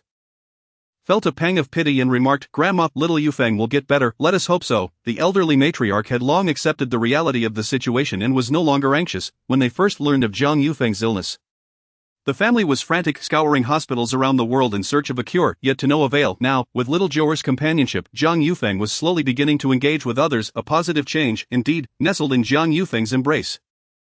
Little Jiu'er softly requested the elder brother, "Can you carry Jiu'er inside, please?" Upon hearing this, Jiang mind flooded with memories, finally recalling the sensation of holding a younger sister. He looked down at the soft, sweet-smelling sibling in his arms, and with a concerted effort, he tightened his grip, encircling her small form. With this attempt, though seemingly minor, caused beads of sweat to form on his forehead, and his breathing quickened. Little Jiu'er extended her chubby hand to gently touch his taut face, her eyes sparkling. "Elder brother, you can do it." It was this tender gesture that seemed to imbue Jiang with newfound strength. He parted his lips slightly, then suddenly tightened his hold, lifting little Jiu'er off the ground.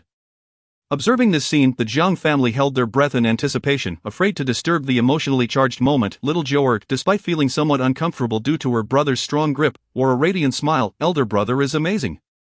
Jiu'er loves elder brother the most," she exclaimed, planting a kiss on his cheek. This innocent act sent Jiang body into a state of tension, his instincts urging him to release little Jiu'er. However, upon meeting her clear, innocent gaze, he suppressed that impulse, for a voice within him repeatedly cautioned him not to harm his sister. Absolutely not. Ultimately, bolstered by little Jiu'er's encouragement, Jiang carried her into the living room, and even as he settled onto the sofa, he was reluctant to set her down, and the family, witnessing this, could only acquiesce. As long as he posed no threat to Jiu'er, his ability to hold her and even receive a kiss was already a significant step forward. Little Jiu'er remained nestled in her brother's embrace until the aroma of the meal wafted through the air. Finally, she broke the silence. "Elder brother, Jiu'er is hungry. It's time to eat. You can put me down now." Upon hearing her request, Jiang gently loosened his grip, carefully retracting his arms, as if fearing that if he released her too quickly, she might fall. Once he fully withdrew his arms, little Jiu'er cheerfully said, "Elder brother, let us eat together." With that, she took his hand and led him toward the dining table. Ordinarily, he would never join them at the table. The servants would bring his meals to his room, and the dishes would only be cleared when he was absent. Little Jiu'er guided him to sit on a chair, and noticing his nervous demeanor, she continuously held his hand, drawing gentle circles in his palm. As anticipated, the soothing gesture worked wonders. He gradually calmed down, though he still appeared dazed. At least he was able to sit at the same table with his family. During the meal, the presence of Jiang rendered everyone unusually quiet, even little Jiu'er refraining from her usual antics, fearful of startling her brother. After dinner, Jiang retreated to his room, as it was time for his piano practice. He practiced diligently at this hour each day. Initially, the family had prepared a music room for him, but he refused to use it, throwing a tantrum when he discovered the piano was missing from his room. Since then, they had not dared to touch anything in his space. Seeing her elder brother go off to practice, little Jiu'er was eager to follow and listen. However, as she took a step forward, a large hand from behind grabbed her. Turning around, she met her father's gaze and sheepishly smiled. "Daddy, what's up, Jiu'er? It's time for your homework." Homework? Little Jiu'er patted her forehead, realizing she had forgotten that she was now a kindergarten student with daily assignments. Reluctantly, she followed Jiang to the study. Sitting at the small desk he had prepared for her, gazing at the notebook and pencil, her big eyes darted around, completely unsure of what to do. Naturally, the kindergarten had a class group, and the teacher had already posted the assignments. Jiang Qichuan checked his phone and sat beside her, gently asking Jiu'er, "Do you remember what the teacher taught today? Playing games, building blocks, cutting paper, and weaving little baskets, and what else?" Jiang Qichuan sighed, bemused that she only recalled the fun parts and not the educational ones. "Nothing else," little Jiu'er replied earnestly, as in her mind, if she couldn't remember it, it must not have been taught. The teacher also covered arithmetic and English words. Remember, arithmetic. Little Jiu'er looked confused, completely at a loss. She had been too engrossed in watching apples and bananas during English class to pay attention to what the teacher had taught, noticing the bewildered expression on little Jiu'er's face. Jiang Qichuan took a deep breath. "It's alright, it's only the first day of school, and it's normal to be out of sorts. You'll get the hang of it soon. It is of no concern. Father will assist you in reviewing once more." As he spoke, he meticulously transcribed the questions sent by the teacher into a notebook, then began to explain each one. Starting with 2-3, little Jiu'er gazed at the numbers on the page, utterly bewildered. It is worth noting that when she perused the compendium of runes, she grasped the concepts effortlessly, mastering them after a single glance. Yet now, these numbers seemed akin to dancing musical notes, entirely unrecognizable. Father Jiu'er cannot recognize the numbers, How is that possible? Jiang Qichuan pondered, perplexed. Little Jiu'er could draw runes and administer treatments, surely she must be able to recognize at least a few characters. If not numbers, how else would she know how many lines to draw or how many needles to use? Jiu'er can count, 1, 2, 3, 4, 5, 6, she counted up to 30 in one breath, but faltered thereafter. Well, that's commendable for a mere 3.5 years of age. However, an inexplicable feeling lingered within him. Could this child potentially be a poor student in the future? Chapter 052, only good at counting money in the opulent study. Little Jiu'er sat on a pink chair. Her face contorted in distress as she stared at the small notebook on the table, pouting. Her large eyes glistened with unshed tears, presenting a pitiful sight. Jiang Qichuan patiently endeavored to teach her to recognize numbers.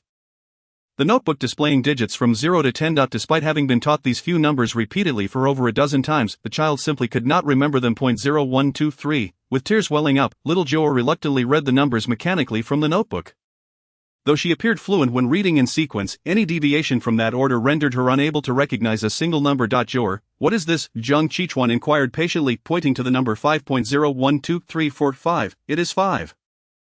Alas, she could only identify the number if she recited them in order. If presented alone, it was beyond her comprehension. After a full hour, there was no progress whatsoever. Observing Jiu'er's woeful expression, Jiang Qichuan felt a pang of sympathy. This was his first time assisting a child with their homework. His several sons, with the exception of Jiang Yuling, were all academically gifted, requiring no such guidance. Now, aiding little Jiu'er with her studies, he felt utterly helpless. Was it possible that his teaching methods were inadequate? Father Jiu'er needs to use the restroom. Little Jiu'er blinked her tear-filled eyes, her nose twitching on the verge of tears. Go ahead. In the span of an hour, little Jiu'er had already made 3 trips to the restroom, clearly avoiding her studies. Jiang Qichuan did not wish to push her too hard. After all, she was merely in kindergarten, and children her age should primarily be focused on play. Sighing, he resolved not to press further. If she was destined to be a poor student, so be it. Even if Jiu'er never worked a day in her life, it mattered not, as long as she found joy. With a glance at the pens and notebook on the table, he silently put them away. As for the homework, it appeared that Jiu'er would have to face the consequences alone tomorrow. Only by experiencing the repercussions of neglecting her assignments would she learn to take her homework seriously in the future.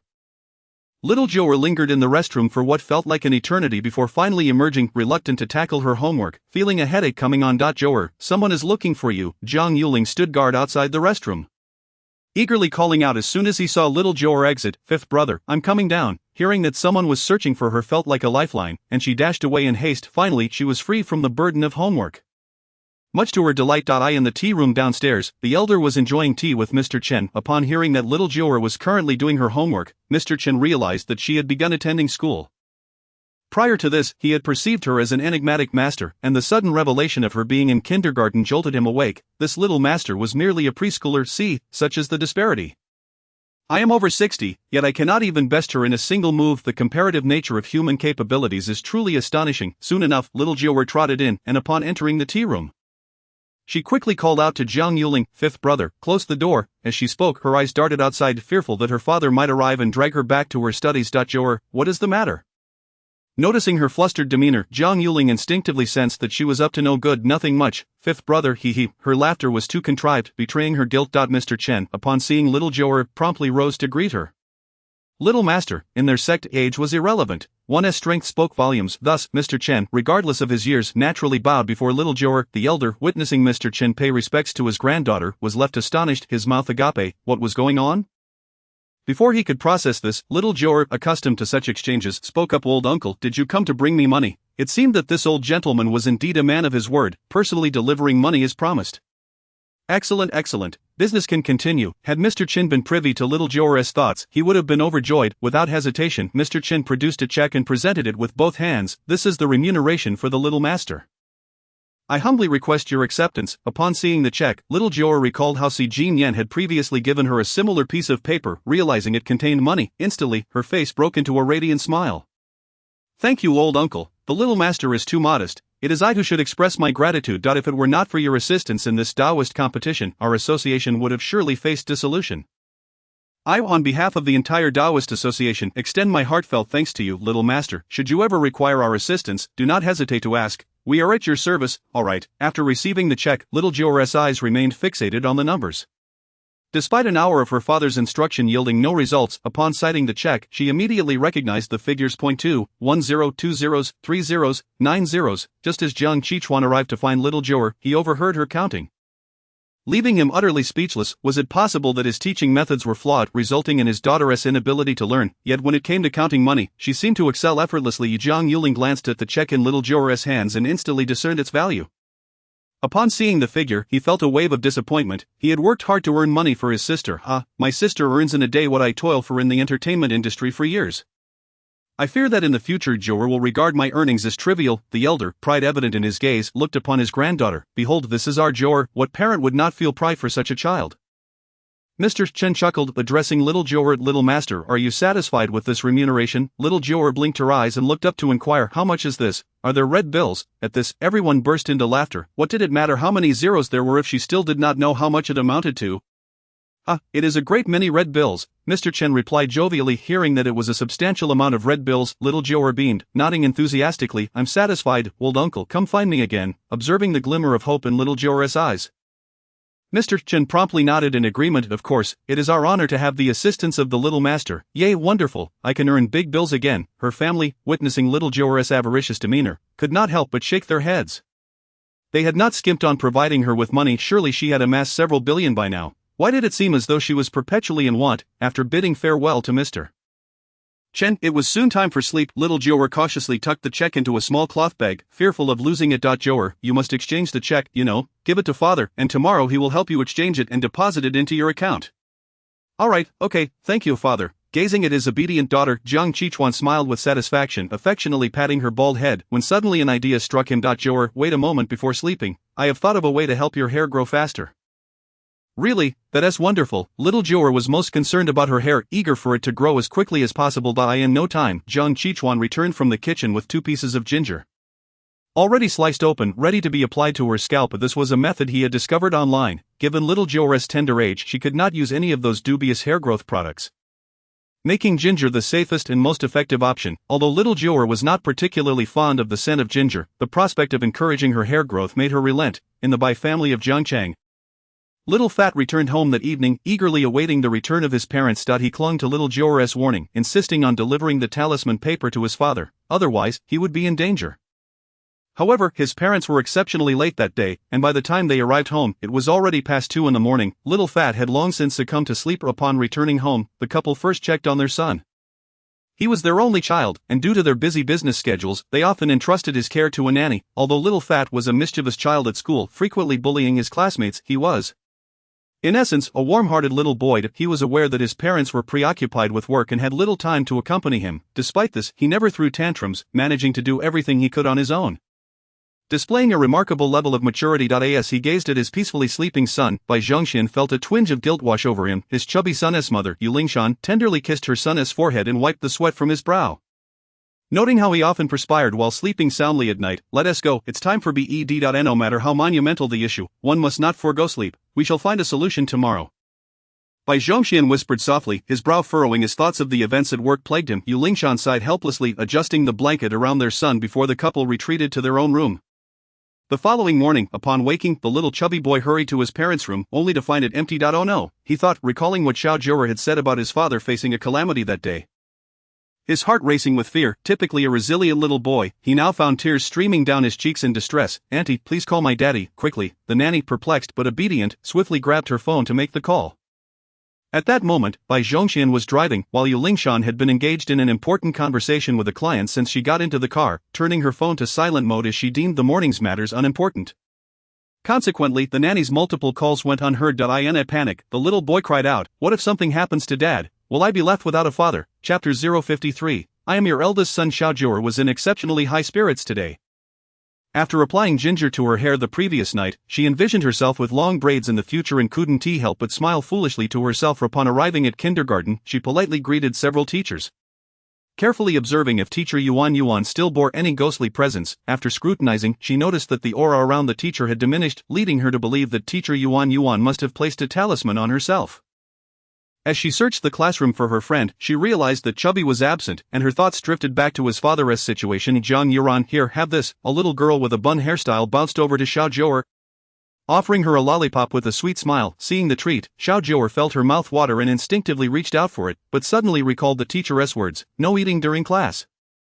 "Thank you, but the teacher says we can't eat during class," she replied. The little girl tilted her round head and sweetly suggested, "You can eat it at home." "Oh right, well then, thank you. What is your name?" "My name is Jiang, but you can call me Chichi." "Chichi, I'll bring you something delicious tomorrow." Jiu'er happily accepted the lollipop and tucked it into her backpack. Today, her bag was devoid of snacks. Her elder brother had meticulously checked it before school, even inspecting her small pouch. However, unbeknownst to him, Jiu'er had slyly hidden a bag of potato chips within it the previous night, learning from her past experience. She had refrained from overindulging, only daring to bring one bag. Just as Jiu'er delightedly contemplated sneaking off with Chubby to enjoy the chips, he rushed into the classroom, calling out to her in a flurry. Without waiting for her to respond, he grasped her hand and anxiously exclaimed, "I couldn't find my dad. When they came home last night, I was already asleep, and when I woke up this morning, they were gone." "Big sister, is something going to happen to my dad?" Upon hearing this, Jiu'er examined Chubby's familial connection and noticed a troubling trend in the area representing his parents. "Chubby, we must find your father quickly, or something dreadful may indeed occur." Really, but Chubby's anxiety intensified. He felt utterly helpless in locating his father. "Let us ask the teacher to call your parents," Jiang chimed in, eager to offer a solution. "Right," Chubby exclaimed, dashing out of the classroom in search of teacher Yuan, with Jiu'er following closely behind. After all, Chubby was now her little brother, and as the elder sister, she could not neglect her siblings' plight. Seeing both of them leave, Jiang followed suit. The trio reached the school gate, where teacher Yuan was still greeting arriving children. Chubby, amidst tears, expressed his urgency to find his father. It was the first time teacher Yuan had witnessed him cry. She knelt down to wipe his tears and gently asked, "Chubby, what is wrong? Why are you crying?" "Teacher Yuan, I need to call my dad. I have an urgent matter to discuss with him, please." "Alright, don't cry. I'll call your father right away," she promised. However, despite her best efforts, teacher Yuan was unable to reach Chubby's father. Jiu'er, standing behind Chubby with a serious expression, said, "Chubby, I can find your dad. Let us go look for him." Upon hearing this, hope ignited within Chubby, and he nodded eagerly. "Okay, let us go." Hand in hand, they gazed at the school gate, only to feel their spirits sink. How could they possibly get out? Surely the kindergarten wouldn't allow them to leave. "I can call my brother," Jiu'er exclaimed, her quick mind devising a plan. She pulled teacher Yuan aside and asked her to contact her elder brother. Once the call connected, Jiu'er briefly explained the situation regarding Chubby's father. "Alright, your brother will be here shortly." Jiang, upon hanging up, drove over to the kindergarten. Chubby was Jiu'er's first friend at school, and with the impending danger to Chubby's father, he felt compelled to assist. With Jiang's help, Jiu'er and Chubby managed to exit the kindergarten without a hitch. Jiu'er playfully tugged at Chubby's hair and retrieved a piece of talisman paper from her pouch. With a few swift motions, Chubby's hair became a source of ignition as the talisman transformed into a figure resembling a person. As she recited an incantation, the figure sprang to life, pointing the way ahead. "Elder brother, we should go this way." Chubby watched in awe as Jiu'er, who had previously lit a piece of paper, now animated a paper figure. He was utterly impressed and no longer felt embarrassed about considering Jiu'er his leader. In fact, he found it quite cool to have such a capable sister guided by the paper figure. It wasn't long before Chubby spotted his family's car. "Elder sister, that is our car. Daddy must be inside." Jiu'er studied the vehicle before her fair face clouded with seriousness. "Elder brother, we cannot let Chubby's father cross that bridge." Jiang, glancing at the nearby overpass, understood the gravity of the situation from Jiu'er's expression.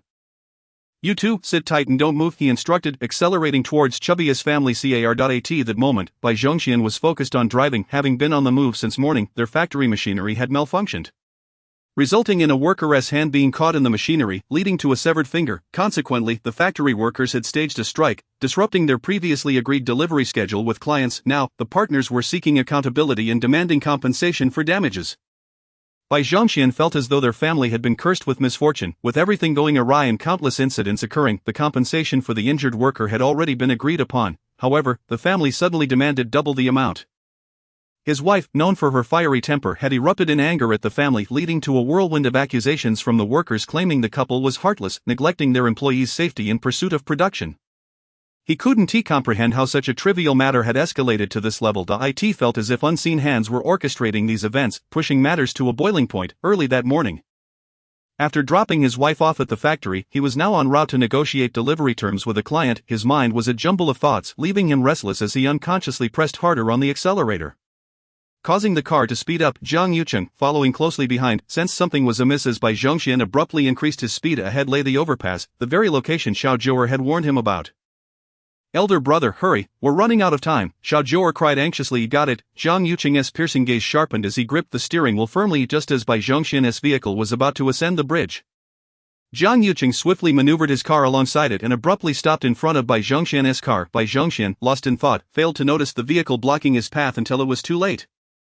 No matter how hard he pressed the brakes, inertia propelled his car forward, crashing into Jiang Yucheng's vehicle. A fear gripped him, and he instinctively shut his eyes, panic flooding his heart. Yet, to his astonishment, the anticipated collision never occurred. In a split second, Jiang Yucheng's car swerved narrowly, avoiding the impact. With a screech of tires, Bai Zhongxian's vehicle finally came to a halt. He opened his eyes, realizing he hadn't collided with another car, and exhaled a heavy sigh of relief. Jiang Yucheng parked the car and turned to glance at the two children. Seeing them both seated steadily, he finally felt at ease. The speed he had just driven was rather swift. It had been years since he had indulged in such reckless driving, yet it seemed his skills had not dulled. In truth, back in the day, before Jiu'er's mother had encountered misfortune, Jiang Yucheng had always been a race car driver. Following the family tragedy, with his grandparents' health deteriorating and his father in despair, and his elder brother absent, he, as the eldest child, naturally bore the weight of familial responsibilities. Thus, he relinquished his passion for racing, donned a suit, and tied a necktie to take over the family business. Since assuming control of the company, he rarely drove. He was accustomed to being chauffeured everywhere. Just for a fleeting moment, he felt as though he had reclaimed the exhilarating sensation of the racetrack. In the back seat, little Jiu'er and Xiaopeng, having successfully caught up with Xiaopeng's father, exchanged enthusiastic high-fives. "Big brother, we found my dad. Can you save him?" Little Jiu'er remained silent, waiting for her brother to open the car door and lift her out. Bai Zhongxian had also calmed himself and stepped out of the vehicle. He had just intended to question why the other driver had parked in the middle of the road when he saw his son emerging from the car of a stranger. "Son, what are you doing here? Aren't you supposed to be at kindergarten at this hour?" Xiaopeng, upon seeing his father unscathed, said nothing and rushed over to embrace his father's legs tightly. Only when he felt his father's warmth did he finally relax his worries.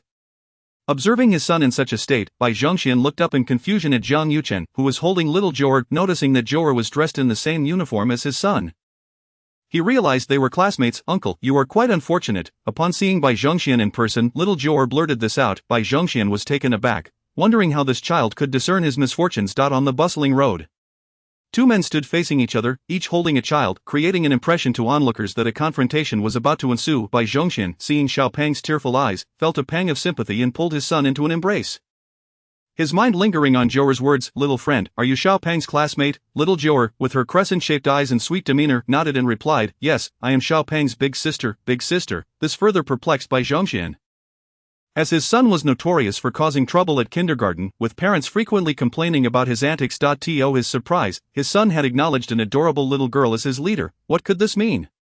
Looking at Xiaopeng, who did not seem embarrassed but rather wore an expression of pride, he declared, "Dad, my big sister is amazing." "Haha, so why are you both here?" Bai Zhongxian directed this question towards Jiang Yucheng, whom he assumed to be Jiu'er's father. Little Jiu'er glanced at Bai Zhongxian and shook her head vigorously, sighing. "Xiaopeng's dad, you are in for a calamity today, right on this bridge." As she spoke, pointing towards the elevated bridge, a loud crash echoed from above. In an instant, all nearby vehicles slammed to a halt, the sound of screeching brakes filling the air, following the direction of Jiu'er's finger. Bai Zhongxian witnessed a tanker truck overturning. Fortunately, the traffic was light, and there were no other vehicles around to be affected. However, the truck driver would surely face grave consequences. Such an accident could result in serious injury or worse.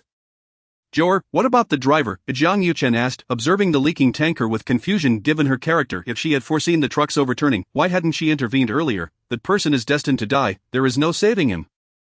Little Jiu'er had sensed the overwhelming aura of death surrounding the tanker truck. The intensity of this aura indicated the driver's inevitable demise. Although she could have saved him, he would not survive the day. Recognizing that her interference would not prevent harm to others, Jiu'er chose not to act. Upon hearing her words, Jiang Yuchen understood a profound truth: when fate decrees a life is to be taken, no one can intervene. Bai Zhongxian, transfixed by the sight of the overturned tanker, was drenched in cold sweat, acutely aware that his vehicle had just been behind the truck. At that distance and timing, he would have attempted to overtake it on the left. Had his car not been forced to a stop, he would have been crushed beneath the tanker when it flipped. Suddenly, he felt a tightening in his throat, as though something were choking him. Noticing his distress, little Jiu'er quickly advised, "Xiaopeng, give your dad the talisman." Xiaopeng hurriedly rummaged through his bag and produced the talisman Jiu'er had given him. Stuffing it into his father's pocket, the moment the talisman made contact, the suffocating sensation vanished, and Bai Zhongxian's face, which had turned purple from lack of breath, regained its color. Witnessing this miraculous transformation, Bai Zhongxian re-evaluated little Jiu'er, who appeared to be the same age as his son. "Little friend, can you read fortunes?" Before Jiu'er could respond, Xiaopeng eagerly interjected, "Dad, my big sister is incredible. Yesterday, as school was ending, she told me you would be in danger today and gave me this talisman to give to you. But I waited for you to come home and sleep, and when I woke up this morning, you were gone, so I had to find my big sister to save you." Bai Zhongxian was left speechless, scarcely able to believe that little Jiu'er possessed such extraordinary abilities. This was indeed surreal, yet the evidence before him was undeniable. Were it not for her, he might have been crushed to a pulp. "Thank you, little friend. I will personally express my gratitude another day. No need for thanks. Xiaopeng is my little brother, so protecting him is my duty," little Jiu'er declared with the air of a big sister. Her demeanor amusingly authoritative. Jiang Yuchen affectionately ruffled her bald head, saying, "All right, now that we've saved the day, shouldn't we return to class?" Upon hearing this, little Jiu'er immediately drooped her head, remembering the numbers her father had taught her the previous night. She pouted, her face a picture of distress. "Second brother, am I really that silly? Why can't I learn to recognize numbers? Who says our Jiu'er is silly? She is the smartest little friend in the world. Not recognizing them is only temporary. We'll take our time, no need to rush. Oh, little Jiu'er sighed heavily, feeling quite pitiful. Why must I go to kindergarten?" Bai Zhongxian had initially assumed Jiang Yuchen was little Jiu'er's father, but after hearing he was her brother, he awkwardly said to Jiu'er, "Could you please help take Xiaopeng back to kindergarten? I have some urgent matters to attend to." "All right." To outsiders, Jiang Yuchen's responses were succinct. He would not elaborate if he could answer in a word. After placing Xiaopeng in the car, Bai Zhongxian thanked Jiu'er once more. "Uncle, you've been quite unlucky lately. Be sure to wear the talisman." Bai Zhongxian gazed into little Jiu'er's clear eyes, his heart profoundly shaken. This child, merely glancing at him, had discerned his recent misfortunes, leaving him astounded. However, her words served as a wake-up call. It became evident that a series of unfortunate events in his household had someone orchestrating them from behind the scenes. "All right, uncle will remember that. Goodbye, uncle." "Goodbye." Bai Zhongxian waved to the two children, his furrowed brow gradually easing. As the saying goes, surviving great calamities brings unexpected blessings. With Jiu'er's assistance, he had narrowly escaped, and many things began to make sense.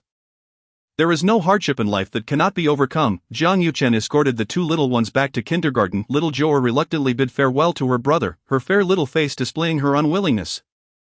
As soon as they entered the classroom, they heard teacher Yuan announce a homework check. It was at this moment that little Jiu'er suddenly remembered that last night, due to old Chen delivering money, she had not completed her homework. Consequently, she had nothing to submit. Little Jiu'er was not alone in her plight. Xiaopeng had also forgotten to do his homework as he anxiously awaited his parents' return. Thus, both became the prime examples of the Apple class for failing to turn in homework. Teacher Yuan tagged their parents in the group chat, reminding them to ensure the assignments were completed that evening, as they would be checked the following day. Although they were just in kindergarten and not required to learn extensive knowledge, timely completion of homework was essential. This was to cultivate discipline in the children, instilling a habit of finishing necessary tasks before indulging in play. Zhang Qichuan was in a meeting at the company when he heard the notification from the group chat. His first thought was of Jiu'er's class.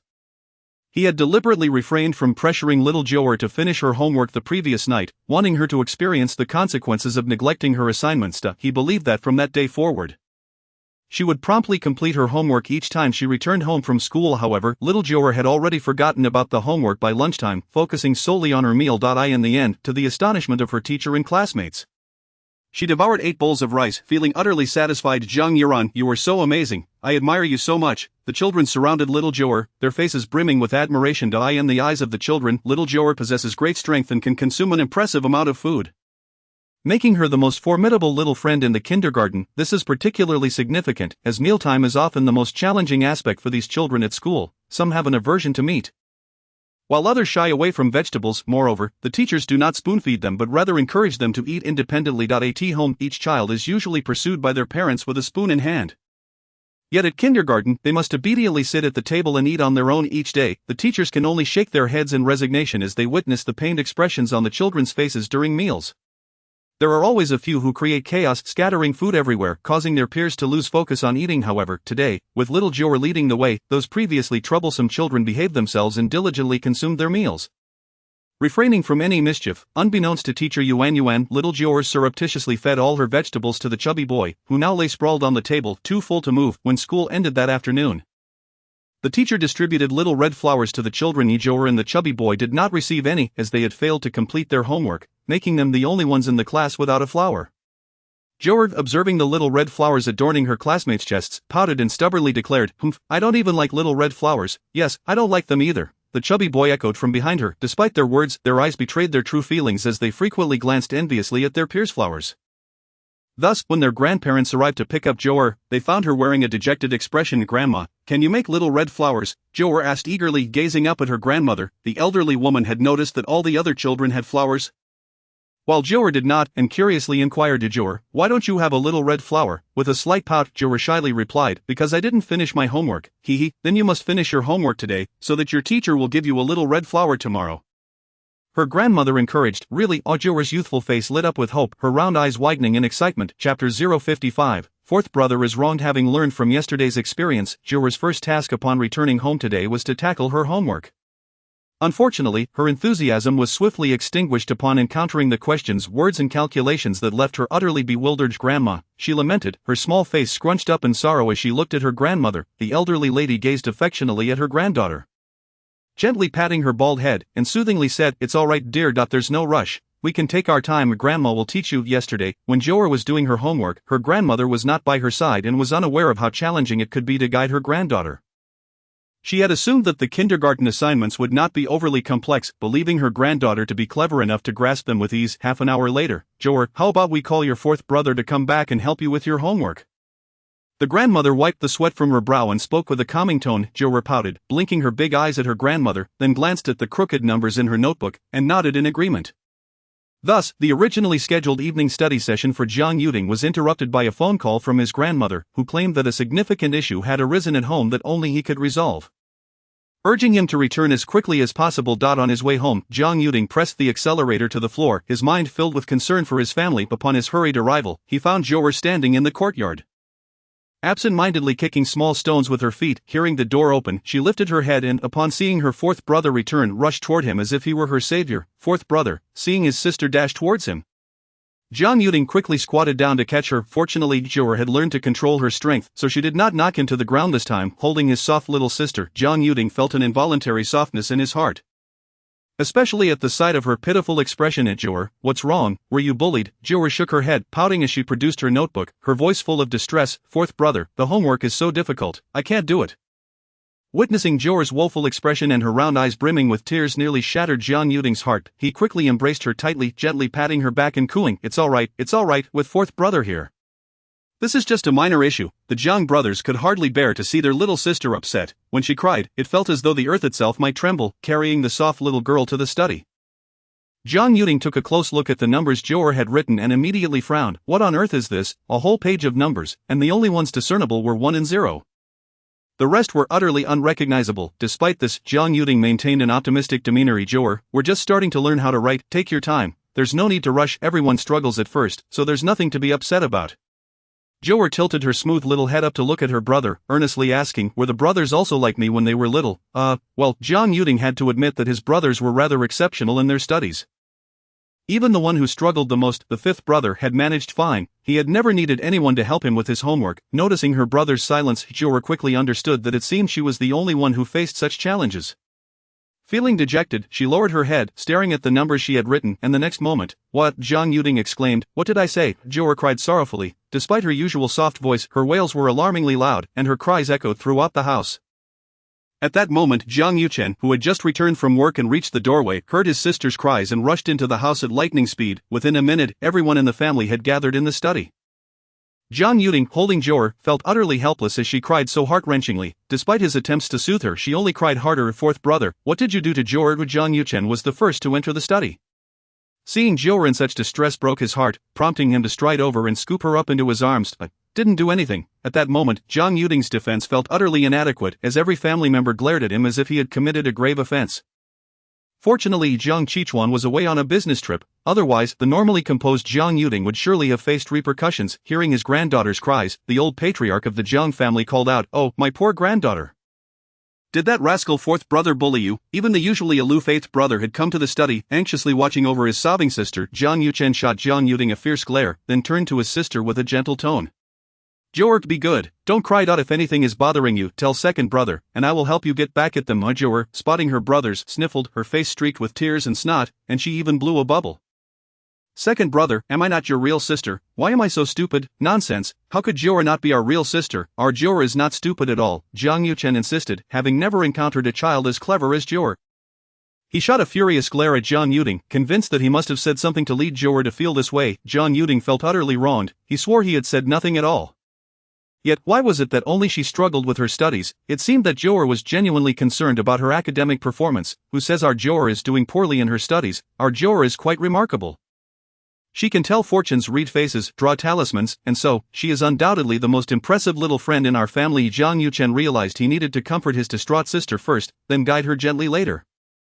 He couldn't allow her to feel that poor academic performance rendered her worthless. After listening to her brother's words, Jiu'er began to see the logic. She realized that her peers might not possess the same skills she did. If I think about it this way, I really am quite capable." With that thought, she felt much better. She wiped her tears away and, feeling a touch embarrassed, glanced at her family, seeing Jiu'er no longer crying.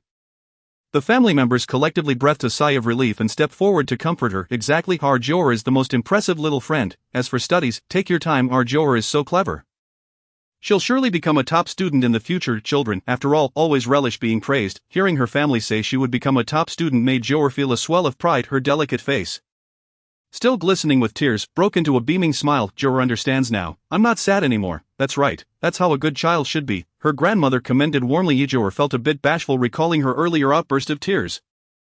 Her teacher had always said that crying solves nothing and only wastes energy. She gently caressed her famished little belly and mused, "Indeed, master was not mistaken. Weeping truly requires immense energy. Just look, after a bout of tears, I find myself ravenous." Thus, in the blink of an eye, the sorrowful little one who had just been crying moments ago now gazed longingly at everyone, her large eyes blinking as she spoke. "Grandma, when will dinner be ready?" Jiu'er is so hungry. This child, her emotional transitions are remarkably swift. It is said that a woman's mood can change quicker than one can turn a page, and it appears that young girls are no exception. The culprit behind Jiang Yuding's sister's tears received glances of disapproval from his brothers throughout the night. Nevertheless, with him being a high school teacher, the responsibility of tutoring little Jiu'er in her homework naturally fell upon him. By the time Jiu'er finally completed her assignments, Jiang Yuding rubbed his throbbing temples. "It was more exhausting than a full day of teaching seniors. From tomorrow onward, you shall not reside in the school dormitory. You must return home every night," the old man declared with authority. "Grandfather, I am quite busy with work, especially with the graduating class. Which is more important, your students or your sister?" The elder was unyielding.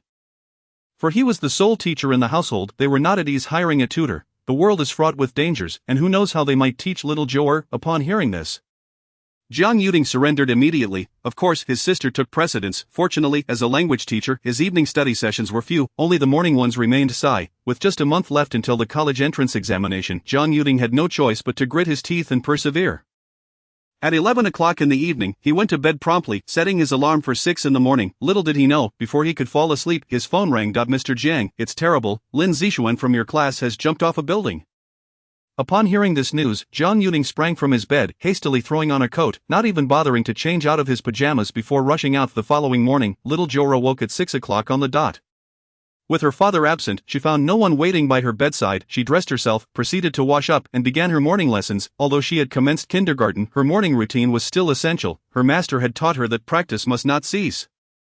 Once one stops, laziness ensues, and one will no longer be formidable. When the elderly matriarch finally arose to rouse her granddaughter, she discovered Jiu'er already ready, who sweetly exclaimed, "Good morning, Grandma." For a child of 3.5 years to rise, dress, and wash herself in the morning is a feat unimaginable to most parents. The grandmother responded with warmth, "What a good girl my granddaughter is. You truly are so considerate, with such a granddaughter."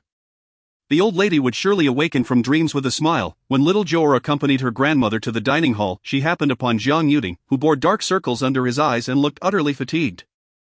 Upon seeing her fourth brother, Jiu'er furrowed her brow, wrinkled her little nose, and inquired, "Fourth brother, have you seen a ghost?" At this, the family turned their attention to Jiang. Jiu'er, do not frighten your brother, how could I possibly have seen a ghost? There are no such things in this world. He refrained from voicing the remainder of his thought, for he had heard from the fifth brother that while they were filming in the mountains, they had indeed encountered a ghost, which Jiu'er had subdued. Their little Jiu'er possessed the ability to see such entities. Could it be? Little Jiu'er, her large eyes blinking, produced a ghost-repelling talisman from her small pouch and handed it to him, saying, "Fourth brother, there is a heavy ghostly presence surrounding you, and it is a fierce one. A fierce ghost. Wasn't that the kind of ghost that was particularly formidable?" Jiang felt a shiver run down his spine. Instinctively glancing over his shoulder, as if expecting to see something, "With this talisman, it shall not dare approach you." However, Jiu'er scrutinized her brother closely, then dashed to him, sniffing the air with her little nose, and solemnly declared, "This ghost is malevolent. It wishes to harm many people, harm people." Jiang thoughts raced back to the student who had jumped off the building. The child had fallen from the 12th floor and died on the spot. He had spent the entire night running around, and now the child's parents were causing a commotion at the school. He needed to return home to change and gather his belongings, for he had to rush back to the school. Suddenly, a spark of inspiration struck him. He eagerly placed his hands on little Jiu'er and asked, "Jiu'er, would you accompany your brother to the school, if that fierce ghost truly intends to harm others? Then the students there may be in danger." "Yes, of course." Jiu'er nodded eagerly. With a fierce ghost at large, she certainly had to go, yet she glanced back at her grandmother, hesitatingly stating, "But I still need to go to kindergarten." Fourth brother will excuse you." Although the Jiang brothers felt it was inappropriate for Jiu'er to take a leave of absence so soon after starting school, they unanimously agreed, considering the gravity of the situation. Thus, little Jiu'er accompanied her brother to the Westbrook International School's high school division. Upon their arrival at the school entrance, little Jiu'er furrowed her brow. The ghostly energy here was overwhelming, though others could not see it. She could perceive the entire school shrouded in thick black mist. Given the density of this malevolent atmosphere, it was evident that more than one ghost resided there. Jiang parked the car and carried little Jiu'er into the school, leading her to a building as he pointed out. "Jiu'er, that is the building from which the student jumped last night." Little Jiu'er followed her brother's gesture and observed that indeed, this building emanated the heaviest ghostly presence. "The black mist is thick as ink." "Fourth brother, let's go inside and take a look." "All right." Once they entered the building, little Jiu'er stifled her aura, fearing that the fierce ghost might detect her presence and hide away. This building served as the school's dormitory, comprising a total of 17 floors. They arrived at the 12th floor, where the girl who had jumped resided, and approached her dorm room. The dorms were shared rooms, and at the time of the incident, another girl had been showering. When she emerged, she discovered the window wide open and heard gasps from below. Startled, that girl had accompanied the police to file a report and was subsequently picked up by her parents. As little Jiu'er stepped into the dormitory, her bright eyes scanned the room earnestly. Ultimately, she stood in the center of the room and pointed at the ceiling lamp, exclaiming, "Fourth brother, here." Jiang looked up at the lamp, puzzled, and remarked, "This is a standard lamp provided by the school. It must have been replaced by the students. There is something inside." Upon hearing Jiu'er's claim, Jiang felt a chill envelop him. Could the fierce ghost be hidden within the lamp? He quickly called the engineering department, requesting they come to remove the lamp. The school was in disarray. Classes had been suspended for the day, and the police were busy interviewing Lin Zixuan's classmates to ascertain whether it was suicide or foul play. After the engineering team arrived and inquired, "Mr. Jiang, why are we taking down the lamp?" "Oh, it's nothing. I just fear it might fall due to safety concerns." As a dedicated teacher, Jiang dared not disclose that there might be a ghost in the dormitory. He could only concoct an excuse to placate them. Once the engineering team departed, he turned to little Jiu'er asking, "What is inside that lamp?" While speaking, he cast a wary glance at the lamp, apprehensive of what might suddenly emerge. Little Jiu'er, with her short legs, trotted over to the lamp, retrieved a bagua mirror from her pouch, and waved her chubby hand through the air, reciting an incantation before pointing at the lamp. In an instant, the brightly lit room was plunged into darkness. Despite the doors and windows being closed, a cold wind swept through, causing the curtains to billow. Witnessing this eerie scene, Jiang could not help but swallow hard. It was exceedingly strange for the wind to arise without reason. "Humph, dare to play tricks, I shall vanquish you," little Jiu'er shouted fiercely into the air, then walked toward one of the beds, her chubby hand reaching into the air. Screech! The piercing sound echoed, and Jiang felt as though his eardrums might shatter. Yet, despite his wide-open eyes, he saw nothing. Meanwhile, little Jiu'er grasped a disheveled-haired female ghost with both hands, dragging her into the center of the room and forcefully slamming her to the ground. "You wicked villain! You stink!" little Jiu'er exclaimed, wiping her hands in disgust. The female ghost glared with her eyes wide open, her ghastly face contorted in rage as she bared her teeth. With a chilling scream, her tongue shot forth like a spring towards little Jiu'er. "Ugh, it reeks!" Little Jiu'er nearly retched from the foul odor emanating from the ghost's mouth, yet she still reached out to grasp the ghost's tongue. The female ghost howled in agony as little Jiu'er held onto her tongue. thrashing her head wildly in an attempt to shake the child off. However, no matter how she struggled, little Jiu'er stood her ground, unwavering. Finally, in a fit of rage, the ghost's eyes transformed from a ghastly white to a deep black. And from each eye, a cloud of black mist surged toward little Jiu'er. Observing this, little Jiu'er pouted and extended her free hand, waving it in the air as she declared, "Return," as soon as her words fell. The two clouds of black mist seemed to comprehend her command, swiftly retreating, yet, as they re-entered her eye sockets, the female ghost let out a chilling wail once more. Little Jiu'er, with her big eyes wide open and a proud smirk on her face, declared, "Dare to ambush my aunt, I'll teach you a lesson." As she spoke, she seized the ghost's tongue with both hands, her wrists straining as she pulled the specter upward. The burning sensation in the ghost's eyes had yet to fully subside when, in the next moment, she found herself dragged along by her tongue, her body becoming uncontrollable. Thud, thud, thud. Little Jiu'er flung the ghost to the left, then to the right in a rapid, unceasing motion, while tossing the ghost about. Her tiny mouth kept up a rhythmic chant. The once fearsome ghost was now at the mercy of a small child flailing helplessly in the air, devoid of any resistance. Eventually, as the ghost's figure began to wane, almost dissipating entirely, little Jiu'er finally ceased her assault. Releasing the ghost's tongue, she spread her chubby little hands in disdain and called out to her elder brother, "Fourth brother, I need to wipe my hands. They're filthy." "Oh, alright." Throughout the entire ordeal, Jiang had seen nothing but little Jiu'er twisting her body in place, her mouth rhythmically chanting, utterly oblivious to what she was doing. He pulled out a wet tissue and quickly wiped little Jiu'er's hands. At first glance, her hands appeared immaculate, devoid of any grime, yet strangely, upon inspection, the once pristine tissue was now smeared with a dark residue. He stared incredulously at his sister. Bewildered, little Jiu'er, however, had no time to explain. She marched up to the ghost, who was now exceedingly weak, and sternly demanded, "Why did you harm others?" The ghost's tongue, hanging out, was a good 2 to 3 meters long and could not be retracted, nor could she speak, only managing to emit a faint sound from her throat. Observing this, little Jiu'er took a talisman from her small pouch and, with her plump little finger, pointed it at the ghost's tongue. The talisman flew directly onto the tongue, emitting a sizzling sound wail. The ghost watched helplessly as her extended tongue was consumed by the flames of the talisman, desperately attempting to retract it, but to no avail, only able to fret in futility.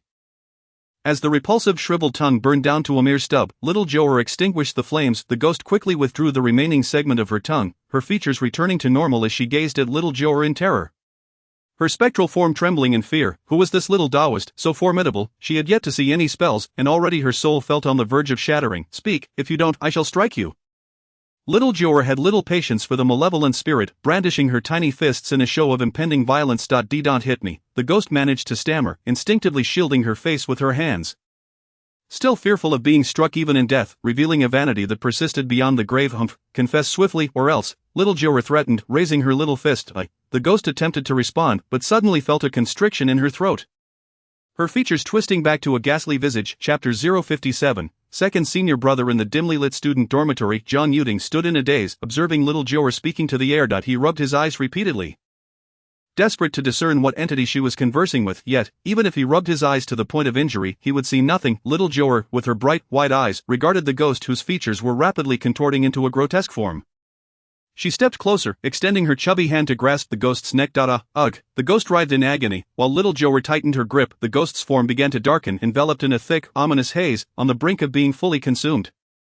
With a fierce determination in her gaze, little Jiu'er increased her hold. Cough, cough. The ghost began to choke, prompting little Jiu'er to release her grip. At that moment, the ghost opened her mouth, expelling a dark, sinister object.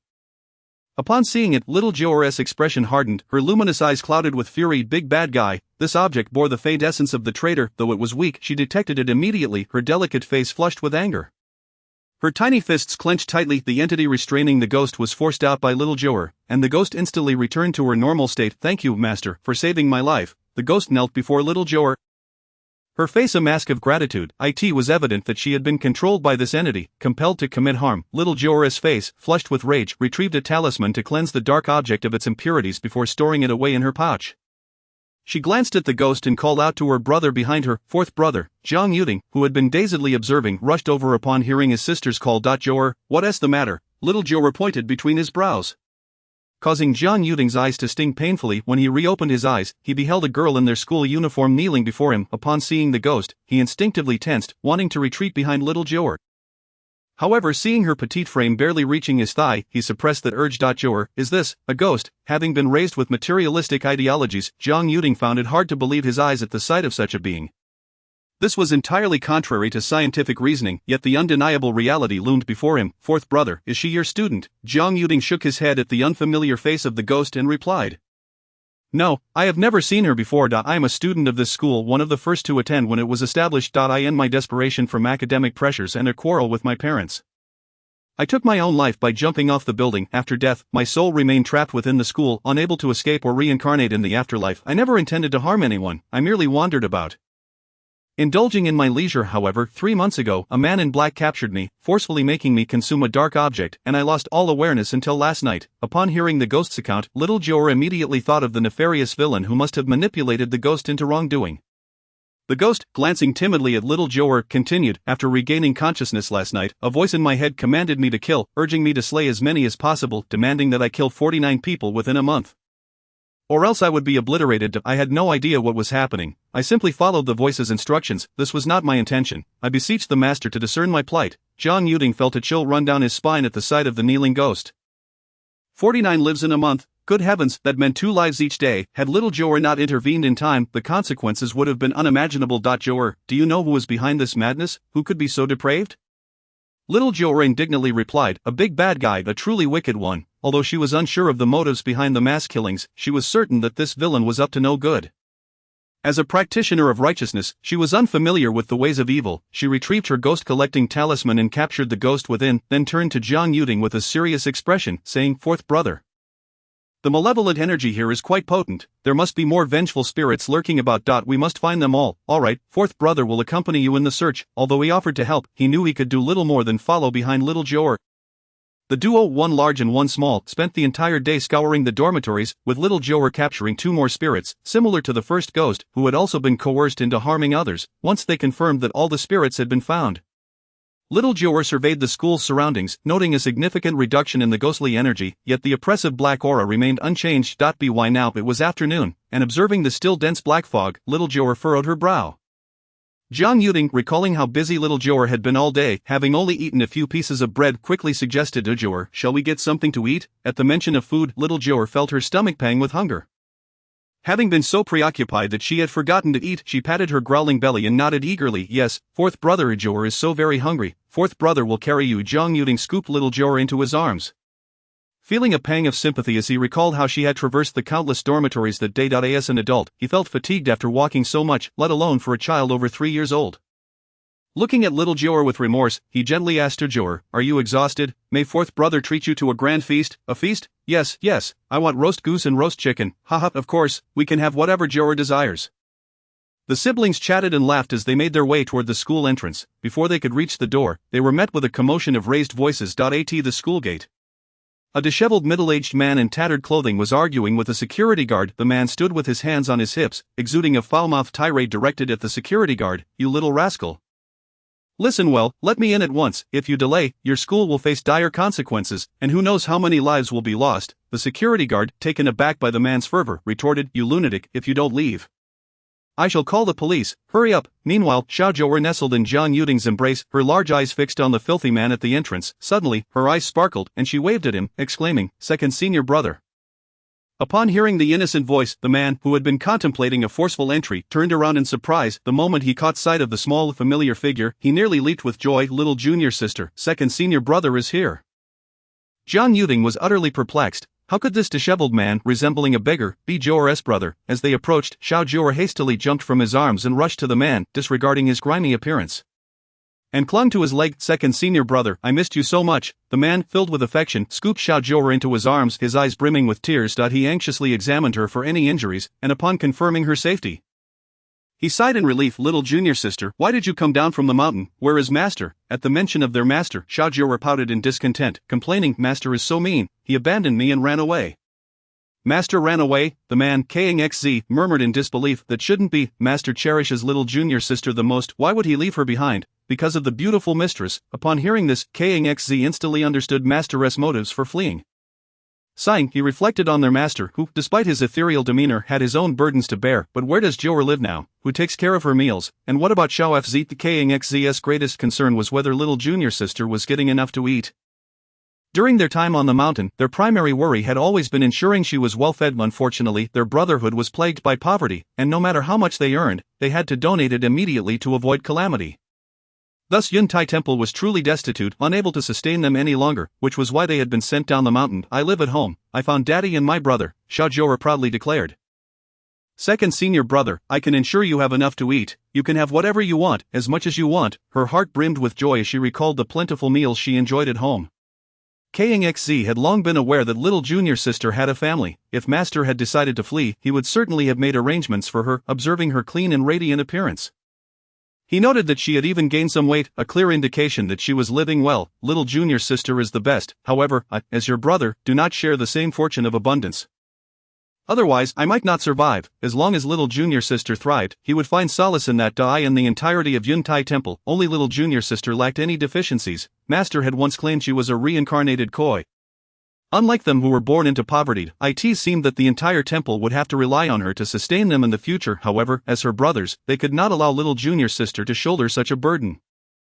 As long as she was happy, they would find peace. By the way, little junior sister, what brings you here? Did you sense something amiss? Upon noticing the dense, ominous aura surrounding them, Jiu'er's delicate face turned serious. Second senior brother, it's that wicked villain who was up to no good. At the magnificent entrance of the school, Jiang stood bewildered, watching his sister being embraced by the filthy man. His heart twisting with concern. Jiang, upon hearing Jiu'er refer to the bad guy, immediately recognized who it was. His stubbly face flushed with rage as he declared in a fierce tone. It's that scoundrel. If I find him, I'll make him wish he were never born. Yes, let's beat him to death. Jiu'er echoed indignantly. Hearing their exchange, Jiang could no longer hold back and interjected. Excuse me, sir, who are you? Jiang questioned haughtily, annoyed that someone dared to interrupt his conversation with little junior sister. Second senior brother, this is Jiu'er's fourth brother, she clarified. Fourth brother. Jiang scrutinized Jiang from head to toe. And upon confirming their familial resemblance, he softened his tone. Well, little junior sister's brother, we haven't seen each other in ages. We'd like to catch up, so please refrain from interrupting. Jiang was notorious for his fiery temper.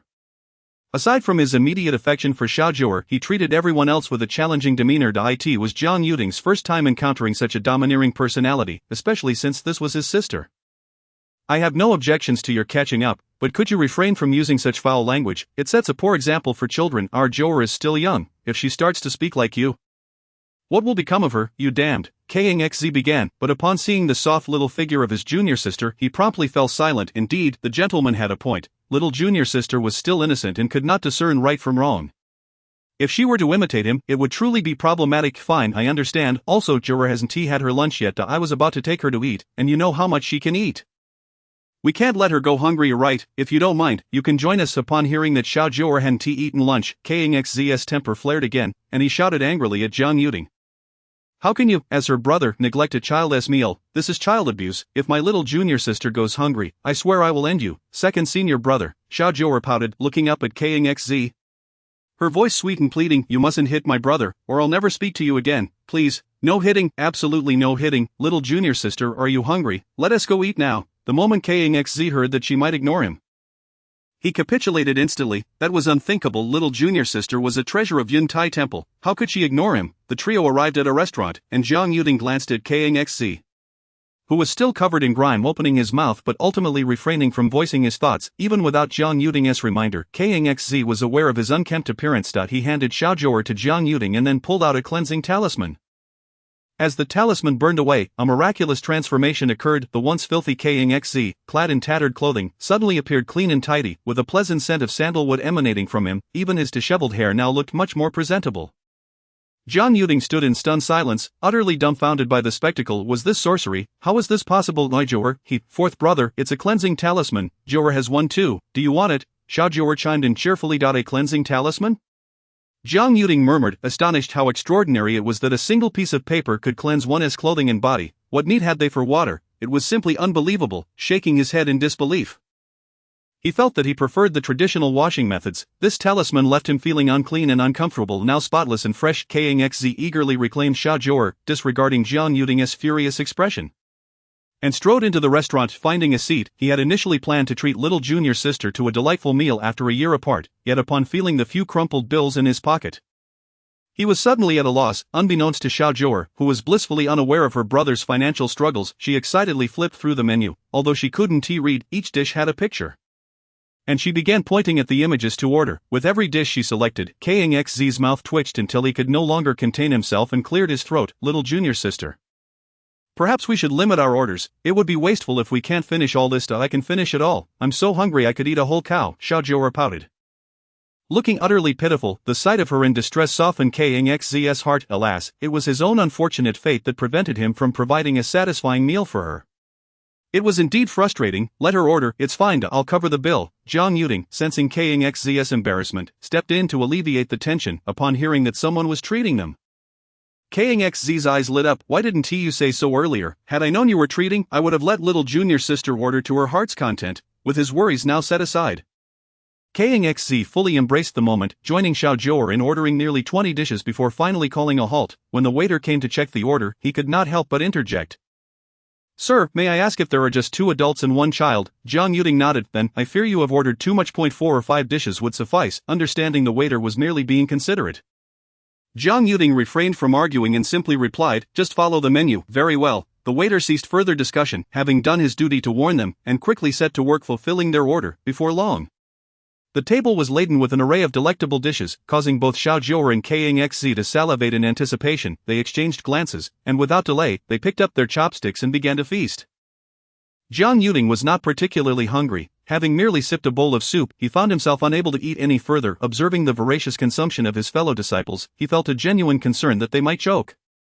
Jiu'er, clutching a pig's trotter, had her mouth smeared with grease, and the bone plate before her was piled high. With a resigned shake of his head, he took on the role of a server, swiftly replacing her plate. At this moment, Kongxuzi was equally famished, having hardly eaten in 2 days. Today, he was determined to indulge in a substantial meal, for who knew when the next opportunity would arise. After an hour, the two finally felt satiated, leaving the table nearly cleared of all dishes save for a few condiments. Jiang wiped Jiu'er's mouth and washed his hands before inquiring. Jiu'er, is the school safe now? At the mention of the school, Jiu'er suddenly slapped her forehead, realizing she had forgotten such an important matter. She hastily pulled Kongxuzi aside and asked, second senior brother, I heard those ghosts say that the villain wants them to kill 49 people. What could be his intention? Upon hearing this, Kongxuzi immediately sprang from his chair, exclaiming that scoundrel intends to conduct a ghostly sacrifice. Jiu'er blinked her large eyes in confusion. Do you remember what Master mentioned? That scoundrel stole the soul banner, which can capture countless ghosts. However, to activate the soul banner, one must first perform a ghostly sacrifice, offering 49 pure and innocent souls. Once the soul banner absorbs the ghostly essence of these 49 individuals, it can be wielded by the thief. Though Jiu'er did not fully grasp the concept, she understood its gravity and furiously declared, that wicked villain, we must prevent him from activating the soul banner, otherwise, the entire Jiang city will become a ghost town. This situation was grave, and Kongxuzi, usually so carefree, adopted a serious demeanor. Yet he acknowledged that their combined abilities might not suffice to thwart him, as they had no idea how many puppets he controlled to assist in his nefarious deeds.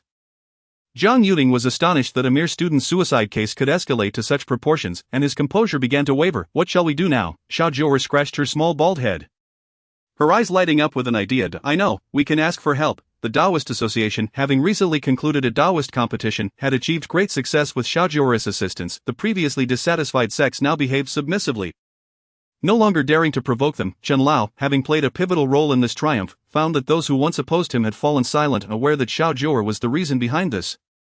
He contemplated seeking her guidance again when his phone rang. Upon answering, a sweet childlike voice chimed in. Old uncle, I need your help. Recognizing Jiu'er's voice, Chen Lao immediately agreed, without inquiring further, and set off to find her.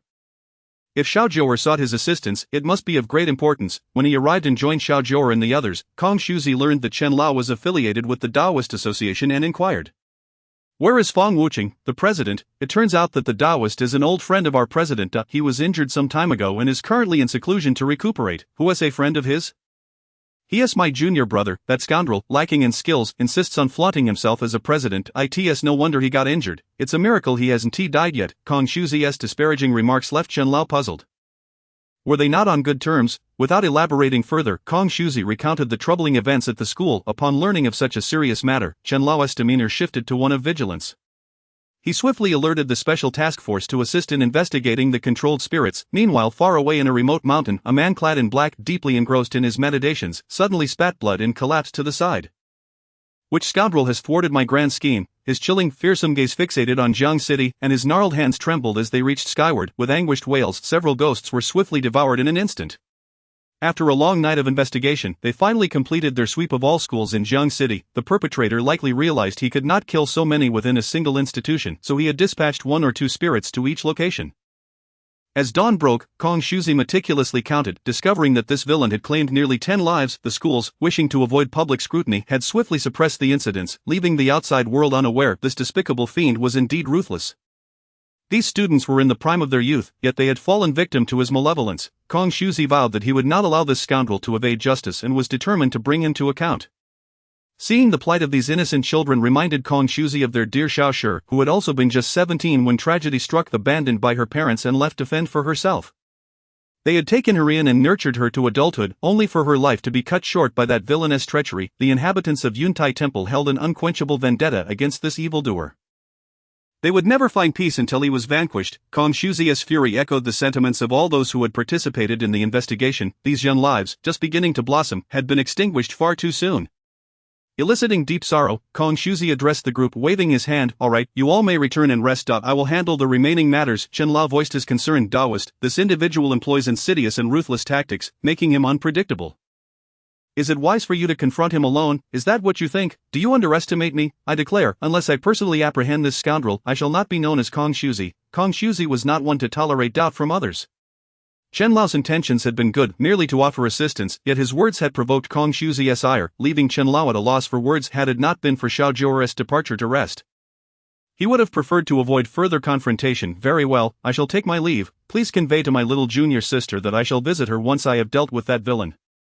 Kong Shuzi, a free spirit by nature, despised constraints, yet fate had dealt him a harsh hand. Despite mastering numerous skills and accumulating wealth, he was never destined for luxury. Over the years spent wandering after descending the mountain, he had earned considerable coin, yet not a single cent had been spent on himself. All had been given away. The garments he wore were remnants from his time at the temple, cobbled together from old cloth donated by villagers.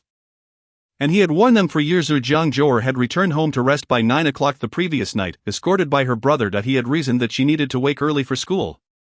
And children should not stay up late, as it could affect their development. When Jiu'er woke early, prepared for school, Jiang Yuqing informed her that it was Saturday and there was no school.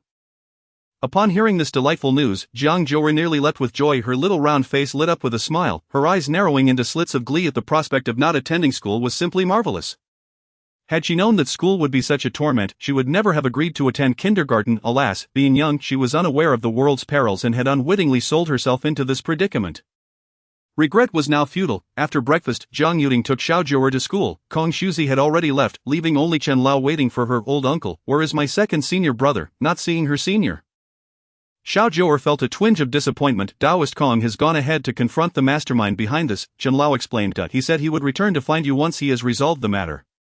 Upon hearing this, Jiu'er pouted, her expression clouded with discontent. "Second senior brother is being inconsiderate." Leaving without a word. Noticing her distress, Jiang Yuting quickly reassured her, "Do not be saddened, Jiu'er. Your senior brother appears quite formidable. I believe he will swiftly apprehend the villain and return to you." "Yes, second senior brother is incredibly capable. He can surely defeat that wicked scoundrel." Jiu'er was not one to dwell in negativity. With a little encouragement, she quickly brightened, flashing a sweet smile at Chen Lao. "Old uncle, thank you for your help." As she spoke, she retrieved a stack of talismans from her small bag and handed them to him, saying sweetly, "This is your reward. Helping someone requires compensation, and I understand that now." Though reluctant to part with her money, she had reasoned that her talismans could be valuable, thus believing they would suffice as payment. Chen Lao's eyes sparkled at the sight of the talismans. Had Jiu'er offered him money, he would have refused, but talismans were another matter entirely. He eagerly accepted them, tucking them into his pocket as if fearing they might be snatched away.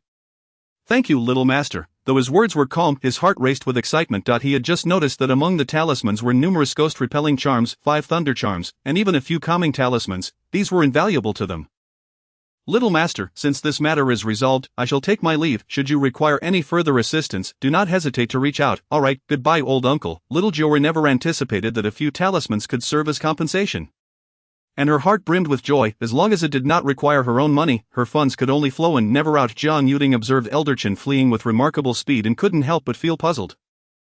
Why did the old man seem to be running away as if he had committed some misdeed? Unbeknownst to him, Elder Chen, having acquired this stack of talismans, was compelled to hasten his retreat. If those peculiar old fellows from the special group caught sight of him, they would undoubtedly attempt to seize the talismans, and he couldn't bear to see such treasure snatched away, thus he made a quick escape while the coast was still clear. Upon returning to the Taoist Association, Elder Chen headed straight to his room, eager to examine the talismans closely. Upon doing so, his heart raced with exhilaration. He had struck gold. Within the talismans, he discovered several he had never seen before. Aware of little Jiu'er's talent in drawing talismans, he knew she possessed the ability to recreate many long-lost charms. Carefully, he concealed these unfamiliar talismans, intending to study them further when the opportunity arose. Just as Elder Chen basked in his secret delight, the door swung open, and a middle-aged man clad in a tattered Taoist robe entered. Upon seeing the visitor, Elder Chen sprang to his feet. Astonished, and inquired, "President, you have emerged from seclusion?" Fong Wuching slowly entered the room, glancing at the talismans on the table. A sudden joy illuminated his weathered face as he excitedly grasped Chen's collar, asking, "Who gave you these talismans?" Noticing Fong Wuching's elation and recalling that Kong Shuzi had mentioned the president was his junior disciple, and Kong Shuzi was also little Jiu'er's senior brother, it dawned on him that the president was also a senior to little Jiu'er. "Is it little Jiu'er? Where is she? How do you know her?" "President, please don't rush, let me explain everything to you," Elder Chen replied to Fong Wuching, then realized he was still holding on to Chen's collar awkwardly. With an embarrassed chuckle, he released his grip, saying, "I was just a bit too excited upon hearing news of my little junior sister. Please forgive me." Now free, Elder Chen swiftly gathered the talismans on the table. Fearing Fong Wuching might take them, he then recounted how he had come to know little Jiu'er and mentioned his encounter with Kong Shuzi. "Our little junior sister has actually come down the mountain. It seems Master has a good sense of self-awareness, realizing he could no longer teach our Jiu'er, hence allowing her to descend to prevent losing face." Fong Wuching, with his slightly disheveled hair falling over his face, chuckled heartily, his hairpin quivering with his laughter, as if it might fall apart at any moment. Observing Fong Wuching's unrestrained mirth, Elder Chen shook his head. It seemed that not all was as it appeared. Comparing Kong Shuzi to Fong Wuching revealed they shared a similar demeanor. Previously he had thought the president to be a serious person, seldom smiling and always reliable, yet, upon discussing matters of their sect, his true colors shone through. Once Fong Wuching had finished laughing, he quickly stood and urged Elder Chen, "Old Chen, let us hurry and find our little junior sister. I haven't seen her in 2 years. I miss her dearly." Seeing his urgency, Elder Chen could only shake his head in resignation, realizing he had never noticed Fong Wuching's impatient nature before, yet, upon reflection, it became clear, having such a junior sister, no, a senior sister, was indeed a compelling reason for his excitement. "President, since Kong Shuzi is the second senior brother and you are his junior, how did little Jiu'er become your senior sister?" At this, Fong Wuching's face flushed, and he waved his hand dismissively. "It's a long story, let's not dwell on it." Elder Chen, skeptical, remarked, "Why do I find that so hard to believe? You are well into your years, yet you call a 3-year-old child your senior sister. Surely this is unusual. I must inquire about this with the little master. She will surely have an explanation." With that, they hurried off, Elder Chen unable to contain his anticipation. Fong Wuching, eager to reach little Jiu'er, hurried along, practically wishing he could fly to her side. 2 years had passed since their master had forcibly sent them down the mountain, declaring they could not return to Yuntai Temple without his permission. The last time he had seen her, she was but a wobbly toddler, yet this very child had managed to leave all 10 of them in disarray. A child who could barely articulate her words had an uncanny ability to grasp everything taught to her in a single lesson, comprehending and integrating knowledge seamlessly, astonishing them all. Had fate allowed them to remain, they would have never left her side, as they could not bear the thought of abandoning their little sister. As Elder Chen and Fong Wuching rushed towards her, they found little Jiu'er engrossed in watching a magical show, unaccountably yawning, rubbing her nose with her chubby little hand. She pouted and tilted her head to gaze out the window at the sky. Her expression brightening suddenly, she leaped off the sofa and scampered toward the door, only to spot 2 figures emerging from a vehicle. Upon recognizing the man with the disheveled hair, she beamed with delight and waved. 5th senior brother, Fong Wuching, just alighting from the car, immediately heard that sweet cherubic voice. His eyes sparkled as he watched the tiny figure approach, and he dashed forward, almost flying to her little senior sister. At this moment, Fong Wuching seemed to have forgotten any sense of embarrassment, calling out loudly to the 3.5-year-old girl, regardless of the astonished glances from passers-by. "A 5th senior brother, how did you know I was here?" Little Jiu'er giggled, her memories sharp. Despite the fact that she was only a year old when her senior brothers had descended the mountain, she could recall each one distinctly, identifying them by face and their ranking within the sect.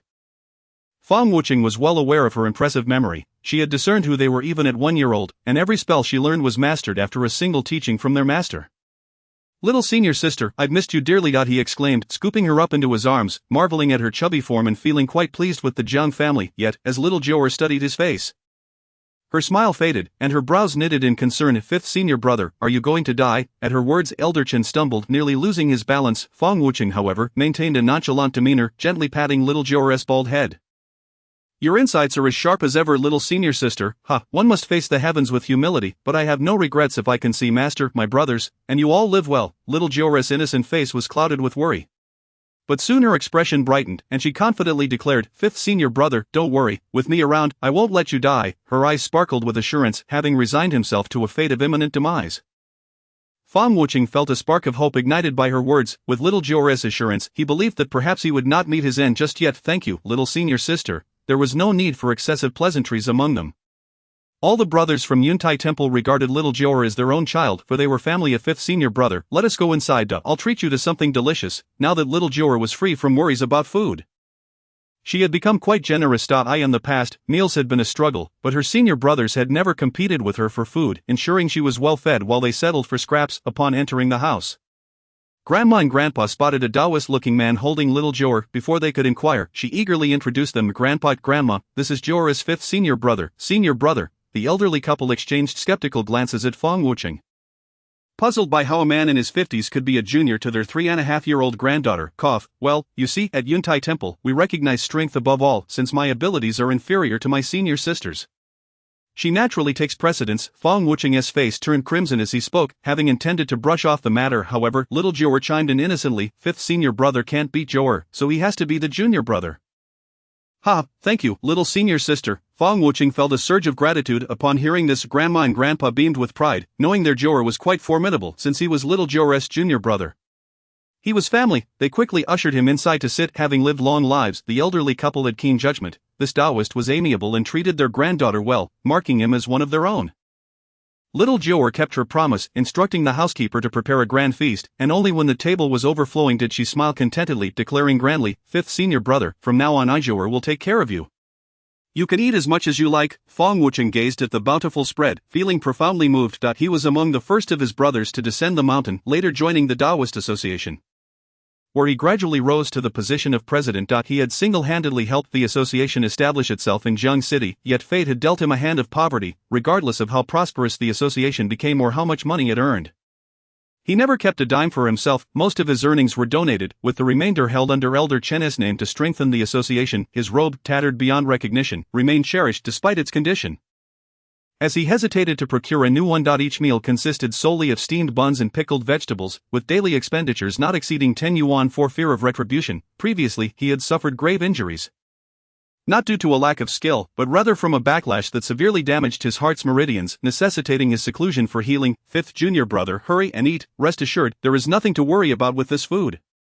Fang Wucheng swallowed hard, genuinely tempted. In the past, he had refrained from indulging, but now, with the encouragement of the junior sister, he felt at liberty to partake. It had been many years since he had savored a hearty meal, and today he felt a profound sense of satisfaction. Little Jiu'er was elated, her desire to become wealthy primarily fueled by the wish for everyone at the temple to enjoy a full meal every day.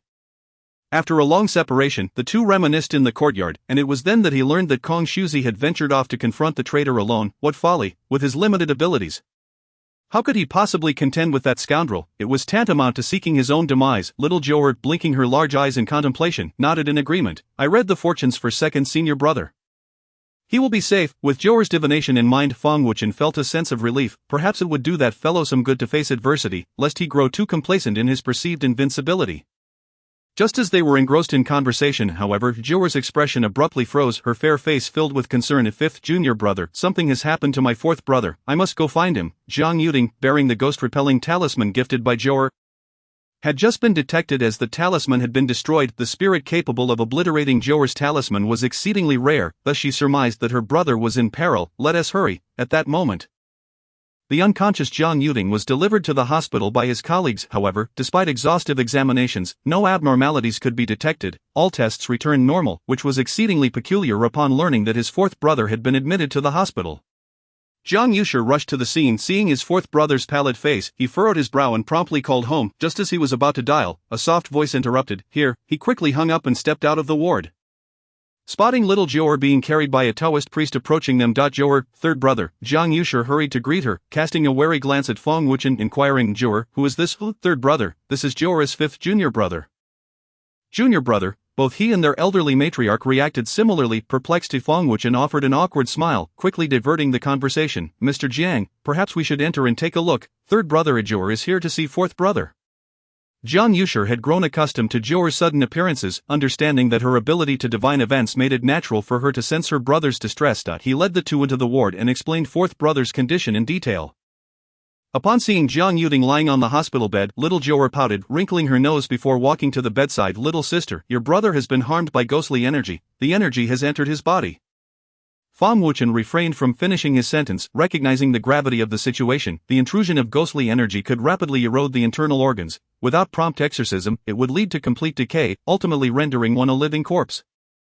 The most challenging aspect was that once the energy penetrated the lungs, its removal became exceedingly difficult, and any misstep could result in irreversible damage. Fifth junior brother, assist me in safeguarding. Third brother, guard the entrance.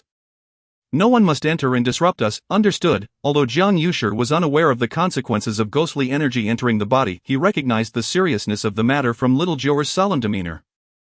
He hastily locked the ward door and stood vigil, ensuring that no one could intrude upon his sister's efforts to save her brother. Fang Wuchen had unwavering faith in little Jiu'er's capabilities. Yet he understood that expelling the ghostly energy would require considerable spiritual power, thus, he prepared to lend her timely support from behind to ensure she could endure until the end. Little Jiu'er retrieved the small sword from her bag. After the recent thunderstorm, the sword had undergone a remarkable transformation. As soon as it emerged from the bag, it seemed to revel in its newfound freedom, soaring about the ward. That moment, the small sword glimmered with silver light. Resembling a silver dragon imbued with mystery and authority, Fang Wuchen gazed at the sword in astonishment, incredulous. Little sister, is this the frost blade? Indeed, but how is it free of impurities? Little Jiu'er called the sword back to her hand. Speaking softly, it was struck by heavenly lightning. Heavenly lightning, Fang Wuchen stammered, bewildered. He could hardly comprehend the origins of such a phenomenon. Before he could voice another question, little Jiu'er had already drawn the frost blade. The sword's gleaming blade now radiated an intense cold. With her chubby little hands, she guided the chilling energy emanating from the sword into Jiang's body. In an instant, he was encased in ice. Chapter 061, Settling Accounts with the Villain. In early summer, the sun blazed outside, with temperatures soaring to 30 degrees, causing sweat to beat upon one's brow with every movement. Yet inside the VIP ward of the People's Hospital, it felt as if winter had descended, with the water in the cup having frozen solid. Little sister, be careful. Do not let the ghostly energy rebound upon you, Fang Wuchen cautioned, concerned that such a backlash could have dire consequences for the young Jiu'er. Clutching the frost blade, she bore a serious expression, her round eyes reflecting determination. Once she confirmed that her brother's body had been thoroughly frozen, she returned the sword to her bag, observing her brother transformed into an ice figure. Little Jiu'er took a deep breath, her chubby hands forming a seal as she chanted an incantation, her fingers moving in tandem with the words. Upon completing the incantation, her plump index finger pointed at Jiang's body. And immediately, dark energy began to emanate from him. Unperturbed, she produced a talisman and, once the incantation concluded, activated it, drawing all the dark energy into the paper. Standing behind little Jiu'er, Fang Wuchen intermittently supplied her with spiritual energy, closely monitoring the expulsion of the ghostly energy. An hour later, no further dark energy issued from Jiang. The once yellow talisman had turned black. Little Jiu'er commanded, gather. As her words fell, the black talisman began to tremble violently. She quickly cast a spell upon it, and soon the black paper ignited spontaneously without flame. As the talisman burned away, beads of sweat adorned little Jiu'er's face, finally allowing a hint of a smile to emerge. All done, with the talisman reduced to ashes, the temperature in the ward gradually rose, and the frost enveloping Jiang slowly dissipated. Fang Wuchen hurriedly examined him, confirming that the ghostly energy had been entirely expelled without harm to his internal organs. Truly, the prowess of the little sister is commendable. I am in awe. Though Fang Wuchen had surpassed 50 years of age, he felt a genuine respect for the 3.5-year-old little Jiu'er. In the realm of Taoism, age did not equate to skill. One's true abilities commanded respect regardless of years. Little Jiu'er, unfazed by flattery, simply smiled innocently before retrieving silver needles from her bag and administering a few acupuncture points on Jiang. Once she withdrew the needles, Jiang began to regain consciousness. Upon opening his eyes and seeing little Jiu'er standing by the bedside, he managed a faint smile. Jiu'er, what has happened to me, fourth brother? You in the hospital, you nearly died just now. The hospital. Jiang struggled to recall the events leading to his unconsciousness. Due to the incident involving Lin Zixuan, her parents had been causing a scene at school. As the homeroom teacher, he had attempted to reason with them, but they had refused to listen, even bringing their child's corpse to the school gates. In this heat, the corpse had begun to decay. Emanating a nauseating stench of their protests had resulted in the school being closed for days, an unfortunate circumstance for the third-year students who could ill afford to lose precious time. Thus, Jiang had proposed a slow discussion to resolve the matter. Allowing classes to resume, however, the child's mother had not only dismissed his counsel but had also struck him, accusing him of being heartless and disregarding the student's well-being. Amidst their escalating quarrel, a man had suddenly appeared before him, accusing Jiang of causing the student's death, claiming the pressure he placed on them had driven the child to suicide. Furious at the unfounded accusations, Jiang had confronted the man, but the latter had pushed him. And then he had blacked out, losing all recollection. "It must have been that vile villain," little Jiu'er exclaimed indignantly, detecting the essence of the man who had used ghostly energy to harm. "Isn't second senior brother out searching for him? I didn't expect him to manifest in Jiang City. This place is now far from peaceful." Of Fong Wuchen's brows knitted in concern. This individual was a wicked practitioner known for his heinous deeds, treating human life with utter disregard. He would stop at nothing to achieve his objectives, utterly devoid of humanity. "I will find him," little Jiu'er declared, her small fists clenched, her face aflame with fury. Jiang, upon hearing Jiu'er mention the villain once more, understood that this individual was the root of the student's demise. Such a wretched person truly deserved to be punished. "Jiu'er, that person is so ruthless. Would it not be perilous for you to seek him out recklessly? This lady intends to slay him. This time, it shall not be just a beating to near death, but a complete annihilation." All along Jiu'er has adhered to her master's teachings, believing one should not kill but merely incapacitate, yet this time, she has resolutely decided to eliminate that scoundrel, and no words of persuasion will sway her. Jiang, still uneasy, wished to offer counsel, but Fong Wuchen interrupted him, stating, "Mr. Jiang, rest assured, although that fellow is indeed a formidable adversary, my fellow disciples and I are no pushovers. We must eradicate this menace, lest he inflict harm on others. Very well, I can offer no assistance in this matter, but I implore you to ensure the safety of our dear Jiu'er." "Thank you, Mr. Jiang, you are too modest. Our little junior sister possesses skills that render my protection unnecessary. In fact, it is likely that she may end up safeguarding me." Fong Wuchen's tone conveyed a sense of helplessness, acknowledging his inferiority. Outside, Jiang learned that the fourth brother was unharmed, allowing him to breathe a sigh of relief. When he learned that Jiu'er intended to confront some sinister practitioner, his concern for his sister's safety surged. "Third brother, Jiu'er will be fine. You need not accompany me. I can manage on my own." In truth, what Jiu'er wished to convey was that their presence would only distract her from the task of ensuring their safety, so it would be best for them to remain out of the fray. However, Jiang still wished to say something, but Fong Wuchen cut him off. "Mr. Jiang, please be assured, I would stake my life to ensure little junior sister remains unharmed." "Very well." At this juncture, Jiang understood that further words would be futile. He could only lament his inability to protect his sister, and all he could do now was to refrain from complicating matters further. Upon exiting the hospital, Jiu'er and Fong Wuchen headed directly to the Taoist Association, where Jiu'er needed to perform a ritual to locate that individual's whereabouts. Upon arriving at the entrance of the association, they encountered Li Nanshan and Hua Chenggong, who had just been discharged from the hospital. The moment they spotted Jiu'er, both men instinctively trembled, their fear of her deeply ingrained. Of course, Fong Wuchen was oblivious to their past grievances. Noticing their dispirited demeanor, he inquired curiously, "What has happened to you two? Are you injured?" They exchanged a glance with Jiu'er and, in perfect unison, shook their heads, replying, "No, President, we merely encountered some minor difficulties in our cultivation recently, but it is resolved now." Seeing the two of them, Jiu'er raised her chin defiantly, showing disdain for these two rascals. "One must adhere to their own heart in cultivation. Haste can lead to perilous missteps. Since you are fine, you should return and recuperate.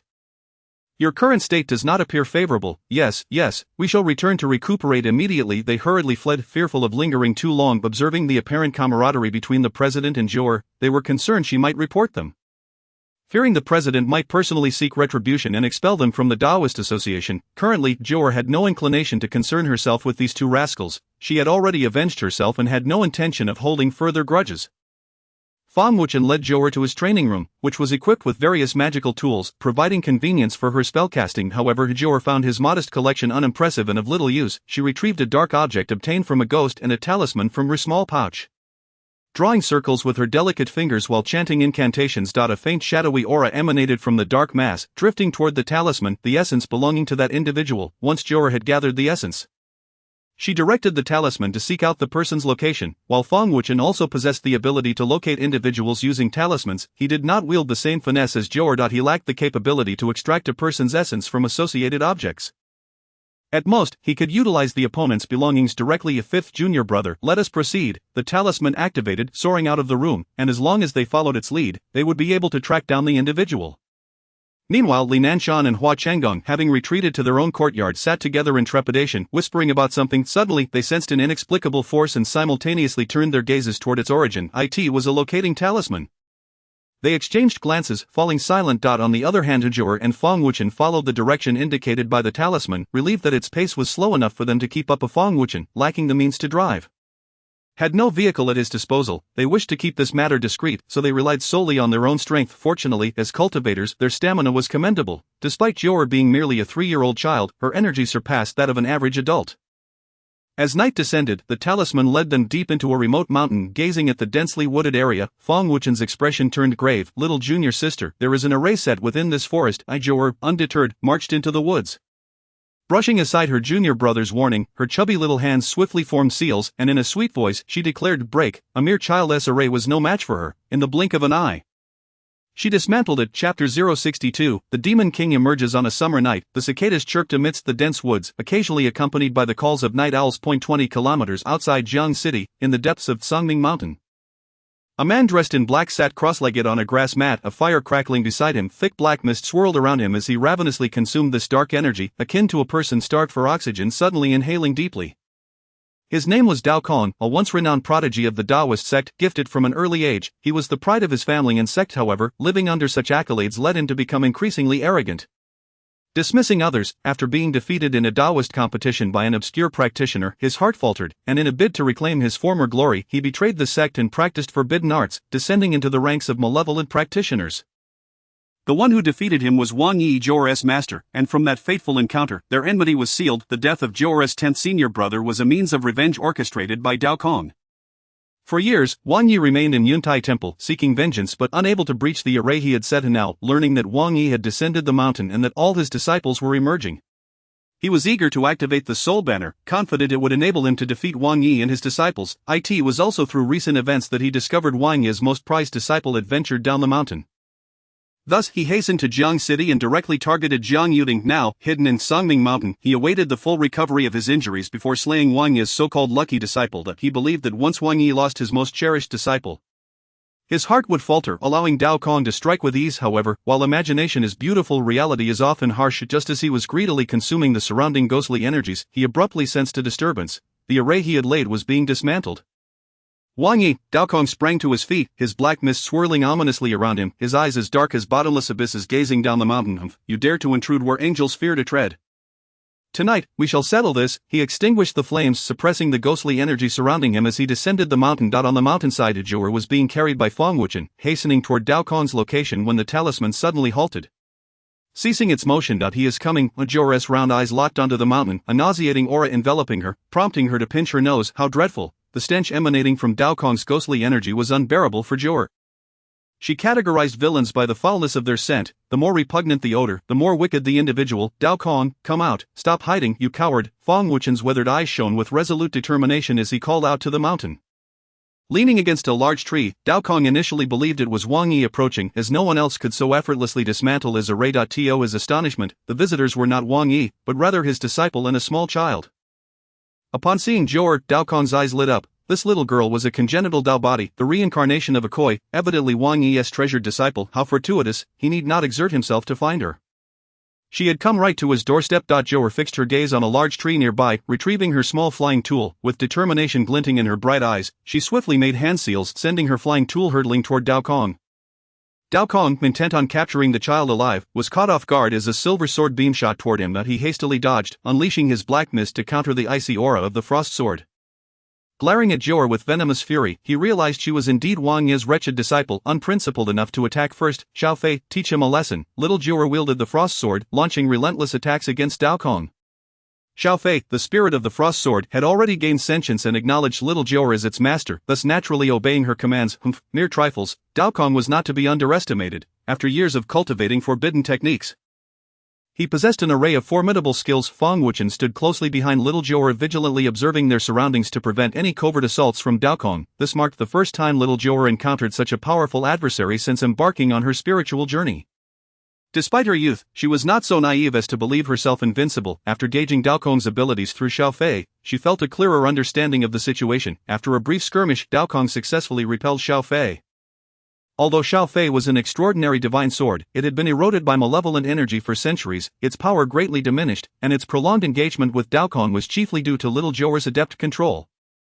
Little Jiu'er summoned Xiao Fei back, her petite figure appearing remarkably fragile in the darkness, yet the power emanating from her effortlessly suppressed Daokong. How curious, no wonder that scoundrel Wang Yi treasures you so much.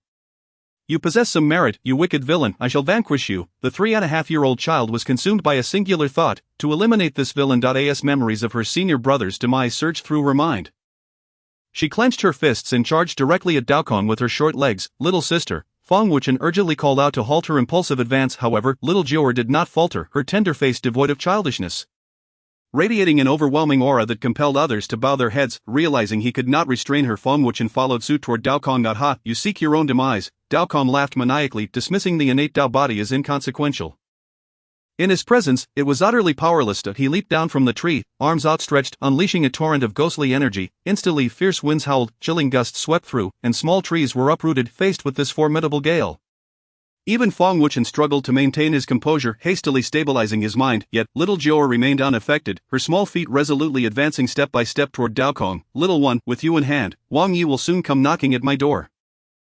I shall mold you into my puppet, harnessing your powers for my own amusement. Ha ha! Daokong's deranged laughter echoed as he intensified his assault, the malevolent energy roaring toward little Jiu'er. Little sister, Fang Wuchen, caught off guard, witnessed the dark energy enveloping little Jiu'er. Panic surged within him as he rushed toward her, yet, before he could reach that ominous cloud, he was sent flying backwards, akin to a kite severed from its string.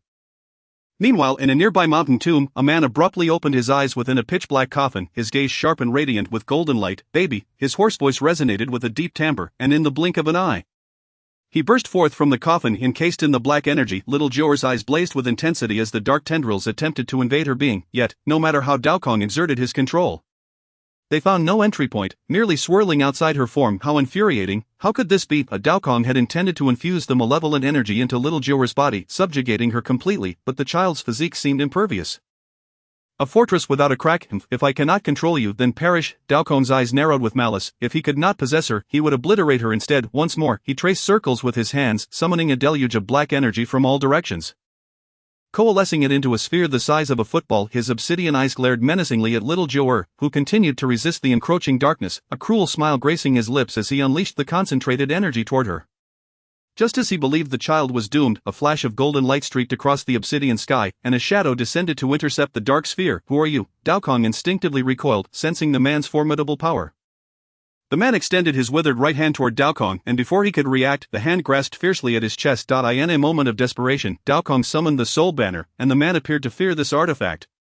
As his hand was repelled upon contact, the Millennium Ghost King, what a stroke of luck! Daokong's joy surged upon seeing the man. With the Millennium Ghost King to sacrifice, he would no longer need to gather 49 souls, saving him considerable effort. The Ghost King, injured by the soul banner, lay incapacitated, his hollow eyes fixated on little Jiu'er, an expression of profound concern evident. Ghost King, meet your end. Daokong cackled savagely, advancing toward the Ghost King with the soul banner in hand.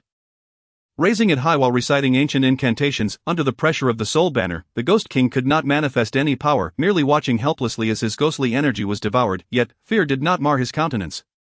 His gaze remained unwaveringly focused on little Jiu'er, his only concern being her safety. In that critical moment, a soft yet authoritative voice rang out, retreat. Little Jiu'er emerged from the malevolent energy, landing gracefully on the ground. The dark energy released by Daokong had transformed into a pale gray, gradually dissipating until it vanished completely. How can this be? How can you purify my ghostly energy? Impossible! Daokong's shocked exclamation echoed through the dense mountains, an overwhelming dread swelling within him as he unconsciously retreated, his expression one of sheer terror as he beheld the diminutive figure before him, a deep-rooted fear awakening in his heart. Chapter 063, When I say I will eliminate you, I shall indeed eliminate you. After a prolonged struggle against Daokong's ghostly energy, little Jiu'er's pink attire appeared tainted with darkness. With determined steps, she approached the weakened Ghost King, her large eyes fixed intently upon him. Baby, as long as you're safe, the Ghost King gasping, focused solely on little Jiu'er, indifferent to his own peril. You must listen. Hurry back. Little Jiu'er spoke with a blank expression, extending her chubby hand to swiftly gather the purified ghostly energy, channeling it into the Ghost King's body. With this protective energy, the Ghost King's previously ethereal form visibly solidified. How dare you? You shall all perish. Daokong was utterly enraged. This insolent child had the audacity to purify his ghostly energy before his very eyes and use it to heal the Ghost King, an unabashed mockery. He could not rest until he had annihilated them. Chanting an ancient incantation, the soul banner surged ominously in his grasp. In an instant, it seemed countless vengeful spirits erupted from the banner, emitting chilling wails. For an ordinary person, merely hearing such ghostly cries would lead to death, as the sound could sever the soul from the body. The true horror of the soul banner had never been witnessed. Fang Wuchen, battered and weary, staggered to little Jiu'er's side, his concern evident. "Little sister, the soul banner's power is too terrifying. We are no match for it." Little Jiu'er remained silent, her strikingly clear eyes fixated on the howling soul banner. Observing the countless spirits trapped within the fabric, these souls appeared as malevolent specters from the depths of hell, their expressions twisted and fearsome. They clawed and thrashed, desperate to escape the banner, but found themselves ensnared by an impenetrable barrier. Their struggles futile. As Daokong completed his incantation, the soul banner began to thrash violently. Though the imprisoned spirits could not break free, their ghostly energy began to seep through the barrier. The surroundings gradually succumbed to the encroaching darkness, the air thickening with an inky haze that could instantly reduce flesh to bone. "Little sister, be careful," Fang Wuchen urged, pulling little Jiu'er away from a tendril of black energy, which posed a grave threat. Little Jiu'er's eyes sparkled with resolve as her chubby hands swiftly formed seals, her lips murmuring incantations. A white ethereal energy began to emanate from her, enveloping the three of them. Upon coming into contact with her protective barrier, the dark energy swiftly dissipated, unable to harm them. "Humph, today we shall see whether your spiritual power or my ghostly energy prevails." Daokong remained unfazed. The ghostly energy within the soul banner was inexhaustible. While the child's spiritual power would soon wane, under the banner's overwhelming might, they could not endure for long. Today, he would ensure their annihilation. Currently, he had not yet activated the soul banner, relying solely on forbidden techniques to unleash ghostly energy. A costly endeavor. After this battle, he feared he would be incapacitated for a decade, having sacrificed 10 years of his own lifespan. With such a steep price paid, if he failed to eliminate them, he would surely perish from rage. At this moment, the Ghost King's form had fully solidified, enveloped in a pure and untainted black energy. He spread his arms wide, his gaze fixed intently upon Daokong, eyes gleaming with murderous intent. "No," little Jiu'er interjected, maintaining the protective barrier as she sought to dissuade the Ghost King. He turned to her, confusion etched on his face. "These ghostly energies are too fierce. If you forcibly absorb them, you will suffer a backlash and become a malevolent being. If you were to transform into a villain, Jiu'er would undoubtedly have to eliminate you." Upon hearing Jiu'er declare his intention to become a wicked being and threaten him, the Ghost King immediately ceased his actions. The murderous intent in his eyes gradually dissipated, replaced by a gaze filled with compassion for the young Jiu'er. "Little senior sister, your spiritual energy cannot endure much longer. We must swiftly devise a means of escape." Suddenly, the Ghost King spoke up. "No," Jiu'er firmly rejected him. "If he were to remain, his ultimate fate would be to fall into Daokong's clutches and become a sacrificial offering. At that moment, the soul banner would activate, leading to a catastrophic fate for all living beings." Without waiting for the Ghost King to utter another word, Jiu'er retrieved a talisman from her small pouch. "Heavenly Thunder Talisman." Fang Wuchen gasped in astonishment at the sight of the talisman. When he had previously encountered the frost sword, Jiu'er had mentioned that it was the heavenly thunder that purified the sword's impurities. But he had never anticipated that the heavenly thunder would be summoned by Jiu'er herself. "Stay here and do not move." With that, her petite figure stepped out of the barrier of spiritual energy.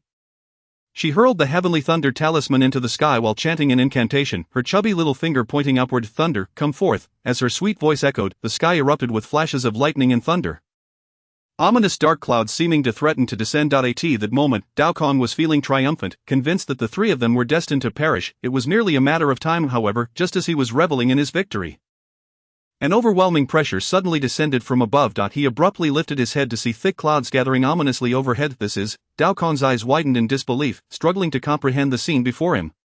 He rubbed his eyes in disbelief and, upon confirming the sight, staggered back 2 steps, his gaze fixated on Jiu'er as if she were some terrifying monster. Filled with dread the next moment, as Jiu'er's words fell, amidst the thunder and lightning, a powerful bolt of heavenly retribution struck down directly. The thunder followed the direction of Jiu'er's finger, aiming straight for Daokong. "No, this is impossible. How can you summon heavenly thunder? What manner of creature are you?" Daokong howled in frustration, unwilling to accept his fate, yet he was forced to endure the strike of the thunder. A deafening roar pierced the night sky, echoing far and wide. It was the lament of Daokong. In the aftermath of the thunder, he lay sprawled on the ground, resembling a lost dog, his body charred black, clothes tattered, and hair singed. His once well-protected visage was now fully exposed. And upon seeing his appearance, Jiu'er grimaced in disgust. "You are so ugly." At her words, Daokong spat out a mouthful of blood, for his appearance was his greatest concern. Once, he had been a rare beauty within the Dao sect. But alas, the practice of forbidden techniques had altered his facial structure, causing his skin to fester and rot, leaving him with a visage riddled with pits, akin to a grotesque toad. Jiu'er, with her round, innocent eyes, stared at him, her smooth little head shaking, as if she were at a loss for words. "Big bad guy, I'll kill you." Her innocent gaze shifted to one of determination, and once more, Her little hand pointed skyward, calling down a second bolt of heavenly thunder. Dao Kong's cries of anguish echoed relentlessly, as if his very muscles had been roasted, producing a foul odor. Jiu'er was a child of her word. When she declared her intent to end him, she would not simply leave him half alive. Thus, after the second bolt of heavenly thunder, she stowed away the talisman, raised her tiny fists, and marched toward Dao Kong. What are you going to do?" For reasons unknown, upon seeing Jiu'er's chubby little fists, an inexplicable fear welled up within Dao Kong, a terror surpassing that of the thunder having been struck by 2 bolts of heavenly thunder. He had now completely lost his combat capability, the soul banner had fallen to the ground, and the ghostly energy he had once controlled was now being reabsorbed by the soul banner. Meanwhile, Feng Wuqing and the Ghost King had emerged from the barrier of spiritual energy, the external dangers having dissipated. "I'm going to kill you," Jiu'er's soft, childlike voice rang out, yet those innocent words carried the weight of the fiercest intent. "Don't come near, don't come near." Dao Kong, sprawled on the ground, crawled backward in fear, his instincts warning him that this child was a true demon. Once ensnared, he would plummet into an abyss from which he could never return. However, what use were words when fists were at play? Jiu'er swung her tiny fists and advanced, raising them high with a furious shout. Hit, hit, hit. Like raindrops, her fists rained down upon Dao Kong, and this time she did not hold back. She could not heed her masteress' advice to only leave him half dead. She was resolute in her desire to vanquish this villain. Dao Kong lay helplessly on the ground, her fists falling like an unstoppable whirlwind, incessantly striking him. He had become numb to the pain, feeling nothing at all. The blood continued to pour from his mouth, as he felt that his very organs had been shattered by Jiu'er's relentless assault. Jiu'er continued to pummel him for an indeterminate time, fully venting the unnamed rage that had been buried deep within her. Finally she paused, blinking her large eyes at the pile of flesh that was once Dao Kong. Nodding in satisfaction, "Yes, he dead." Feng Wuqing approached cautiously, unable to believe that the once arrogant evil cultivator had been beaten to a pulp by his little senior sister. "I told you, I must kill him." Jiu'er always keeps her word. Jiu'er's face was a picture of innocence, as if to say, "Junior brother, I truly follow through on what I say." He shivered at the coldness that crept over him, realizing that when he had been beaten by his senior sister in the past, she had shown restraint. Otherwise, he doubted he would still be standing there. "Little senior sister, you are truly impressive." Feng Wuqing felt utterly in awe.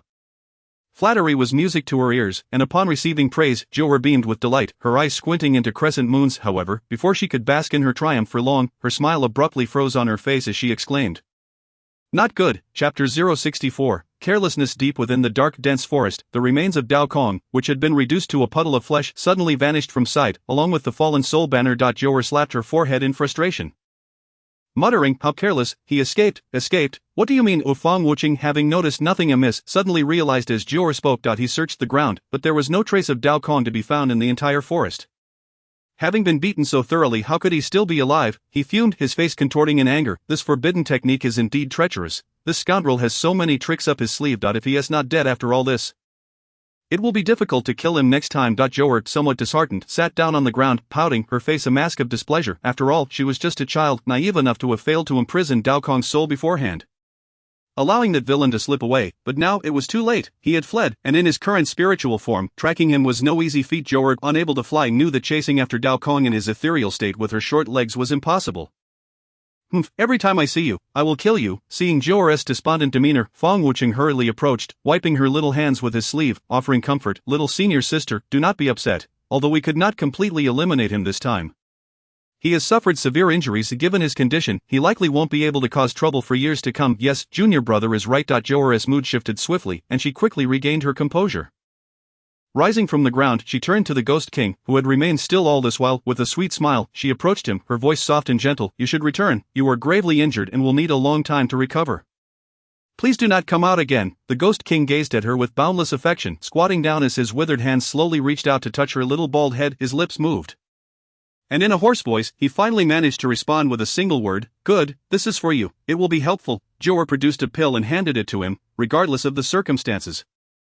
The Ghost King had risked himself to save her by forcefully leaving his coffin. Now, in his weakened state, he required time to recuperate, and this pill would serve as a token of gratitude. The Ghost King carefully accepted the pill, his hollow eyes lighting up with joy. His features, once resembling a corpse, strained into a semblance of a smile, yet he was unable to manifest it fully. "Hurry back, you've been out for too long." The Ghost King nodded, casting a reluctant glance back at Jiu'er before departing with great reluctance. Jiu'er was right, he was far too weak now, and if he did not return to his coffin to recuperate soon, he would soon cease to exist. After the Ghost King left, Feng Wuqing quickly scooped up Jiu'er, his expression filled with curiosity. "Little senior sister, how do you know that Millennium Ghost King? He seems to have a special affection for you." He must have sensed your danger and come to your aid. Regarding the Ghost King, Jiu'er shook her head in confusion. I do not know him, I just feel that he seems familiar, as if I have seen him long time ago. He seems very pitiable. Of Fong Wucheng listened to Jiu'er's words, feeling utterly bewildered. The little junior sister is merely 3.5 years old and has never left Yun Taiguan before. How could she possibly have known the Ghost King for a long time? Could it be a connection from a past life? Master mentioned that Jiu'er is the reincarnation of a koi fish.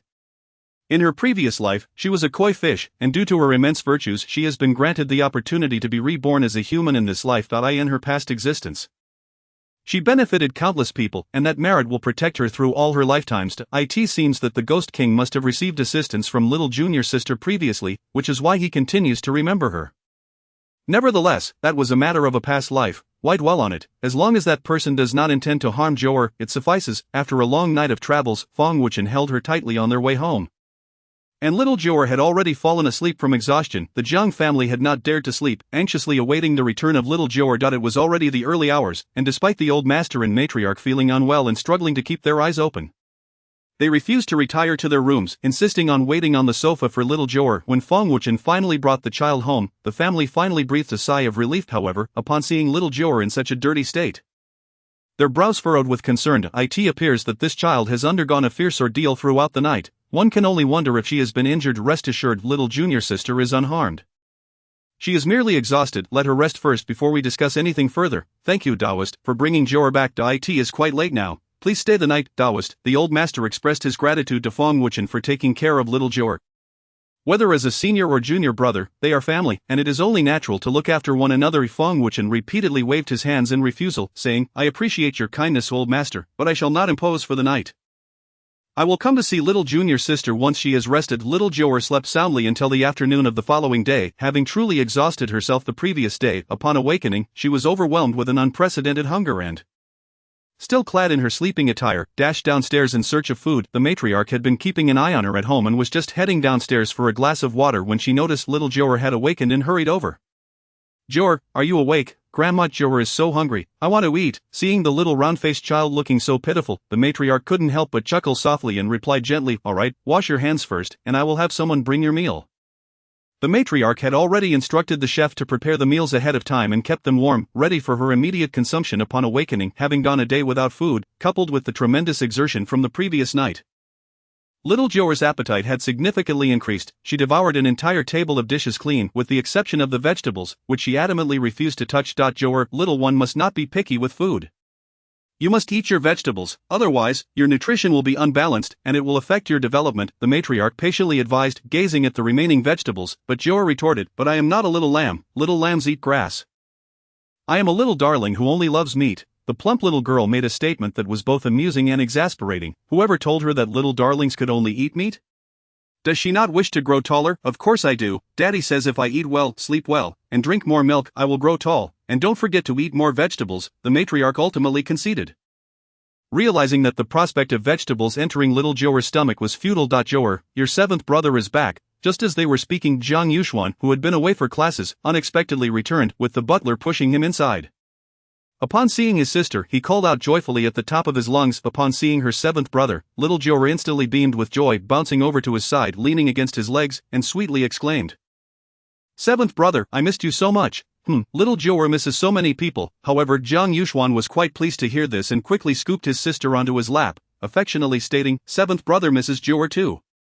It has only been a week since we last met, and our little Jiu'er has grown even more beautiful. Hee seventh brother, my hair has grown, soon I will be a pretty girl. Little Jiu'er proudly patted her own head, where her hair was still somewhat prickly. Recently, every night before bed, she had asked her grandmother to apply ginger juice to her scalp, and indeed, it had proven effective. Her previously smooth scalp now had some soft fuzz. Jiang Yuxuan examined her closely and confirmed that she was indeed starting to grow hair. Not long ago, the family had been worried that little Jiu'er might never grow any hair. They had been quite distressed, as it was rather unusual for a little girl to be completely bald, and now, it seemed that soon his sister would have long hair and be able to braid it into lovely styles. It appears he must quickly learn how to braid hair online to surprise her in the future. While they chatted, little Jiu'er's chubby little hand rested on Jiang Yuxuan's leg, occasionally giving it a gentle squeeze. Seventh brother, have you finished the medicine I gave you last time? Just as Jiang Yuxuan was about to bring this up, he had noticeably felt some sensation returning to his legs during this time.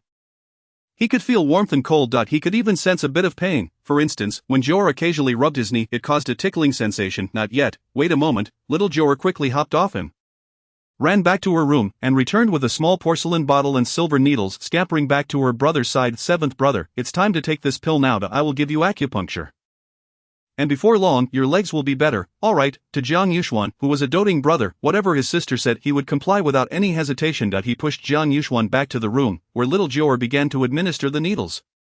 Her chubby little hands skillfully inserted needles into various acupoints, soon filling both of his legs with silver needles. Observing his legs, which now resembled a silver hedgehog, Jiang Yuxuan chuckled and teased Jiu'er, once my legs are better, I will carry you every day. Wherever you wish to go, I will take you. Little Jiu'er lifted her small face and sweetly smiled at him. At that moment, Jiang Yuxuan felt as though he were basking in the warm sun of spring, his heart filled with warmth and vitality. Seventh brother, you must keep your word. If you lie, your nose will grow long. Of course, I will keep my word. In Jiang Yuxuan's eyes, his sister need not worry about her legs.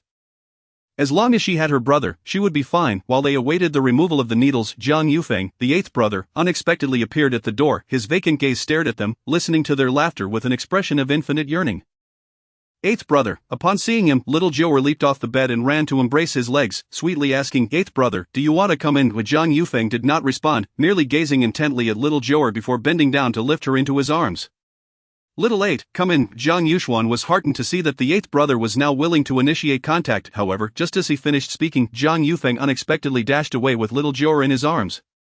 Chapter 065, a collective emo moment. Jiang Yuxuan lay on the bed, watching helplessly as his eighth brother carried his sister away, unable to chase after them. At that moment, he harbored an intense hatred for the person who had broken his legs. Wishing nothing more than to exact a thousandfold vengeance upon them, the family was well aware of Jiang Yufeng's emotional instability. Whenever he experienced an episode, he would resort to self-harm. Who knew if he was having an episode now and whether he would harm little Jiu'er? Meanwhile, little Jiu'er was carried by Jiang Yufeng into his room, where he promptly shut the door and locked it. He leaned against the door, breathing heavily. Little Jiu'er nestled comfortably in his arms, showing no signs of fear. After all, he was her brother. While others might see eighth brother as different from ordinary people, to little Jiu'er, he was simply her brother, no different at all. Eighth brother, what's wrong? She tilted her little head, looking up at him with innocent curiosity. Jiang Yufeng, of course, did not answer her question. His vacant eyes remained fixated on little Jiu'er, as if she were the most cherished treasure in the world. Gradually, a smile began to emerge on his otherwise expressionless face. Eighth brother, your smile is so beautiful. Little Jiu'er was a sucker for good looks. She adored anyone who appeared pleasing to the eye. Hearing his sister say he was handsome, Jiang Yufeng maintained his smile, stubbornly refusing to let go, even as the muscles in his face began to ache. At that moment, there came a knock at the door from outside. Jiang Yuxuan had sent a message to the family, alerting them that eighth brother had taken his sister away and was worried about potential trouble. However, only the matriarch was home at the moment, and she was also fearful that eighth brother might harm little Jiu'er, so she hurried upstairs to knock on the door. Yet, no matter how urgently the matriarch knocked, Jiang Yufeng pressed against the door, preventing anyone from entering. Eighth brother quickly opened the door and let Jiu'er out. Good child, be obedient. Hearing the matriarch's anxious voice outside, little Jiu'er quickly shouted back, Grandma, I'm fine, eighth brother won't hurt me. In truth, the matriarch did not believe that eighth brother would harm little Jiu'er. She was merely worried that he might have an episode and lose control of his emotions, which was why she was so anxious. Now hearing little Jiu'er's voice and knowing she was safe, she felt a sense of relief. Jiu'er, what are you doing in there? It's nothing, Grandma, we'll be out soon. Little Jiu'er's sweet voice sounded like beautiful music to Jiang Yufeng's ears. He carried her into the piano room, where he sat down at the piano and extended his long fingers, which were clearly well suited for playing. Are you going to play something for Jiu'er?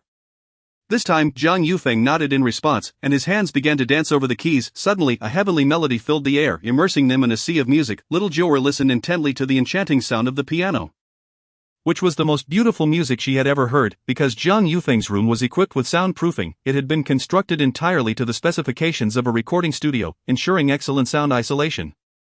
Even the elderly lady standing at the door could not hear the melodies from within. As the piece concluded, Jiu'er immediately offered her applause, joyfully exclaiming, Eighth brother, it sounds wonderful, you are the best. Seeing his sister's smiling face, Jiang Yufeng joined in the applause, his own expression brimming with delight. Eighth brother, Jiu'er is going to fetch needles for seventh brother. If I miss the time, seventh brother's leg won't heal. This time, Jiang Yufeng did not object. He picked up Jiu'er and opened the door. The elderly lady, who had been anxiously waiting at the entrance, finally felt her heart settle upon seeing them emerge. Jiu'er grandma, 8th brother just played the piano for me, played the piano. The elderly lady looked incredulous. It was well known that old 8th never permitted anyone to be present when he played. He would either refuse to play or become frantic if anyone was around.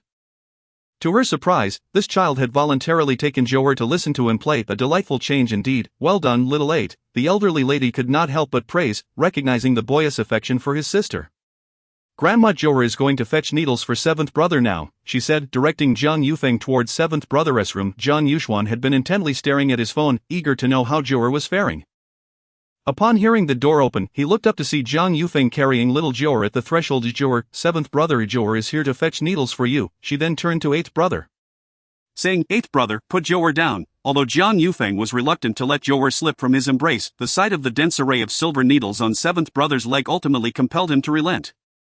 He carefully placed Jiu'er down and stood dazedly at the door, watching them. In his world, it seemed as if only Jiu'er existed. No one else could stir even the slightest emotion within him.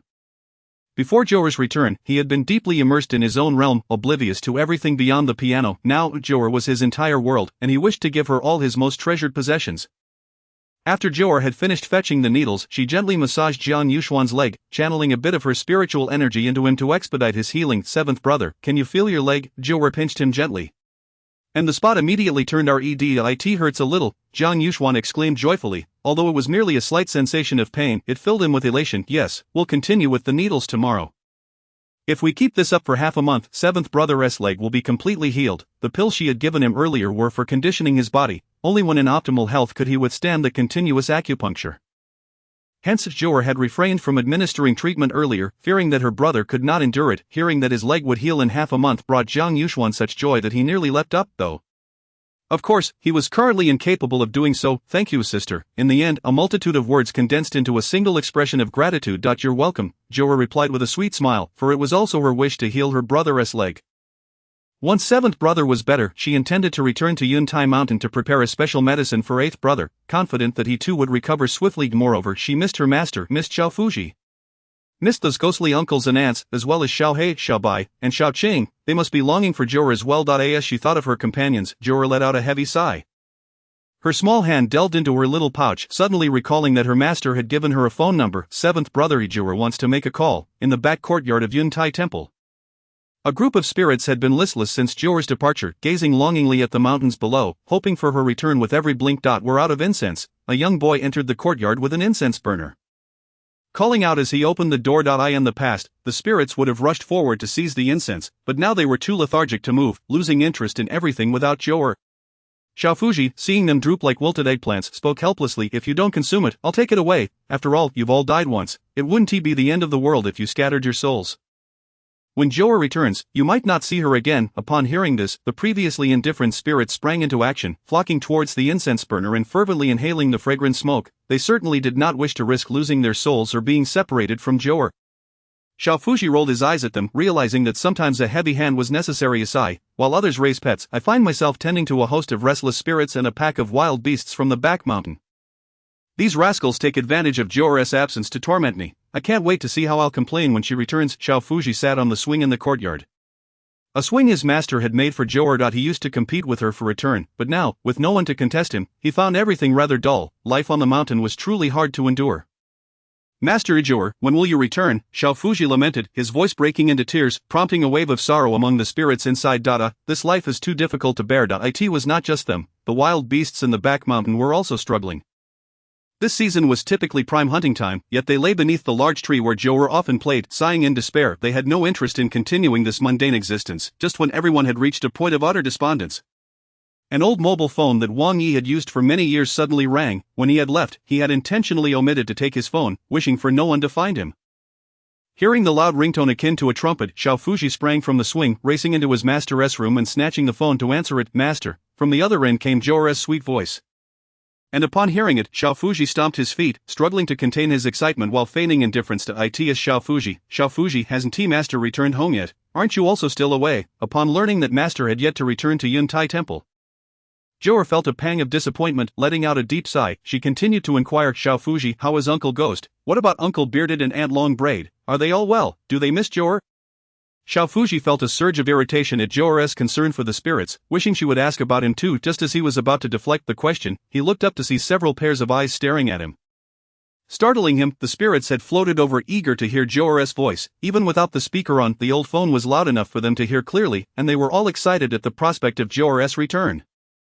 Jiu'er, we are all listening. In the misty surroundings of Yuntai Mountain, within the dilapidated Yuntai Temple, a throng of spirits gathered around Xiaofuji, leaning in towards the phone. The spirits, unable to grasp the phone themselves, could only call out from a distance, Jiu'er, we miss you so much. When are you coming back? Do you not want us? It's been so long since you returned, Jiu'er, have you forgotten us? The spirits were eager to express their longing, each one clamoring to voice their feelings, leaving little room for Jiu'er to respond. As sensing that they were not finished, Xiaofuji quickly interjected, do you all plan to keep this up? Don't you want to hear Jiu'er speak?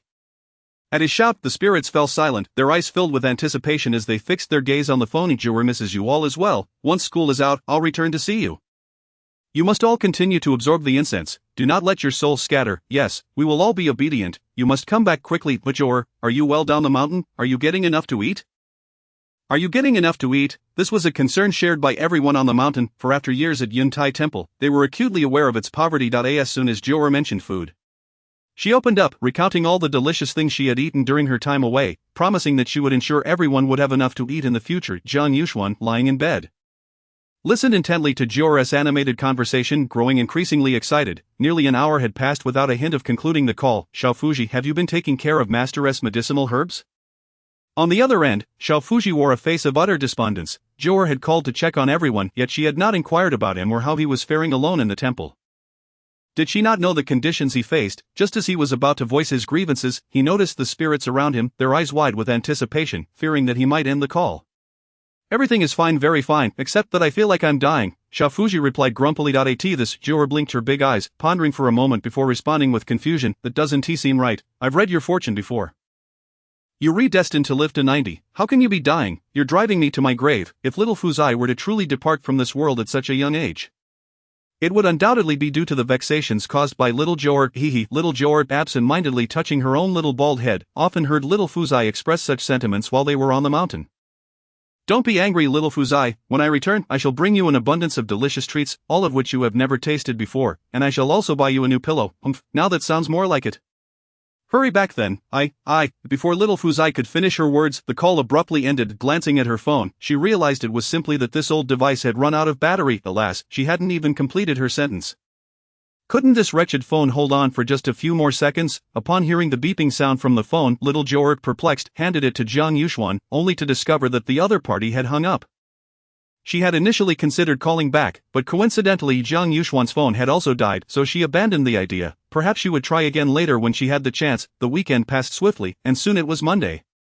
A day designated for school. Little Jiu'er stood at the school gate with her small backpack, her face etched with sorrow. At the entrance of the kindergarten, many little children from the junior class were crying, all reluctant to attend school. Such scenes unfold at every kindergarten on each school day. Previously, little Jiu'er had thought those children to be unruly, questioning why they cried over going to school, yet now she yearned to join their ranks, but upon seeing the expression on her second brother's face, she instantly quelled that thought. Her second brother had stated that children must attend school, and there was no room for negotiation on this matter. Thus, suppressing the urge to weep, she waved goodbye to her second brother, donning an expression that suggested she was ready to face anything. As she entered the school, inside the classroom, little Pang lay his head dejectedly on the desk, appearing utterly dispirited. It was only upon catching sight of little Jiu'er that he sprang back to life, hurriedly standing up and scampering over to greet her. Big sister, you finally come. It had only been 3 days since they last met. Yet little Pang felt as though years had passed. He found everything dull and tasteless without her presence. Not just him, but the other children in the class who typically disliked eating also felt they could hardly swallow their meals without little Jiu'er. The foodie around little Jiu'er, who had been wearing a sorrowful expression, immediately brightened up upon realizing how much everyone missed her. But I am here now. For little Jiu'er, time at kindergarten always seemed to drag on interminably. In the morning, the lessons were incomprehensible to her. The hours slipped by without her grasping a single word from the teacher's discourse. During lunch, however, she managed to devour 6 bowls of rice and 3 bowls of soup. Feeling utterly satisfied, the afternoon games were a source of joy. As long as there were no lessons, little Jiu'er found kindergarten tolerable. Moreover, there was no homework. As school dismissed in the afternoon, little Pang's parents did not arrive to collect him on time. Strangely, little Jiu'er's family, who were usually prompt in fetching her, were also late today. Thus, the two of them squatted on the grass at the school gate, their eyes eagerly watching the other children being picked up. Filled with longing, big sister, my dad said he would come to your house in a few days to thank you. Little Pang, clutching a handful of grass, spoke while playing. Will your dad give me a reward? Little Jiu'er inquired, lifting her face. Reward? What is that? Money. A reward means giving money. Oh, then I will tell my dad to give you more. Don't worry, my dad is very wealthy. I have plenty of money too. And I can give you some. Little Jiu'er shook her head, firmly refusing. I cannot accept your money. Master said one must not. In short, one cannot casually take others' money. I saved your dad, so he must give me money to settle the debt. Alright, little Pang completely misunderstood little Jiu'er's words, only remembering that he must give money to big sister. At the school gate, Jiang Yuqing hurriedly approached and spotted little Jiu'er squatting on the lawn. Looking quite pitiful, instantly he felt a wave of guilt wash over him that he had promised to pick her up today, yet had lost track of time during an afternoon meeting. He truly was a most irresponsible brother.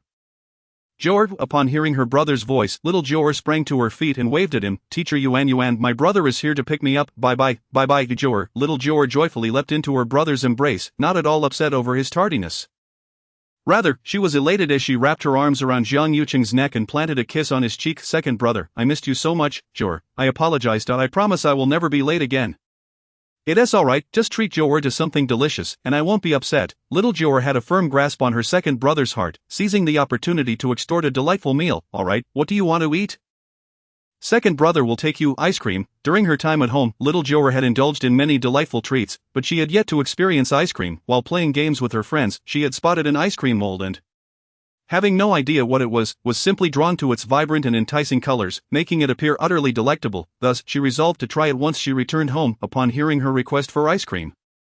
Jiang Yuqing hesitated, pondering whether it was suitable for children to consume ice cream. Second brother, your word is law. Very well, but you may only have one. Children cannot eat too many cold things, it will upset their stomachs. Jiang Yuqing ultimately relented, unable to uphold his principles. Upon witnessing little Jiu'er's soft and endearing demeanor, his heart melted. Okay, that's settled. Second brother is the best, and Jiu'er loves second brother the most. Her words dripped with sweetness, charming her family into blissful smiles, making it impossible for anyone to deny her wishes. Thus, the siblings made their way to a nearby ice cream shop. As she gazed at the dazzling array of ice creams, little Jiu'er was unable to contain her excitement, her saliva nearly spilling over. Jiu'er, choose one. Little Jiu'er stared at the assortment in the freezer, utterly at a loss, as she wanted them all. A second brother, can I?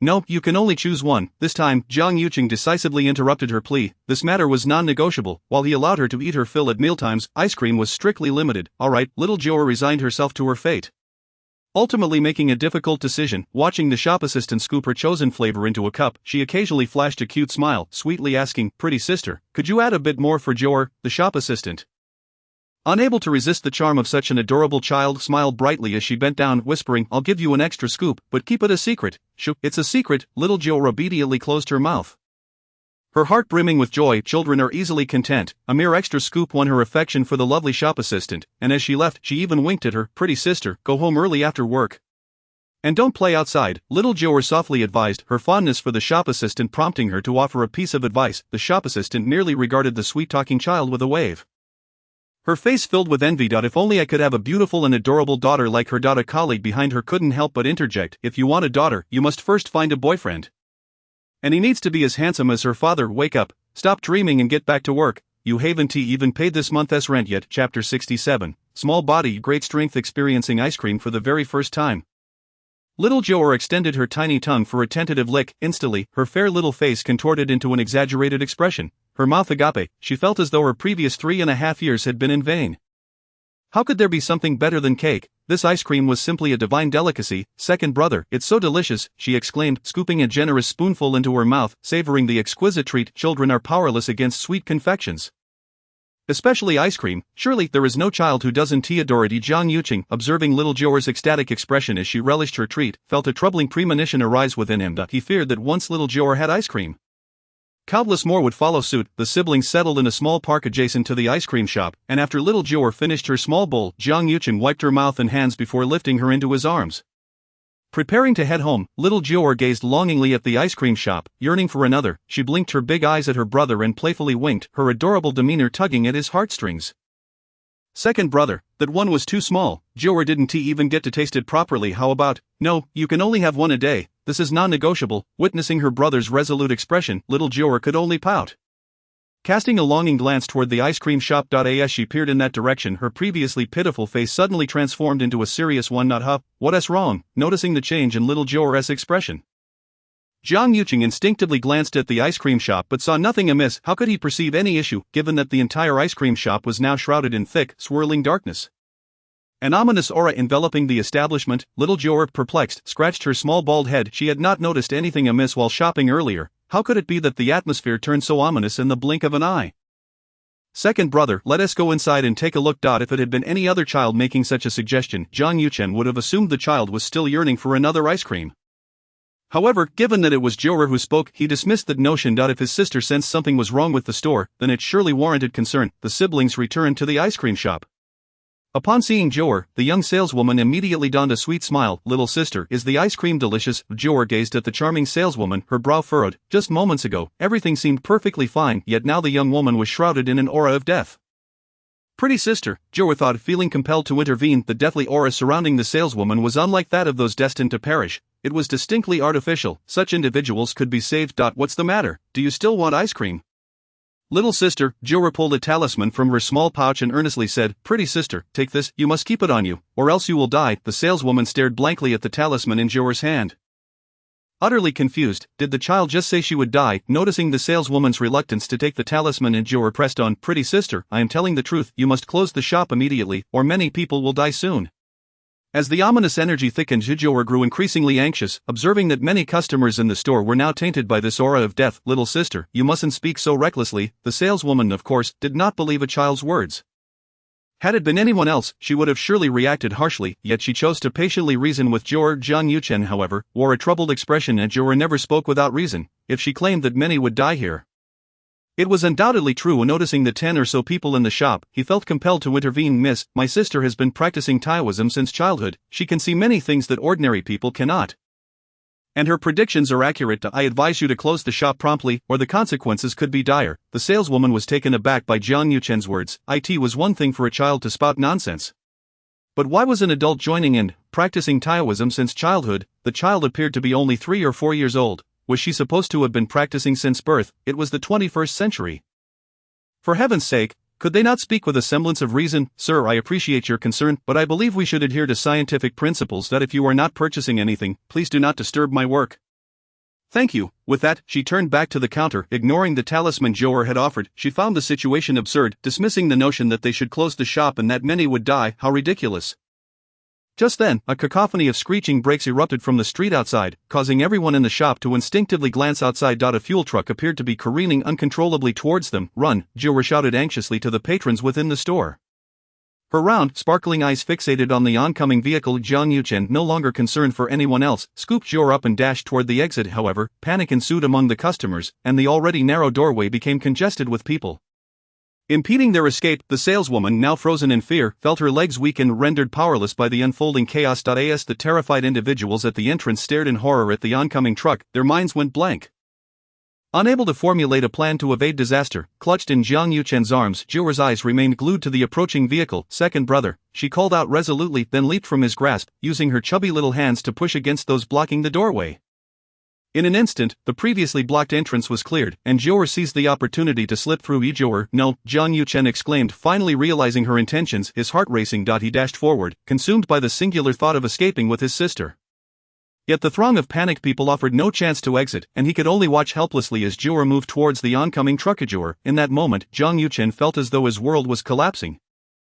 Engulfed in darkness, outside Jiu'er's gaze was fierce. The small figure stood unwavering before the enormous fuel truck, displaying no signs of fear. With determination, she extended her hands, pushing against the truck as it barreled toward her. The screeching of brakes echoed through the air, and those trapped at the door, resigned to their fate, closed their eyes, awaiting the inevitable impact. However, as the piercing sound subsided, the anticipated collision did not occur. They slowly opened their eyes, met with a scene that left them utterly astounded. Before the massive fuel truck, the diminutive child stood steadfast, her small hands holding back the oncoming vehicle. Everyone gaped at the astonishing sight. Momentarily paralyzed into inaction, in that fleeting moment of astonishment, Jiang Yucheng seized the opportunity to break free from the crowd and rushed to Jiu'er. He reached out, wishing to embrace her second brother. Wait, Jiu'er's delicate face was glistening with beads of sweat. Her cheeks flushed, yet her eyes remained fixed on the vehicle. Jiu'er, Jiang Yucheng, now trembling with fear, recalled the terrifying instant when he thought he might lose his sister. Thankfully, fate had not been so cruel as to take her from him. Second brother, check on the driver, he seems off. Jiu'er, still gripping the truck, sensed that this incident was no mere accident. The driver was enveloped in a malevolent aura, clearly something was amiss. Alright, Jiang Yuchen hastened towards the cab. As he reached the door, the sight of the driver startled him. Inside the cab, the disheveled middle-aged driver had bloodshot eyes, radiating hostility. The vehicle, having finally come to a halt, should have elicited relief. Instead, the driver was intent on restarting the engine. As if he would not rest until he had harmed someone. What are you doing? Stop immediately, Jiang Yuchen shouted, pounding on the window. Jiu'er was still in front of the truck. If the driver forced the vehicle to move, Jiu'er would surely be in grave danger, yet the driver seemed oblivious to Jiang Yuchen's pleas, relentlessly pressing the accelerator, twisting the steering wheel. Realizing that the man had lost his sanity, Jiang Yuchen disregarded all else and shouted to the dazed bystanders. Someone help, the driver has gone mad. The pedestrians, having narrowly escaped disaster, initially reacted by fleeing the scene. However, as they passed in front of the truck and saw Jiu'er's tiny form bracing against it, they found their legs frozen in place. If it had not been for this child preventing the fuel truck from crashing into the shop, they would have been crushed to pulp now, with the driver out of control and intent on restarting the vehicle. Could Jiu'er possibly withstand it? Taking a deep breath, several men clenched their fists. Let us help, hurry, one man shouted, igniting a wave of action as others joined. In an instant, a dozen strong men climbed onto the truck, using various tools to smash the windows, while some attempted to pull the driver out. Jiu'er had been exerting all her strength to hold back the vehicle. Had she not fought with every ounce of her might, it would have barreled into the ice cream shop, reducing it to rubble. Moreover, given that this was a fuel truck, a violent collision could lead to a catastrophic explosion, potentially leveling the entire building and claiming countless lives.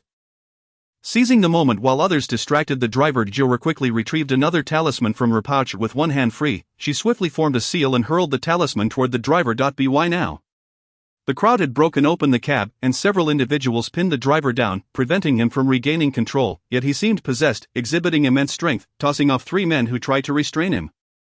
His bloodshot eyes locked onto the building, ignoring the chaos around him. As he broke free, he rushed back to the driver's seat, intent on restarting the vehicle. This time, he successfully ignited the engine and pressed the accelerator, preparing to floor it. Just then, a talisman floated through the air, drifting toward the driver's window, a stream of white spiritual energy following it. In the next moment, the deranged driver suddenly snapped back to reality.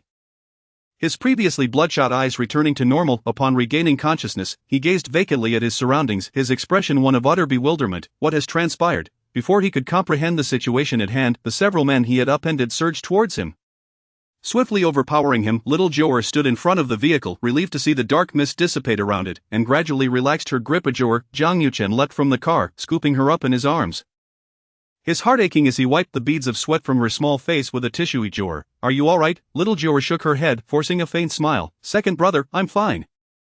Although her lips proclaimed that all was well, her voice lacked its usual clarity, and her small visage was etched with fatigue. Let us return home. Jiang Yuchen held little Jiu'er tightly, shielding her face. At that moment, many onlookers had begun to capture her image on their phones. If news of Jiu'er's extraordinary abilities spread online, it would undoubtedly lead to unwanted attention. As grandfather had warned, no one could ascertain the existence of specialized agencies studying such powers. If they designated Jiu'er as a subject of research, she would be perpetually in peril. Meanwhile, relevant authorities were arriving, but the incident was no longer of concern to the siblings. A young saleswoman stood at the entrance, fixedly observing little Jiu'er, and recalling the warning she had received earlier. She was now filled with regret. Despite her previous dismissive attitude, she now wished she could slap herself for not heeding the advice. Jiang Yuchen ushered little Jiu'er into the car. Having expended all her energy, she had already fallen asleep. The fuel tanker weighed several tons, and it was only through sheer will that little Jiu'er had managed to halt its advance. At the Jiang family villa, the elderly patriarch returned home after a game of chess with old friends, instinctively turning on the television to catch the news. The latest report stated that at 6 o'clock this afternoon, a runaway fuel tanker nearly collided with an ice cream shop. A child endowed with extraordinary strength single-handedly thwarted the tanker's impact. The old man's eyes were glued to the screen, where the diminutive figure of little Jiu'er was prominently displayed. During the incident, bystanders had captured footage and uploaded it to social media, causing the story to rapidly circulate online, capturing the attention of the entire nation. Jiu'er, observing his granddaughter bravely resisting the massive fuel tanker, the old man could no longer remain seated. He sprang from the sofa, his face a mask of distress. What is happening? Has Jiu'er returned? The old lady, busy in the kitchen overseeing the chef prepare dinner, heard her husband call out for Jiu'er and hurriedly emerged, thinking their granddaughter had come back. The old man remained silent, fixated on the television. As the old lady was about to speak, her gaze inadvertently fell upon the screen, and upon recognizing little Jiu'er, she too was overcome with excitement. "Old man, what is going on? Call the second son immediately and have them cut off any footage of Jiu'er.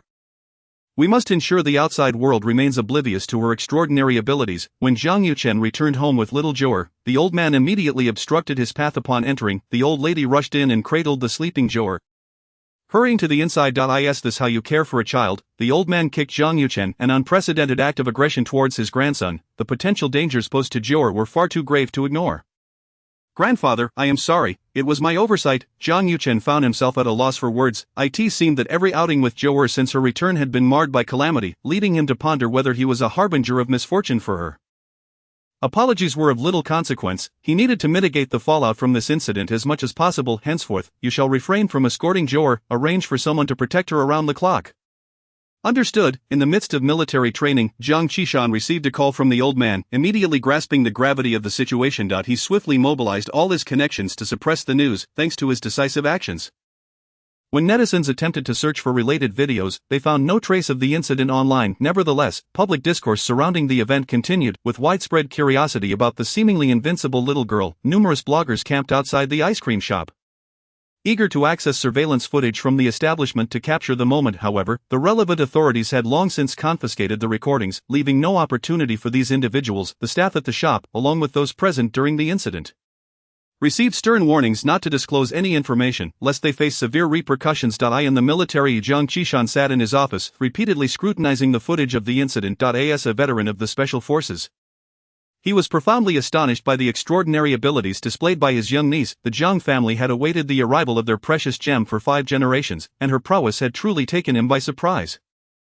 A knock on the door interrupted his thoughts. "Come in," he called, and a tall, robust man with striking features and sun-kissed skin entered. "Second uncle, you're back." "Yes, I've been worried about you," Jiang Qishan replied, nodding in approval at his nephew. "Come, let us take a look at your sister." Sister, Jiang Yuze, the eldest of the Jiang family, looked at his second uncle in confusion. Moments later, realization dawned, and he anxiously inquired, "Second uncle, have we found my little sister? She was located before your injury. It was little Jiu'er who found you while you were hiding in a cave after sustaining severe wounds. In truth, your life was saved by your sister." Upon hearing this, Jiang Yuze could no longer maintain his composure. He hurried to his uncle's computer, eyes fixed on the screen. The footage revealed little Jiu'er single-handedly halting the advance of a several-ton fuel tanker, a sight so astonishing that Jiang Yuze was rendered speechless. "Is this my sister?" Jiang Qishan nodded with pride, declaring, "Indeed, our little treasure from the Jiang family." With confirmation of his sister's identity, Jiang Yuze clenched his fists in excitement.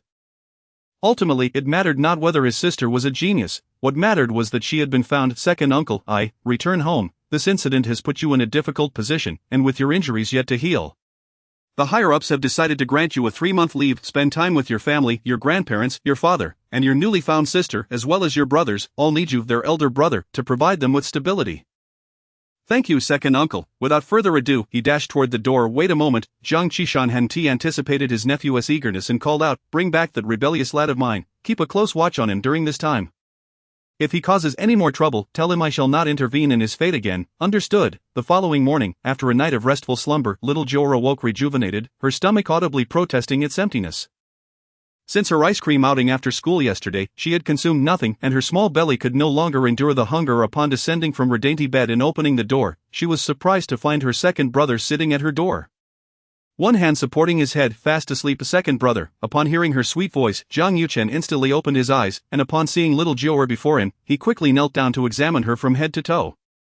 "Jiu'er, is something amiss?" "No, but second brother, I'm so hungry." "Alright, let us go get something to eat." Little Jiu'er had fallen asleep during their outing the previous day and had not awakened until now, so she was undoubtedly famished. Jiang Yuchen swiftly carried her downstairs. The meals at home were prepared and ready to be served at any moment. Starved for so long, little Jiu'er wasted no time and began devouring the food voraciously. She was absolutely ravenous, especially after expending so much energy yesterday, feeling as though she had been completely drained. Later, she contemplated her own limitations and realized that had she been stronger, she would not have struggled so much to stop the fuel tanker. It seemed she needed to consume more food to grow taller, for her strength would undoubtedly increase with age. Jiang Yuchen gently set down Jiu'er and hurriedly approached to assess his condition. Lying on the ground, Jiang Yuxuan appeared utterly dejected, his eyes devoid of life. Witnessing his state, Jiang Yuchen remained silent, silently lifting him and placing him on the bed. "Seventh brother, your legs will heal soon. But until Jiu'er grants you permission, you must refrain from walking or it may hinder the treatment, Jiu'er said softly, her delicate face adorned with a sweet smile. Upon hearing his sister's gentle voice, Jiang Yuxuan finally showed some reaction. The once sunny and cheerful youth had become gloomy due to the sudden calamity that befell him. However, thanks to Jiu'er, his spirits had lifted considerably during this time, and he was filled with hope due to her treatment. Having seen the video of Jiu'er bravely blocking the fuel truck, he felt a pang of shame realizing that while his younger sister was capable of saving so many, he, as her brother, felt utterly useless. This morning, he discovered that he could move his legs, and the overwhelming joy made him reckless, attempting to rise from the bed to wash up. Little did he know, after just a few steps, he collapsed at the bathroom door, and his legs ceased to respond. As he lay there, despair overwhelmed him. He feared that he might spend the rest of his life confined to a wheelchair. Reduced to a mere invalid, yet, gazing at his sister's face and listening to her words, he seemed to regain his confidence, shaking off his previous dejection as he resolutely declared, "All right, seventh brother will listen to Jiu'er." Seeing her brother's spirits revive, Jiu'er beamed, and took out silver needles to begin acupuncture. Her technique was remarkably effective. As she inserted the needles, Jiang Yuxuan instantly felt sensations return to his legs. A warm current flowed from his feet, gradually spreading to his heart, leaving him feeling utterly relaxed. After the acupuncture, Jiu'er gently massaged his legs, slowly infusing them with some of her spiritual energy. With Jiu'er's acupuncture and the infusion of spiritual power, Jiang Yuxuan's legs would soon recover. Seventh brother must be obedient now. You cannot exert force on your legs yet, or the treatment will be ineffective. All right, seventh brother will certainly heed Jiu'er's words, feeling the changes in his legs. Jiang Yuxuan was filled with newfound confidence. Jiang Yuchen, noticing his brother's regained self-assurance, felt his earlier worries diminish. Following Jiu'er's advice, he decided to ensure that Jiang Yuxuan took good care of himself during this time and not overexert himself. Jiu'er still has school. I will take her to get ready. I understand. You two hurry along. As Jiang Yuchen led Jiu'er out of the room, he finally asked to Jiu'er, will seventh brother's legs fully heal? Yes, 1, 2, 3, Jiu'er counted on her fingers before confidently stating. In 13 days, they will be completely healed. With Jiu'er's affirmative response, Jiang Yuchen felt a wave of relief wash over him. If Jiu'er said it would be alright, then it certainly would be. In noticing the time, he urged, it's getting late, hurry and change into your school uniform. Upon mentioning school, Jiu'er felt a sudden pang of anxiety and exclaimed, oh no, second brother, I think I forgot to do my homework yesterday. Jiang Yuchen felt a headache coming on. Jiu'er had fallen asleep on the way home yesterday, leaving no time for her to complete her assignments. Jiu'er, second brother has work to attend to today and cannot take you to school. Your fourth brother has been home these past few days. I'll ask him to take you. With that, he swiftly dashed downstairs, leaving Jiu'er standing alone, bewildered in the wind. Ai and their family, everyone indulged Jiu'er, providing her with anything she desired. The only exception was homework supervision, which everyone avoided at all costs. Consequently, the task of escorting Jiu'er to school fell to fourth brother Jiang Yuting, who had been mandated by their grandparents to assist her with her assignments daily. However, with the recent events, no one in the family remembered Jiu'er's homework. As the school time approached, it became apparent that her assignments could not be completed, and she would have to face the consequences at school.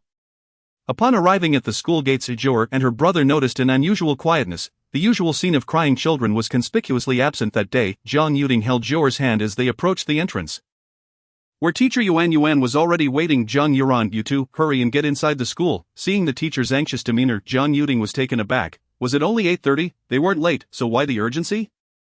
Before he could inquire further, a throng of people suddenly surged forward, cameras in hand, converging around Jiu'er. That's the little girl. That little bald head is unmistakable. Quickly, we must secure first-hand information today. Jiang Yuting, noticing the crowd approaching, quickly lifted Jiu'er into his arms, shielding her from the cameras. Excuse me, sir, is this little girl your daughter? Are you aware that your daughter possesses extraordinary powers? Were you present when she single-handedly stopped the fuel truck yesterday? Does your daughter have any special abilities? Faced with the barrage of questions, Jiang Yuting's expression darkened as he replied curtly, everyone, you have invaded our privacy by taking unsolicited photographs and surrounding us? I have already contacted my lawyer and will hold you accountable for your actions. Despite Jiang Yuting's firm stance, the reporters showed no signs of fear, pressing forward with their microphones, questioning, your daughter saved so many lives. This is a commendable act. Our coverage could make her famous and bring you endless benefits. Aren't you tempted? I will say this once more, no comment. Now, please leave immediately. Teacher Yuan, could you assist us in calling the police? Who do you think you are? The hero is your daughter, not you. We want to hear the thoughts of the person involved. A little girl, didn't you act to save people just to gain recognition? The opportunity for fame is right in front of you. Aren't you interested? The reporter's words were incredibly distasteful, prompting Jiang Yuting to lose his temper. He swatted the microphone from the reporter's hand, scolding, are you even human? My sister is just over 3 years old. How could she harbor such sordid thoughts? Get lost. As the crowd grew larger, Jiang Yuting clutched Jiu'er tightly and made his way into the school. These people were utterly despicable. They would say anything to grab a headline. However, the throng of reporters surged forward, blocking their exit and encircling the siblings. At that moment, the school security guards rushed out, brandishing electric batons, and warned, "This is a school. You are disrupting the students' education. Leave immediately, or the police will be here shortly, and you won't be able to leave." At that point, faced with the aggressive security guards, the reporters remained undeterred, continuing to barrage Jiu'er with questions. Cuddled in her brother's embrace, Jiu'er was experiencing this kind of situation for the first time. These people were truly vile, preventing her from going to school. Her brows knitted in frustration, and her little hands itched to strike out. Jiu'er, no. Jiang Yuding sensed her restlessness and quickly intervened. Jiu'er was already at the center of public attention. If she acted out now, who knew how many rumors would arise? They had to wait for the authorities to arrive and disperse the crowd. Seeing that the frenzied reporters could not extract any statements from them, they resorted to live broadcasting. Instantly, the story of the little girl who had thwarted a truck with her bare hands spread across major news outlets. In no time, the viewership of the live stream exceeded 1 million and continued to rise. As the situation escalated, Jiang Yuding, no longer able to maintain his scholarly demeanor, held Jiu'er in one arm and reached out to swipe the reporter's live streaming device, knocking the phone to the ground. "Why are you so ungrateful? We're trying to make you famous. You have no idea how to appreciate a good intention. This phone costs over 10,000. You better pay for it, I warn you. If you don't disperse now, you'll bear the consequences." Jiang Yuding was genuinely furious. Their actions had threatened his sister's safety, which he could not tolerate. However, before he could finish, someone unexpectedly shoved him aside, and another individual reached out to grab Jiu'er.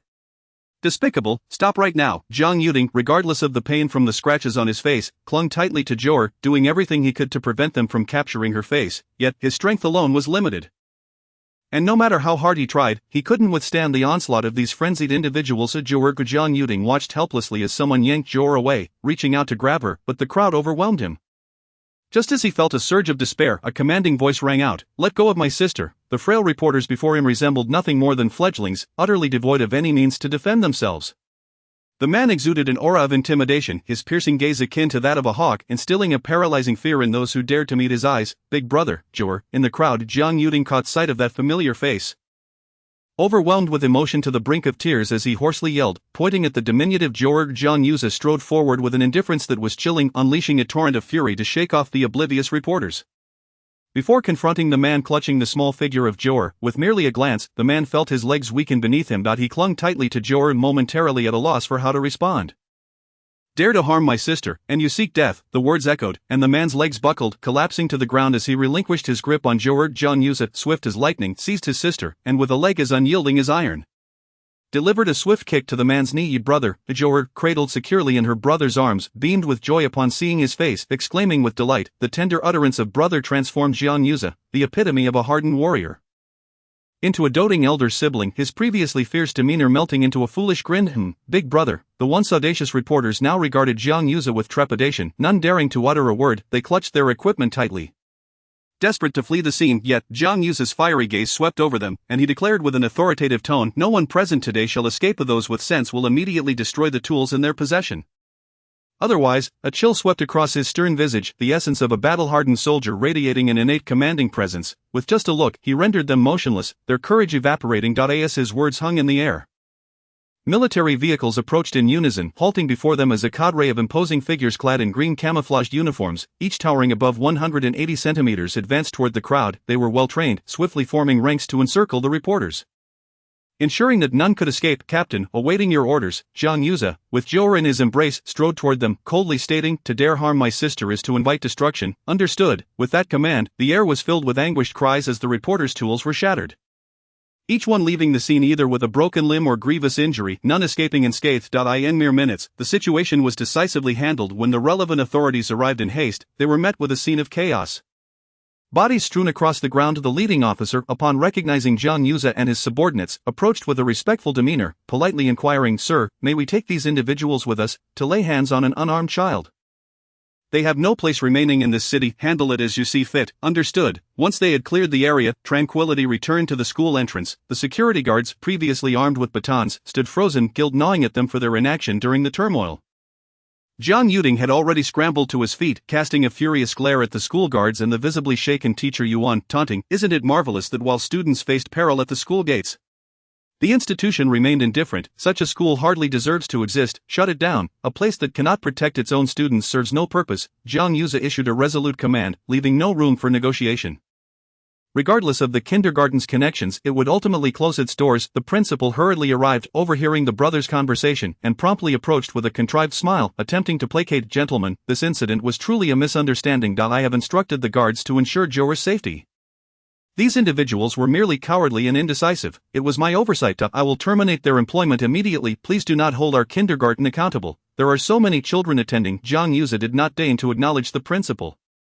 His voice frigid as he replied, after such an incident, if any parent still chooses to send their child here, then by all means, continue operating. The crowd was bewildered by his implications. They had witnessed the destruction of every recording device capable of capturing the event.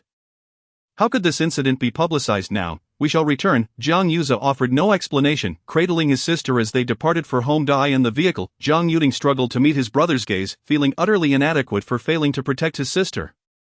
Had Jiang not arrived in time, the consequences could have been dire. A grown man, reduced to mere academic pursuits, or had all those years of study led him, how could he lack the ability to defend himself in such a situation?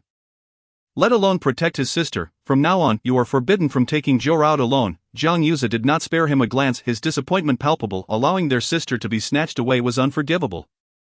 Had anything happened, he would have been unable to live with himself. Jiang dared not counter his brother's words. In their household, all siblings feared their elder brother more than their grandparents or parents.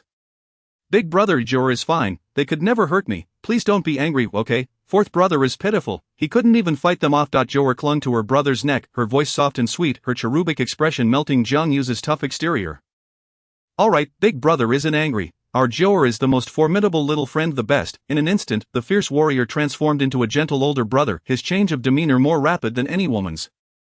Big brother, has your injury healed? Jiu'er recalled the last time she had seen him, when he had been gravely injured, barely clinging to life. Is Jiu'er worried about me? Nodding vigorously, she produced a small green porcelain vial from her pouch.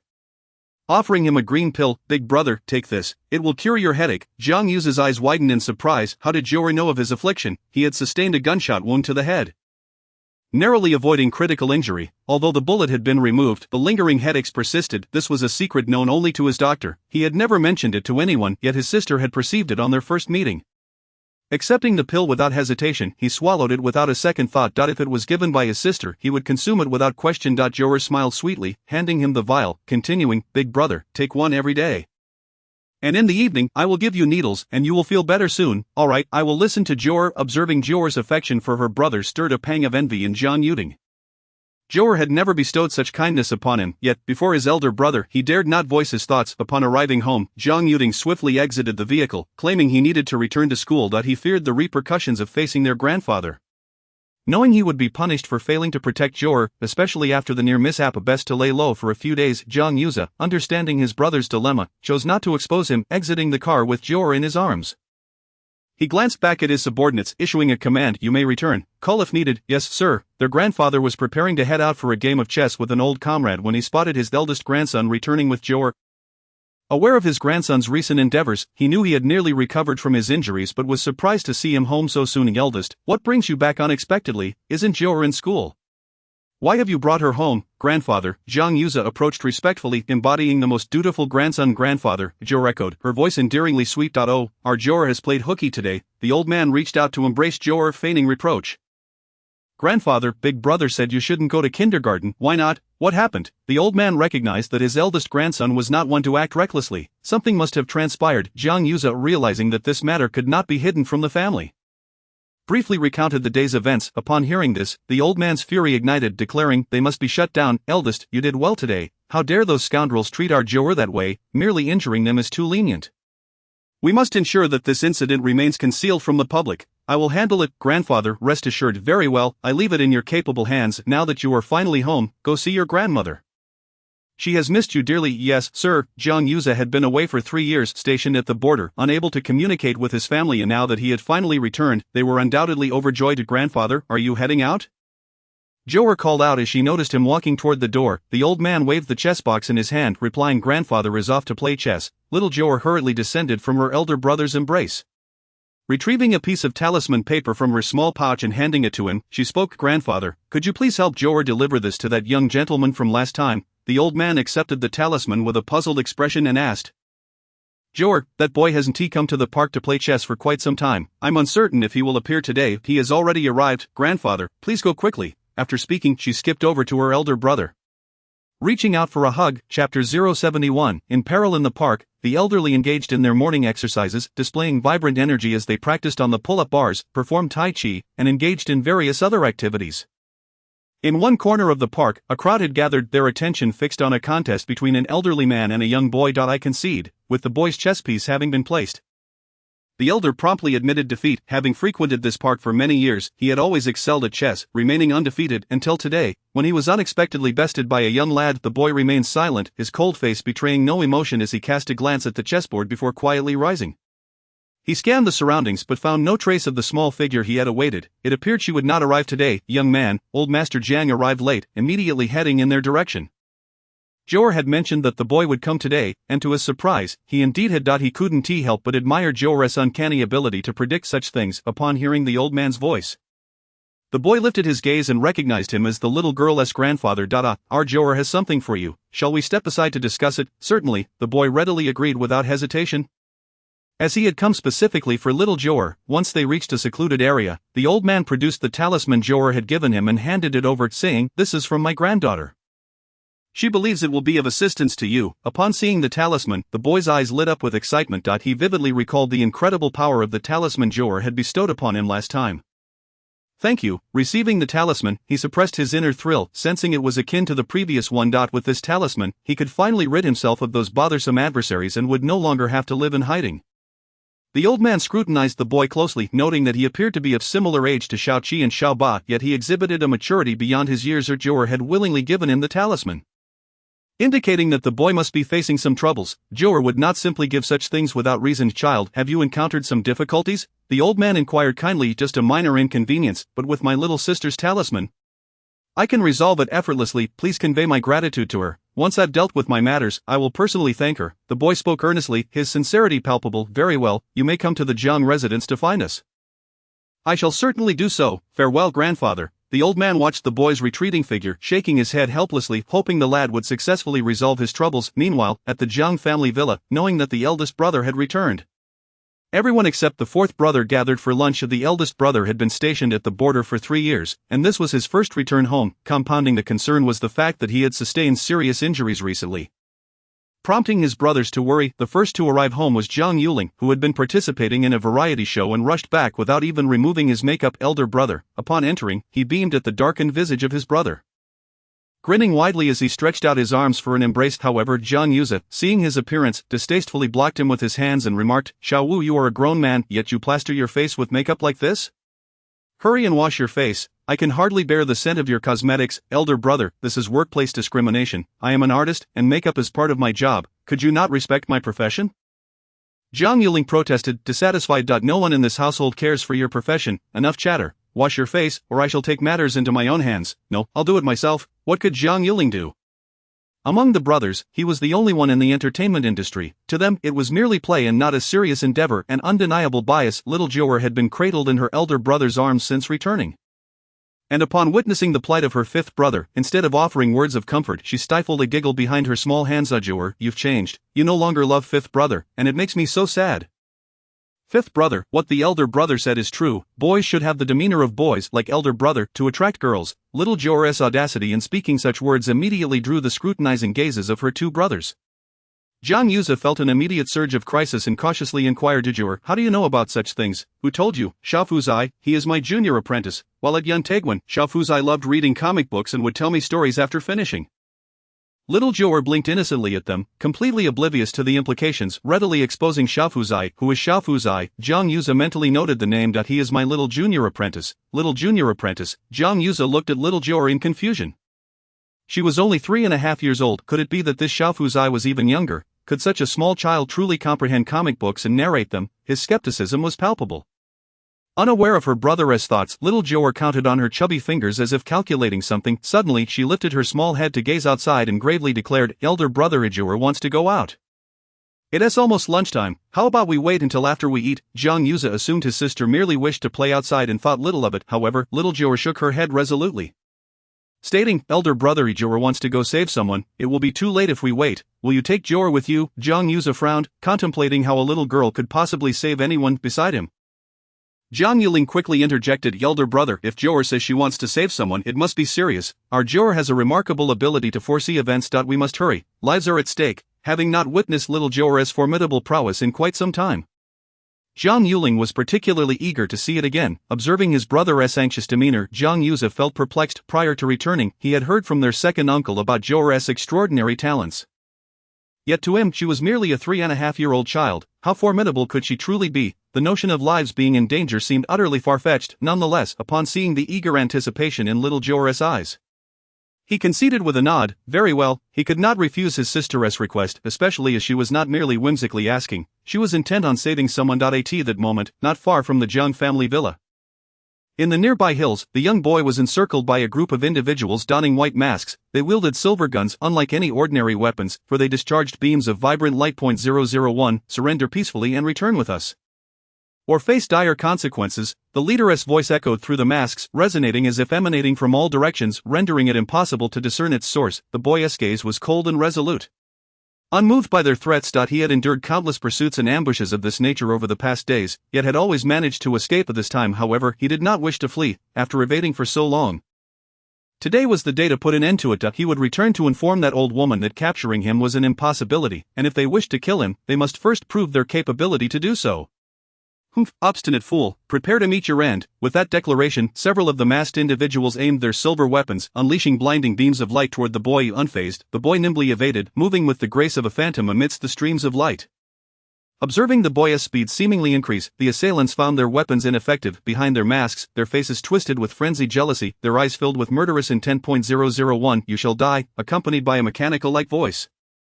One of them transformed his weapon as if by magic, enlarging it until it resembled a cannon. The boy, aware of its potential devastation, acted without hesitation, retrieving the talisman Jiu'er had given him and tossing it away. He was uncertain of its precise function, but there was no time for consideration. He could only silently wish for its effectiveness. At that moment, the cannon-like weapon discharged a massive projectile aimed at the boy, seemingly destined to strike him. Yet, at the critical moment, a white barrier suddenly materialized beside the boy, rendering the projectile unable to penetrate. Boom! The projectile detonated upon contact with the barrier, producing a thunderous explosion. What on earth is this? The assailants had never encountered such an impenetrable barrier. Even a photon cannonball could not breach it. Little Jiu'er, cradled in her brother's arms, was hurrying toward the boy's location when they reached the edge of the woods, only to be met with the sound of the explosion. Having spent considerable time in the military, Jiang Yuze's brow furrowed instantly upon hearing the blast. This is no ordinary bomb. Jiang Yuling struggled greatly to catch up with them.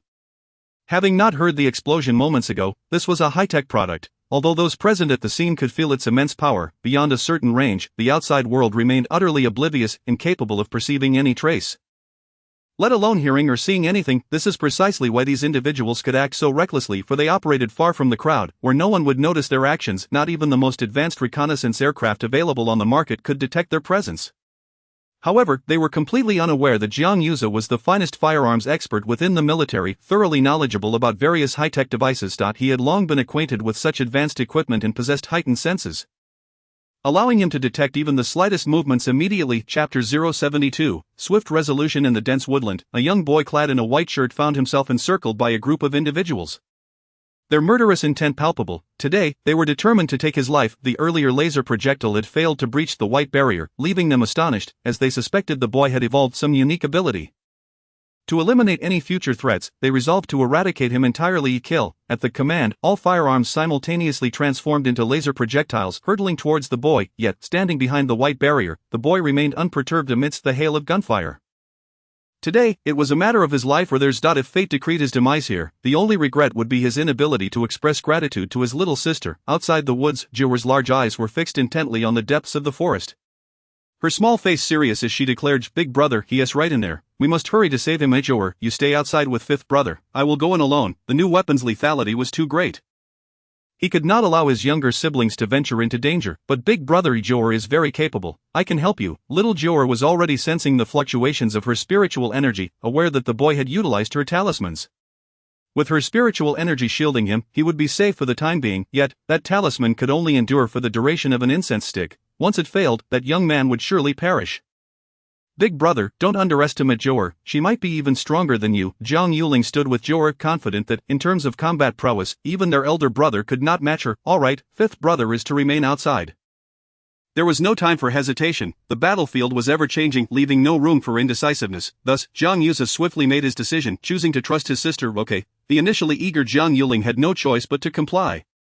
Firstly, their elder brother was a man of decisive words. Secondly, if there truly was danger inside, his presence would only hinder them. Thus, he voiced no objections as the siblings ventured deeper into the woods.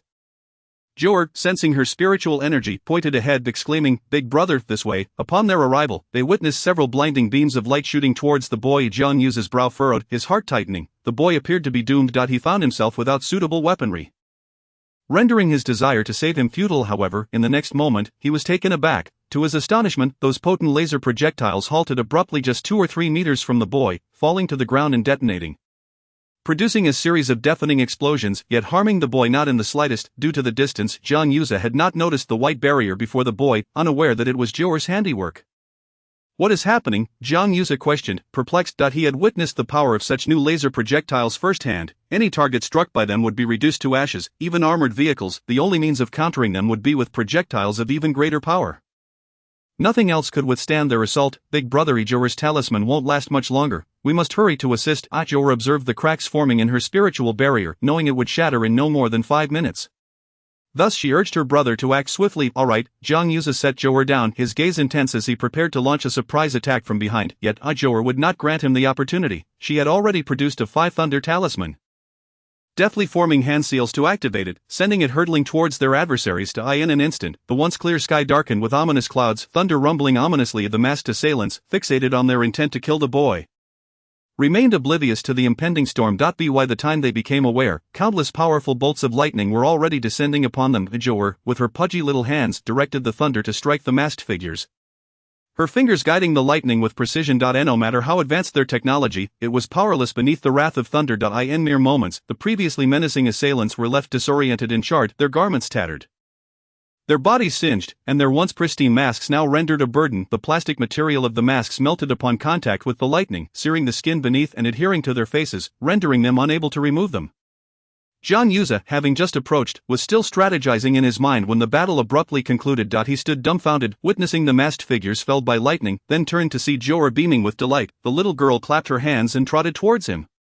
Big brother, it's all taken care of. Jiang Yuza, he had meticulously planned his actions, yet had been denied the chance to execute them. The boy stared in astonishment at Jiu'er, who had unexpectedly appeared before him, having saved his life when he thought he was doomed, and regretted not being able to thank his little sister. He stepped forward from behind the barrier, approaching her directly. Little sister. Jiu'er's face radiated with a sweet smile as she looked up at the beaming boy, calling out in a soft voice, "Big brother, did you miss me?" The boy nodded, his cheeks flushing. He had long wished to see her, yet felt he might be a burden, fearing he would bring disaster upon her. Captivated by his handsome visage, Jiu'er rushed forward, grasping his hand and sweetly saying, "Big brother, you have something strange on you. It's quite bothersome. Is this what you mean?" The boy extended his arm, revealing a small red dot implanted with a chip. This device ensured that no matter where he fled, he would be tracked down by the organization. He had once attempted to remove it, but it was affixed to his bone. Extracting it would require severing his arm, making escape impossible. Jiu'er nodded, her wide eyes fixed on the red dot, and then pulled out a silver needle from her small pouch. Without hesitation, she plunged it towards the red dot. The moment the needle pierced his skin, excruciating pain coursed through him, causing him to furrow his brow and emit a muffled groan. Jiu'er, utterly focused, gently adjusted the needle's direction. "Big brother, it hurts a bit." Upon hearing her voice, the boy found the pain somewhat alleviated. With a grin, Jiu'er swiftly produced a small blade, extracting the needle in one swift motion. In the next instant, the blade's sharp tip plunged into the red dot on his arm, twisting as a chunk of flesh flew off. Landing at their feet, the sudden surge of pain enveloped him, yet he merely frowned slightly, not uttering a single word of complaint. Jiang Yuza observed his sister's actions in astonishment. It was evident that their little sister was no ordinary child. Her abilities were truly remarkable. He glanced down at the still glowing chip. Its dominance was undeniable, as once embedded within the body, removal would necessitate severe measures, yet his sister had effortlessly extracted it, even taking a small piece of flesh without damaging the bone. How could he not be astounded? The boy, realizing he could escape the chip's control, glared at the fallen device and stomped on it, yet no matter how he crushed it, the chip remained unscathed. Seeing this, Jiu'er produced a talisman, tossing it at the object. In an instant, the talisman ignited without flame. As it burned to ash, the chip disintegrated alongside it, scattering in the wind. Both stared wide-eyed at the display of such formidable power from the talisman.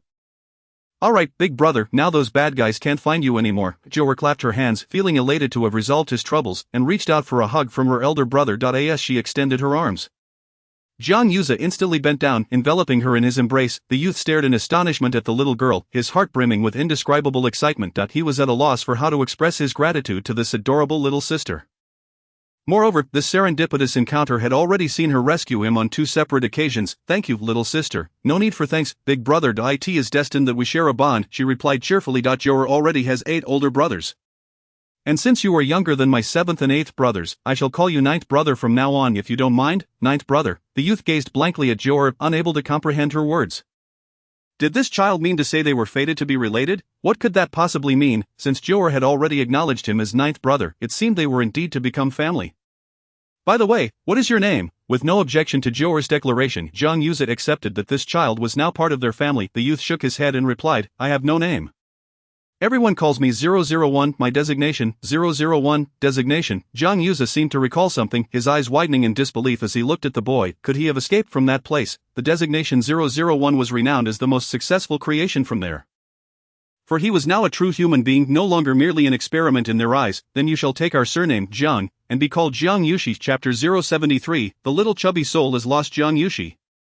The youth silently repeated this name, finally bestowed with an identity. Since he could remember, he had only known himself as 001, and now, suddenly having a name felt quite unfamiliar. Jiu'er beamed at him, saying joyfully, "9th brother, let us go home, grandfather, grandmother, and the brothers will surely adore you." Home? Did he truly have a home? The concept of home felt utterly foreign to him. He had no understanding of what it entailed. "Let us depart." Jiang Yuza lifted Jiu'er, and the 3 of them made their way back home. As they exited the woods, Jiang Yuling hurriedly approached them. "Eldest brother Jiu'er, who is this?" Upon seeing the gloomy-faced youth, Jiang Yuling was suddenly reminded of Xiaoqi, who had worn a similar expression ever since his legs had been rendered useless. "5th brother, this is 9th brother. The elder brother has even given him a name, Jiang Yushi. He is now our family." Jiang Yuling looked at them, bewildered. What was going on? Wasn't Jiu'er's family already large enough? They had 8 brothers at home, along with 2 cousins and 4 male cousins. Why adopt an outsider as a brother? Nevertheless, despite his reservations, Jiang Yuling said nothing further. Since Jiu'er was fond of him, this youth would henceforth be regarded as their brother, just like Xiaoqi and Xiaoba family. Upon returning home, the elders, upon hearing that Jiu'er had recognized this child as her brother, expressed their agreement. It was a blessing to have another child in the household. They certainly could afford it. "Since he is now part of our family, eldest brother, please take the time to register him." "By the way, little one, how old are you?" the grandmother asked gently. Jiang Yushi stared blankly at the large family gathered around him, astonished at how quickly they had accepted him as a new member. 15. That made him younger than Xiaoqi and Xiaoba, who would turn 16 this month. "It seems you are destined to be 9th brother. Then at your age, you can join them in school.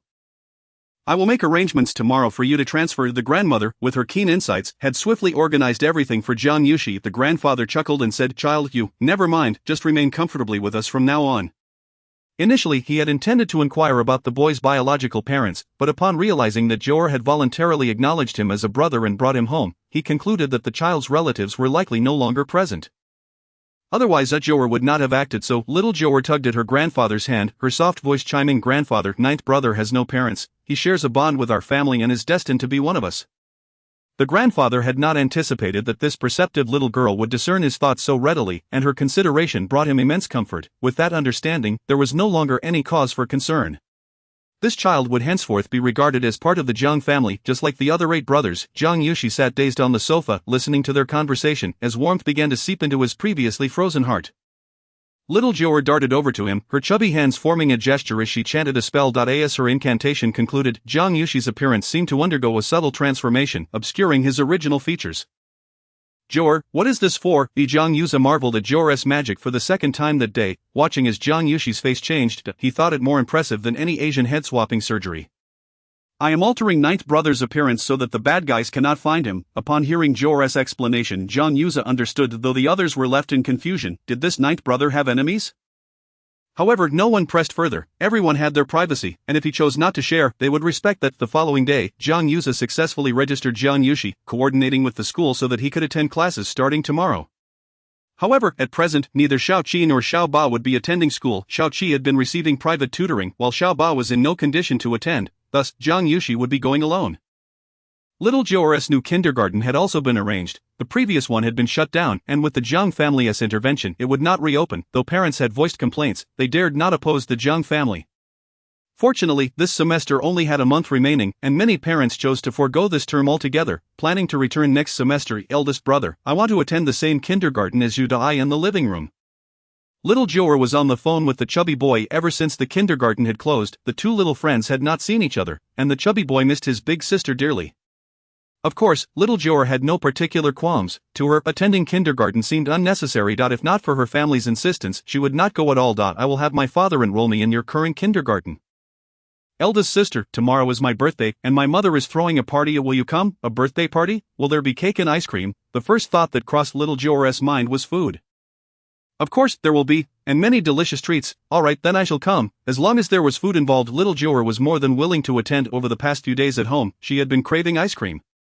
But her grandparents had forbidden her from having any, claiming it was unhealthy, and now, hearing that there would be ice cream and cake, she was filled with anticipation. In the blink of an eye, it was time for the chubby boy's birthday party. Little Jiu'er had specially donned a princess dress, looking delightful. Today, her eldest brother was accompanying her to the chubby boy's home. It was the only way the grandfather felt at ease. Meanwhile, the chubby boy had been eagerly waiting at the door for little Jiu'er. Although his mother had invited many other children to the gathering, he paid them no mind, his sole focus being to see little Jiu'er as soon as possible. Just as he was about to lose hope, he finally caught sight of her and dashed toward her, his plump face lighting up with joy. Eldest sister, you finally arrived. I've been waiting for you for so long. Hee little chubby, when do we eat the cake? Little Jiu'er's first question was about food, as her primary motivation for coming had been the promise of treats. I saved the good stuff for you. With that, the chubby boy grabbed little Jiu'er's hand and ran inside. Jiang Yuzi followed behind them, allowing the children to play without interference. Content as long as his sister was safe, the two little ones stealthily made their way to the kitchen, where the chubby boy pulled out a large tub of ice cream from the refrigerator. Whispering, eldest sister, let us eat in my room. Upon seeing the ice cream, little Jiu'er could hardly tear her gaze away and eagerly followed the chubby boy to his room. The two of them hid away, finishing the entire tub of ice cream before wiping their mouths and bursting into laughter. Meanwhile, in the hall, the guests had all arrived. The chubby boy's mother brought him to the center, cheerfully announcing, thank you all for coming to celebrate my son Bai Hanan's birthday party. Children, feel free to play and eat. I hope you enjoy yourselves today. The children gazed excitedly at the 6-tier cake displayed on the stage. Enamored by its grandeur, seeing their eager expressions, the chubby boy's mother readily lit the candles and played the birthday song. All the children sang in unison, and once the chubby boy made his wish and blew out the candles, they began to slice the cake. Wearing a pointed little hat, the chubby boy beamed with delight as he cut a generous piece of cake and handed it directly to little Jiu'er. Eldest sister, for you. Little Jiu'er smiled brightly at the large slice of cake, gratefully accepting it. Thank you, little chubby. Eldest sister, eat as much as you like. I'll cut more for you once you finish, the chubby boy declared gallantly before continuing to serve cake to the other children. Just as he was bustling about, darkness suddenly enveloped him, and he collapsed to the ground. Son, the chubby boy's mother, seeing her son faint unexpectedly, turned as pale as a ghost and rushed over to embrace him, gently patting his face while repeatedly calling his name. Yet no matter how much she pleaded, the chubby boy remained unresponsive, his eyes shut, his face ashen, and his lips turning a shade of blue. Upon witnessing the scene, the parents attending the party hurriedly gathered their children close, ensuring they did not wander off and cause further chaos. Quick, call 120, someone shouted amidst the crowd, which had suddenly descended into disarray. Just moments ago, the children had been lively and animated. How could one of them fall into unconsciousness in the blink of an eye?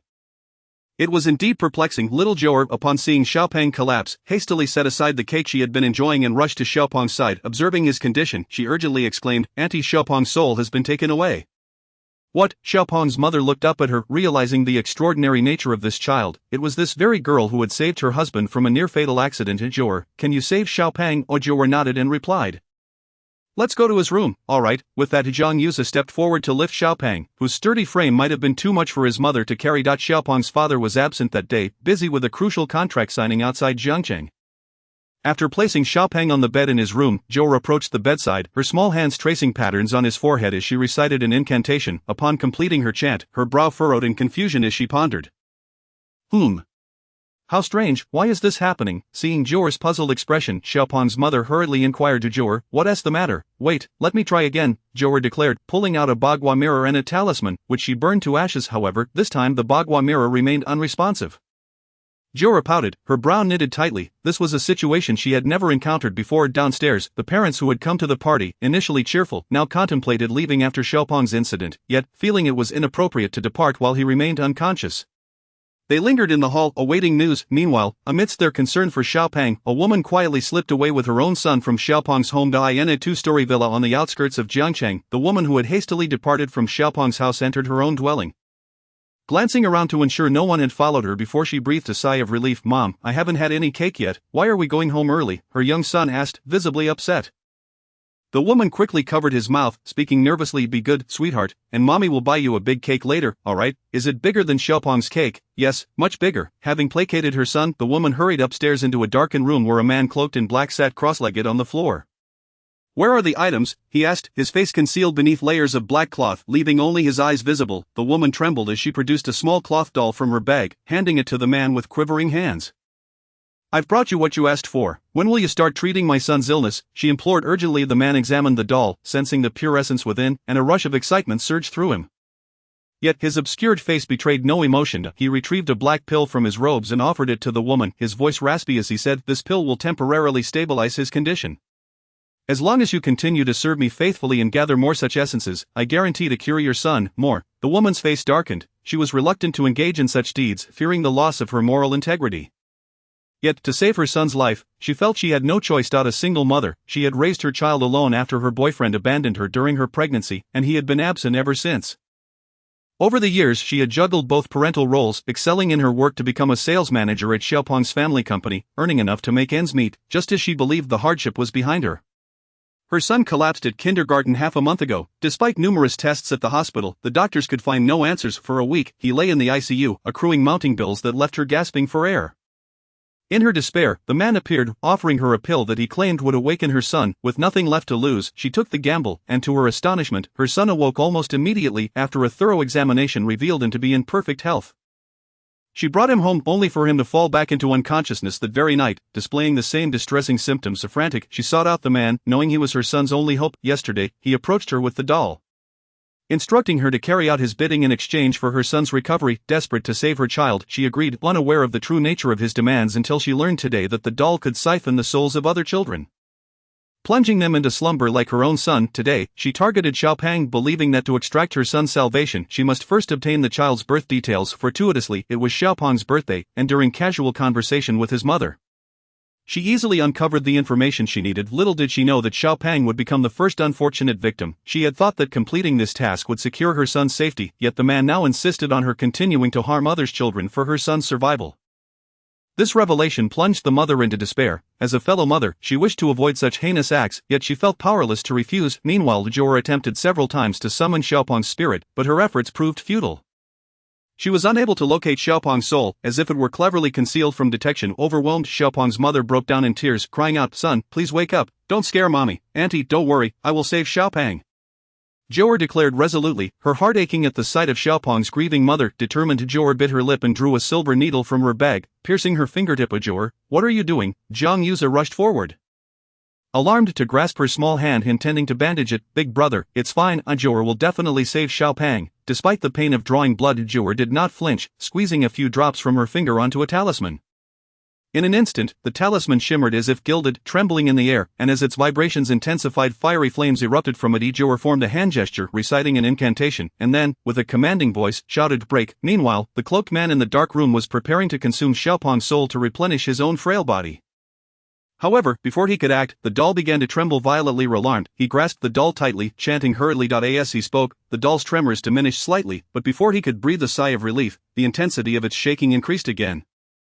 As the soul bound within began to push outward, "Damn it, that wretched girl again," he cursed, chanting frantically, yet no matter how he tried, the doll refused to cease its convulsions. "Ha, you think you can reclaim the soul? Dream on." Thus, a magical duel commenced between the two, separated by miles. This was Jiu'er's first time utilizing her own blood in a spell. Her master had told her that her blood was unique and could amplify the power of her charms. After her initial attempts to summon Xiaopeng's spirit failed, recognizing the formidable strength of her opponent and fearing for Xiaopeng's safety, she had unhesitatingly drawn her own blood. To her dismay, the adversary's magic was potent, and even with her blood's enhancement, she could not immediately break his binding spell. As the fiery aura on Xiaopeng's shoulder began to wane, she realized that if it extinguished completely, Xiaopeng would be lost forever. Her small face radiated unwavering determination as she waved her hand, conjuring a massive magical array in the air. In the room, both Xiaopeng's mother and Jiang Yuza stood in stunned silence, utterly astonished by the spectacle. Jiu'er layered the magical array over the talisman and began reciting her incantation anew. Upon completion, the talisman emitted a brilliant golden light before soaring directly into Xiaopeng's body, with a flash of golden light. The man spat a mouthful of black blood, collapsing to the ground, devoid of any capacity for resistance. The doll in his hand crumbled to ashes as Xiaopeng's soul was successfully summoned back. "Mom," Xiaopeng slowly opened his eyes, spotting his mother by the bedside as he called out, "Son, you're awake." Xiaopeng's mother burst into tears of joy, embracing him tightly. Seeing Xiaopeng regain consciousness, Jiu'er smiled contentedly, dispelling the magical array and tidying her belongings before approaching Xiaopeng. "Xiaopeng, are you alright?" Little Fatty was tightly embraced by his mother, rendering him nearly immobile. That he quickly responded, "I'm fine now. What happened?" "It's nothing, let's hurry and eat cake." Little Jiu'er had not forgotten that her cake remained unfinished. No matter the gravity of the situation, it could not deter her from indulging. Little Fatty's mother genuinely felt her son had revived, and the worry that had gripped her heart finally eased. She released her son, wiped away her tears, and managed a faint smile, saying, "Since everything is alright, you two should go enjoy the cake." Hand in hand, the two little ones exited the room, while Jiang Yuza wore a somber expression and spoke. "Little Fatty's mother, today's incident cannot be mere coincidence. These guests are all acquaintances of yours. For safety's sake, we should investigate." "Brother Jiu'er is right. I will check the surveillance footage immediately." Jiang Yuza refrained from intervening further, as his reminder stemmed from a desire to prevent innocent children from being harmed. After saying this, he left, taking a band-aid with him, for Jiu'er's finger was still bleeding. In the hall, the two children were blissfully savoring their cake. Seemingly unaffected by the earlier events, due to the occurrence, everyone felt it best not to linger. After finishing their cake, they took their children home. Before departing, little Jiu'er left a talisman for little Fatty, whose spirit had been momentarily displaced, rendering his body weak. This talisman would nourish little Fatty's spirit, preventing him from falling ill. On the way home, little Jiu'er sat in the safety seat in the back, her round eyes fixed intently on her finger. "Jiu'er, does your finger still hurt?" Jiang Yuza asked, glancing at her through the rearview mirror as he drove. "It doesn't hurt," little Jiu'er replied, turning her gaze to the window and innocently adding, "Big brother, little Fatty was harmed by someone." Jiang Yuza was taken aback that little Jiu'er had already contemplated this issue. "Does Jiu'er know who it was?" "A big bad guy, but Jiu'er can't find where he is now. Last time I was careless, which allowed him to escape. Now he is out to harm others again." Little Jiu'er gritted her teeth in anger at the thought of that villain, lamenting her earlier oversight that had let him slip away. "My fifth junior brother said that the person was severely weakened and wouldn't be able to harm anyone for a long time, so why has he recovered so quickly?" Little Jiu'er pondered this conundrum to no avail. Chapter 075, Two Traitors. As the siblings approached their home, they spotted Fong Wucheng standing at their doorstep. Upon seeing him, little Jiu'er immediately sprinted towards him. "Fifth junior brother, what brings you here?" Fong Wucheng's face instantly brightened with a smile as he gently replied, "Little junior sister, I waited specifically for you here." Little Jiu'er scrutinized him and innocently remarked, "Fifth junior brother, you're in trouble." "Haha, as expected of little junior sister, nothing escapes your notice. I came to ask for your assistance." "You've attracted trouble." Little Jiu'er blinked her big eyes at him, recognizing that Fong Wucheng was indeed in a predicament. "Alas, I've encountered unworthy individuals." Fong Wucheng sighed, explaining that two traitors had emerged from the Taoist Association, Li Nanshan and Hua Chenggong, who had defected to a mysterious cult. What was even more despicable was that they were using the name of the Taoist Association to recruit others, even poaching from other sections. Consequently, several major sects had come to denounce them for their alliance with evil forces, threatening to dismantle the entire Taoist Association. In an instant, many sects opted to sever ties with the Taoist Association, leaving it in a precarious state, essentially a hollow shell with its members scattered. Given such circumstances, Fong Wucheng, as the president of the Taoist Association, was naturally held accountable, and everyone demanded an explanation from him. Initially, he had intended to retrieve the two traitors to appease everyone, but now they had gone into hiding. Eluding all his attempts to locate them, various sects issued him an ultimatum. If the two were not found by 10 a.m. the next day, the Taoist Association would be disbanded, effectively erasing its existence. Furthermore, relevant authorities would be notified to investigate the association's finances, and should it dissolve, all its funds would be confiscated. While the monetary loss was not his primary concern, the Taoist Association had been established by Fong Wucheng with the noble intent of uniting the Taoist community for mutual support in eradicating evil and promoting righteousness. Restoring the Taoist legacy, however, ideals often clash with harsh realities, and the current situation had strayed far from his original vision. Faced with such dire straits, Fong Wucheng reluctantly sought assistance from his junior sister. After hearing Fong Wucheng's words, little Jiu'er nodded, readily agreeing. "Alright, I will help you find those two villains. Had I known they were this wicked, I should have dealt with them severely from the start." Little Jiu'er had always harbored a fierce hatred for wrongdoers. Her earlier mercy towards those two had only enabled their treachery against the Taoist association, which she found utterly detestable. Then I must trouble you. Little junior sister, time is of the essence. Let us head to the Taoist association right away. Feng Wucheng was eager to take little Jiu'er with him, but before they could set off, Jiang intervened. You are my sister's junior brother. Upon seeing Jiang Yu's cold demeanor, Feng Wucheng, a Taoist who had practiced for nearly 30 years, felt a flicker of apprehension. This young man exuded a faint purple aura. Yet it was intertwined with strands of ominous black mist, almost overshadowing the purple hue. Just from the aura alone, Feng Wucheng sensed that this individual was far from ordinary. However, recognizing the familial bond with Jiu'er, he felt a slight relief. Yes, this is indeed my sister's elder brother. Since you are from the same sect, I kindly ask that you take good care of my sister regarding matters within your Taoist realm.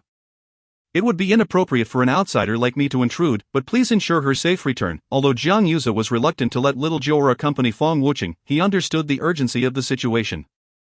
The hour was late, and Jiu'er was still young, needing her rest. However, upon hearing Feng Wucheng's words, he knew he could not obstruct their mission. Rest assured, I will take good care of little junior sister and ensure she does not tire herself. Feng Wucheng assured him that we have watched her grow. Our affection for her is no less than yours. With this statement, Feng Wucheng established his stance. Though they were Jiu'er's kin, each of her senior brothers regarded her as their closest relative. In times of crisis, they would undoubtedly risk their lives to protect her. Very well, then, you two should make haste. Jiang Yuze, not one to be obstinate or inflexible, felt a sense of pride in his sister's capabilities and her heart for justice. All he could do now was offer his support. Nonetheless, even though he did not accompany them, he called his subordinates, instructing them to discreetly protect little Jiu'er. Feng Wucheng led little Jiu'er to the Taoist association. Heading directly to Li Nanshan's courtyard, little Jiu'er recognized this place as the site where she had once left Li Nanshan severely injured. Had she known he would continue his wickedness, she should have dealt with him more decisively then. Little junior sister, I have exhausted all methods to trace their whereabouts, yet to no avail. Feng Wucheng felt a sense of shame, despite his years of training under his master. He and his fellows paled in comparison to little Jiu'er. By the age of 2, her master could no longer match her prowess. Alas, comparison can be mortifying. Little Jiu'er entered Li Nanshan's room.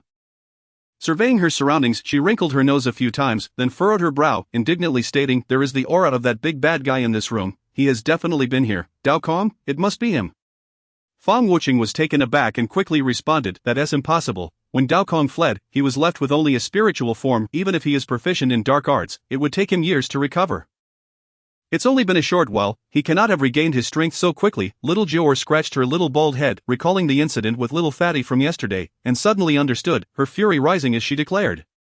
There must be a method in the dark arts to restore his physical form. He is now consuming the souls of children. Their spirits are pure and untainted, making them the perfect nourishment for his own. Damn it, scoundrel! Feng Wucheng erupted in expletives, outraged by the idea of harming children. Such individuals had no right to exist. Moreover, Li Nanshan and Hua Chenggong, those two scoundrels, had colluded with him in this heinous act. I will personally capture those two wretches and ensure they are torn to shreds. The more Feng Wucheng spoke, the angrier he became, wishing he could immediately rend those two scoundrels into pieces. Little Jiu'er shared his outrage, her fists clenched tightly as she vowed, this time I will personally obliterate his soul. With that, she approached Li Nanshan's bed and found a hair beneath his pillow.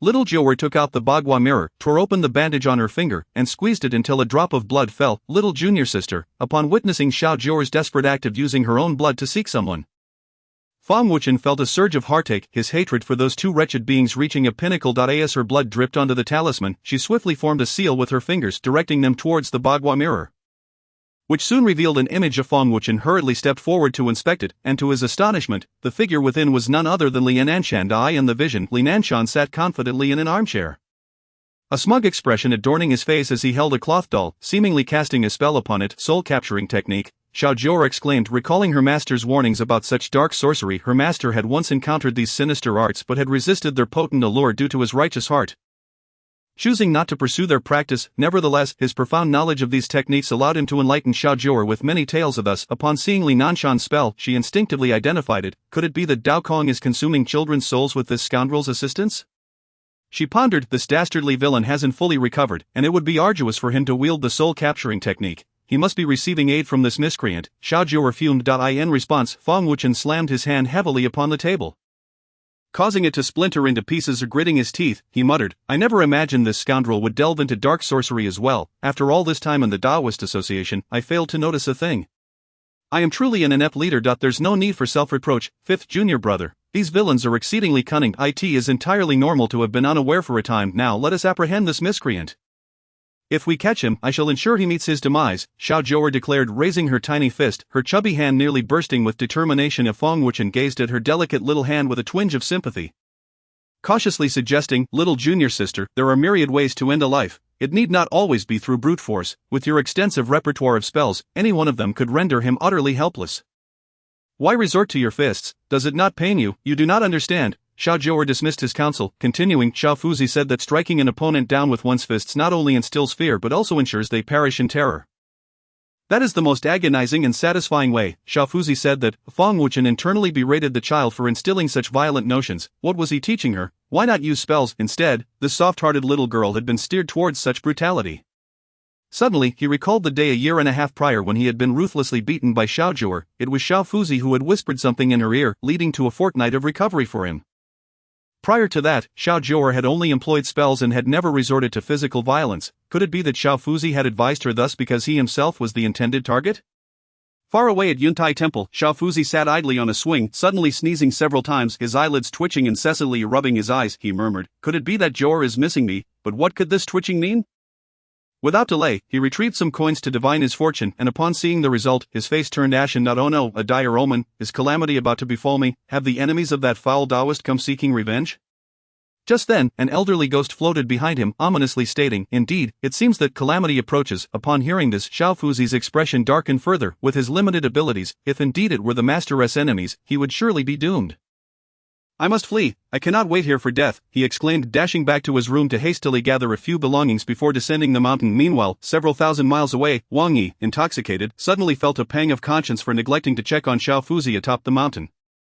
He found a public phone booth and dialed his old mobile phone. However, at that moment, Yuntai Temple was devoid of life, and a group of wandering spirits, mistaking the ring for Xiao Jiu'er's call, gathered around the phone, unable to touch the physical object and thus incapable of answering. They could only watch helplessly as the call disconnected. Where has Xiao Fuzi gone, if he misses Jiu'er's call? "I shall frighten him to death tonight. This rascal must have run off to the back mountain to cavort with that foul tiger ghost," Wang Yi grumbled. The elderly ghost interjected, "Enough of the curses. Xiao Fuzi has gone down the mountain. He divined a dire omen today, fearing that the enemies of that foul Taoist are coming for vengeance." Upon hearing this, the spirits exchanged glances, for Wang Yi had many foes. Had it not been for his abilities in establishing protective formations on the mountain, the temple would have long since been razed. Now that the others had fled, only Xiao Fuzi remained vulnerable to any threats. "It is better that he runs than await death here," they murmured. "Indeed, it is all the fault of that foul Taoist. Jiu'er must have been sent down for this very reason." They collectively condemned Wang Yi, recalling how he had summoned them to assist in caring for Xiao Jiu'er, claiming he had no experience with infants and was at a loss for how to manage. That time, only his few disciples, all orphans he had rescued, were present, having spent their childhoods on the mountain in cultivation. They had no idea how to tend to a child, ashamed to seek guidance from village women. He had resorted to enlisting the spirit's help. Initially, they had even conspired to rid themselves of the child, but upon meeting Xiao Jiu'er, who smiled at them despite her tender age, their hearts softened, and they resolved to nurture her. In the blink of an eye, Xiao Jiu'er was now 3.5 years old, and they had come to regard her as their own, although they could not physically embrace or kiss her. It did not diminish their affection. Though they derided Wang Yi as a foul Taoist, they recognized him as a good master, for it was he who had granted them a chance to live, to cultivate, and to acquire skills. While the spirits vented their frustrations, Wang Yi, having received no answer to his call, soon sensed something amiss, his intoxication swiftly dissipating. "Which scoundrel has disrupted my formation? I shall have my vengeance." After cursing, the ragged Wang Yi took flight, disappearing into the throng. The Taoist Association, Xiao Jiu'er had already uncovered Li Nanshan's hiding place and, alongside Feng Wuchen, stormed towards Li Nanshan, still animatedly assisting Dao Kong in crafting a doll capable of siphoning the souls of children and concealing their traces. Questioned boldly, "Is this truly wise? If the sects discover our actions, we shall be forever hunted like rats in the street." Hua Chenggong, his face etched with concern, had always harbored aversion towards the practice of dark arts. Yet the allure of immortality was a temptation few could resist. "When did you become so timid? Everyone believes Feng Wuchen orchestrated all this chaos, distracting them from us. He is too preoccupied to concern himself with our affairs. Mark my words, work diligently. You witnessed it yourself. Dao Kong now exists solely as a soul. Is he not thriving?" With Li Nanshan's words dispelling his apprehensions, Hua Chenggong resolved to assist in the doll's creation. Just then, a violent commotion erupted outside, prompting the two to exchange glances before hastily making their way to the door. Hidden in an abandoned building on the outskirts, Dao Kong had set up a formation to mask their presence from the Taoists. Upon arriving at the door, they found the heavy iron gate had been toppled, revealing two figures standing beyond. Upon recognizing the intruders, both men felt their legs weaken, nearly collapsing to the ground. Jiu'er stood before Feng Wuchen. Her small form crossing her arms, her countenance radiating an icy aura as she fixed her gaze on the two villains. How did you find this place? The mere sight of Jiu'er instilled a deep-rooted fear in them. Conjuring memories of their near-death encounter at her hands, originally believing he was completely safe hiding here, he never anticipated that this malevolent spirit would arrive, making it seem like his demise was inevitable today. With a dark and brooding expression, Feng Wuchen glared at the two individuals, sternly reprimanding, "You two traitors of the Dao sect, conspiring with Dao Kong to practice wicked sorcery and harming innocent children. This time, no one can save you from your fate. Prepare to meet your end." Without hesitation, Feng Wuchen initiated the attack. These two were members of his Dao sect, and he felt compelled to take it upon himself to cleanse the ranks. Jiu'er, upon witnessing his actions, simply stood to the side and observed. His junior brother, too, harbored pent-up rage. If he did not release it, it would adversely affect his Dao heart. Li Nanshan and his companion realized they could not escape today. And rather than cowering in fear, they resolved to fight back, hoping that perhaps they might carve out a path to survival. As they prepared to engage, Li Nanshan discreetly reached out to Dao Kong. Hoping for assistance, they were like grasshoppers on the same string, and he believed Dao Kong would not abandon them in their time of need. In the courtyard, Feng Wuchen faced two adversaries alone. As a disciple of Wang Yi, dealing with these minor antagonists was relatively simple. However, the two had learned some sinister arts from Dao Kong, making their techniques particularly treacherous for Feng Wuchen, who was unfamiliar with such sorcery.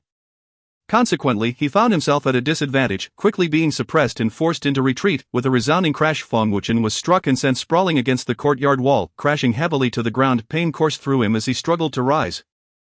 Spitting blood, a clear indication of his injuries, yet he would not concede defeat. He immediately began to formulate a new strategy to continue the fight. Fifth junior brother, leave this to me. Jiu'er noticed his grievous wounds and would not allow him to engage further. She boldly approached the two men instead. Upon seeing Jiu'er advance, dread filled their hearts. This child was too formidable, and they wondered if the dark arts they practiced could withstand her. Jiu'er extended her small finger towards them, speaking each word with unwavering determination. "This time, I will surely defeat you." With that, she drew out her small sword, tossing it into the air while chanting a spell. Miraculously, the sword seemed to come alive, soaring toward the two men. This was the first time they had encountered a sword with a spirit, and their faces turned pale with fear. As the sword approached, the surrounding air grew frigid, quickly freezing nearby objects. The chilling atmosphere caused them to shiver involuntarily, their hair becoming encased in ice. "We have no choice," Li Nanshan bellowed, and both men began to unleash the dark sorcery they had learned.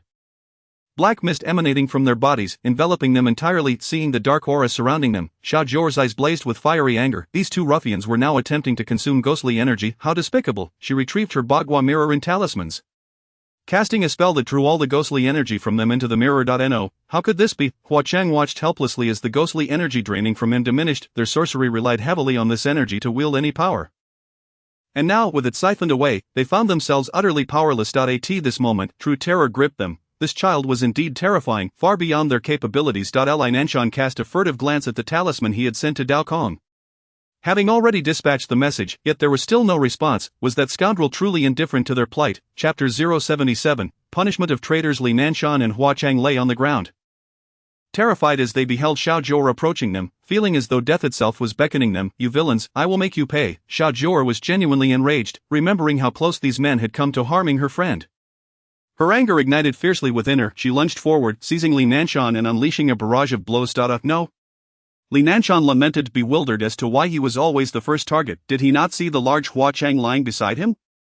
Meanwhile, Hua Cheng, trembling with fear, watched as Jiu'er's tiny fists rained down on Li Nanshan, feeling as though he, too, were being pounded. Seizing the moment while Jiu'er was preoccupied, he clumsily attempted to escape. However, just as he managed to rise, Feng Wuchen kicked him back down to the ground. "You scoundrel, attempting to flee. I will not let you two wretches escape today." Feng Wuchen, foregoing sorcery, resorted to using his fists. Much like Jiu'er. In that moment, the neglected courtyard echoed with their cries of anguish, the two being beaten to the brink of unconsciousness. "Junior sister, do not kill them just yet. We need to take them alive for accountability to the various sects." Feng Wuchen, having not lost his composure, intervened before Jiu'er could deliver a fatal blow to Li Nanshan. Jiu'er was thoroughly enjoying herself. Each punch felt exhilarating, and she had resolved to ensure this villain met his end today. However, with Feng Wuchen's plea, she reluctantly ceased her assault. "I shall allow you to live a little longer. Mark my words, I will ensure your demise." Jiu'er was adamant about her resolve, once she set her mind to it. She would undoubtedly follow through very well. After the various sects conduct their interrogations tomorrow, I shall hand them over to you to deal with as you see fit, in a 2-story villa on the outskirts. Dao Kong, who had previously fainted from blood loss, finally regained consciousness, severely wounded and having just engaged in a fierce battle with Jiu'er. He found himself gravely injured once more. The spirits he had absorbed from several children had been in vain. He urgently needed to find more souls to nourish his spirit body, or else the damage would be irreparable, leaving even a celestial being powerless to save him. Yet before he could act, he discovered that Li Nanshan had attempted to contact him. That he hurriedly tried to reach out, but was met with silence. That he had entrusted the task of crafting puppet dolls to those two fools, teaching them some rudimentary spells to ensure their unwavering loyalty, and now, however, with no way to contact them, he found himself unable to gather any souls. Damn it, where have they gone? Dao Kong cursed, though he could only mutter in frustration, for he was currently too weak to leave the room. The following day, various sects gathered at the entrance of the Dao Association. If Feng Wuchen failed to provide them with a satisfactory explanation, they would immediately dismantle the association sign and shatter it into pieces. In the courtyard, Feng Wuchen sat meditating in a pavilion, flanked by 2 young Taoist disciples. He was already aware of the unfolding situation outside, deliberately choosing to remain inside. It's still a few minutes until 10, why the rush? At the entrance, Jiu'er and her elder brother sat in a carriage, intently observing the movements of the crowd. Jiang was astonished that these so-called righteous sects would engage in such blatant power plays, gathering to cause a ruckus at another's doorstep, as if they had numbers on their side.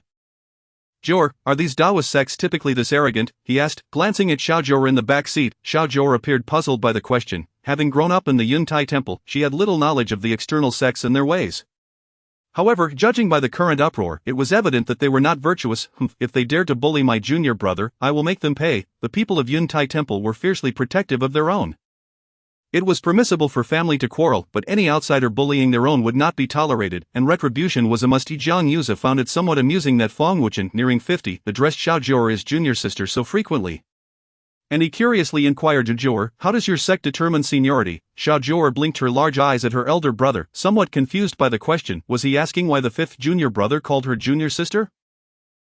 Sort of. Once the topic arose, Jiu'er's face lit up with pride as she explained, it's because he cannot defeat me. I have 10 elder brothers, but only the 5th junior brother insisted on sparring with me, claiming that if he lost, he would have to call me junior sister. At that time, little Fuzai had not yet arrived at the mountain, and I was the youngest in the temple. I wanted someone to call me junior sister, so I earnestly fought him. And he lost, thus he had to call me junior sister. As she recounted this story, Jiu'er could hardly contain her delight, though only the 5th junior brother had sparred with her out of her 10 elder brothers. She was confident that none of them could best her. Even her master was no longer her match. Hearing how Jiu'er had earned her title of junior sister, Jiang expressed his admiration. Well done, our Jiu'er is truly remarkable. As the two siblings conversed, it was already 10 o'clock in the morning. The doors of the Dao Association swung open on schedule, and Li Nanshan and Hua Cheng were unceremoniously thrown out. Bound tightly upon seeing the two, the various sects promptly abandoned their intentions to confront Feng Wuchen, for they understood that the events had been solely the fault of these two men, and had little to do with Feng Wuchen. Yet if they sought trouble, they would always find an excuse. Feng Wuchen, these two are elders of your Dao Association, their actions necessitate accountability from the association itself. Indeed, if the Dao Association cannot manage its subordinates, then it truly has no reason to exist. It should be disbanded. Disband. Everyone was vehemently denouncing the Taoist Association, firmly believing that if they united and worked together, they could certainly expel the association from Jiangcheng. Feng Wuchen regarded these individuals with the same amusement one might afford a clown, remaining completely unfazed. He slowly approached them, exuding an aura of intimidation that was both palpable and formidable, with a cold smirk. He gazed at the elder of the Maoshan sect and scoffed. If memory serves me right, Dao Kong was once a disciple of your Maoshan sect. Over the years, he has harmed countless souls and committed unspeakable atrocities. Surely you are not oblivious to this. How is it that, with such a traitor among you, your sect remains intact? Upon hearing this, the members of the Maoshan sect were rendered speechless, their voices silenced as they were struck at their most vulnerable point. Feng Wuchen then turned his attention to the Laojun sect, sharply interrogating Old Shen. 3 years ago, your Laojun sect's chief disciple fell into madness and slaughtered dozens of villagers at the foot of Laojun Mountain. Are you not aware of how sensational that incident was? Yet today, your sect stands here unscathed, with no talk of disbandment. He surveyed the other sects, systematically enumerating the transgressions of their respective traitors, leaving those present feeling utterly ashamed and hesitant to voice their objections. After delivering his remarks, Feng Wuchen approached Li Nanshan and Hua Chenggong, coldly asserting, in the past, your sects have publicly tried their traitors. Today, the Taoist Association shall emulate your previous practices. The traitors are here, begin your public trial. those who had earlier clamored against Fang Wuchen found themselves devoid of the courage to further challenge him. For they too had their own troublesome figures within their ranks. As a result, their collective scheme to dissolve the Taoist association was thwarted. The primary motivation behind their desire to dismantle the association stemmed from its recent collaboration with a special task force, which had led to numerous high-profile cases, thereby garnering significant fame and fortune. Much to their envy, every government department yearns for a share of the spoils, but only by ousting the Taoist association could they hope to be considered for partnership. With their plans crumbling, their ire was redirected towards Li Nanshan and Hua Chenggong, who were met with fervent accusations. After the uproar subsided, the sects convened to determine the fate of the two men before departing.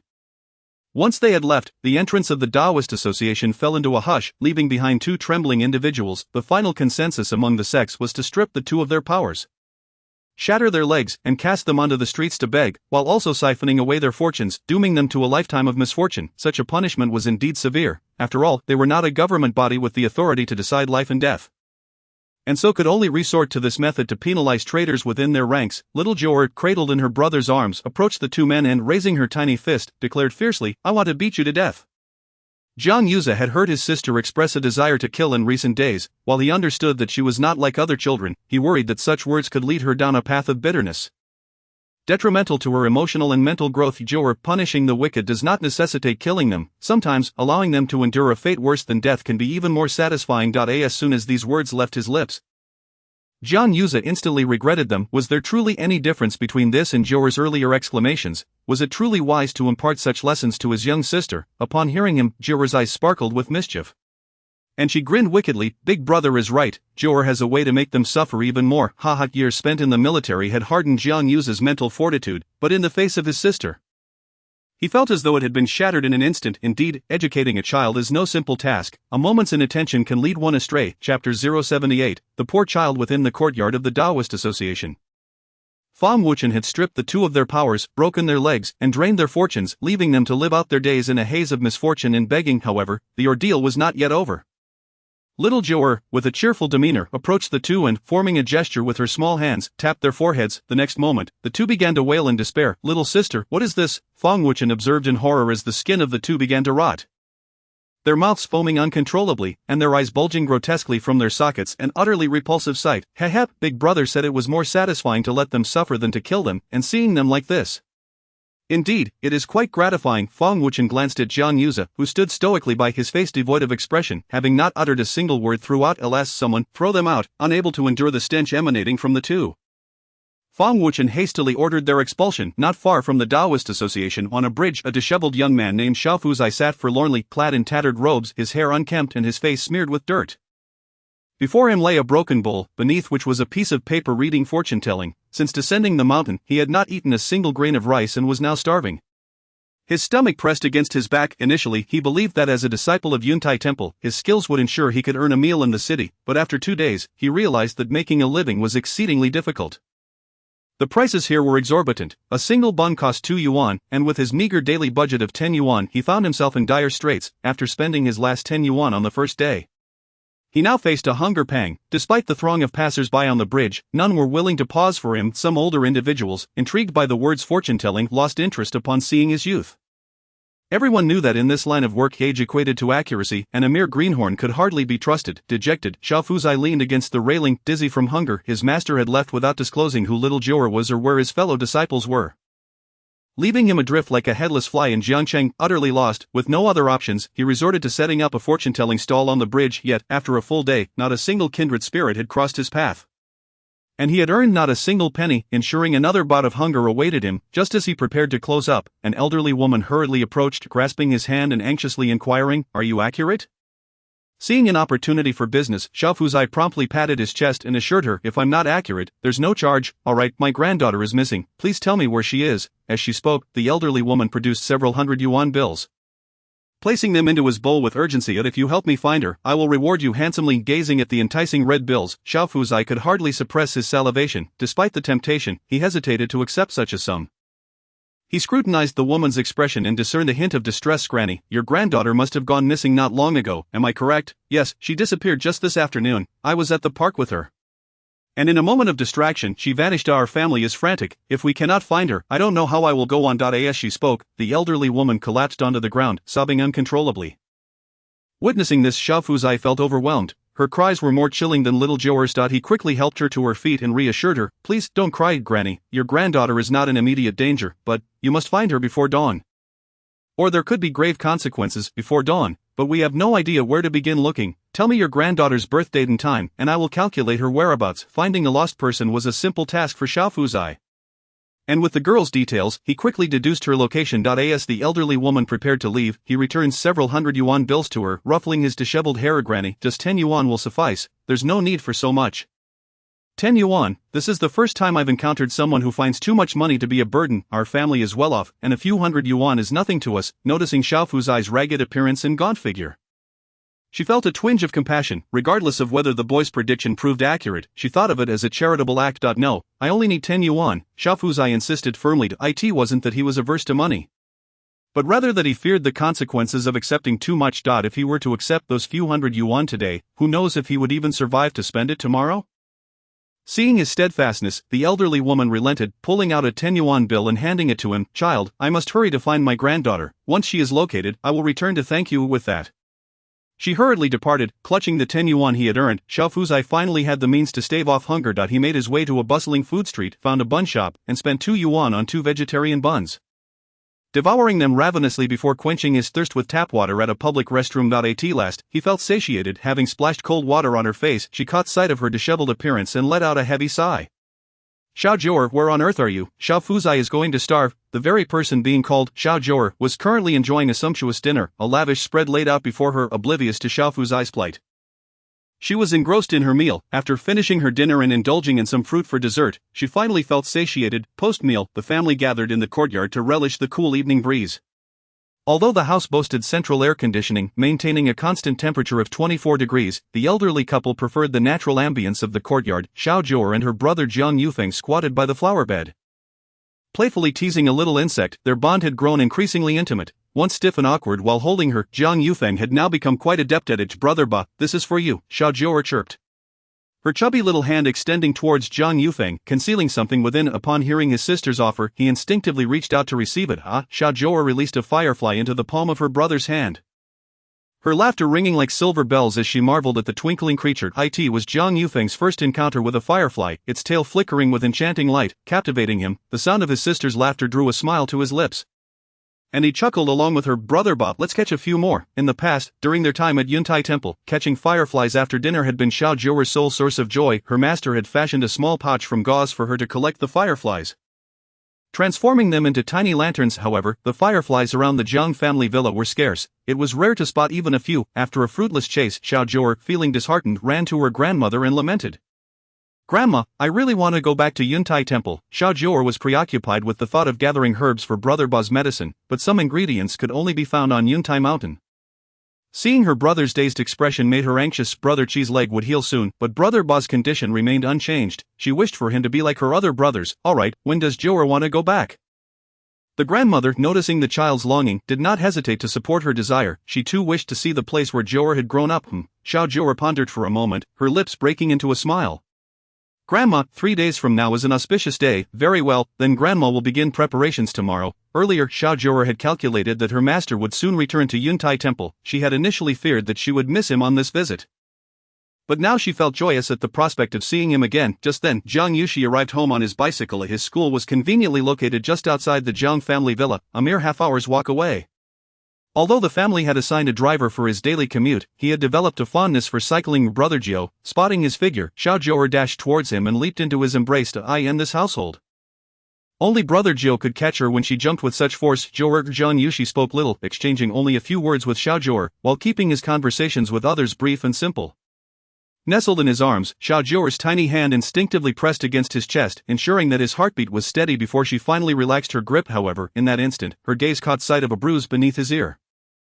"Brother Jiu, did you get into a fight?" Upon hearing her question, the entire family turned their attention towards them, with the grandmother immediately rising to approach. Seeing the injury, she grew anxious and quickly inquired, "Xiao Jiu, what happened? Is someone bullying you at school?" Jiang Yushi hastily touched his bruise, bowing his head in silence. This child, if he was bullied, he ought to speak up. Our family as children are not to be trifled with.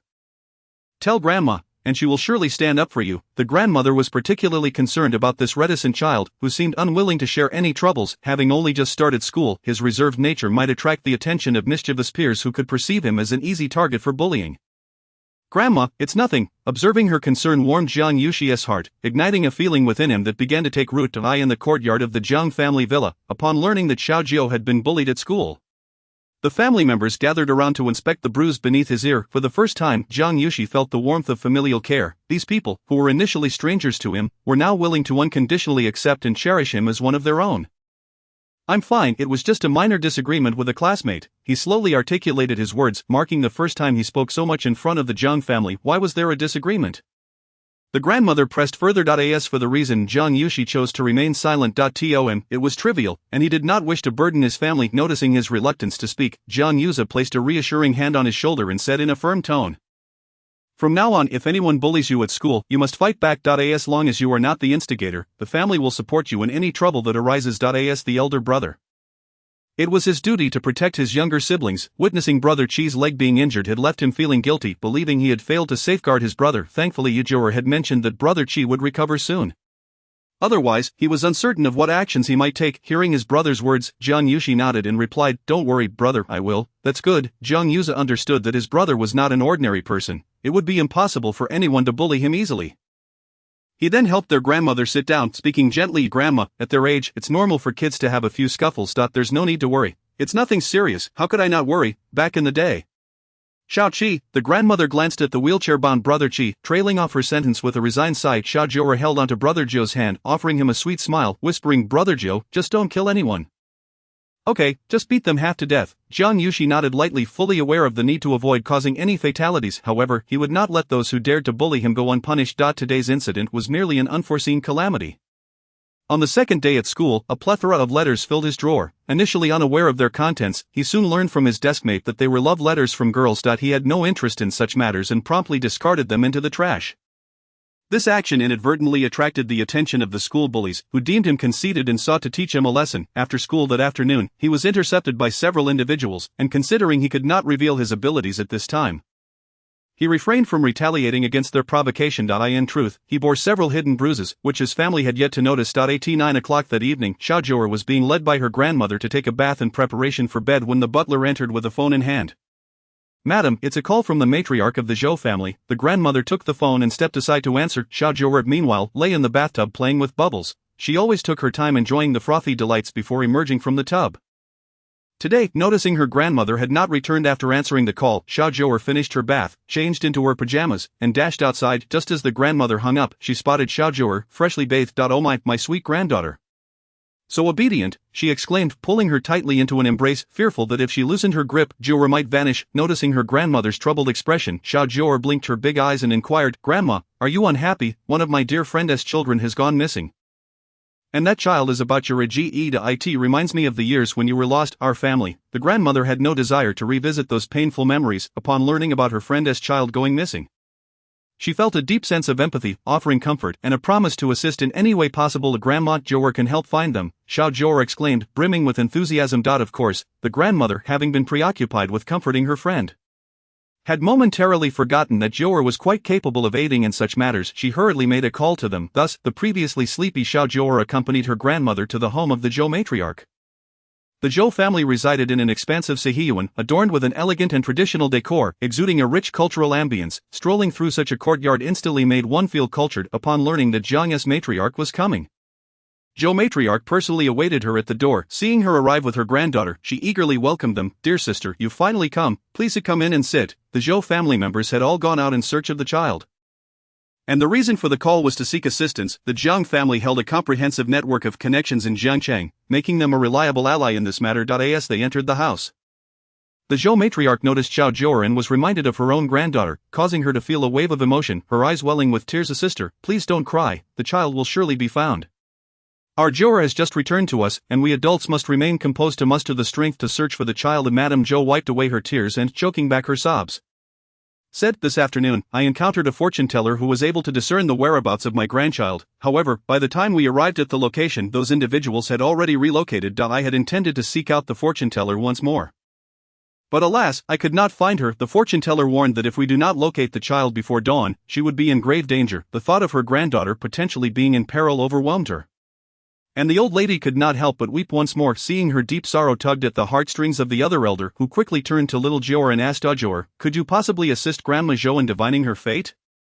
Jiu'er nodded, examined Madame Zhou's face with a serious demeanor, and replied, Grandma Zhou, the fortune teller's words ring true. We must find the child before dawn, or it could lead to her demise. Upon hearing the word demise, Madame Zhou's face drained of color, and she stared intently at Jiu'er, a mere child of 3 or 4 years. How could she possibly predict fortunes? The old lady hurriedly reassured her, our Jiu'er possesses some talent in this regard. You need not worry, she is quite accurate. Is that so? The mention of accuracy ignited a flicker of hope in Madame Zhou, who quickly inquired to Jiu'er, can you help Grandma Zhou figure out where my grandchild currently is? Of course, Grandma Zhou, please provide me with her birth date and time. All right, Madame Zhou promptly recited her granddaughter's birth details. Observing Jiu'er's methods of calculation, she found them oddly reminiscent of the young man's earlier approach. After approximately a minute, Jiu'er's large eyes sparkled as she exclaimed, Grandma Zhou, I found her. I can take you there. You can lead us. Madame Zhou expressed skepticism. No worries, Jiu'er might just be able to assist. The old lady did not oppose Jiu'er accompanying them this time. Searching for the child was of utmost importance, and she wished to spare her dear friend the same anguish. Then let us hasten. Jiu'er's little fingers continued to gesture as she sought to ascertain whether the little girl had been moved. Earlier she had observed that Madame Zhou's face had initially foretold of a dire fate. But with Jiu'er's presence, that countenance had shifted, suggesting that their granddaughter would be safe. As their vehicle traversed the secluded mountain road, the two elders felt increasingly heavy-hearted. Initially, they suspected the child had been abducted by traffickers. But Jiu'er clarified that it was not traffickers, but rather enemies. Traffickers do not seek to take a child's life, their motives lie in profit, and a dead child yields no income. Only an enemy would desire such a fate for a child. Given the current circumstances, it appeared that the assailants harbored a deep-seated grudge against the Zhou family, hence their ruthless actions in using a child as leverage just as their vehicle reached the foot of a mountain. Jiu'er called for a halt. It is up there. She pointed towards the imposing mountain. The mountain was sparsely wooded, with a concrete path leading to its summit, where fruit trees seemed to flourish. Shall we ascend now? Madame Zhou inquired, gazing at Jiu'er. Grandma, you should wait in the car. I will rescue the little sister. Jiu'er had just noted that Madame Zhou's health appeared fragile, unable to withstand stress, although she could discern the girl's whereabouts. She was uncertain of the situation above. She feared that should any mishap occur, Madame Zhou might succumb to her ailment. Madame Zhou wished to say something further, but the elders silenced her, stating, let us heed Jiu'er. Allow the bodyguards to accompany her. Lady Jiang was now completely at ease regarding her granddaughter. The two elders would not be of much assistance, and their presence might hinder Jiu'er. Are you truly comfortable sending such a small child to rescue someone? Of course, I know my granddaughter well. If she says she can bring your granddaughter back, then surely she can. We shall wait here. Seeing the unwavering confidence in her demeanor, Madame Zhou found it hard to believe. Though she had heard rumors about Jiu'er claiming the child had grown up in a temple and learned certain skills, she still felt uneasy entrusting such matters to a mere child. Meanwhile, Jiu'er drove up the mountain with 4 bodyguards. And from a distance, they spotted a green brick house. Jiu'er's incantations did not cease as she confirmed that the little girl was still there, urging the bodyguards to drive closer. Once the vehicle came to a halt, Jiu'er leaped out and dashed towards the house. Just as she reached the entrance, she heard the sounds of a scuffle within, accompanied by a voice that cried out, You wretched scoundrels, how dare you lay hands on a mere child? This is utterly despicable. Today, I shall act as your judge and deliver justice, giving you a thorough thrashing for your transgressions against the innocent. Upon hearing this voice, Jiu'er's face lit up with joy as she bounded into the house. Chapter 080. Encountering Little Fuzai inside the green brick house. Little Fuzai had already knocked 2 burly men to the ground, standing triumphantly with one foot planted on the face of one of them. Grinning as he swiped his thumb across his nose and declared, How about that? Are you convinced? The 2 men, towering at 180 centimeters, were utterly bewildered that a ragged youth could overpower them so easily. They had previously been security guards and had trained in boxing, yet they were no match for this boy. I concede, the man beneath Fuzai exclaimed hurriedly, realizing they had only intended to assist in abducting the little girl for a reward of 20,000 yuan and did not wish to lose their lives over it. The other man, still sprawled on the ground, took the opportunity while Fuzai's attention was diverted to draw a watermelon knife from his waist and lunged at him. Watch out, Fuzai, just as Jiu'er reached the doorway. She saw the man wielding a large knife aimed at Fuzai and quickly shouted a warning. Hearing her voice, Fuzai was momentarily startled but quickly turned his gaze towards Jiu'er, his excitement momentarily overshadowing the danger. As the knife came crashing down, Jiu'er grabbed an empty bottle from the ground and hurled it at the assailant. Ouch! The bottle struck the man's arm, causing him to wince in pain, and the knife clattered to the floor. Realizing the commotion behind him, Fuzai turned just in time to see the gleaming knife lying on the ground, a wave of fear washing over him had it not been for Jiu'er's timely intervention. The knife would have surely struck him, but he scolded himself for becoming overly confident and neglecting to guard against threats. You wretched scoundrel, how dare you attempt to ambush me? I shall punish you severely. Fuzai, humiliated in front of Jiu'er, charged at the man and delivered a swift kick to his abdomen, sending him crashing to the ground, groaning in agony. I will teach you a lesson. Fuzai mounted the man and unleashed a barrage of punches. The two combatants, clearly trained under the same master, executed their moves in strikingly similar fashion, both chanting the same catchphrase as they fought. Once the man had been thoroughly beaten, Fuzai finally ceased his assault and rushed over to Jiu'er, his eyes brimming with tears as he plaintively said to Jiu'er, "At long last, I've found you. I thought I was going to starve." Jiu'er was taken aback to encounter Fuzai here and could hardly contain her joy. Bouncing around him in excitement as she exclaimed, "Fuzai, I've missed you so much." Earlier, when Jiu'er had made her call, she had mentioned everyone and everything from Yuntai Temple except for Fuzai, leaving him somewhat miffed for several days. Now, hearing Jiu'er express her longing for him lifted the weight from his heart. "Fuzai, how did you end up here? Didn't T-Master instruct you to guard the temple?" Jiu'er had always kept Master South's words close to her heart. And seeing Fuzai away from the temple puzzled her. "Oh, don't get me started. Master's enemies came knocking out. If I hadn't fled, my life would have been in jeopardy." Upon hearing this, Jiu'er immediately understood why Master had returned to the temple so abruptly. "Indeed, Master has many enemies, Jiu'er. I'm so hungry," Fuzai lamented, tugging at Jiu'er's hand with a pitiful expression. The matter of hunger had long been the greatest concern for all the disciples at Yuntai Temple. With each day beginning with thoughts of how to fill their bellies. "Fear not, Fuzai, from now on, as long as you're with me, you shall never go hungry," Jiu'er declared confidently. "Really, you wouldn't jest, would you? I am a little rich kid now. I can ensure all the disciples are well fed." Upon hearing Jiu'er proclaim her newfound wealth, Fuzai's spirit soared, and he resolved to cling tightly to this rich kid, for she would surely alleviate his future worries about food. "Fuzai, did you ever help Grandma Zhou with her fortune-telling?" Jiu'er recalled Grandma Zhou mentioning that a fortune-teller had assisted her in locating her granddaughter, only to discover that this person was Fuzai. "Oh, don't even get me started. I had already discerned the little girl's whereabouts, but those scoundrels moved her at the last moment. Little Fuzai cannot allow my reputation to be tarnished over this matter. So I continued my calculations and learned that the girl had been relocated here. I intended to rescue her first and foremost. Lo and behold, good deeds are rewarded, for I encountered you here." What a fortunate turn of events. It was at this moment that Jiu'er finally noticed the trembling little girl hidden in the corner. She hurried over, her large eyes blinking as she gazed at the little girl of similar age. Offering a sweet smile as she softly said to "Sister, we are here to rescue you. Your grandmother is waiting for you outside." The little girl, named Jojo, timidly cowered in the corner, too afraid to speak. Just moments ago, when she was abducted by the nefarious individuals, she had cried and screamed, but each time she wept, they would strike her and prick her fingers with needles, instilling fear in her that rendered her voiceless. Upon seeing Jiu'er, perhaps due to the bond of age, tears began to cascade down her cheeks as she silently wept. "Sister, please do not cry, everything will be all right." Jiu'er, disregarding whether Jojo was indeed younger than her, called her sister affectionately. After all, she no longer wished to be the younger sibling, she aspired to be the elder sister. She reached out her hand to grasp Jojo's, but the child instinctively withdrew her hand. "Are you hurt?" Jiu'er noticed that Jojo's small hand was bloodied and swollen, resembling a sausage. Quickly she rummaged through her small pouch to produce a tiny porcelain bottle and said, "Let me apply some medicine for you." It won T-hurt after that. Perhaps sensing Jiu'er's genuine kindness, Jojo timidly extended her small hand. Upon seeing the battered little hand, Jiu'er was instantly filled with rage, glaring fiercely at the two villains lying on the ground. She first applied the medicine to Jojo, then cradled her out from the corner. Although she herself was merely 3.5 years old, her strength was remarkable, allowing her to lift Jojo with ease. As they reached the doorway, Jiu'er cast another furious glare at the two evildoers. The indignation in her heart was intolerable. She gently placed Jojo on the ground and coaxed, "Sister, close your eyes for a moment. I'll give you some candy soon." Jojo, frightened of seeing those two men, obediently shut her eyes. Jiu'er approached the two villains, indignantly declaring, "You dare bully children, I'll make you pay." With that she seized one with each hand, pulling them together, then began to stomp on their feet with her small shoes while swinging her tiny fists in a flurry of blows. Fuzi watched the spectacle, believing that such villains deserved to be punished. Compared to Jiu'er, his strength was negligible. It was only right that she dealt with them for her own satisfaction. When the two were left gasping for breath, Jiu'er finally ceased her assault. Such individuals truly deserve to be obliterated.